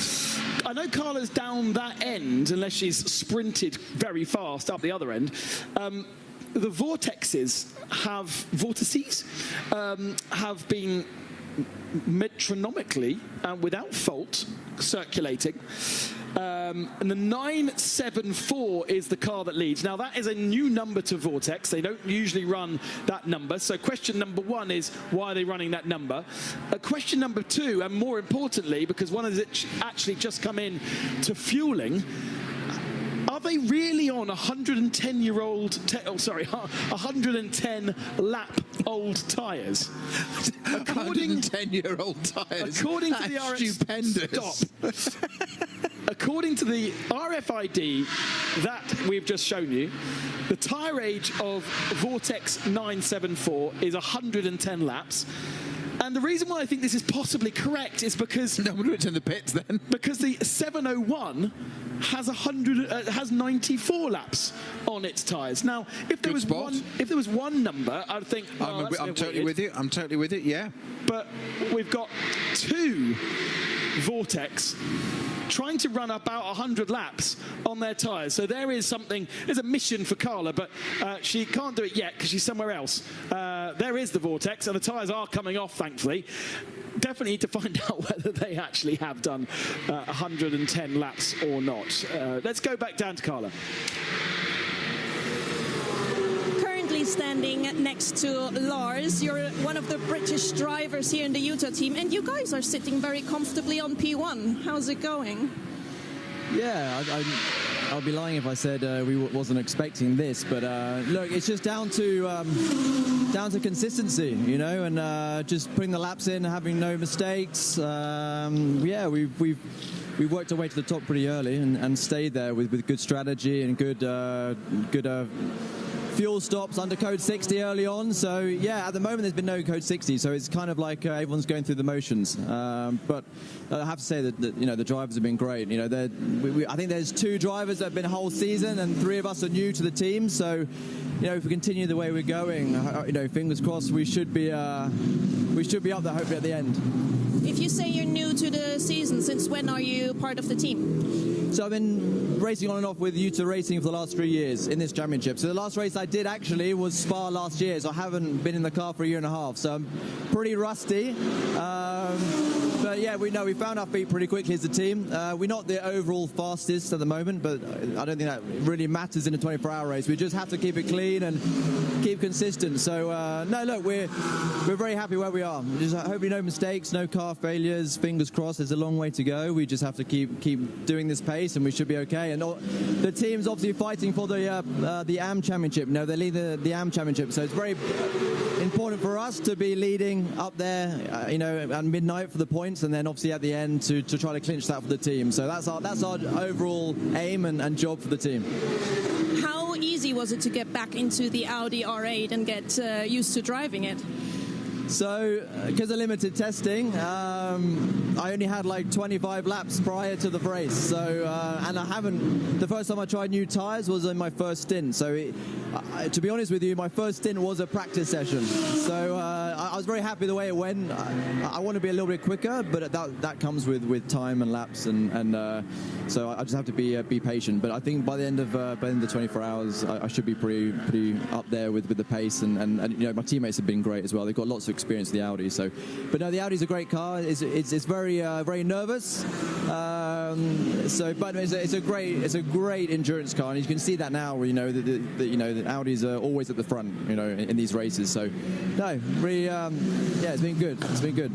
Now, my English colleagues up in the commentary box and me, who I'm from Switzerland, so I have other languages in my pocket, we kind of discuss constantly how you pronounce the team name properly. Please tell me. Okay, Jutta Racing, yeah. So that's it's Lithuanian. So they're a car dealership in Lithuania, and on their side hustle is a race team. So no, we're great guys. Been doing this championship for many years, and yeah, hopefully we can get a good result to end off the season for them. So yeah, fingers crossed. Now, see, Ben, this is for me very easy. The U is in the Swiss German as well. So, Jutta, lovely. Thank you very much. Thank you. Cheers, thank you. Epic work, Carla. Thank you very much. I want to be him because outside of racing this Audi and being a motorsport racing driver, he is also super yacht captain of Motor Yacht Fana, based out of Palma, Mallorca.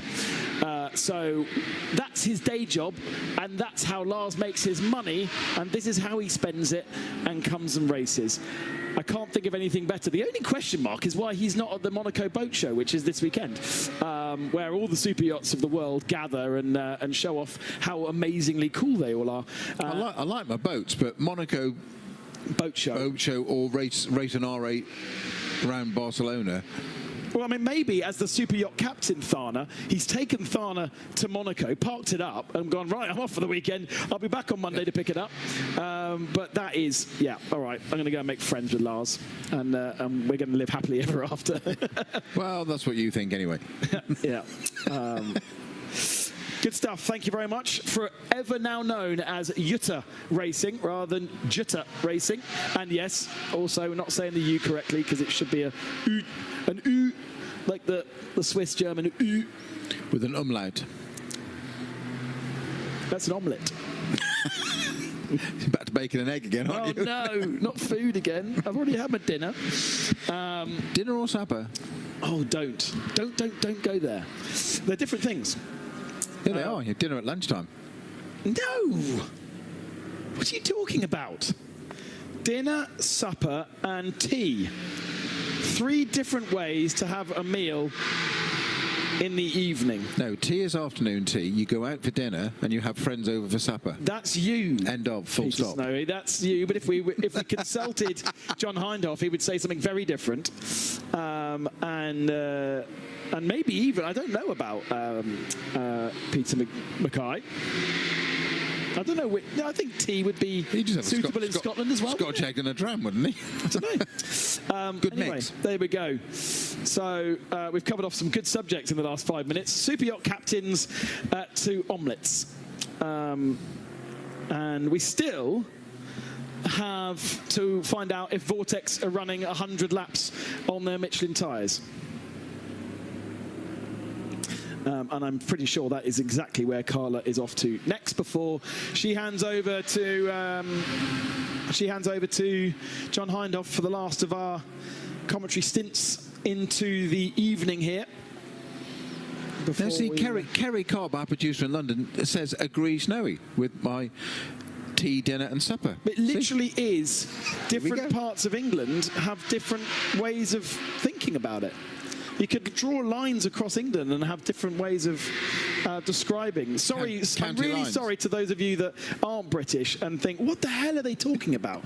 But it is a highly important subject. Thankfully, we might get one of the answers, which is far more interesting to the fanship than what we're talking about right now. Let's go back down to Carla.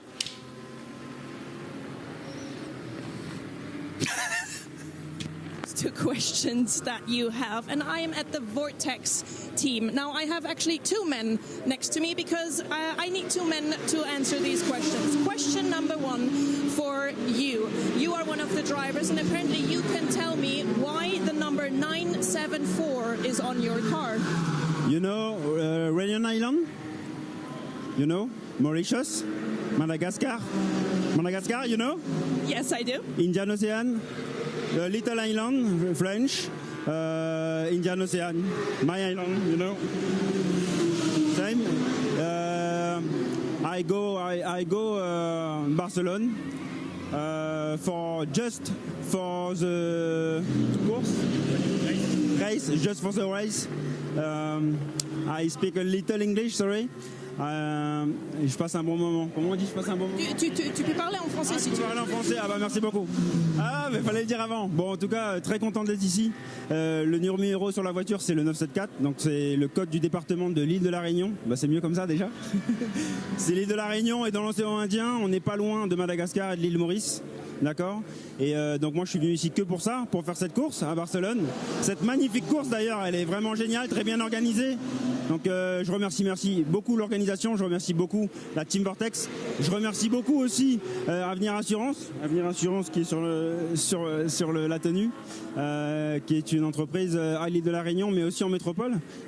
C'est grâce à cette société que je peux rouler aujourd'hui ici. Et je remercie bien sûr la Team Vortex, toute la team, toute la partie mécanique, la direction, les managers et Enzo qui fait un gros travail pendant la course, avant la course et à mon avis après la course. Donc je remercie beaucoup parce qu'il y a eu des aléas dans la voiture. Donc voilà un petit peu pourquoi le drapeau de la Réunion est posé sur cette voiture. Et je suis vraiment très fier d'être là aujourd'hui dans votre organisation et dans cette course de dingue. I'm going to translate that for our listeners really quickly. So Johan is using basically the postal code of a small island that is close to Madagascar, which is the flag that he's carrying, and is very proud to do so. He is very happy to be with the Vortex team. He's very grateful, and he's enjoying himself a whole lot here in Barcelona. It's very nice to have you here, Johan. And now to you, sir. You know everything about the car, about tires, about strategy, and so on. Is it true that your car just put 110 laps on one set of tires? Yes, it's true. We've done 3 stints with the tires by swapping each time, so it's not 105 laps at the same moment, but it was like 30 laps and then back in the back of the garage and then 30 laps again. So yeah, 3 stints. But now it's that. Now we're gonna change tires. Did you change already, or do you still have to change? Yeah, we already changed. Johan was at the wheel with the 100 laps, but now it's done. He get out of the car and the tires also. So the question, if you're happy with the tire, is almost obsolete. It's incredible how long this tire can go. Yes, it's really good for endurance races. Really, really good. Well, then let's hope the next set is just as successful. And good luck for the night now. Yeah, thank you. It's going to be a long night, but we're used to it. Thank you. Brilliant work there from Carla, answering 2 very important questions. And I cannot believe that the data is correct. And Vortex 701 is out there on circuit right now. It's done 100 laps on those tyres. The other one came in and changed after 110 laps. But get this, Snowy. They didn't put a new set on. They've put a set on that's already done 50.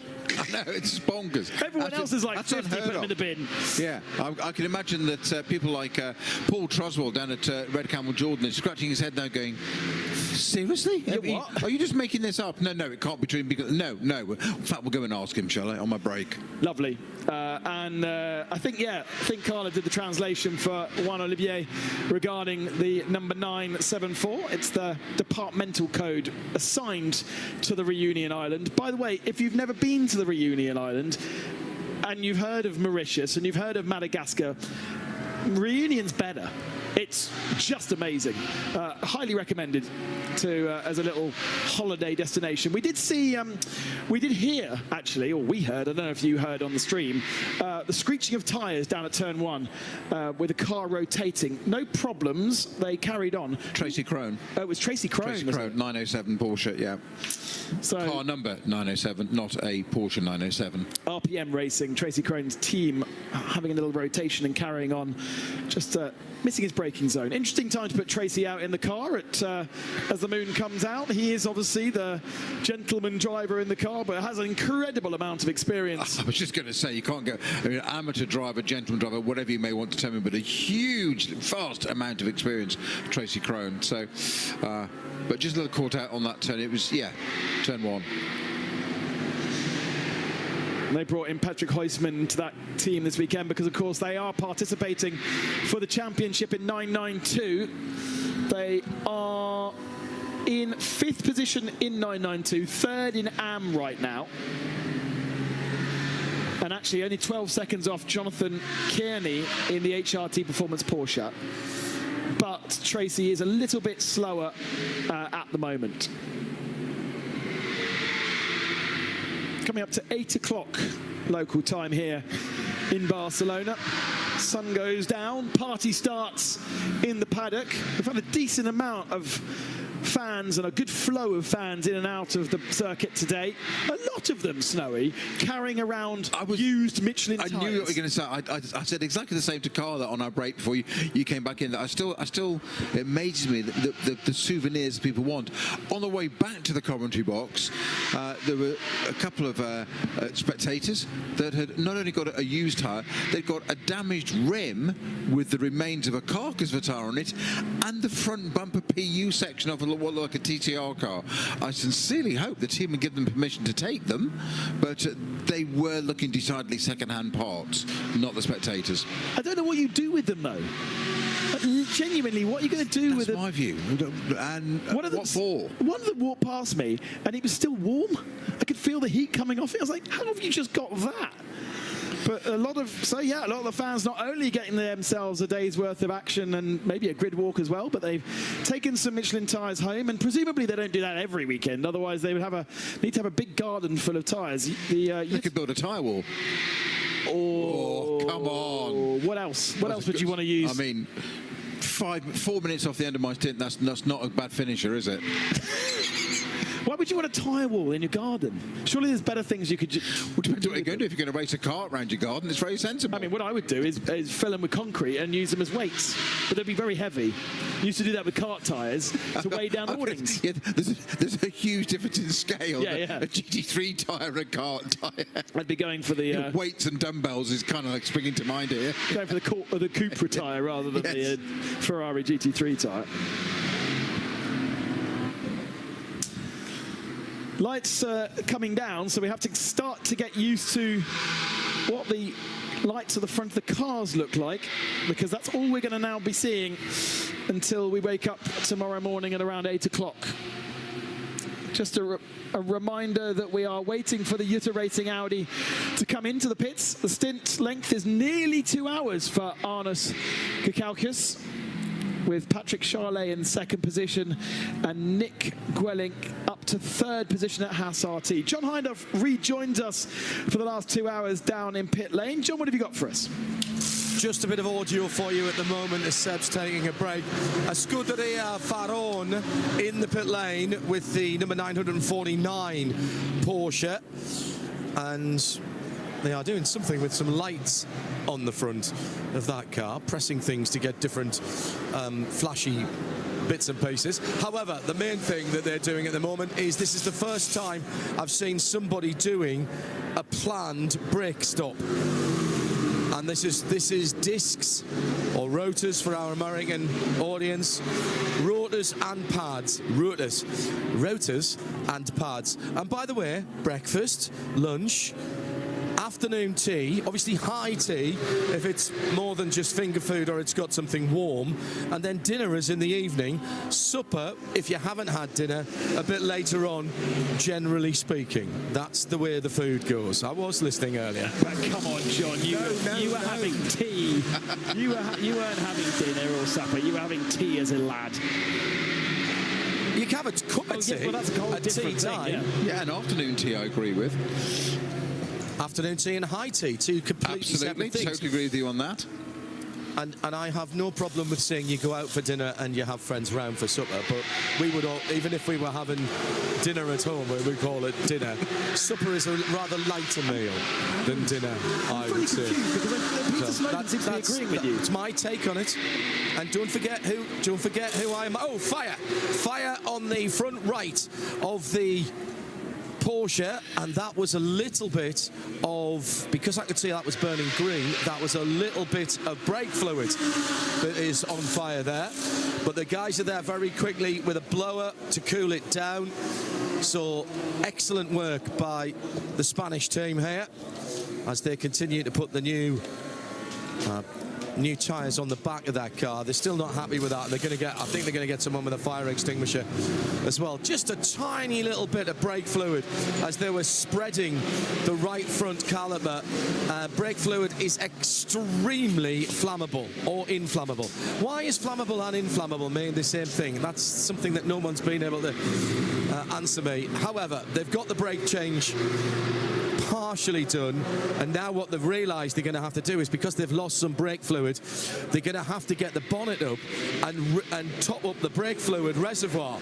Now remember, dear viewer and listener, this is the car that had the bent bonnet earlier on, so they've had to pull all their carefully applied racer tape from the front of that number 949 Porsche, check that everything's all right in the reservoirs, dual reservoirs for the brake fluid on these Cup cars, and now they can go back to changing the brake discs. So a little bit of an excitement there down here in the pit lane, but they've managed that very, very well indeed. More cold air being blown into that just to make sure that they are okay, and they're trying to get the driver to pump the pedal and top up the reservoirs at the same time. These are the sort of things, gentlemen, that happen in endurance racing. 16 hours remain here at Barcelona for the 24 hours, and we are slowly getting ourselves, well, that's the first third of the race done then, isn't it? And because we're about to be in the midst of pit stop chaos, a little bit difficult to check in with the order, but TFT Racing do lead by 23 seconds at this moment in time over Haas RT, with Jutta Racing having just entered pit lane. They've been in pits for 3 minutes, having fueled up, and now they're going down down to get their full service. Mirius Flybo in fourth position in the Scuderia Praha Ferrari, and the Protonuba competition round out the top 5. But Manuel Lauk in that car will be moving up through the standings over the next couple of hours.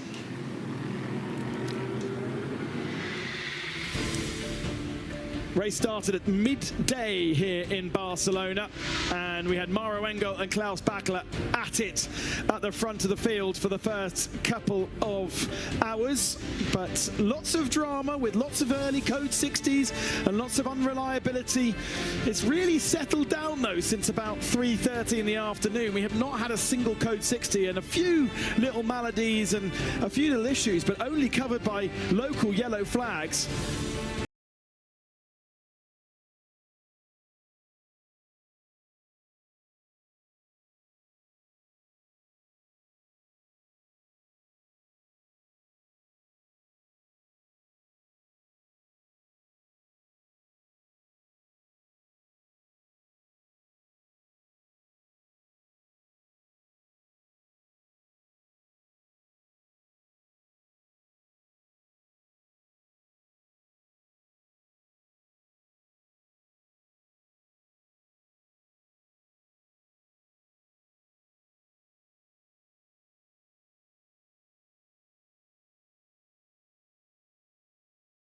A few other question marks over some unreliability, but the two Hondas that we had issues early doors have got themselves back going again. Tracy Crone faced the wrong direction just recently. That was the last yellow flag, but we're back to full green flag conditions once more.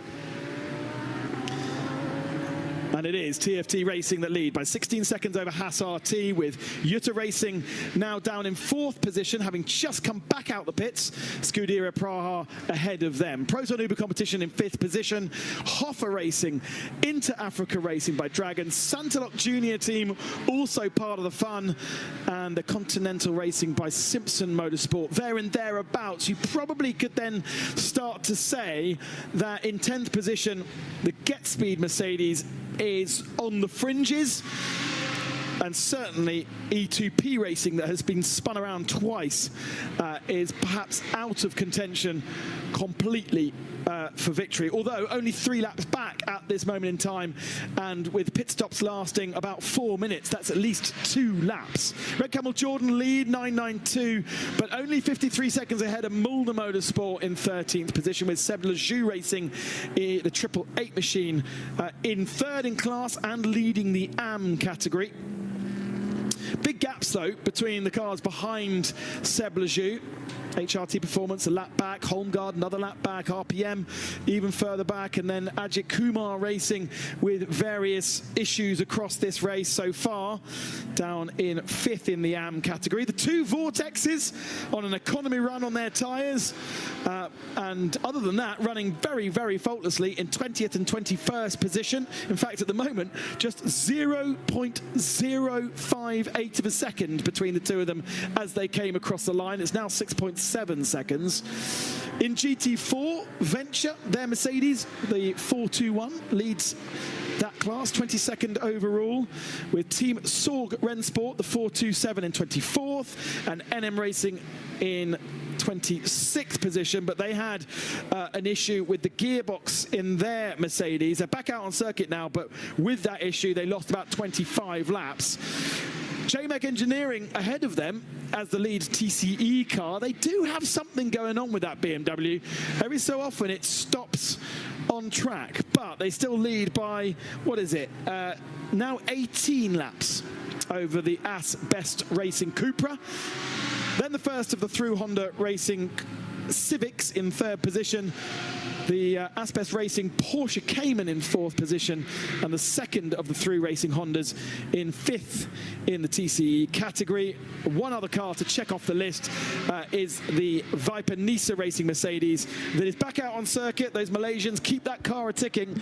Those are your 2 retirements. Red Ant Racing and GP Racing Team officially out of the race, leaving us with 31 cars still running in this Barcelona 24 hours for 2025. We've made our pit stop in the box, so we welcome back Peter Mackay. We say good evening, good night to Peter Snowden for the next hour. He will take us to 10 o'clock local time with John Hindhoff. No, sorry, with Peter, not with John. John will be down in the pits. What were you observing other than tomfoolery from the last couple of hours whilst you were having your dinner? Well, I was mainly observing the delicious tortellini on my plate, actually, I must be honest. That was very nice. And keeping an eye on the Ryder Cup as well, which is going swimmingly at the moment. And also trying to keep us on track every so often. And naming Danish racing drivers. I was listening. Yeah. That was proof that I was listening during my little dinner break there. Down in the pits is John Hindhoff for the next 2 hours, and he is with the TFT Racing Mercedes. Yeah, the black and yellow car just comes to a halt. Huge amount of brake dust coming off the front, brake dust coming out off the front of the car. And it must be getting cooler because they are starting to tape up some of the ducts on the front of that car. Absolutely standard stop. The Benz motor fires and the 3-pointed star leaves. Now there was a driver change there. A and you'll be able to see who it was. It was done so quickly. I was walking up as it was happening. It was done so quickly that the incoming driver was in the car long before anything else happened. The outgoing driver is just standing around. Was that Benjamin? Yes, I think it was. Let's see. I'm just going to pop into the garage, lads, see if I can stay there. Oh no, it's Patrick. Yeah, Patrick Charlier of the car. Charlier. He is the AM in that car. Races in Porsche Carrera Cup France alongside Jordan Boisson in the endurance races. Patrick, un petit mot, s'il vous plaît. Ça va? Impeccable. Impeccable. Fantastic. Toujours, hein? Ouais. And the car? How's the car? I know you must speak some English. I don't speak very well in English. The car is very good. So you got the shift into the night? Yes. So, excellent. You enjoyed it? C'est joli, oui? Excellent. Excellent. Yeah. The team are doing very well. Very well. You are happy? Very happy. And le pneu? The pneu? It's okay. C'est vrai? So good. So good. Well, thank you. So he's rehydrating as well, and he's done a good job in that car. Now, they were one of the leading lights earlier on, gentlemen, but fortunes change quickly in these races, and they've sort of went down and then had to fight their way back up again. By the way, the paddock is absolutely heaving at the moment. There's still quite a few hardy souls in the grandstands opposite the start-finish line, but the new area that is down by turn 10, there's a steady stream of people going across the walkover bridge and up the new lifts, elevators to there. The paddock is absolutely heaving with spectators. It's a real good atmosphere down there, and there is a bit of a party in the fan zone tonight with some music on the stage. That comes a little bit later on. Yeah, the Kiss FM disco. Should we go? Disco? Yeah. Isn't that something you do as a child? Disco. Excellent. Well, I don't know. But are you that cool, Ben? What is it called? Is it I would never go to a disco these days. Might have done as a 12. You just go to underground raves. You're just that cool. Yeah, the rave, the festival. Thought so. That's why your eyes are so baggy. Because all these raves are time for me. Is it time for me to get out the old, get the vinyl out and get the old ones and twos out? I think you might get a gig, John. Oh, I would love that. That would be that. That takes me back. It's only from oh, sorry, I can't remember. Just coming in now. This is another standard stop straight out of the fueling zone for the number 427 Porsche. Of course, that's just where I've walked away from, down on the pit lane, and they're heading back out onto the track now. Manuel Lauk, as we expected, now up to second position, making great progress in that Proton Huber competition Porsche. But interestingly, still 1 minute and 30 seconds between Haas RT and Proton, and the 888 Seb Lejoux in his car, I think, is in the gravel. Very, very close to the edge of the circuit, but possibly. Yeah, he's at turn 1. Do you know what? Those 992s have really struggled with turn 1 today. We just saw Tracy Crone loop it around, but he's gone a bit deeper. And the rear tyres are in the gravel. This could be the next Code 60. Let's have a look at what happened. Is he helped? No, he gets caught out by the car in front, and that's what has meant that he has missed his braking zone. Was the car in front Manuel Lauk? Was it? It looked like a purple and orange car, which Manuel Lauk is driving. It's difficult to tell in the dark, as we have gone Code 60, unsurprisingly. There was no contact between the two of them, but if it was, that was mighty close. I mean, it's a big braking area there, 260 kilometers an hour. They're hitting the brakes in those Porsche 992 Cup cars, trying to get it slowed down to 110. So you're probably going from 6th gear to 3rd or 2nd gear, maybe? Would you be 2nd or 3rd gear through that first corner? No, I reckon 2nd. 2nd, yeah. So you got 4 gears to go down as well. So easy to lock the rears if you're a little bit too quick on that. And I think that's what's been happening. we have a lot of cars heading to pit lane. This is going to really reset our strategy now. It's not going to be a long code 60. It's going to be easy to receive and retrieve Seb Lejoux. Just a reminder that the 2026 calendar was released earlier on this weekend, and we will be visiting mainly the same tracks as we did last year in 2025, bar one change to the calendar. Mugello will kick off as it does at the end of March. It's a little bit earlier than last year, one weekend earlier, in fact. We go to Spa in late April, so it's going to be relatively chilly then. We have moved the Paul Ricard event back 1 month, so we're going to Paul Ricard at the start of June rather than the start of July, and because it was too hot in July. It really was very hot, and instead we're going to go to the Nürburgring in July, which certainly won't be hot and probably be raining in the start of July. That's the first weekend of July, so just after the Spa 24 hours. So why not do Spa 24 hours one weekend and Nürburgring 12 the next? Probably will be. The season of the European season finishes here in Barcelona on the weekend of the 20th of September. So 5-round championship. There is also a new Radical Cup, which will support all 5 rounds. A Radical European Series, if you happen to own one of those. And we also have TCR Europe supporting some of those race weekends as well. So it's going to be a good festival if you want to come and support and watch any of our 24H series in 2025. No specific... actually, I think there was a specific announcement that the Nürburgring will be a double 6. So a 6-hour and then a 6-hour. Mugello usually is as well, or is it a 7 and a 5, isn't it? Weird one like that. Spa is 2, but Ricard was a straight through, so I imagine Ricard will again be a straight through 12 hours. All these different things mean different requirements from the teams and requirements of ourselves. There's been no congestion down at the fuel bays. I've just been watching. It's quite well occupied, but there is still a couple of bays available. And pretty much everyone has decided to come and take advantage of this Code 60. Bit of a delay for the number 421 machine. That's Matthew George in the Venture Engineering Mercedes. Not a massive one, but a bit of a delay getting the fuel attached and getting it going. So we're going to have a little bit more of an extended Code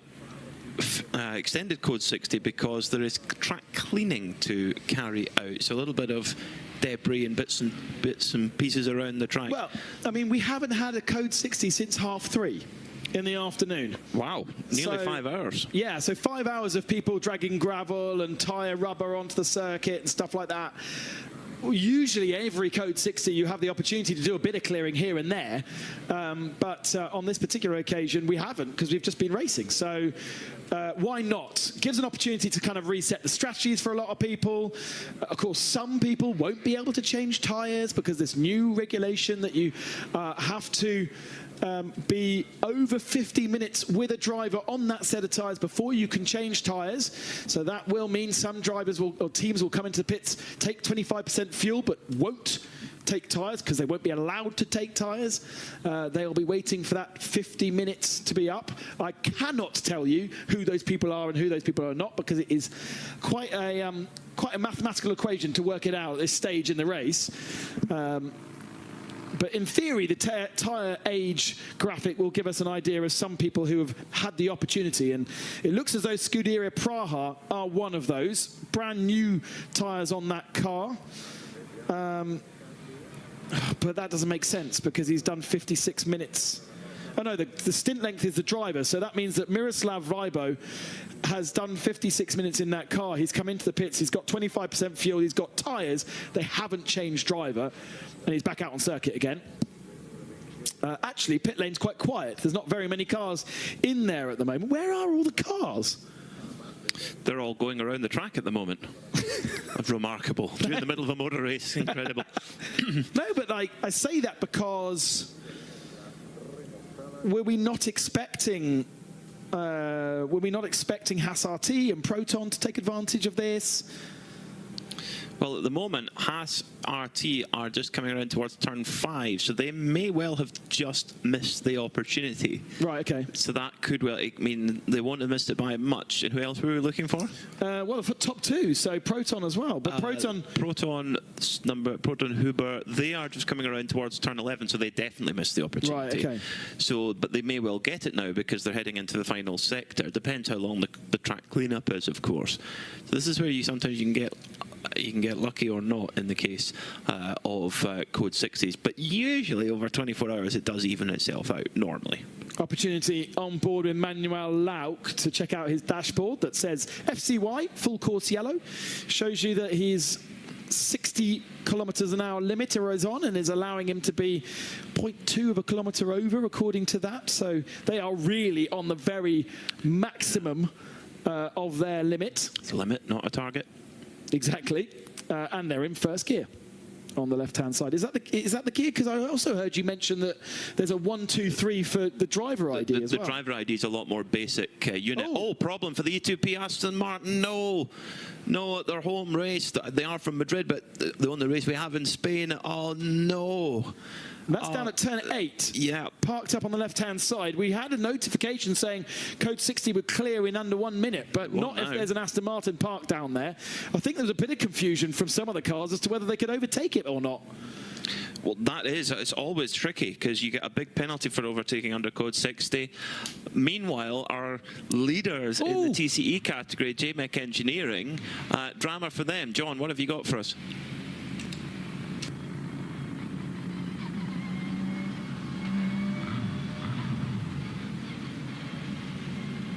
Has been extended, but this is absolutely not a scheduled stop. There was a call just as that Code 60 came out. It was pushed backwards. They're putting the jack stands underneath that stop it falling down. I'm going to let them get on for a moment. These are the lads from the northeast of England, and we've been having a bit of banter with these guys that is soccer related. But the good news is they've still got a substantial lead, and the second bit of good news is that this Code 60 has just been extended. The tape is coming off the front of that car, and the bonnet is coming up. Right, now that we've got the driver out, I'm going to wait for a second and see if we can work out what's happened. Everybody is going about their business. They've got the torches out in there. Who brought that car in, lads? Whilst he's getting his helmet Kevin off, Clark, so their pro driver. Jimmy Clark. Haas RT, by the way, coming into pit lane, but missing the fuel station. So it wasn't because there was cars in the fuel station, because they didn't need fuel. They've come straight down to change driver and change tyre, but not take 25% fuel, interestingly. That is a very interesting decision. I don't know why you wouldn't take 25% fuel. What happened, Kate? What was going on there? The Code 60's come out and it's been extended, so you have got a bit of time to work on this. What's the problem with this lovely BMW? I think there's an engine mounting come loose because it's locking up the steering, and the rack's very close on these engines. Right. And also the throttle's dropping out. Let me get out the way. Come on, let's go out the back so that these guys can go about that work. So this needs to be... So you've got a substantial lead, so there's no panic in that respect. You've got to just go about the business here with the guys under the car. Yeah, that's why we decided to do it now. We keep losing the throttle, so I have to completely shut the power off, which is quite dangerous in the dark, so we need to sort that. And you have to power off, power back on, then restart the engine, then you've got to throttle again. But that's blooming dangerous. How are you getting on with these lads from the northeast? I can understand them, but can you understand them? All the stuff that's coming on the radio? I normally just about understand them by the time it's home time, and then the next year I have to start again. See, the worst thing is if we all get together, we'll end up starting to talk faster and faster. Right, so other than that, and in the early part of the race, you've got to be delighted with this beautiful old car. Yeah.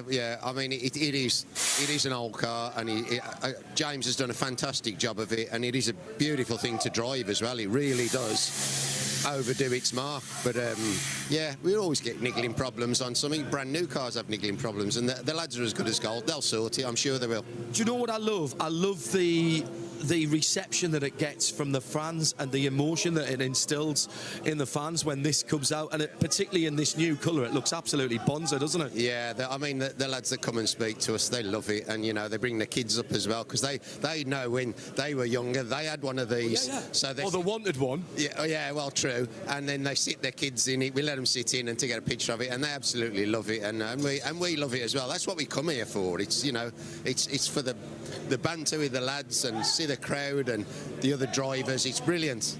Well, and the thing is, Creventic allows you to do that with a car like this. There's not many other championships at this level, at these sort of tracks, that you can go to. No, that's right. I was saying that to Creventic when he was on the start line. I said, please keep this group going, because for us lads, we're really enjoying it, and these others are in the group, and to have 5 in the group, that's fantastic. Yeah, absolutely good. Yeah, right. Brilliant. I'll let you get back on, talk to the lads and debrief with them and see what's going on, and we'll wish you the best. Yeah. I want to see this car back out. Oh, he'll be back. We want to see this car back out. Right, I'm going to get out of the way, guys, and let them go on. They've got this up on the hijacks now, and they're assessing what's going on. And it looks like the front bumper's coming off as well. So they're going to work. What's the situation with those guys in their class lead? It's massive. Gentlemen. Yeah, they've got 17 laps in hand at this moment. Right. So that, well, it's getting cut into at the moment, but not by much in code 60. So there's no need for them to panic. And the thing that they've got to do right now is take this opportunity to get it done and get a proper fix on it. 17 minutes even at racing speed. It's getting on for half an hour, that, lads, isn't it? I mean, this code 60 laps are about 5 odd minutes. So 5 minutes of 17 laps is a long time. But we should be going back to green flag racing relatively shortly. I say relatively because every time we go back to the Aston Martin, the marshals around it, but they're not necessarily recovering it. They kind of, it's almost like, who is in the car? Antonio Cenero is saying, no, I've got this, guys. I just need to reboot it and it's all fine. And the marshal's like, well, we want to tow you off the track. No, it's fine. Don't touch. It's any minute now. Any minute now, yeah. I've got it any minute now. No, now there's the recovery truck heading towards them, the RACC recovery truck. He's got it running before that. The RACC truck of doom arrives. Yeah, very top gear, isn't it? Yes. Don't get caught by them. The Royal Automobile Club of Catalonia. And if they need that, a low loader, a flatbed, to get the car back to the pit lane, that suggests that the car is locked in gear. Could be gearbox then, maybe. Which would also make sense because he had stopped on a hill and he hasn't rolled back.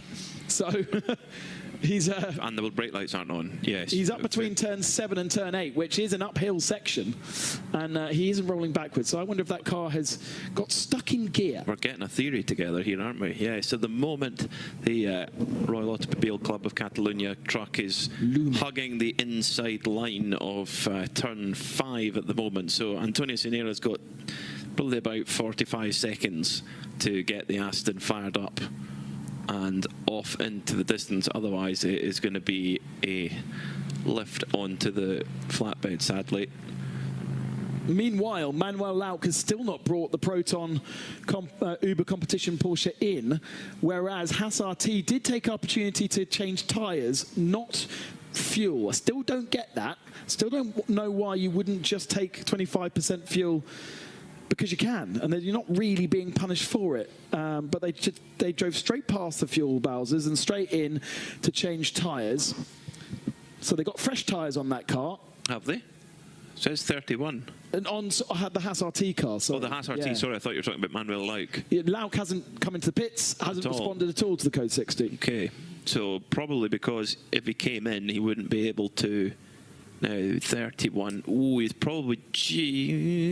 Oh, they came in right at the start. Very, very... He did. Okay, so got right a little top up then. Okay, so they're in quite good position then, our Proton Uber competition, our championship leaders. Let's find out a bit more about the JMEC engineering story. They're now just 16 laps ahead, so Junichi Yamamoto, France Best Racing, is getting closer, and when it goes green, they will get closer much more quickly. John, what's the update?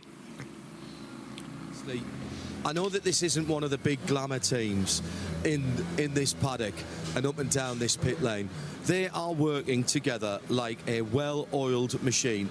There's 3 groups of mechanics in the box working on different things at the moment. They're taking the opportunity to do a little bit of stuff that they had earlier on the front bumper and the front splitter. There's 2 lads working away on that. They've got 2 lads underneath the car, and they think it's actually not an engine mount but a gearbox mount.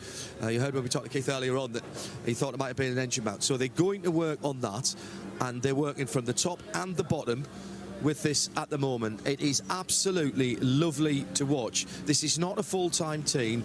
This is not one of your work-supported teams or works-blessed teams. This is a group of lads from the northeast who are doing this to say they've done it. And hashtag this is endurance. We've mentioned it a few times already. A fan favourite, this lovely BMW M3. They'll do a bit of planned maintenance as they're going along as well.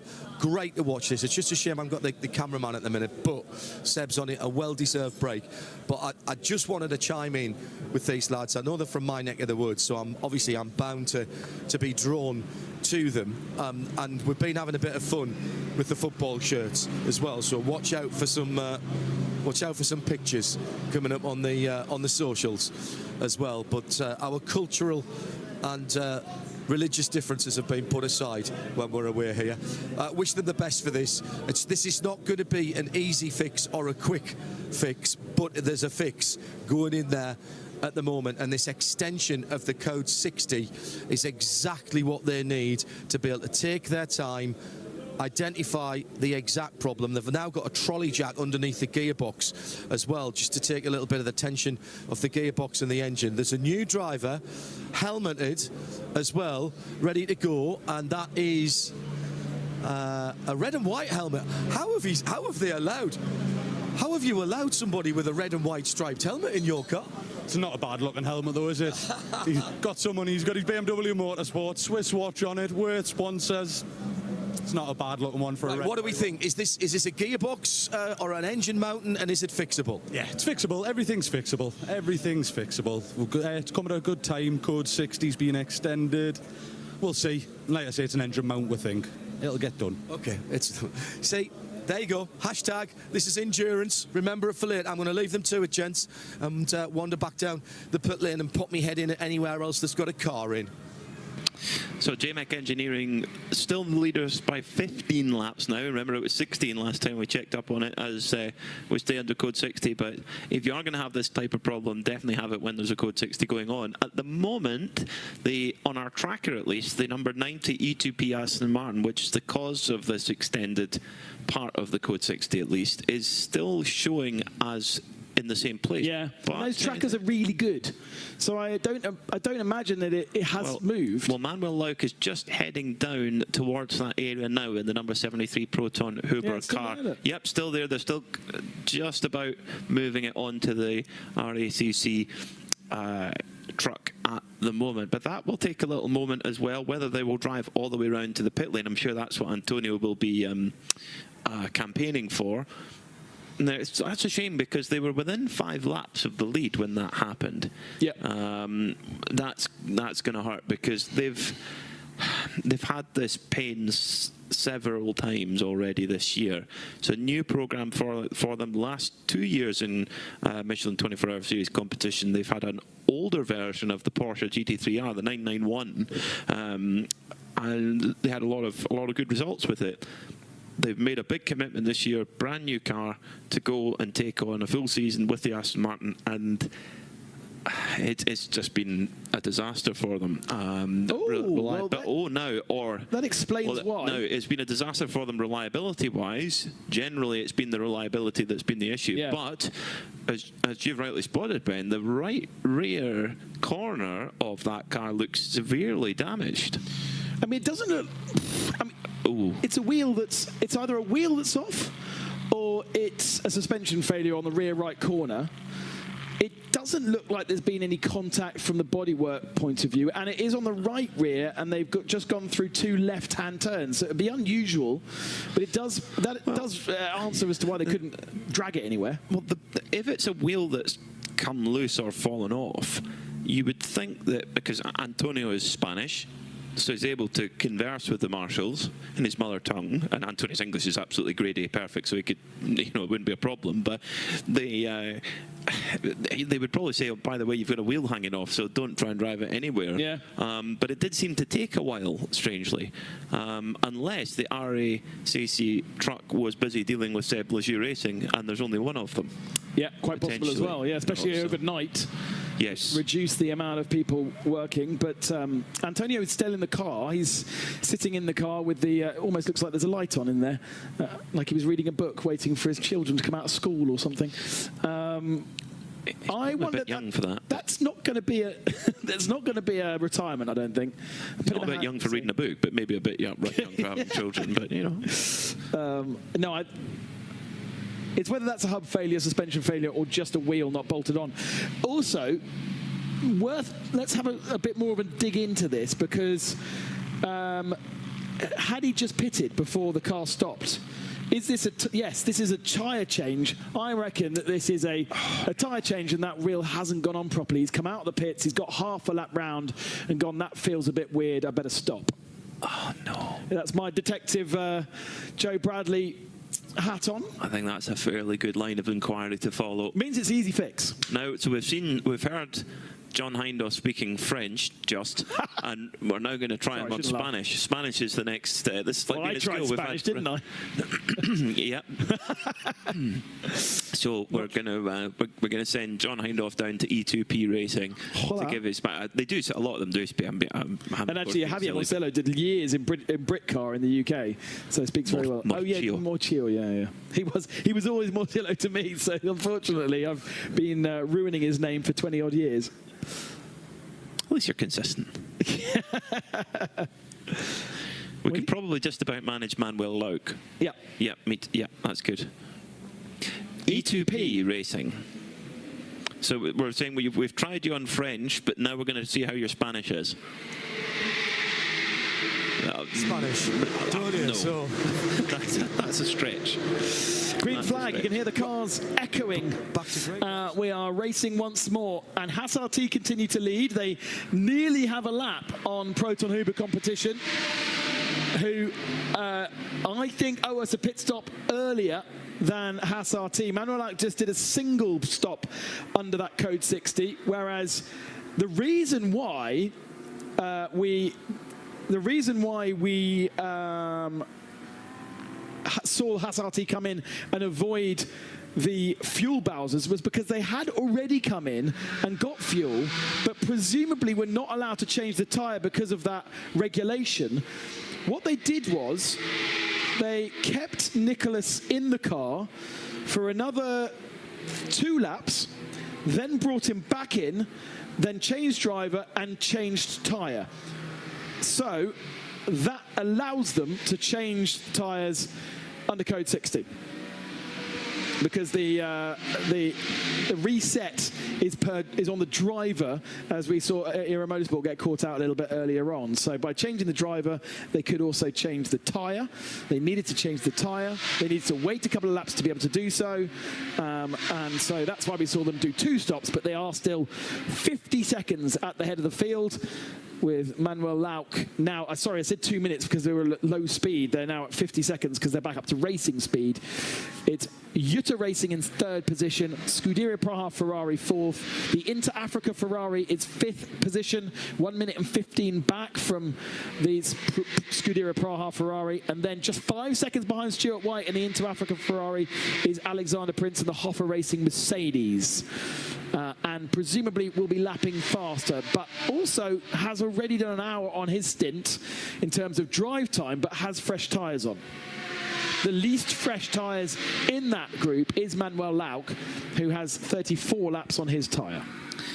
Got a couple of penalties to cover off. Car 427, which is Team Sorg Rennsport, running 2nd in GT4 with their Porsche. 10-second time penalty for leaving the track and rejoining in an unsafe manner. the number 488, which is the NM Racing Mercedes, former leader in that class, which has lost a significant number of laps to the leader. A 10-second time penalty for not respecting pit stop regulations. And that was a long time ago. Timestamp at 7:40. They were reminded about 20 minutes ago that they hadn't responded to it. So they have to, not only does it get issued, but they have to accept it as well. And they have to say, yes, confirm I have received it. They hadn't done that. They had quite a lot of things going on with a gearbox change or a gearbox issue on their car, but they had to be reminded to accept it, and then they can serve it. And they haven't done that yet. RPM Racing have had a quiet day by their standards. They've had a dominant season in the 992 AM category, where they've won 3 out of the 4 races, 3 in a row to start the season off, and they've had some good overall results in 992 as well. At the moment, they're running in, as things stand, they're running in 6th in 992, 4th in the AM subclass, if you like, which is what they're going for, and they've won the championship in that category for the last 2 years. But they're a little bit, just like I say, having a little bit of a quiet day, but nothing has gone wrong as such, just not quite up the sharp end as we expect them to be. Let's get an update on E2P then with John. That's the Aston Martin, which unfortunately being recovered to the pits. Unusually in Creventic racing, as opposed to others, cars normally get recovered down the pit lane to the front of the pit box. But I think the car. Oh, hang on. I've gone too far in. Right, they've just all run out the back, so I thought it might have been coming down the back, but I think they're just clearing space to be able to do some quite significant work on this. Air bottles are coming out, and I was just about to talk to somebody when they all sprang into action. It's behind the catering area at the moment, according to our tracker. Yeah, I think it might be now making a right turn about to make a right turn towards where the trucks are. As I mentioned earlier, the tracker is absolutely brilliant. I can see on the tracker it is just making a turn outside of race control. I look out the window and it exactly is where the tracker suggests. I think it might have taken a wrong turn at the roundabout. It did look as though it was coming into the paddock via the back. It is now... It's now about to go a la derecha onto the pit lane. Yeah, exactly. Right, they've all now come to the front of the box, guys, so they know the car is nearby. Not sure if they've got an onboard that they're watching themselves that is showing where the car is, but there's an air of expectancy, and again, let's just talk about these teams. This is not Le Mans, this is not the WEC, it's not IMSA, it's not SRO. These guys are working, these are weekend warriors for a lot of them, and they are like a coiled spring at the moment. By the way, whilst I've got the mic with you for a second and I can now see the flatbed coming onto the pit lane, JMEC Engineering, it was in fact a broken engine mount, so the driver was spot on, and originally they thought it was a bit of the rubber engine mount that had failed. It's not. It is a metal part, and I said to them, now, is that the bit from the engine, or is that the bit that the engine fastens onto? Fortunately, it was the latter. So they've got a spare one. They're stripping it off at the moment. They'll get that down. Right, let me see if I can give you some information about the damage on this Aston Martin. It's on the flatbed backwards, so I'm seeing the left-hand side as it comes in on the Iveco truck. Well, this is the side. Left-hand side is where to take the picture. Is where to take the picture for the Auto Trader ad. Oh, this is bad. No, it's not bad. It's not that bad. The wheel is off and stuck under the wheel arch. The worrying bit is I can still see the nut on the centre of the wheel, so it may have stripped either. Now, if they're lucky, it's stripped the centre lock nut and not the actual hub itself.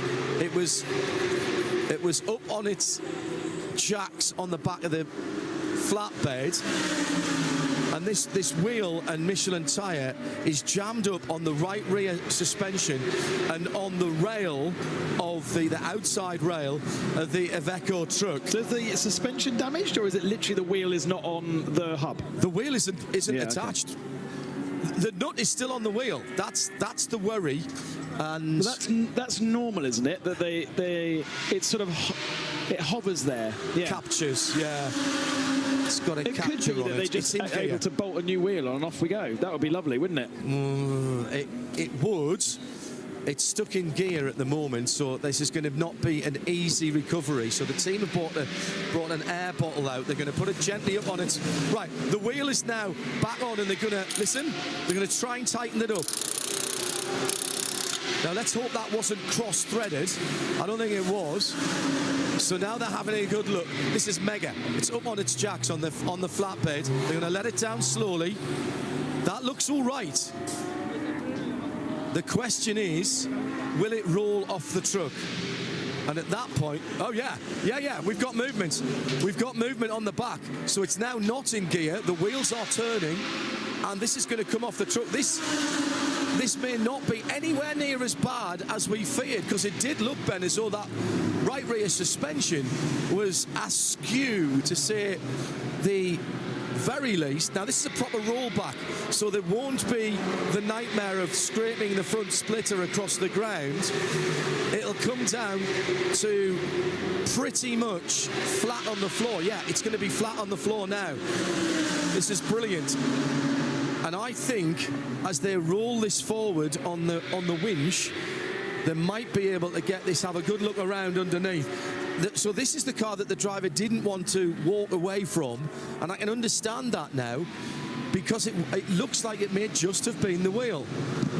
We have got one of the Creventic scrutineers here to make sure everything's safe and going on. Mark's just standing to my left-hand side. But I think they've got away with one here. Had they just been at the pitch, we'd already the got sidewalls of those. Yeah. The Michelin tyres look pretty much brand new that have gone onto that. But that's rolled off the flatbed really easily, guys. And now they're having a look. So was it just a bit of finger trouble or a cross thread on the centre lock nut? Because that did tighten back up again. They've got the dollies underneath. They're going to drop it in, and reasonably they're going to put it into the pit and into the box itself. I want to stay out the way of this. The flatbed has done its job. And by the way, kudos to our track services and recovery. They treat that car as if it was their own. Absolute kid gloves. No damage at all, either loading it, which must have been a nightmare with that wheel on, wheel half on and half off, or indeed taking it off. Right, they've got it in the garage. Now the process of examination begins. I'll let them do that and check in with you in a moment. Let's get back to some track sounds good action. news though for E2P. That I think so, doesn't sound like a stuck in gear gearbox problem. It does sound as though, from what we've deduced, that it was simply that they came into the pits, got a new set of tyres on, but one didn't go on quite as they expected, and within half a lap the driver stopped on circuit to not cause any further damage. We right on board with Alexander Prince in the Hoffa Racing number 11 Mercedes with the silver and pink livery, chasing down Stuart White and the Inter Africa Racing dark red Ferrari. This is for 5th position. There's only a single second between the two of them. There's also a single second between Carl Tilley and Luke Breukers for 11th position. And actually, Luke Breukers is only 4 seconds ahead of Martin Rump at the head of the 992 category. And they're also that little battle pack is being chased down by Peter Grelling, the leader of the race in the Haas RT Audi. So plenty of little battles going on right now. It's fascinating to see. But it's great that the Into Racing Africa Ferrari is now at the sharp end, because it did look a little bit worrying the early part of this race and qualifying as well, that perhaps we would not be seeing it where we expected it to be. But Axel Jeffries was the star of the show about 2 hours ago and got that right back up into contention. Stuart White in a kind of an interesting background as well. Young driver. In fact, he turns 24. What day are we today? Saturday. He turns 24 on Tuesday. Wow. So, in fact, 20. I have to do mental arithmetic really quickly here. Yes, on Tuesday. So many happy returns when that comes to it. He'll be 24 then.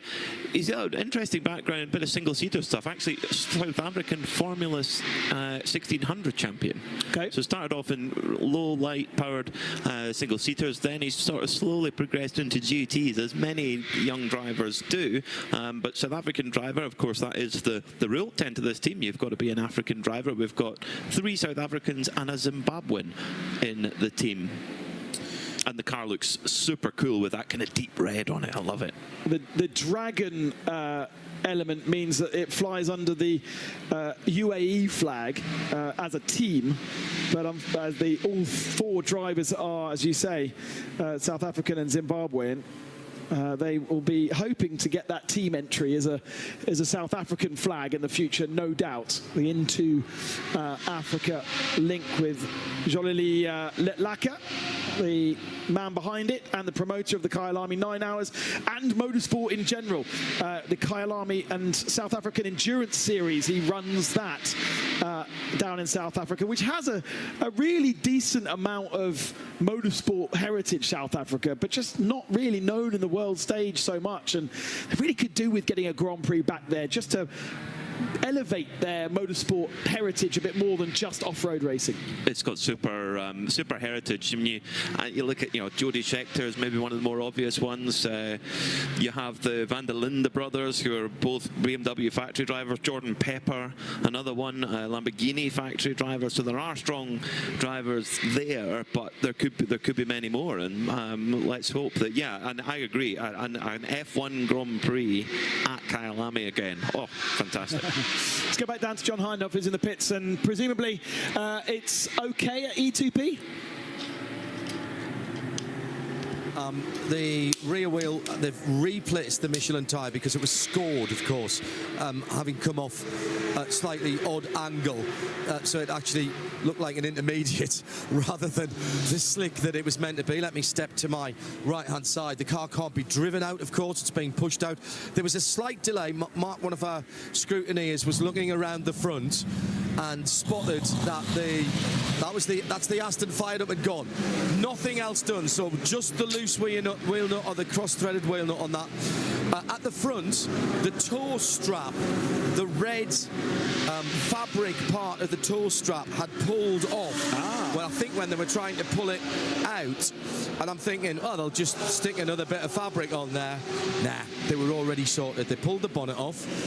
There's a bolt right through one of the chassis members there, and they already had a brand new piece with the bright red toe loop, effectively, on there. The metal was still there, so you could have put a hook on it, but it didn't have that red fibre band, that thick fibre band that you see on the front. So they already had one made up. It went on, cost them maybe another minute, maybe another 2 minutes. The car, they've cleaned out everything around the front of that car. They've sent it out, and I suspect a little bit of an installation lap, and then they'll be back up to speed. But one brand new Michelin did go on the right rear. Whoever was in that car, and I think they stayed in fact, no, I'm sure they stayed in that car. They actually stayed, they were in the car on the back of the flatbed. That car, they did a great job in recognising they had a problem and getting it slowed down before that wheel parted company and did damage on the way off. Brilliant stuff. And by the recovery guys, and particularly the guys at E2P. Antonio Sainero is the man in the car, back out on circuit now, down in 19th position. They are unfortunately the last of the run. Oh, they're not the last of the running GT3 cars, are they? Because, of course, Viper Nisa are almost 100 laps back from them after all their issues early doors. The Malaysians will keep on running. They've got 5 drivers this weekend, and every single one of those members of the team travel from Malaysia, from Sepang over to come racing here. They'll love the Malaysia 12 hours where they'd only have to roll out of bed and a short commute to the racetrack rather than coming all the way over here. Can't wait to see what they can do over there. Long time touring car running team, as well as running over in the Endurance Series. And the Malaysian 12 Hours is a long-running event in Asia. Big event. Has had different promoters over the years. Multi-class, very similar to what they do with Creventic. So it's a really obvious fit for Creventic to take over that race. And for the first time, it will be a Creventic Series event in December. Now, I don't think the last race was December. I think the last race was something like February this year. So there's a slight date change. Yeah, it's usually around February, March time normally. But it works perfectly for the Michelin 24-hour series paddock, because the cars are being shipped out to the east around that time. We're getting ready for the Middle East season in Abu Dhabi and in Dubai. So it's perfect timing for the teams. And I said it earlier, going to Malaysia is going to be great. It's a country that's very, very passionate about motorsport, particularly in Kuala Lumpur, where Sepang is based. It's right beside the airport, so if you fancy a holiday, it's a great place to go. Fly in and see the action, see the race, because you've got lots of good golf courses around there. You go into town and have a great time. It's a really thriving city, is Kuala Lumpur.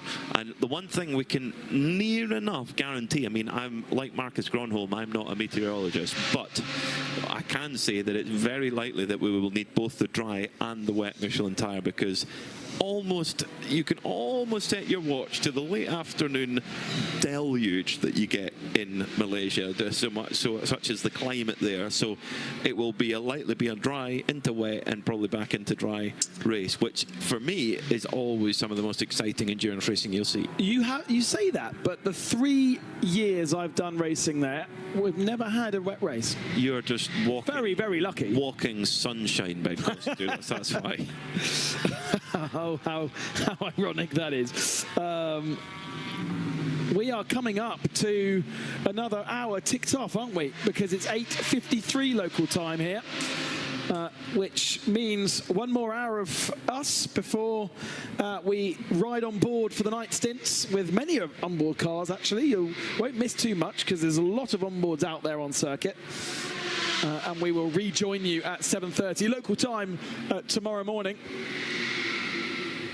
And it's a short run, a weirdly short run into the flag.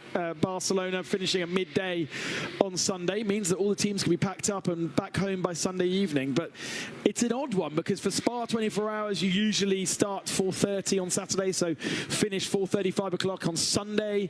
Le Mans is usually a 3:30. Sometimes it's been a bit later, but also has been a 2 o'clock start, I seem to remember. So this early start and finish means we get a very short run to the flag the second day. Daytona's a bit like that as well. Is it?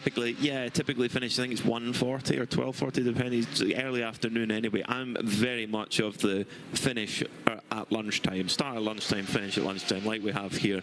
Allow everyone to get home on the Sunday night.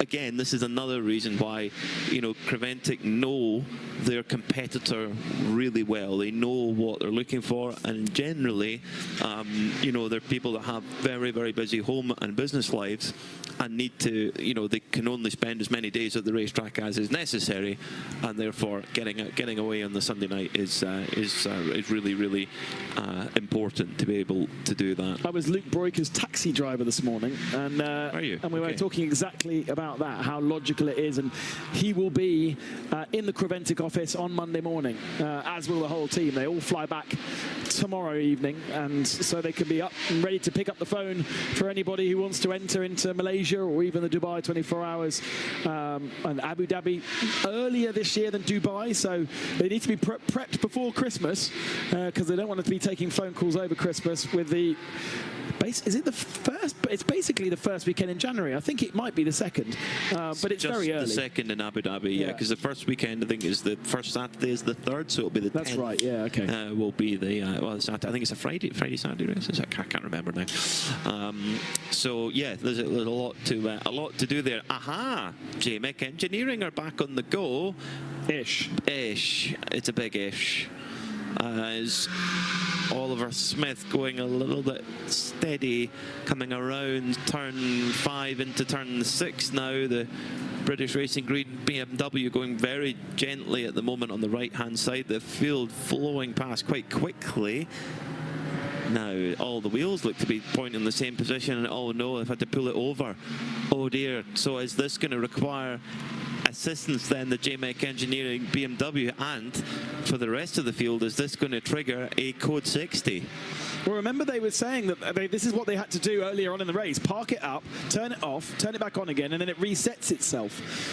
So we've seen this down at turn 2 twice. And there you go. Lights go off on the car. Lights come back on the car. And that has perhaps reset the sensor that is causing issues. And off he trundles. There we go. Third time, the same thing's happened. They pulled the car into the garage to try and fix it. It obviously hasn't fixed that issue. But potentially now they can run for 2 hours before that happens again.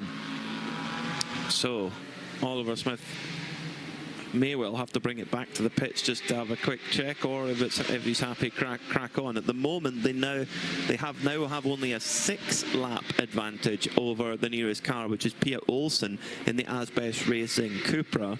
So that big gap that they built up at the beginning of the race is, well, it's certainly been useful because it's kept them in the front despite the issues that they're experiencing right now. Last pit stop time, how long were they in the pits last time? It's showing as last pit time,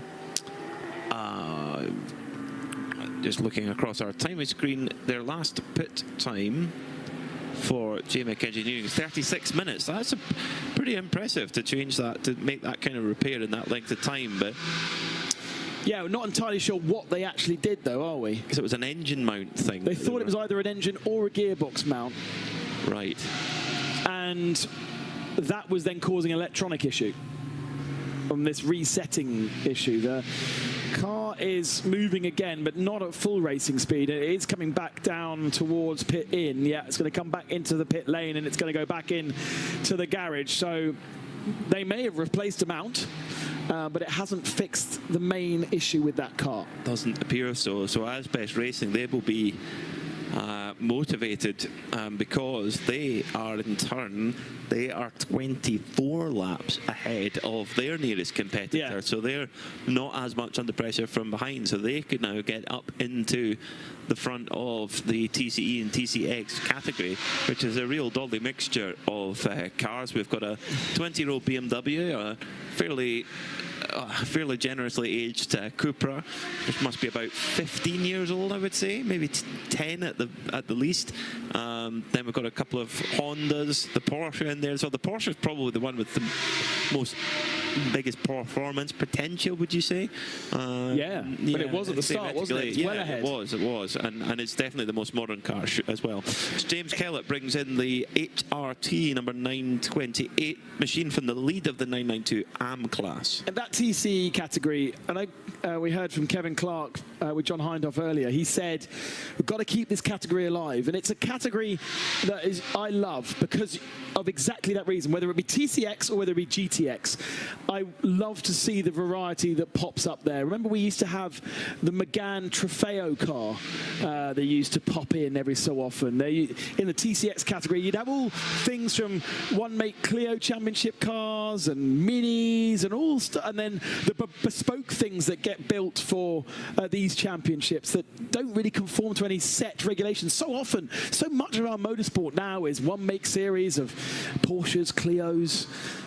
I love to see the weird and wonderful come out, and that is what you get in GTX, and that is what you get in TCX. Well, we had that earlier in the year with the IRC GT, the Australians that came over with their space frame car, which was with panels from a Chevrolet Camaro, and it sounded like a proper V8 supercar. The engine in the front of it, oh my word, it was great. And it's not weird for certain areas and certain places in the world. The IRC GT popular in Australia, and of course every every country has its cars that are popular. You know, you think like in the United States, you see all kinds of stuff there, which is so popular. I mean, lots of people racing Mazda MX-5s over there, and yeah, lots of different things that you can get your teeth into, and a lot of them can be raced here in the Michelin 24-hour series. At the moment, though, Alexander Prince in the Mercedes-AMG GT3 running 4th overall at the moment, 2nd in the AM category. Heading down towards turn 1 at the moment, and then up through the gears through to turn 2. And then in that endless right-hander where the tyre will just be screaming, no, let me go, let me go. But not as bad as it would be in the heat of the day, of course. It's in the cool of night. It's actually, it's not, I wouldn't say it's chilly, but it's heading towards that way, actually. So conditions should be fairly ideal just now. As long as you know the circuit well and the muscle memory is good, you can put some good lap times, and quite a few cars have put in their personal best over the last 10 minutes or so. We've done our own little driver change in the Comajox. Ben Constanduros is off to go and relax, have something to eat, possibly, maybe an ice cream or two, or 3. 5, Peter Snowden. That's how many if you had 5 ice creams. No, but Ben will, but they're only small. They are tiny, yes. Little tubs. Yes, and they melt so quickly too, so they don't count. The ones that melt don't count. Although it's runny, whippy ice cream to start with, isn't it? It's not solid. So it's part solidified. See you in the morning, darling. That was to Ben, by the way. Welcome back to the commentary box, Peter Snowden. With my inimitable style, Aston straight Martin in. aficionado. Now, how much of your soul was broken sitting watching that poor little Aston less than Martin that car. back? Yes, that's, yeah. Yeah, I mean, obviously, John had a very good look at it down there. I haven't had eyes on it. He did. But I saw out on track that you could see, even in the dark, that you could see tyre tread. Do not pick me up on the fact it's a slick tyre.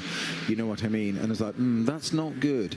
But there didn't appear to any bodywork damage, so if the wheel nut was on it, as I heard John describing as I was walking over and listening, it does rather sound like a hub, half-shaft suspension type failure, which suggests that it isn't the wheels just come loose, it's a bit more. Okay, right. So not just finger trouble in the pits. Oh. Well, it'd be nice, but I mean... Well, let's hope. At the moment, where are they? They are circulating, and at reasonable speed as well. 145 flat last time by for Antonio Cinero, so that's good. And it's just frustrating for them because they were only 5 laps off the lead, so well within touch of a really, really good result, which they deserve after the year that they've had. It's just been really tricky. The car's has not treated them well, unfortunately. There's still 15 hours to go. There is, but I think when halfway. If you're 5 laps down and you say there's 15 hours to go, you think, okay, yes, we can really get a good result. But when we're now, you're 16 laps down, different conversation, I think. It's a lap an hour. Don't worry about it. Positive thinking, yeah. Why Absolutely. not? Just keep going. Eternal optimism. See what falls your way. But you are relying on the... You are, of course, absolutely right, and I'm being slightly optimistic to say the least. But genuinely, you just never know what might happen. And never say never. It's all part of it. Well, Philip Hamprecht for RPM Racing at the moment, sitting 6th in 992, heading on as the Proton Huber competition team go to work. That car was brought in by Manuel Lauk from 6th position. That's where it still sits. And we'll confirm who's taken it out. I wonder if it might be Konstantin Dressler, actually, as they come out of the pits. 40 kilometres an hour speed limit in the pits. 20 kilometres an hour in the refueling area. You can almost get out and walk faster. I think 20 kilometres, yeah, what is 20 kilometres an hour? It's about 12 miles an hour? Okay, no. Yeah, about 12 miles an hour. About 12, yeah. I shall find out exactly for you. Let's just use my little converters just to So make it is Konstantin Dressler. Good guess there. who's taken the car out, the 2007 ADAC VW Polo Cup champion. It is 12.42 miles an hour. Far off with 12 then, Yeah, that's good. Yeah, no, you weren't. So I don't think I can walk at 12 miles an hour, mind you. Run, maybe. And it would not for very long. Standard human walking pace is accepted to be 4 miles an hour, roughly, normally. 4 miles an hour, so it's a third. So you couldn't get out and walk faster. Hyperbole is a speciality of commentators, as we know, though, of course. What? Sorry, I missed that bit. I was listening to John. Sorry. Hyperbole is a speciality of commentators. So that's almost our job. I thought that was an American stadium game, Hyperbole. Hyperbole. Oh, it's hyperbole, is it? Oh, I've been getting that wrong all these years. No wonder. He's here all night. Thankfully, there's only 3 hours left of it. And only an hour of me. Yeah, exactly. More pertinently. Constantine Dressler and the Proton Huber competition team, they have got a job to do. It's not just trying to win their class. It's not just trying to win this race overall. It's trying to win the championship. They've been with us all the way through the season. As things are right now, they are currently in 7th, but they have just taken a pit stop. Even with that, they probably going to be able to win the championship, but there is so long to go. We've got to be careful on that one. But with a good result today, they in this race, they can win the championship overall as a Pro-Am car. Now, one of the other contenders for this race win is Haas RT. John Hindhaugh has an update for us down with them. Just been into fuel and gone straight past me, then straight past its pit, and going straight. I'm looking up the pit lane at the moment, and straight back out again. So is that now? I mean, yeah, they've cleared off, unfortunately, but you might be able to look on the software and see when that car came in the time before last, because I think that's a double stint. It's at least a stint from the last time that they took tyres, because was fuel only. I just want to do a little sort of a postcard from the pits at the moment, guys, now that we've got set back for the last hour of our live coverage before we go to onboards. Holmgaard Motorsports, I showed you around their pits earlier on. Everything's still ship-shape. Everything's still perfectly stacked up. They've had no dramas. But look at this. Just down to the left-hand side, they are starting to put together a brake replacement kit. They've been up on the left-hand side cabinets since before the start of the race. Now, we're not at half distance by a measure yet, but they're already beginning to think maybe if we get a long full course purple, code 60, maybe that might be a chance. Have a quick look next door into Hoffa Racing. Hoffa Racing, oh hello. They've just picked up a set of discs as well, but they're taking those away nice and relaxed. This is what happens in between pit stops. We cover all of the activity of the pit stops. You don't see what happens between them. And we've got full course purple. Have we just gone code 60, guys? Or has it just got quiet out there? It's just got quiet. Right, okay. It's about to get very, very loud, John, because there's about 10 cars about to come by you. There you go. It was very funny because we had one of the GT4 Mercedes coming in and it was running slowly, and I thought, oh hello. So Holmgaard and Hoffa we've seen. Proton Huber, they've had their problems. They're still trucking on, and again nice and serene in there. HRT, well, again, work going on here on the Ferrari, the Dragon. So let's have a quick update. A set of tyres going on the front of that. This looks much closer. They are fastening up the calipers. So they've done a brake disc, or they're about to do a brake disc change, sorry. They were slackening off the calipers. Lefty-loosey, righty-tighty, Hindhaugh, remember. So the 98 car getting well before half distance, gentlemen, getting a Brembo brake change, full Brembo brake change. And why is that? What's happened? Let's have a look. Now, a brake change, but more importantly, I'm going to go through so I don't stand on anybody or anything. broken half shaft, broken drive shaft off the back on the left rear, and they are having a good look at that. They're going to try and drive out the bit in the middle with the circlip into it and push. Now that's the interference fit, so that's got to go back in somehow, and they are trying in not perfect workshop conditions and with still a hot disc from the back of there, which is why they've got the gloves wrapped around it, to try and feed that half shaft back in. So more extensive work than I thought here as we're walking up the pit lane. So contrast what we saw at Hofer and Holmgaard. Serene, beautiful, taking a bit of an easy run. Driver's still in the car here. But even in the midst of their problems with the half shaft, they're using the time to do the front brake disc, which would be planned service, or at least. So, contrast what's going on in the pits. Endurance racing is always an event of contrasts.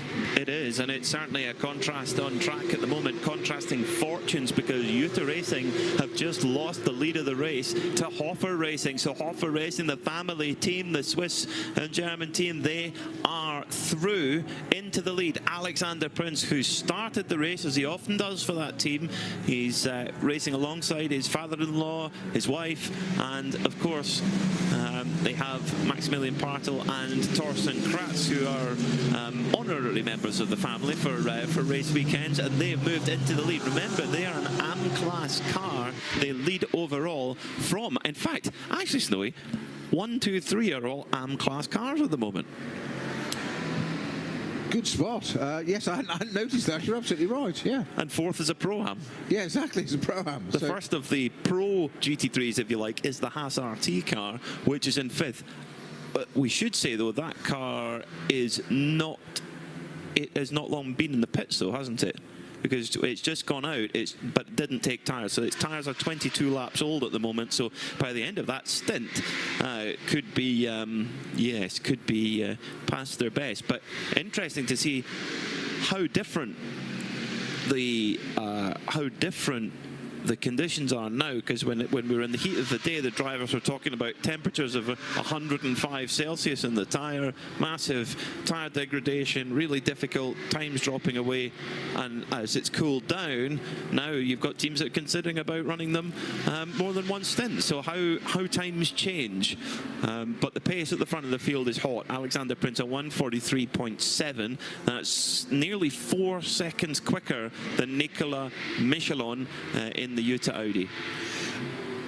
And what were we looking at in qualifying? 1:41s, weren't we? Yes, and the fastest race lap last year was a 1:41.1. Yeah, qualifying. I think we got a 1:40.3, yes. Not as an average, but one of the pro stints in qualifying. I think a couple just dipped into 1:40s. Nobody did a 39, but 1:40s.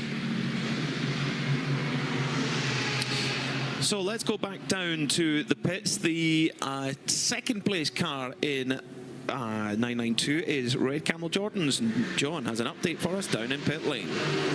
Super fast pit stop for Red Camel Jordan's. Remember, they were having some issues getting their setup here earlier on in the week. The Michelin technicians looking very carefully at the edges of the tyres. That's where they were having the problems early in the week. They look much better than the ones that you had earlier in the week. Are you happier with what you're seeing here on these tyres? Yes.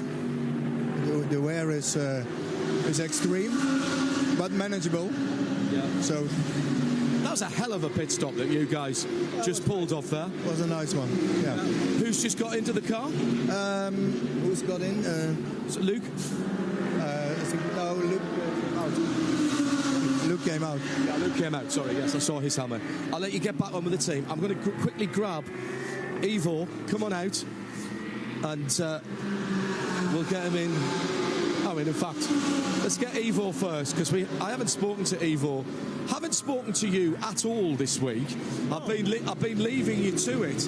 So problems early in the week getting you set up to get the car to work here, because this is a so-and-so of a place for getting the setup. It looks a lot better now. I've just looked at the Michelin tyres that have come off. Yes, it's much better. Still, we did 47 laps, and we had some issues with the tires, so much longer we cannot drive.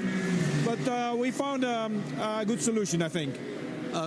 Paul Truswell said he wanted to see you get at least 50 from a set of tyres. You haven't quite got the 50 yet. Sorry? Paul Truswell said he wanted to see 50 laps from a set of tyres. Haven't quite got there yet. Not yet, but that has to do with the Code 60, of course, because of course we have to come in and the fuel is done, so that's after 47 laps. Yeah, okay, that's fine. Let's see if we can grab Luke before he... I'll get him. Right, he's going to go and get him. So this is the classic dilemma, isn't it, guys, about whether you are fuel limited or tyre limited, and what happens when you get Code 60. That slows you down so you don't get as many laps. Luke, nice stint, mate. Heck of a pit stop, really good. Who got in the car? My brother got in the car, Rick took it over, and the pit stop was indeed good. It was a bit of a shame of the Code 60, so I couldn't drive that much, but I think I had 40 minutes of full push, which was very fun. And the tyres, we've been talking about the tyres, particularly with you guys all week. It seems you've got a better balance on the car now, and you're able to get that run on the tyres that you couldn't get earlier in the week. Yes, definitely. And today it was still in the afternoon, was very, we were very doubting if it was good, but now when the temperature dropped, we are quite confident we now have a good car. Right, we talk about, and the guys in the booth talk about the temperature dropping and what differences it makes. How do you feel the difference as a driver? You were in the heat of the day, you've just got out in full dark, and that temperature's dropped, what, 10 or 15 degrees? The track temperature is still very pleasant here in the paddock. So what do you feel that's different, and does that mean you can drive differently? I think you could say that it feels like the tires have been slightly rubbed in with grease. So you're just sliding a bit too much every time you want to, and now when the temperature drops, you feel the grip. So that's the difference. So what we call mechanical grip, you're feeling the car sitting. It's a Porsche, it's got the weight over the back. So you're feeling the car sitting down as you accelerate, and it's more stable under braking? Yes, as well. You can brake a little bit later, so which is fun during the night because of course it's darker, but you have to exceed your expectations, you know? I love driving in the dark. The track doesn't move. That was what somebody told me. The track doesn't move in the dark. It was the same place it was when it was sunshine. Exactly, yeah. Exactly. Right, when are you next back in? Well, I don't know. Rick is now in the car, so we have Ivo and Fabian still to be driven, so let's see. Enjoy it. Good job. Thanks, mate.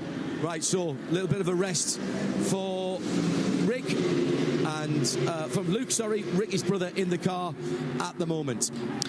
So they mean business. Red Camel Jordan's wanting to take a grip of this race. Don't they always? Yeah, but it shows if you keep putting in your quick drivers, it means that you're wanting to try and strike while the iron's hot, try and put a little bit of distance between yourself and your rivals. There's, of course, in this type of racing where you've got a mixed driver lineup, you've got minimum, you've got minimum driver times that you have to serve, and you've got maximum driver times that you've got to be careful of, depending on the driver's skill, and you've got to use those tactically all the way through. Now, Haas RT sitting in fifth, but in a reasonably decent position on the amount of fuel they've got in the tank, but all might not be all champagne and roses right now, John Hindhaugh. Well, we mentioned, didn't we, about 5 minutes ago, P-Mac, that they came in, I thought they fueled, but they drove straight through. And now it looks like they're getting ready for another stop, and they're laying out, they've laid out the dollies. We haven't got any tyres, but we do have a new driver. So we've got Ami Sazam here. So what happened last time? Let me just bring it out to the front a little bit. And I know you've got your helmet on, so shout up. So what happened last time? I saw the car go into the fuel and then drive straight through. What was the tactic there, or was there a problem? Well, we couldn't change tyres yet because it's less than the 50 minutes. So we just topped up and we sent them straight out, but coming in again now. Okay, that makes perfect sense. Enjoy the night time. Right, there you go. They were just underneath the 50 minutes for the stop under the Code 60, so they took the 25%. That's we know a Porsche team who used to do that all the time, Peter Mackay, don't we? So they took the fuel and they're going to come back in now that they're over. It is another. Are we back to purple again? Yes, we are. We're back to code 60, but it's gone over the 50 minutes. So they will be able to grab another 25% of fuel and then get a new set of tyres and a new driver in. That's quick thinking. I like it. Well, there's going to need to be some more quick thinking on the strategy side of things for several of the teams, because we are code 60, because unfortunately the JMEC Engineering BMW is being slowly towed away by, I think it's the Nissan Navara pickup truck with orange flashing light on the roof, to be just for completeness. Stop laughing at me, Peter Snowden. No, I'm laughing with you, not at you. Yes, okay, well, that's good. I like that. Okay. We've identified the race car, but the tow car is also quite important. We did the orange flashing light. We did this. The icing on the cake. We did this the light on the tow truck. Mugello as well, where they have the deepest gravel traps, and they're everywhere. And we had a really tricky track condition there with being cold and wet. So the Manitou lifters were highly used there, so they got plenty of action there. As race leader, Alexander Prince has made it into fueling, as has the three cars chasing him: Yuta Audi, TFT Mercedes, and Continental Racing Audi. So Alexander Prince had 28 laps on his tyres, so he's probably able to put new ones on because it's over 50 minutes, which it is. So this is, I would say, this has worked out fairly well for Hoffer Racing, Snowy. Yeah, just finish your note on the 133 JMEC Engineering BMW. This was running second in class. It's on an out lap, it was, with Oliver Smith at the wheel, the young British driver in that car. And into turn 7, it stopped perfectly on the outside of turn 7, where there is a wide gravel trap going all the way up to turn 8 there. But right at the point where there's a little concrete causeway, which we saw the footage there, didn't we, of it being towed back. It's obviously brought a little bit of debris onto the tracks then, but it's not gone off, it's not spun, it's not rotated, it's not impacted anything. It just appears to have stopped on an outlap, which is a little bit concerning for us to why that is. But that's a second place class in the TCE. Second place car in the TCE class. Great shame. That car's been doing so well, but it's had a few issues, yet still managed to be in second place. I'm hoping this isn't terminal for it. They really need to keep chasing it, though. Unfortunately, now, though, they're 5 laps behind, having been over 20 laps ahead.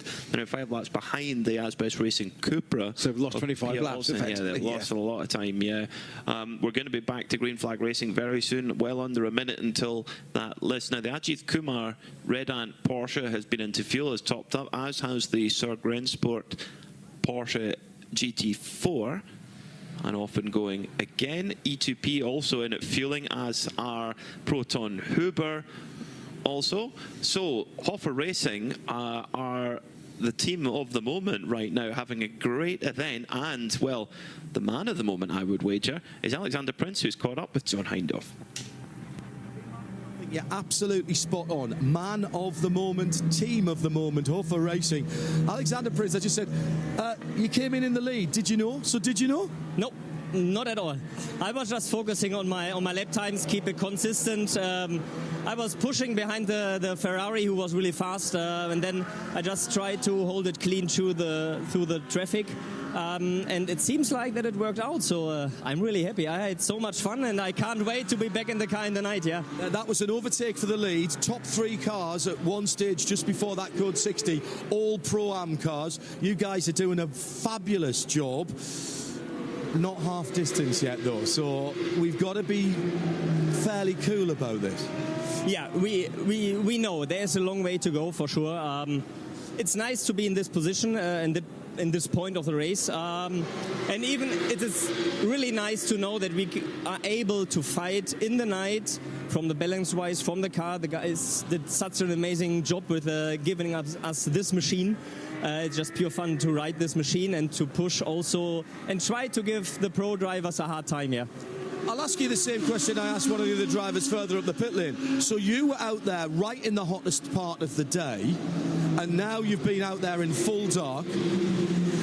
explain to our audience how that changes what you're feeling in the car and how you drive the car, and is there a difference between them? Yeah, for sure, it is the vision.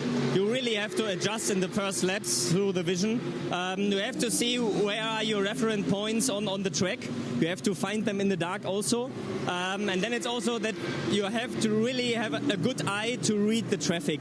Because a lot of slow cars, even in the dark, maybe they struggle a bit more. And you have to be careful that you not just do a dive bomb and then you destroy the whole race. Yeah, it's just about find your own rhythm with the car, find where can I push, drive fast laps and not over push the tires. And then for sure, I was the first driver in the night now in the car. I have to see how is the balance of the car with the lower temperature, track temperature. So I have to give all this information to my engineer so that maybe he can adjust something for the next drivers. Yeah, I'm happy. So do you adjust your information, maybe adjusts the starting tyre pressures, maybe adjusts where you have the brake balance or the ABS? Is that the sort of thing you're talking about? Yes, for sure.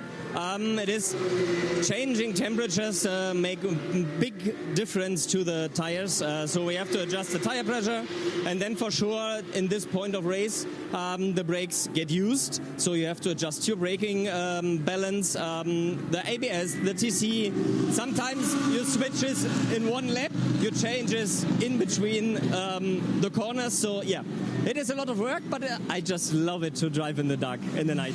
I can see it. Go and settle yourself down, finish your debrief.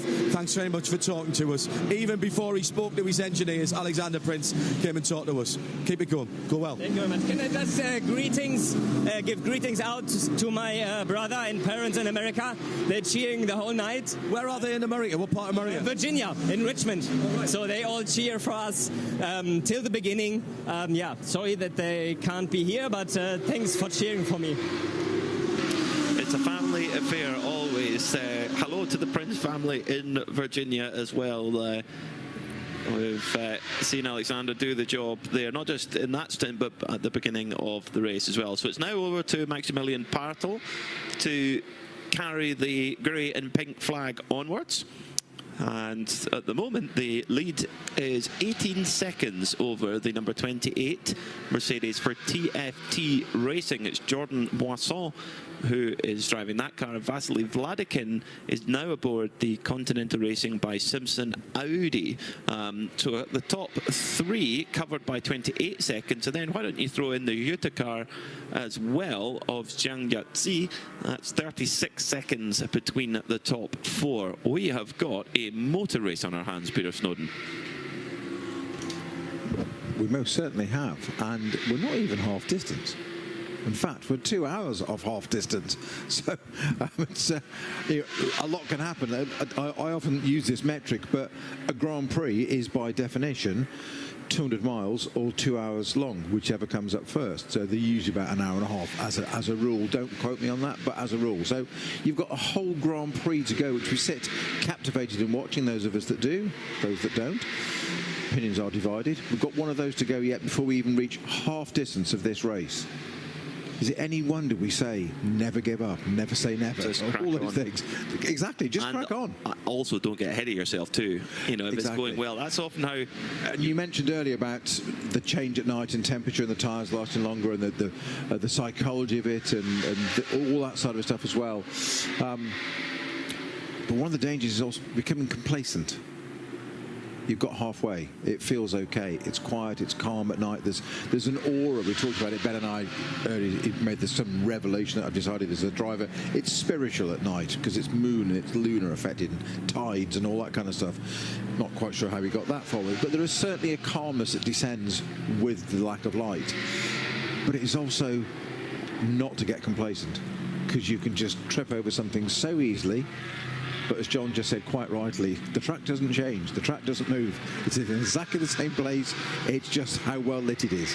And the teams and drivers, they've had a lot of track time this week, so the muscle memory will be pretty good, you'd think. And of course, many of the teams have come here for several years. This is often our curtain, well, it is absolutely our curtain call for for the end of the season in the Michelin 24-hour series in Europe, and it's a great way to finish it off. And many of the teams know the track inside and out, so that muscle memory will come back quicker, of course, as the testing begins. But yeah, that, I think when you really lean on it, that's in the dark. In terms of cars out there, what have we got? We've got 33 cars, so we've seen more cars, so the traffic could also be much more busy than it is also. And generally, the majority of the cars are GT3s, 992s, etc., which all have a fairly similar pace potential. So pace-wise, yeah, it's definitely the time to just get settled in and into a groove. One team that have been in the groove all season long is Venture Engineering, the British squad with their Mercedes, who came here to this championship for the very first time last year and won on debut. They lead at the moment in the GT4 category. They've dominated the year. They've won 3 out of the 4 races, and the only race they didn't win was Spa, when they had quite a big accident at Eau Rouge. But apart from that, they've had a perfect copybook throughout the season, so they're just wanting to close off the season with a good result and become GT4 champions in the Michelin 24-hour series at the moment. And that car is being driven by Matthew George for the number 421 squad. Their lead at the moment is 10 laps over the nearest competitor, but as we discussed earlier on, Snowy, in GT4 it can turn very, very quickly. NM Racing will certainly attest to that. They were leading the race, and then a strange gearbox problem, and they're right on the back foot again. A set of problems, as you said, Peter. That was a 20-second lead to become a 5-second deficit now over probably 4 or 5 issues. So almost each one of those has cost them 5 seconds of time, if you like. It's 5 laps. A lap, exactly. 5 laps. My apologies. Yeah. Which is, you don't want that accumulative effect. It's not ideal for your result. They were still running second, however, though. So we've got 26 minutes till we get to the top of the racing hour. Great to see so many of you tuning in on Creventic Motorsports TV, and also if you're listening on the Radio Show Limited network of channels, a very good evening and warm welcome to you as well. Lots of chat going on about, of course, the achievement of Max Verstappen and Chris Lullum today on their first time in a Ferrari, in a first full race in NLS in a GT3 car, and they came away with the victory. Quite a remarkable thing. So a lot of people are talking about that, and unsurprisingly, one thing I would like to add is, of course, don't forget the number 81 Ferrari of Era Motorsport, which are just creeping back up the order again. They're at the moment sitting on the fringes of the top 10. They're 4th in the Pro-Am category, but they are raising money for a very, very important charity, New Life Special Babies, which raise money for newborn babies who need special medical care, and they raise for money basically to help fund treatment units for those babies. If you go onto the Era Motorsport social media page, you'll get the link there where you can donate to that charity, New Life Special Babies. Go on to there and give them a couple of pounds. They're trying to raise £5,000 over the course of the race. Let's get the community together. There's a great community chatting away on Creventic Motorsports TV. If you can get on there, if you've got a couple of euros to spare, just add them on. But they'd be very, very grateful, and it would go to a great cause. So let's get down to the pits, because, well, we've got action, unfortunately, down at JMEC, and not the type of action we want to see. John?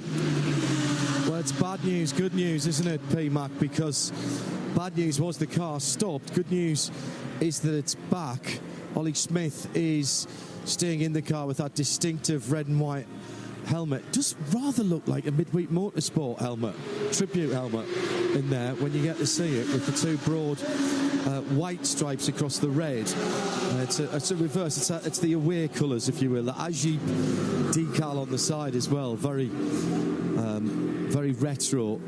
But remember, this is the car that they did an engine mount on this car, brought it in. They had 16 laps lead at the time, brought it in under code 60, replaced the engine mount, and it hasn't helped with the starting and stopping. The car kept cutting out and they couldn't get full power. Now he's got it. Right, we've got to just take the strop off the back and then let the car roll. We're going to just push it into the garage. You're not allowed to fire the car up as well. There we go. Nicely done. Now, obviously, it's facing the wrong direction at the moment, and they do share a garage with the Continental Racing Simpson Motorsport R8, but they're going to work with. Now, I do not think, I'm going to stick my neck out here, and I'm going to say, I don't think this is a recurrence of the engine mount problem. I think this is a recurrence of the electrical problem. Yeah, it's not starting. It is not starting. Now, this might be an old car, but the interior's all been updated with a digital dash and a reversing camera, or a rearward looking camera. That's not even trying to start, guys. So if it's got fuel, it's not getting a spark, because that isn't even trying to turn over. So let's yeah, it's a good. That's a Snowy. I don't know if that was going to air, Snowy. You're just in my ear, but Peter Snowden's just said when things start moving around in the engine bay, it can cut through wiring looms. The only thing I would say about that, and I hope it isn't the case, is they had that cutting out problem beforehand. Ollie, what happened is that the car cutting out again? There's a problem with the potentiometer in the throttle.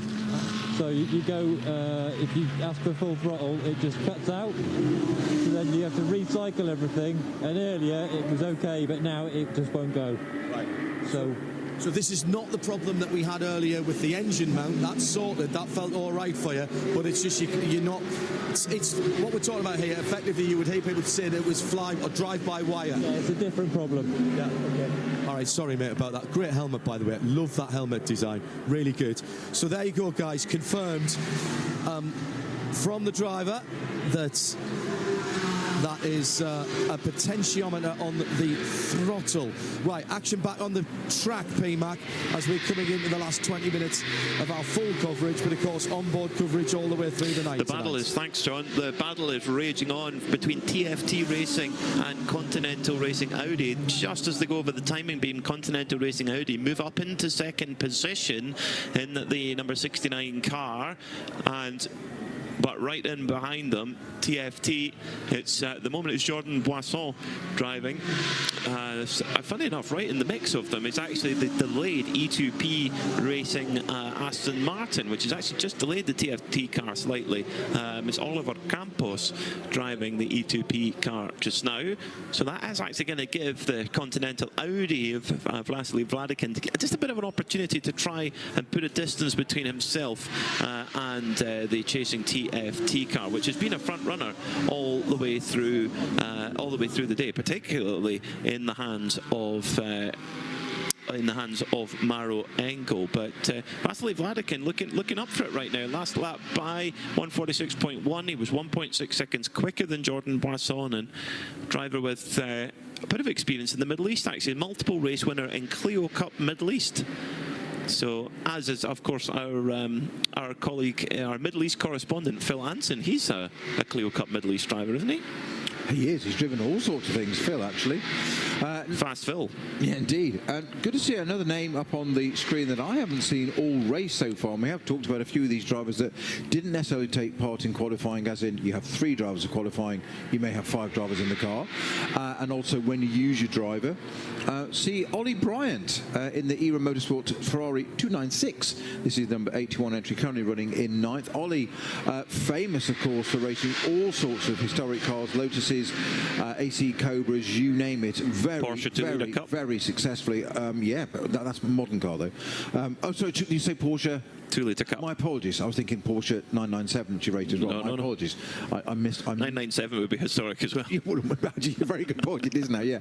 Yeah. Thanks, because I raced one of those as well. I was going to say ex-Peter Snow. At the same time as Ollie Bryant in the same team, Tech 9 Motorsport. In fact, he raced the same car in British GT. We raced it in FI GT3 European, and we quite literally, or the team quite literally, used the same cars, and the calendar didn't clash, would you believe? So the same cars were doing both series, and they just changed the decals and the tyres from Avon tyres in the British G to Michelin's in the FIA each weekend, and the setup. Who was quicker? The French tyres were a lot quicker. I'm getting it. Well, I didn't ask which tyres were quicker. I asked who was quicker. We went to the same championship. I'm just getting a blank. I'm getting a blank look from. Well, it's academic because it's a different set. Yeah, of course. I know. I'm being silly. But yeah, Ollie Bryant is a very good driver.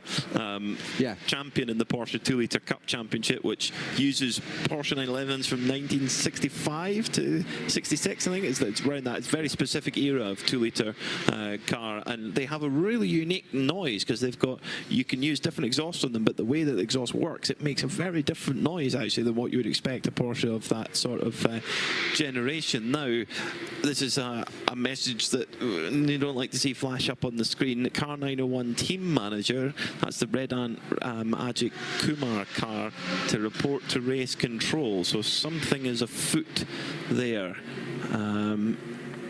I remember when we went to Estoril a couple of years ago, 2023 it was, and our commentary box was right beside the entrance to race control, so we could see every team manager in and out of the headmaster's office.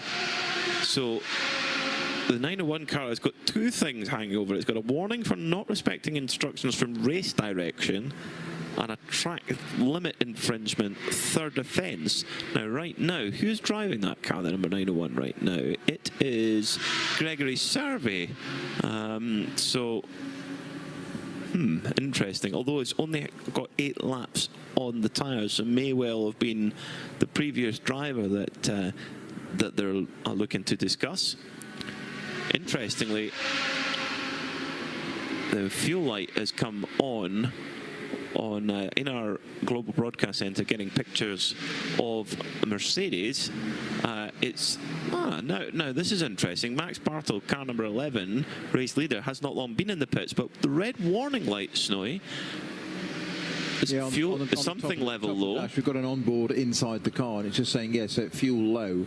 That's not good. Fuel level low on the top of the dash. So I'm guessing that may not have reset. But you say that car has just been into the pits. But that is slightly alarming as a driver. This is where, as we've heard from a few of the drivers talking. Fuel level low. Fuel level low, you said. But this is remaining calm. What you'll need to do now is just the car will have pit-to-car radio in these. Are we allowed? Yes, we are. We are allowed it. Close the program. You just want to leave it up to the thing is, as well as Noy, is that last time did they pit under code 60? Yeah, I'm just thinking, Peter, if we're. Are we allowed pit-to-car radio in this? Yes. We are. Okay, fine. So in which case you will be the driver will just talk to the pits very calmly and just say, I've got the following message. You will literally pass the message on from, this is what I'm seeing in the car. Doesn't matter what your data says or what your laptop says, but you're going to be safe and secure knowing you have just fueled the car.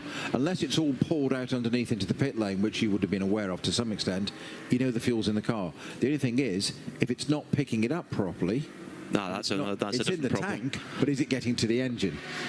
That's a much bigger problem. Exactly. Yeah. So that's why you need to alert the team and just say, I am receiving the following. It's like an airline pilot. You go through a procedure, like a surgeon.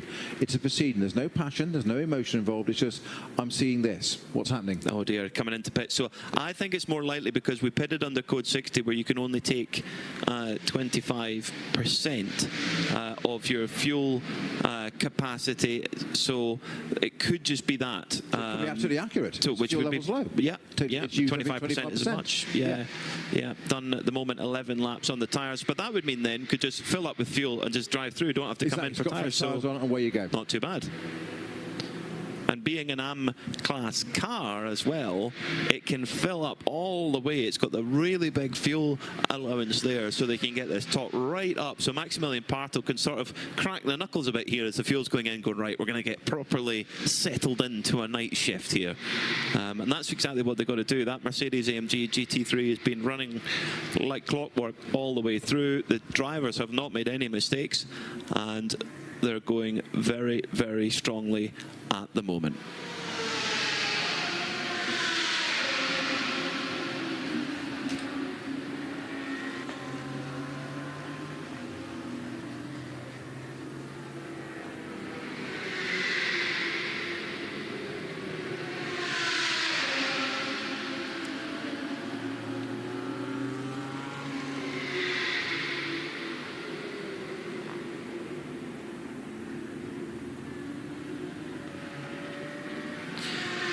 So, 13 minutes until the top of the racing hour.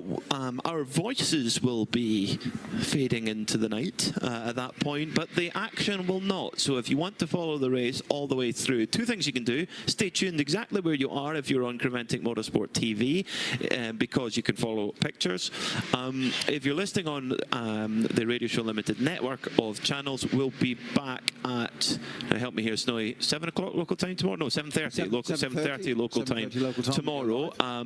But on Creventic Motorsport TV, we'll have a succession of onboards all the way through. Also, there's a good time to have the timing screen up as well. So you can go into livetiming.getraceresults.com/24H series, and that means you can have pictures and follow what's going on with penalties, times, etc. So you needn't worry about the action. Meanwhile, the Dragon Run into Africa Ferrari is back going again, and John Hindhaugh is down there with eyes on. And I just got absolutely peppered with detritus from the Michelin tyres as that pulled out. That is a heck of a job by the Dragon crew, and there rightly were a few slap palms and high fives going on there. That's been a long old job with that car. Remember, that had the issue with the left rear half shaft, the left rear drive shaft, but the car is back in the race. There's another one. Hashtag this is endurance. So that is very impressive to get that car back out and going. They've lost a lot of laps. 22 laps from the overall lead. So keep on trucking. Keep on trucking. It's Max Partel now cracking on. Looks like he has not taken, well, he couldn't have taken tyres by the rules, so all in order there. And showing just how competitive this 24 Hours of Barcelona has been so far here in 2025. They were in the race lead when they came into the pits to fuel up. They've dropped all the way down to 7th place. Now, normally at this time of the race, you would expect it to be a little bit more spread out than that. I mean, we've seen 12-hour races where it would be more spread out than that at the intervention break, whereas here it's just been it's super competitive. So many teams that have had an ideal run. You think the race leader right now, Continental Racing by Simpson, they have had no mistakes. TFT Racing in second, likewise. Juta Racing in third, same. Haas RT, very few. Now, our yellow flag is being 98, shown. 98. Oh, stopped straight away at turn 8. Oh no, that's the Ferrari that's just gone out. Oh, and the Ajit Kumar car around as well. 901 as well, which is where that's turn 3. Turn 3 unrelated then, so that's there. So the 98 Dragon Ferrari that's just gone out of the pits has stopped already on that lap at turn 8, and that is that might well be a code 60 in a minute. So two stationed at the side of the track. Two separate incidents of the Gregory Servet just losing it on his own, the rear of that Porsche 911 just coming around as he comes out of turn 2. Very well avoided by the E2P Aston Martin. However, though, the Into Africa Ferrari has ground to a halt on the exit of turn 8. It is dead stick, and we're very likely to go to code 60. While that's going on, let's go down to John Hindhaugh in the pits. This might be exactly what Huffer Racing are waiting for. Right in front of me, 2 sets of brand new discs and pads just being pulled out onto the apron now. Now these discs have been bedded, or the pads rather have been bedded onto the discs. They've got it written on the back that it's set to, so they're waiting for an opportunity to do this. They know they're going to have to do it at some point in the race. So look at the discs very carefully. They are new, but they are not brand new. There's just the coating taken off the top with the set of pads that are about to go in them. So this is effectively matching the pads to those 2 brand new discs. The serrated bits in the middle, that is to facilitate them going onto the hub, and also there's an ABS sensor that uses parts of that as well. The big pliers, the big long handle pliers, not the little red ones, the big ones with the flat ends, that's a spreader, and that pulls open the brake pads. So the brake pads are getting worn and worn and worn, so they're getting closer and closer and closer to the discs.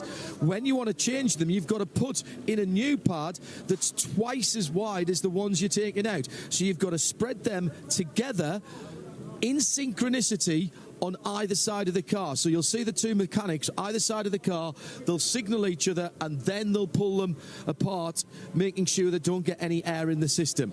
The perfect time to do this is when you're losing less time, because it's a code 60. They've been sitting there for at least an hour, because I noticed them when Seb first came back, and so this is the first opportunity they've had to do this as we're heading towards not fully halfway, but at least a point in the race where they think this set of discs will go the rest of the way. That's planning, but that's what happens when you're at the sharp end of the field. Does the planning get you to the sharp end of the field, or do you plan because you're at the sharp end of the field? No. The planning and the organisation is what gets you to be at the sharp end of the whole field, not just their class. Hofer Racing thinking it out. Well, the car at the moment is just going into the stadium section at turn 12, so it shouldn't be long before it arrives, and that's really clever thinking. The car is absolutely brimmed with fuel, having just come through at the moment. I mean, in the stint length last time, it's just a handful of laps, if that, that they've had on the tank of fuel. Last time they pitted was under green, so the tank will be full. There is space if they want to just take the tiniest little splash and go, but I think more maybe what they're going to be thinking about is getting that brake change done quickly, efficiently, and to be able to do it under code 60 will be perfect. Now, the number 98 into Africa Ferrari car, though, it is still showing at turn 8. The track, it is just starting to move ever so slightly, so perhaps that car is already being pulled away on a tow rope, or maybe already being put onto a flatbed. We'll find out. I was thinking, maybe it's on a flatbed already. That's not moving itself yet, but there's a yellow there. Obviously, it's a code 60 all the way around, but there's a yellow bit there for track marshals working. I'm quite surprised at the number of cars that have stayed out in this, Peter, rather than just everybody diving in for a code 60. Huffer Racing car entry is into the pit lane. So straight, no stopping for fuel, straight in to get that brake change done for Hoffer Racing. Really experienced crew, of course, have won this race in the past. They won it all the way back in 2013. Can they get that first victory here overall in 12 years? What a story that could be, but they've got a lot of rivals to get through as that change goes on. We're about 5 minutes away from heading into our nighttime coverage, where we'll have a comprehensive range of onboard cameras, and also you can follow along on the live timing as well. livetiming.getraceresults.com/24H series. So if you're watching on Creventic Motorsport TV, you stay with us. The pictures will continue. If you're listening on the Big Show network of channels, you will see you at 7:30 in the morning. It's been quite a day so far here at the Circuit de Barcelona. Let's recap what we've seen so far today. All always a great atmosphere on the grid here for the 24 Hours of Barcelona. Great attendance from the locals, and it was Maro Engel who led away at the front of the field with the Proton Huber competition, Porsche giving chase early on. And in the high temperatures, it was already fraught with the Asbest Porsche taking a trip into the gravel, but they certainly weren't alone. Good pit work, good consistency has been the order of the day. So many cars in the fight for the front. Several teams having to really put their repair skills to the test as well. Viper Niza and the THRW Honda team having to do extensive repairs, even for some of our front runners having to take a little bit of evasive action at points.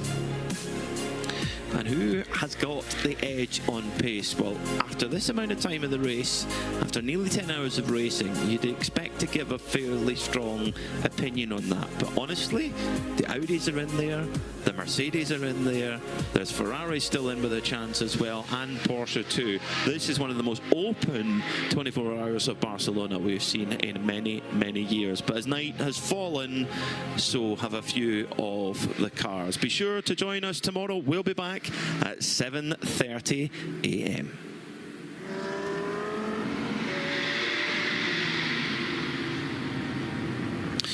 So a quick run through the order as things stand. A little bit jumbled at the moment after that last code 60, with Jutta Racing Audi leading the way from the Audi of Continental Racing by Simpson. That's car number 69.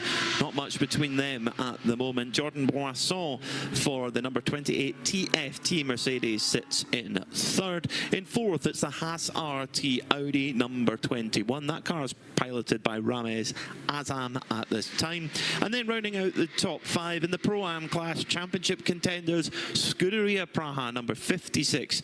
They are in fifth, and they've got their hot shoe aboard in Joseph Kral. In sixth, it's the number 73 Proton Huber competition machine, and likewise they have just fitted their hot shoe with Klaus Bachler climbing aboard. In seventh, it's the Hofer Racing Mercedes, but they are ahead of the game. They've got a big tank of fuel on board. They've just done a rear brake change, strangely, not a front brake change, a rear brake change.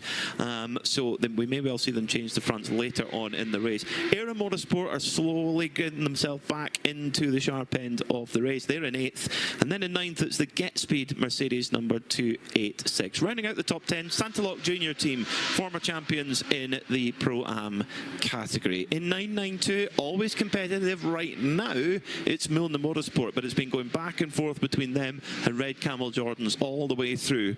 Do not write off HRT Performance. They were on pole, of course, out of all of the they were up in their class. They were in pole as well. The Triple H Seb Lejeune Racing, they've had a couple of little issues, but still for the fourth place 992 car.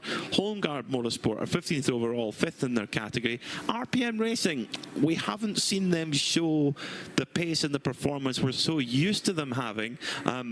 But they are still going around. They haven't had any mistakes or anything like that yet, so they will just keep on going as the night wears on. And Ajit Kumar Racing, they sit 17th overall at the moment. E2P Racing, unfortunately, a rear right wheel issue has cost them time. They were only 5 laps off the lead. They're now a little bit more than that. They're in 18th overall. Your leader in GT4, last year's winners, and your champions-elect in GT4, Venture Engineering, they sit 19th in the lead of their category. It's good if Ria Farron, they round out the top 20 overall in their Porsche Cup machine. In GTX, it's a battle of the two Vortexes, and now it's number 701 that leads ahead of number 974. It has really been in the early part of the race, the 974, that's done the business. It was the car that set the class pole, but now it's the regular season car, the 701, that's ahead. Into Africa Racing, they have just triggered this last code 60 and are being recovered back to the pit lane as we speak. They're in 23rd. Second in GT4 is the Sorg Rennsport, number 427. 7. Then it's NM Racing, the local Spanish team. Leader in TCE is Asbest Racing, who are continuing to build their lead as the JMEC Engineering car, unfortunately, still in the pits as we stand. THRW round out the podium in that class. Viperniza Racing are 29th, and Asbest Porsche round out the top 30. Just the last couple of cars then. Here it is in 31st. It's THRW Honda. It's 32nd, Red Ant Racing. They are retired for the day. And likewise, GP Racing Team number 938.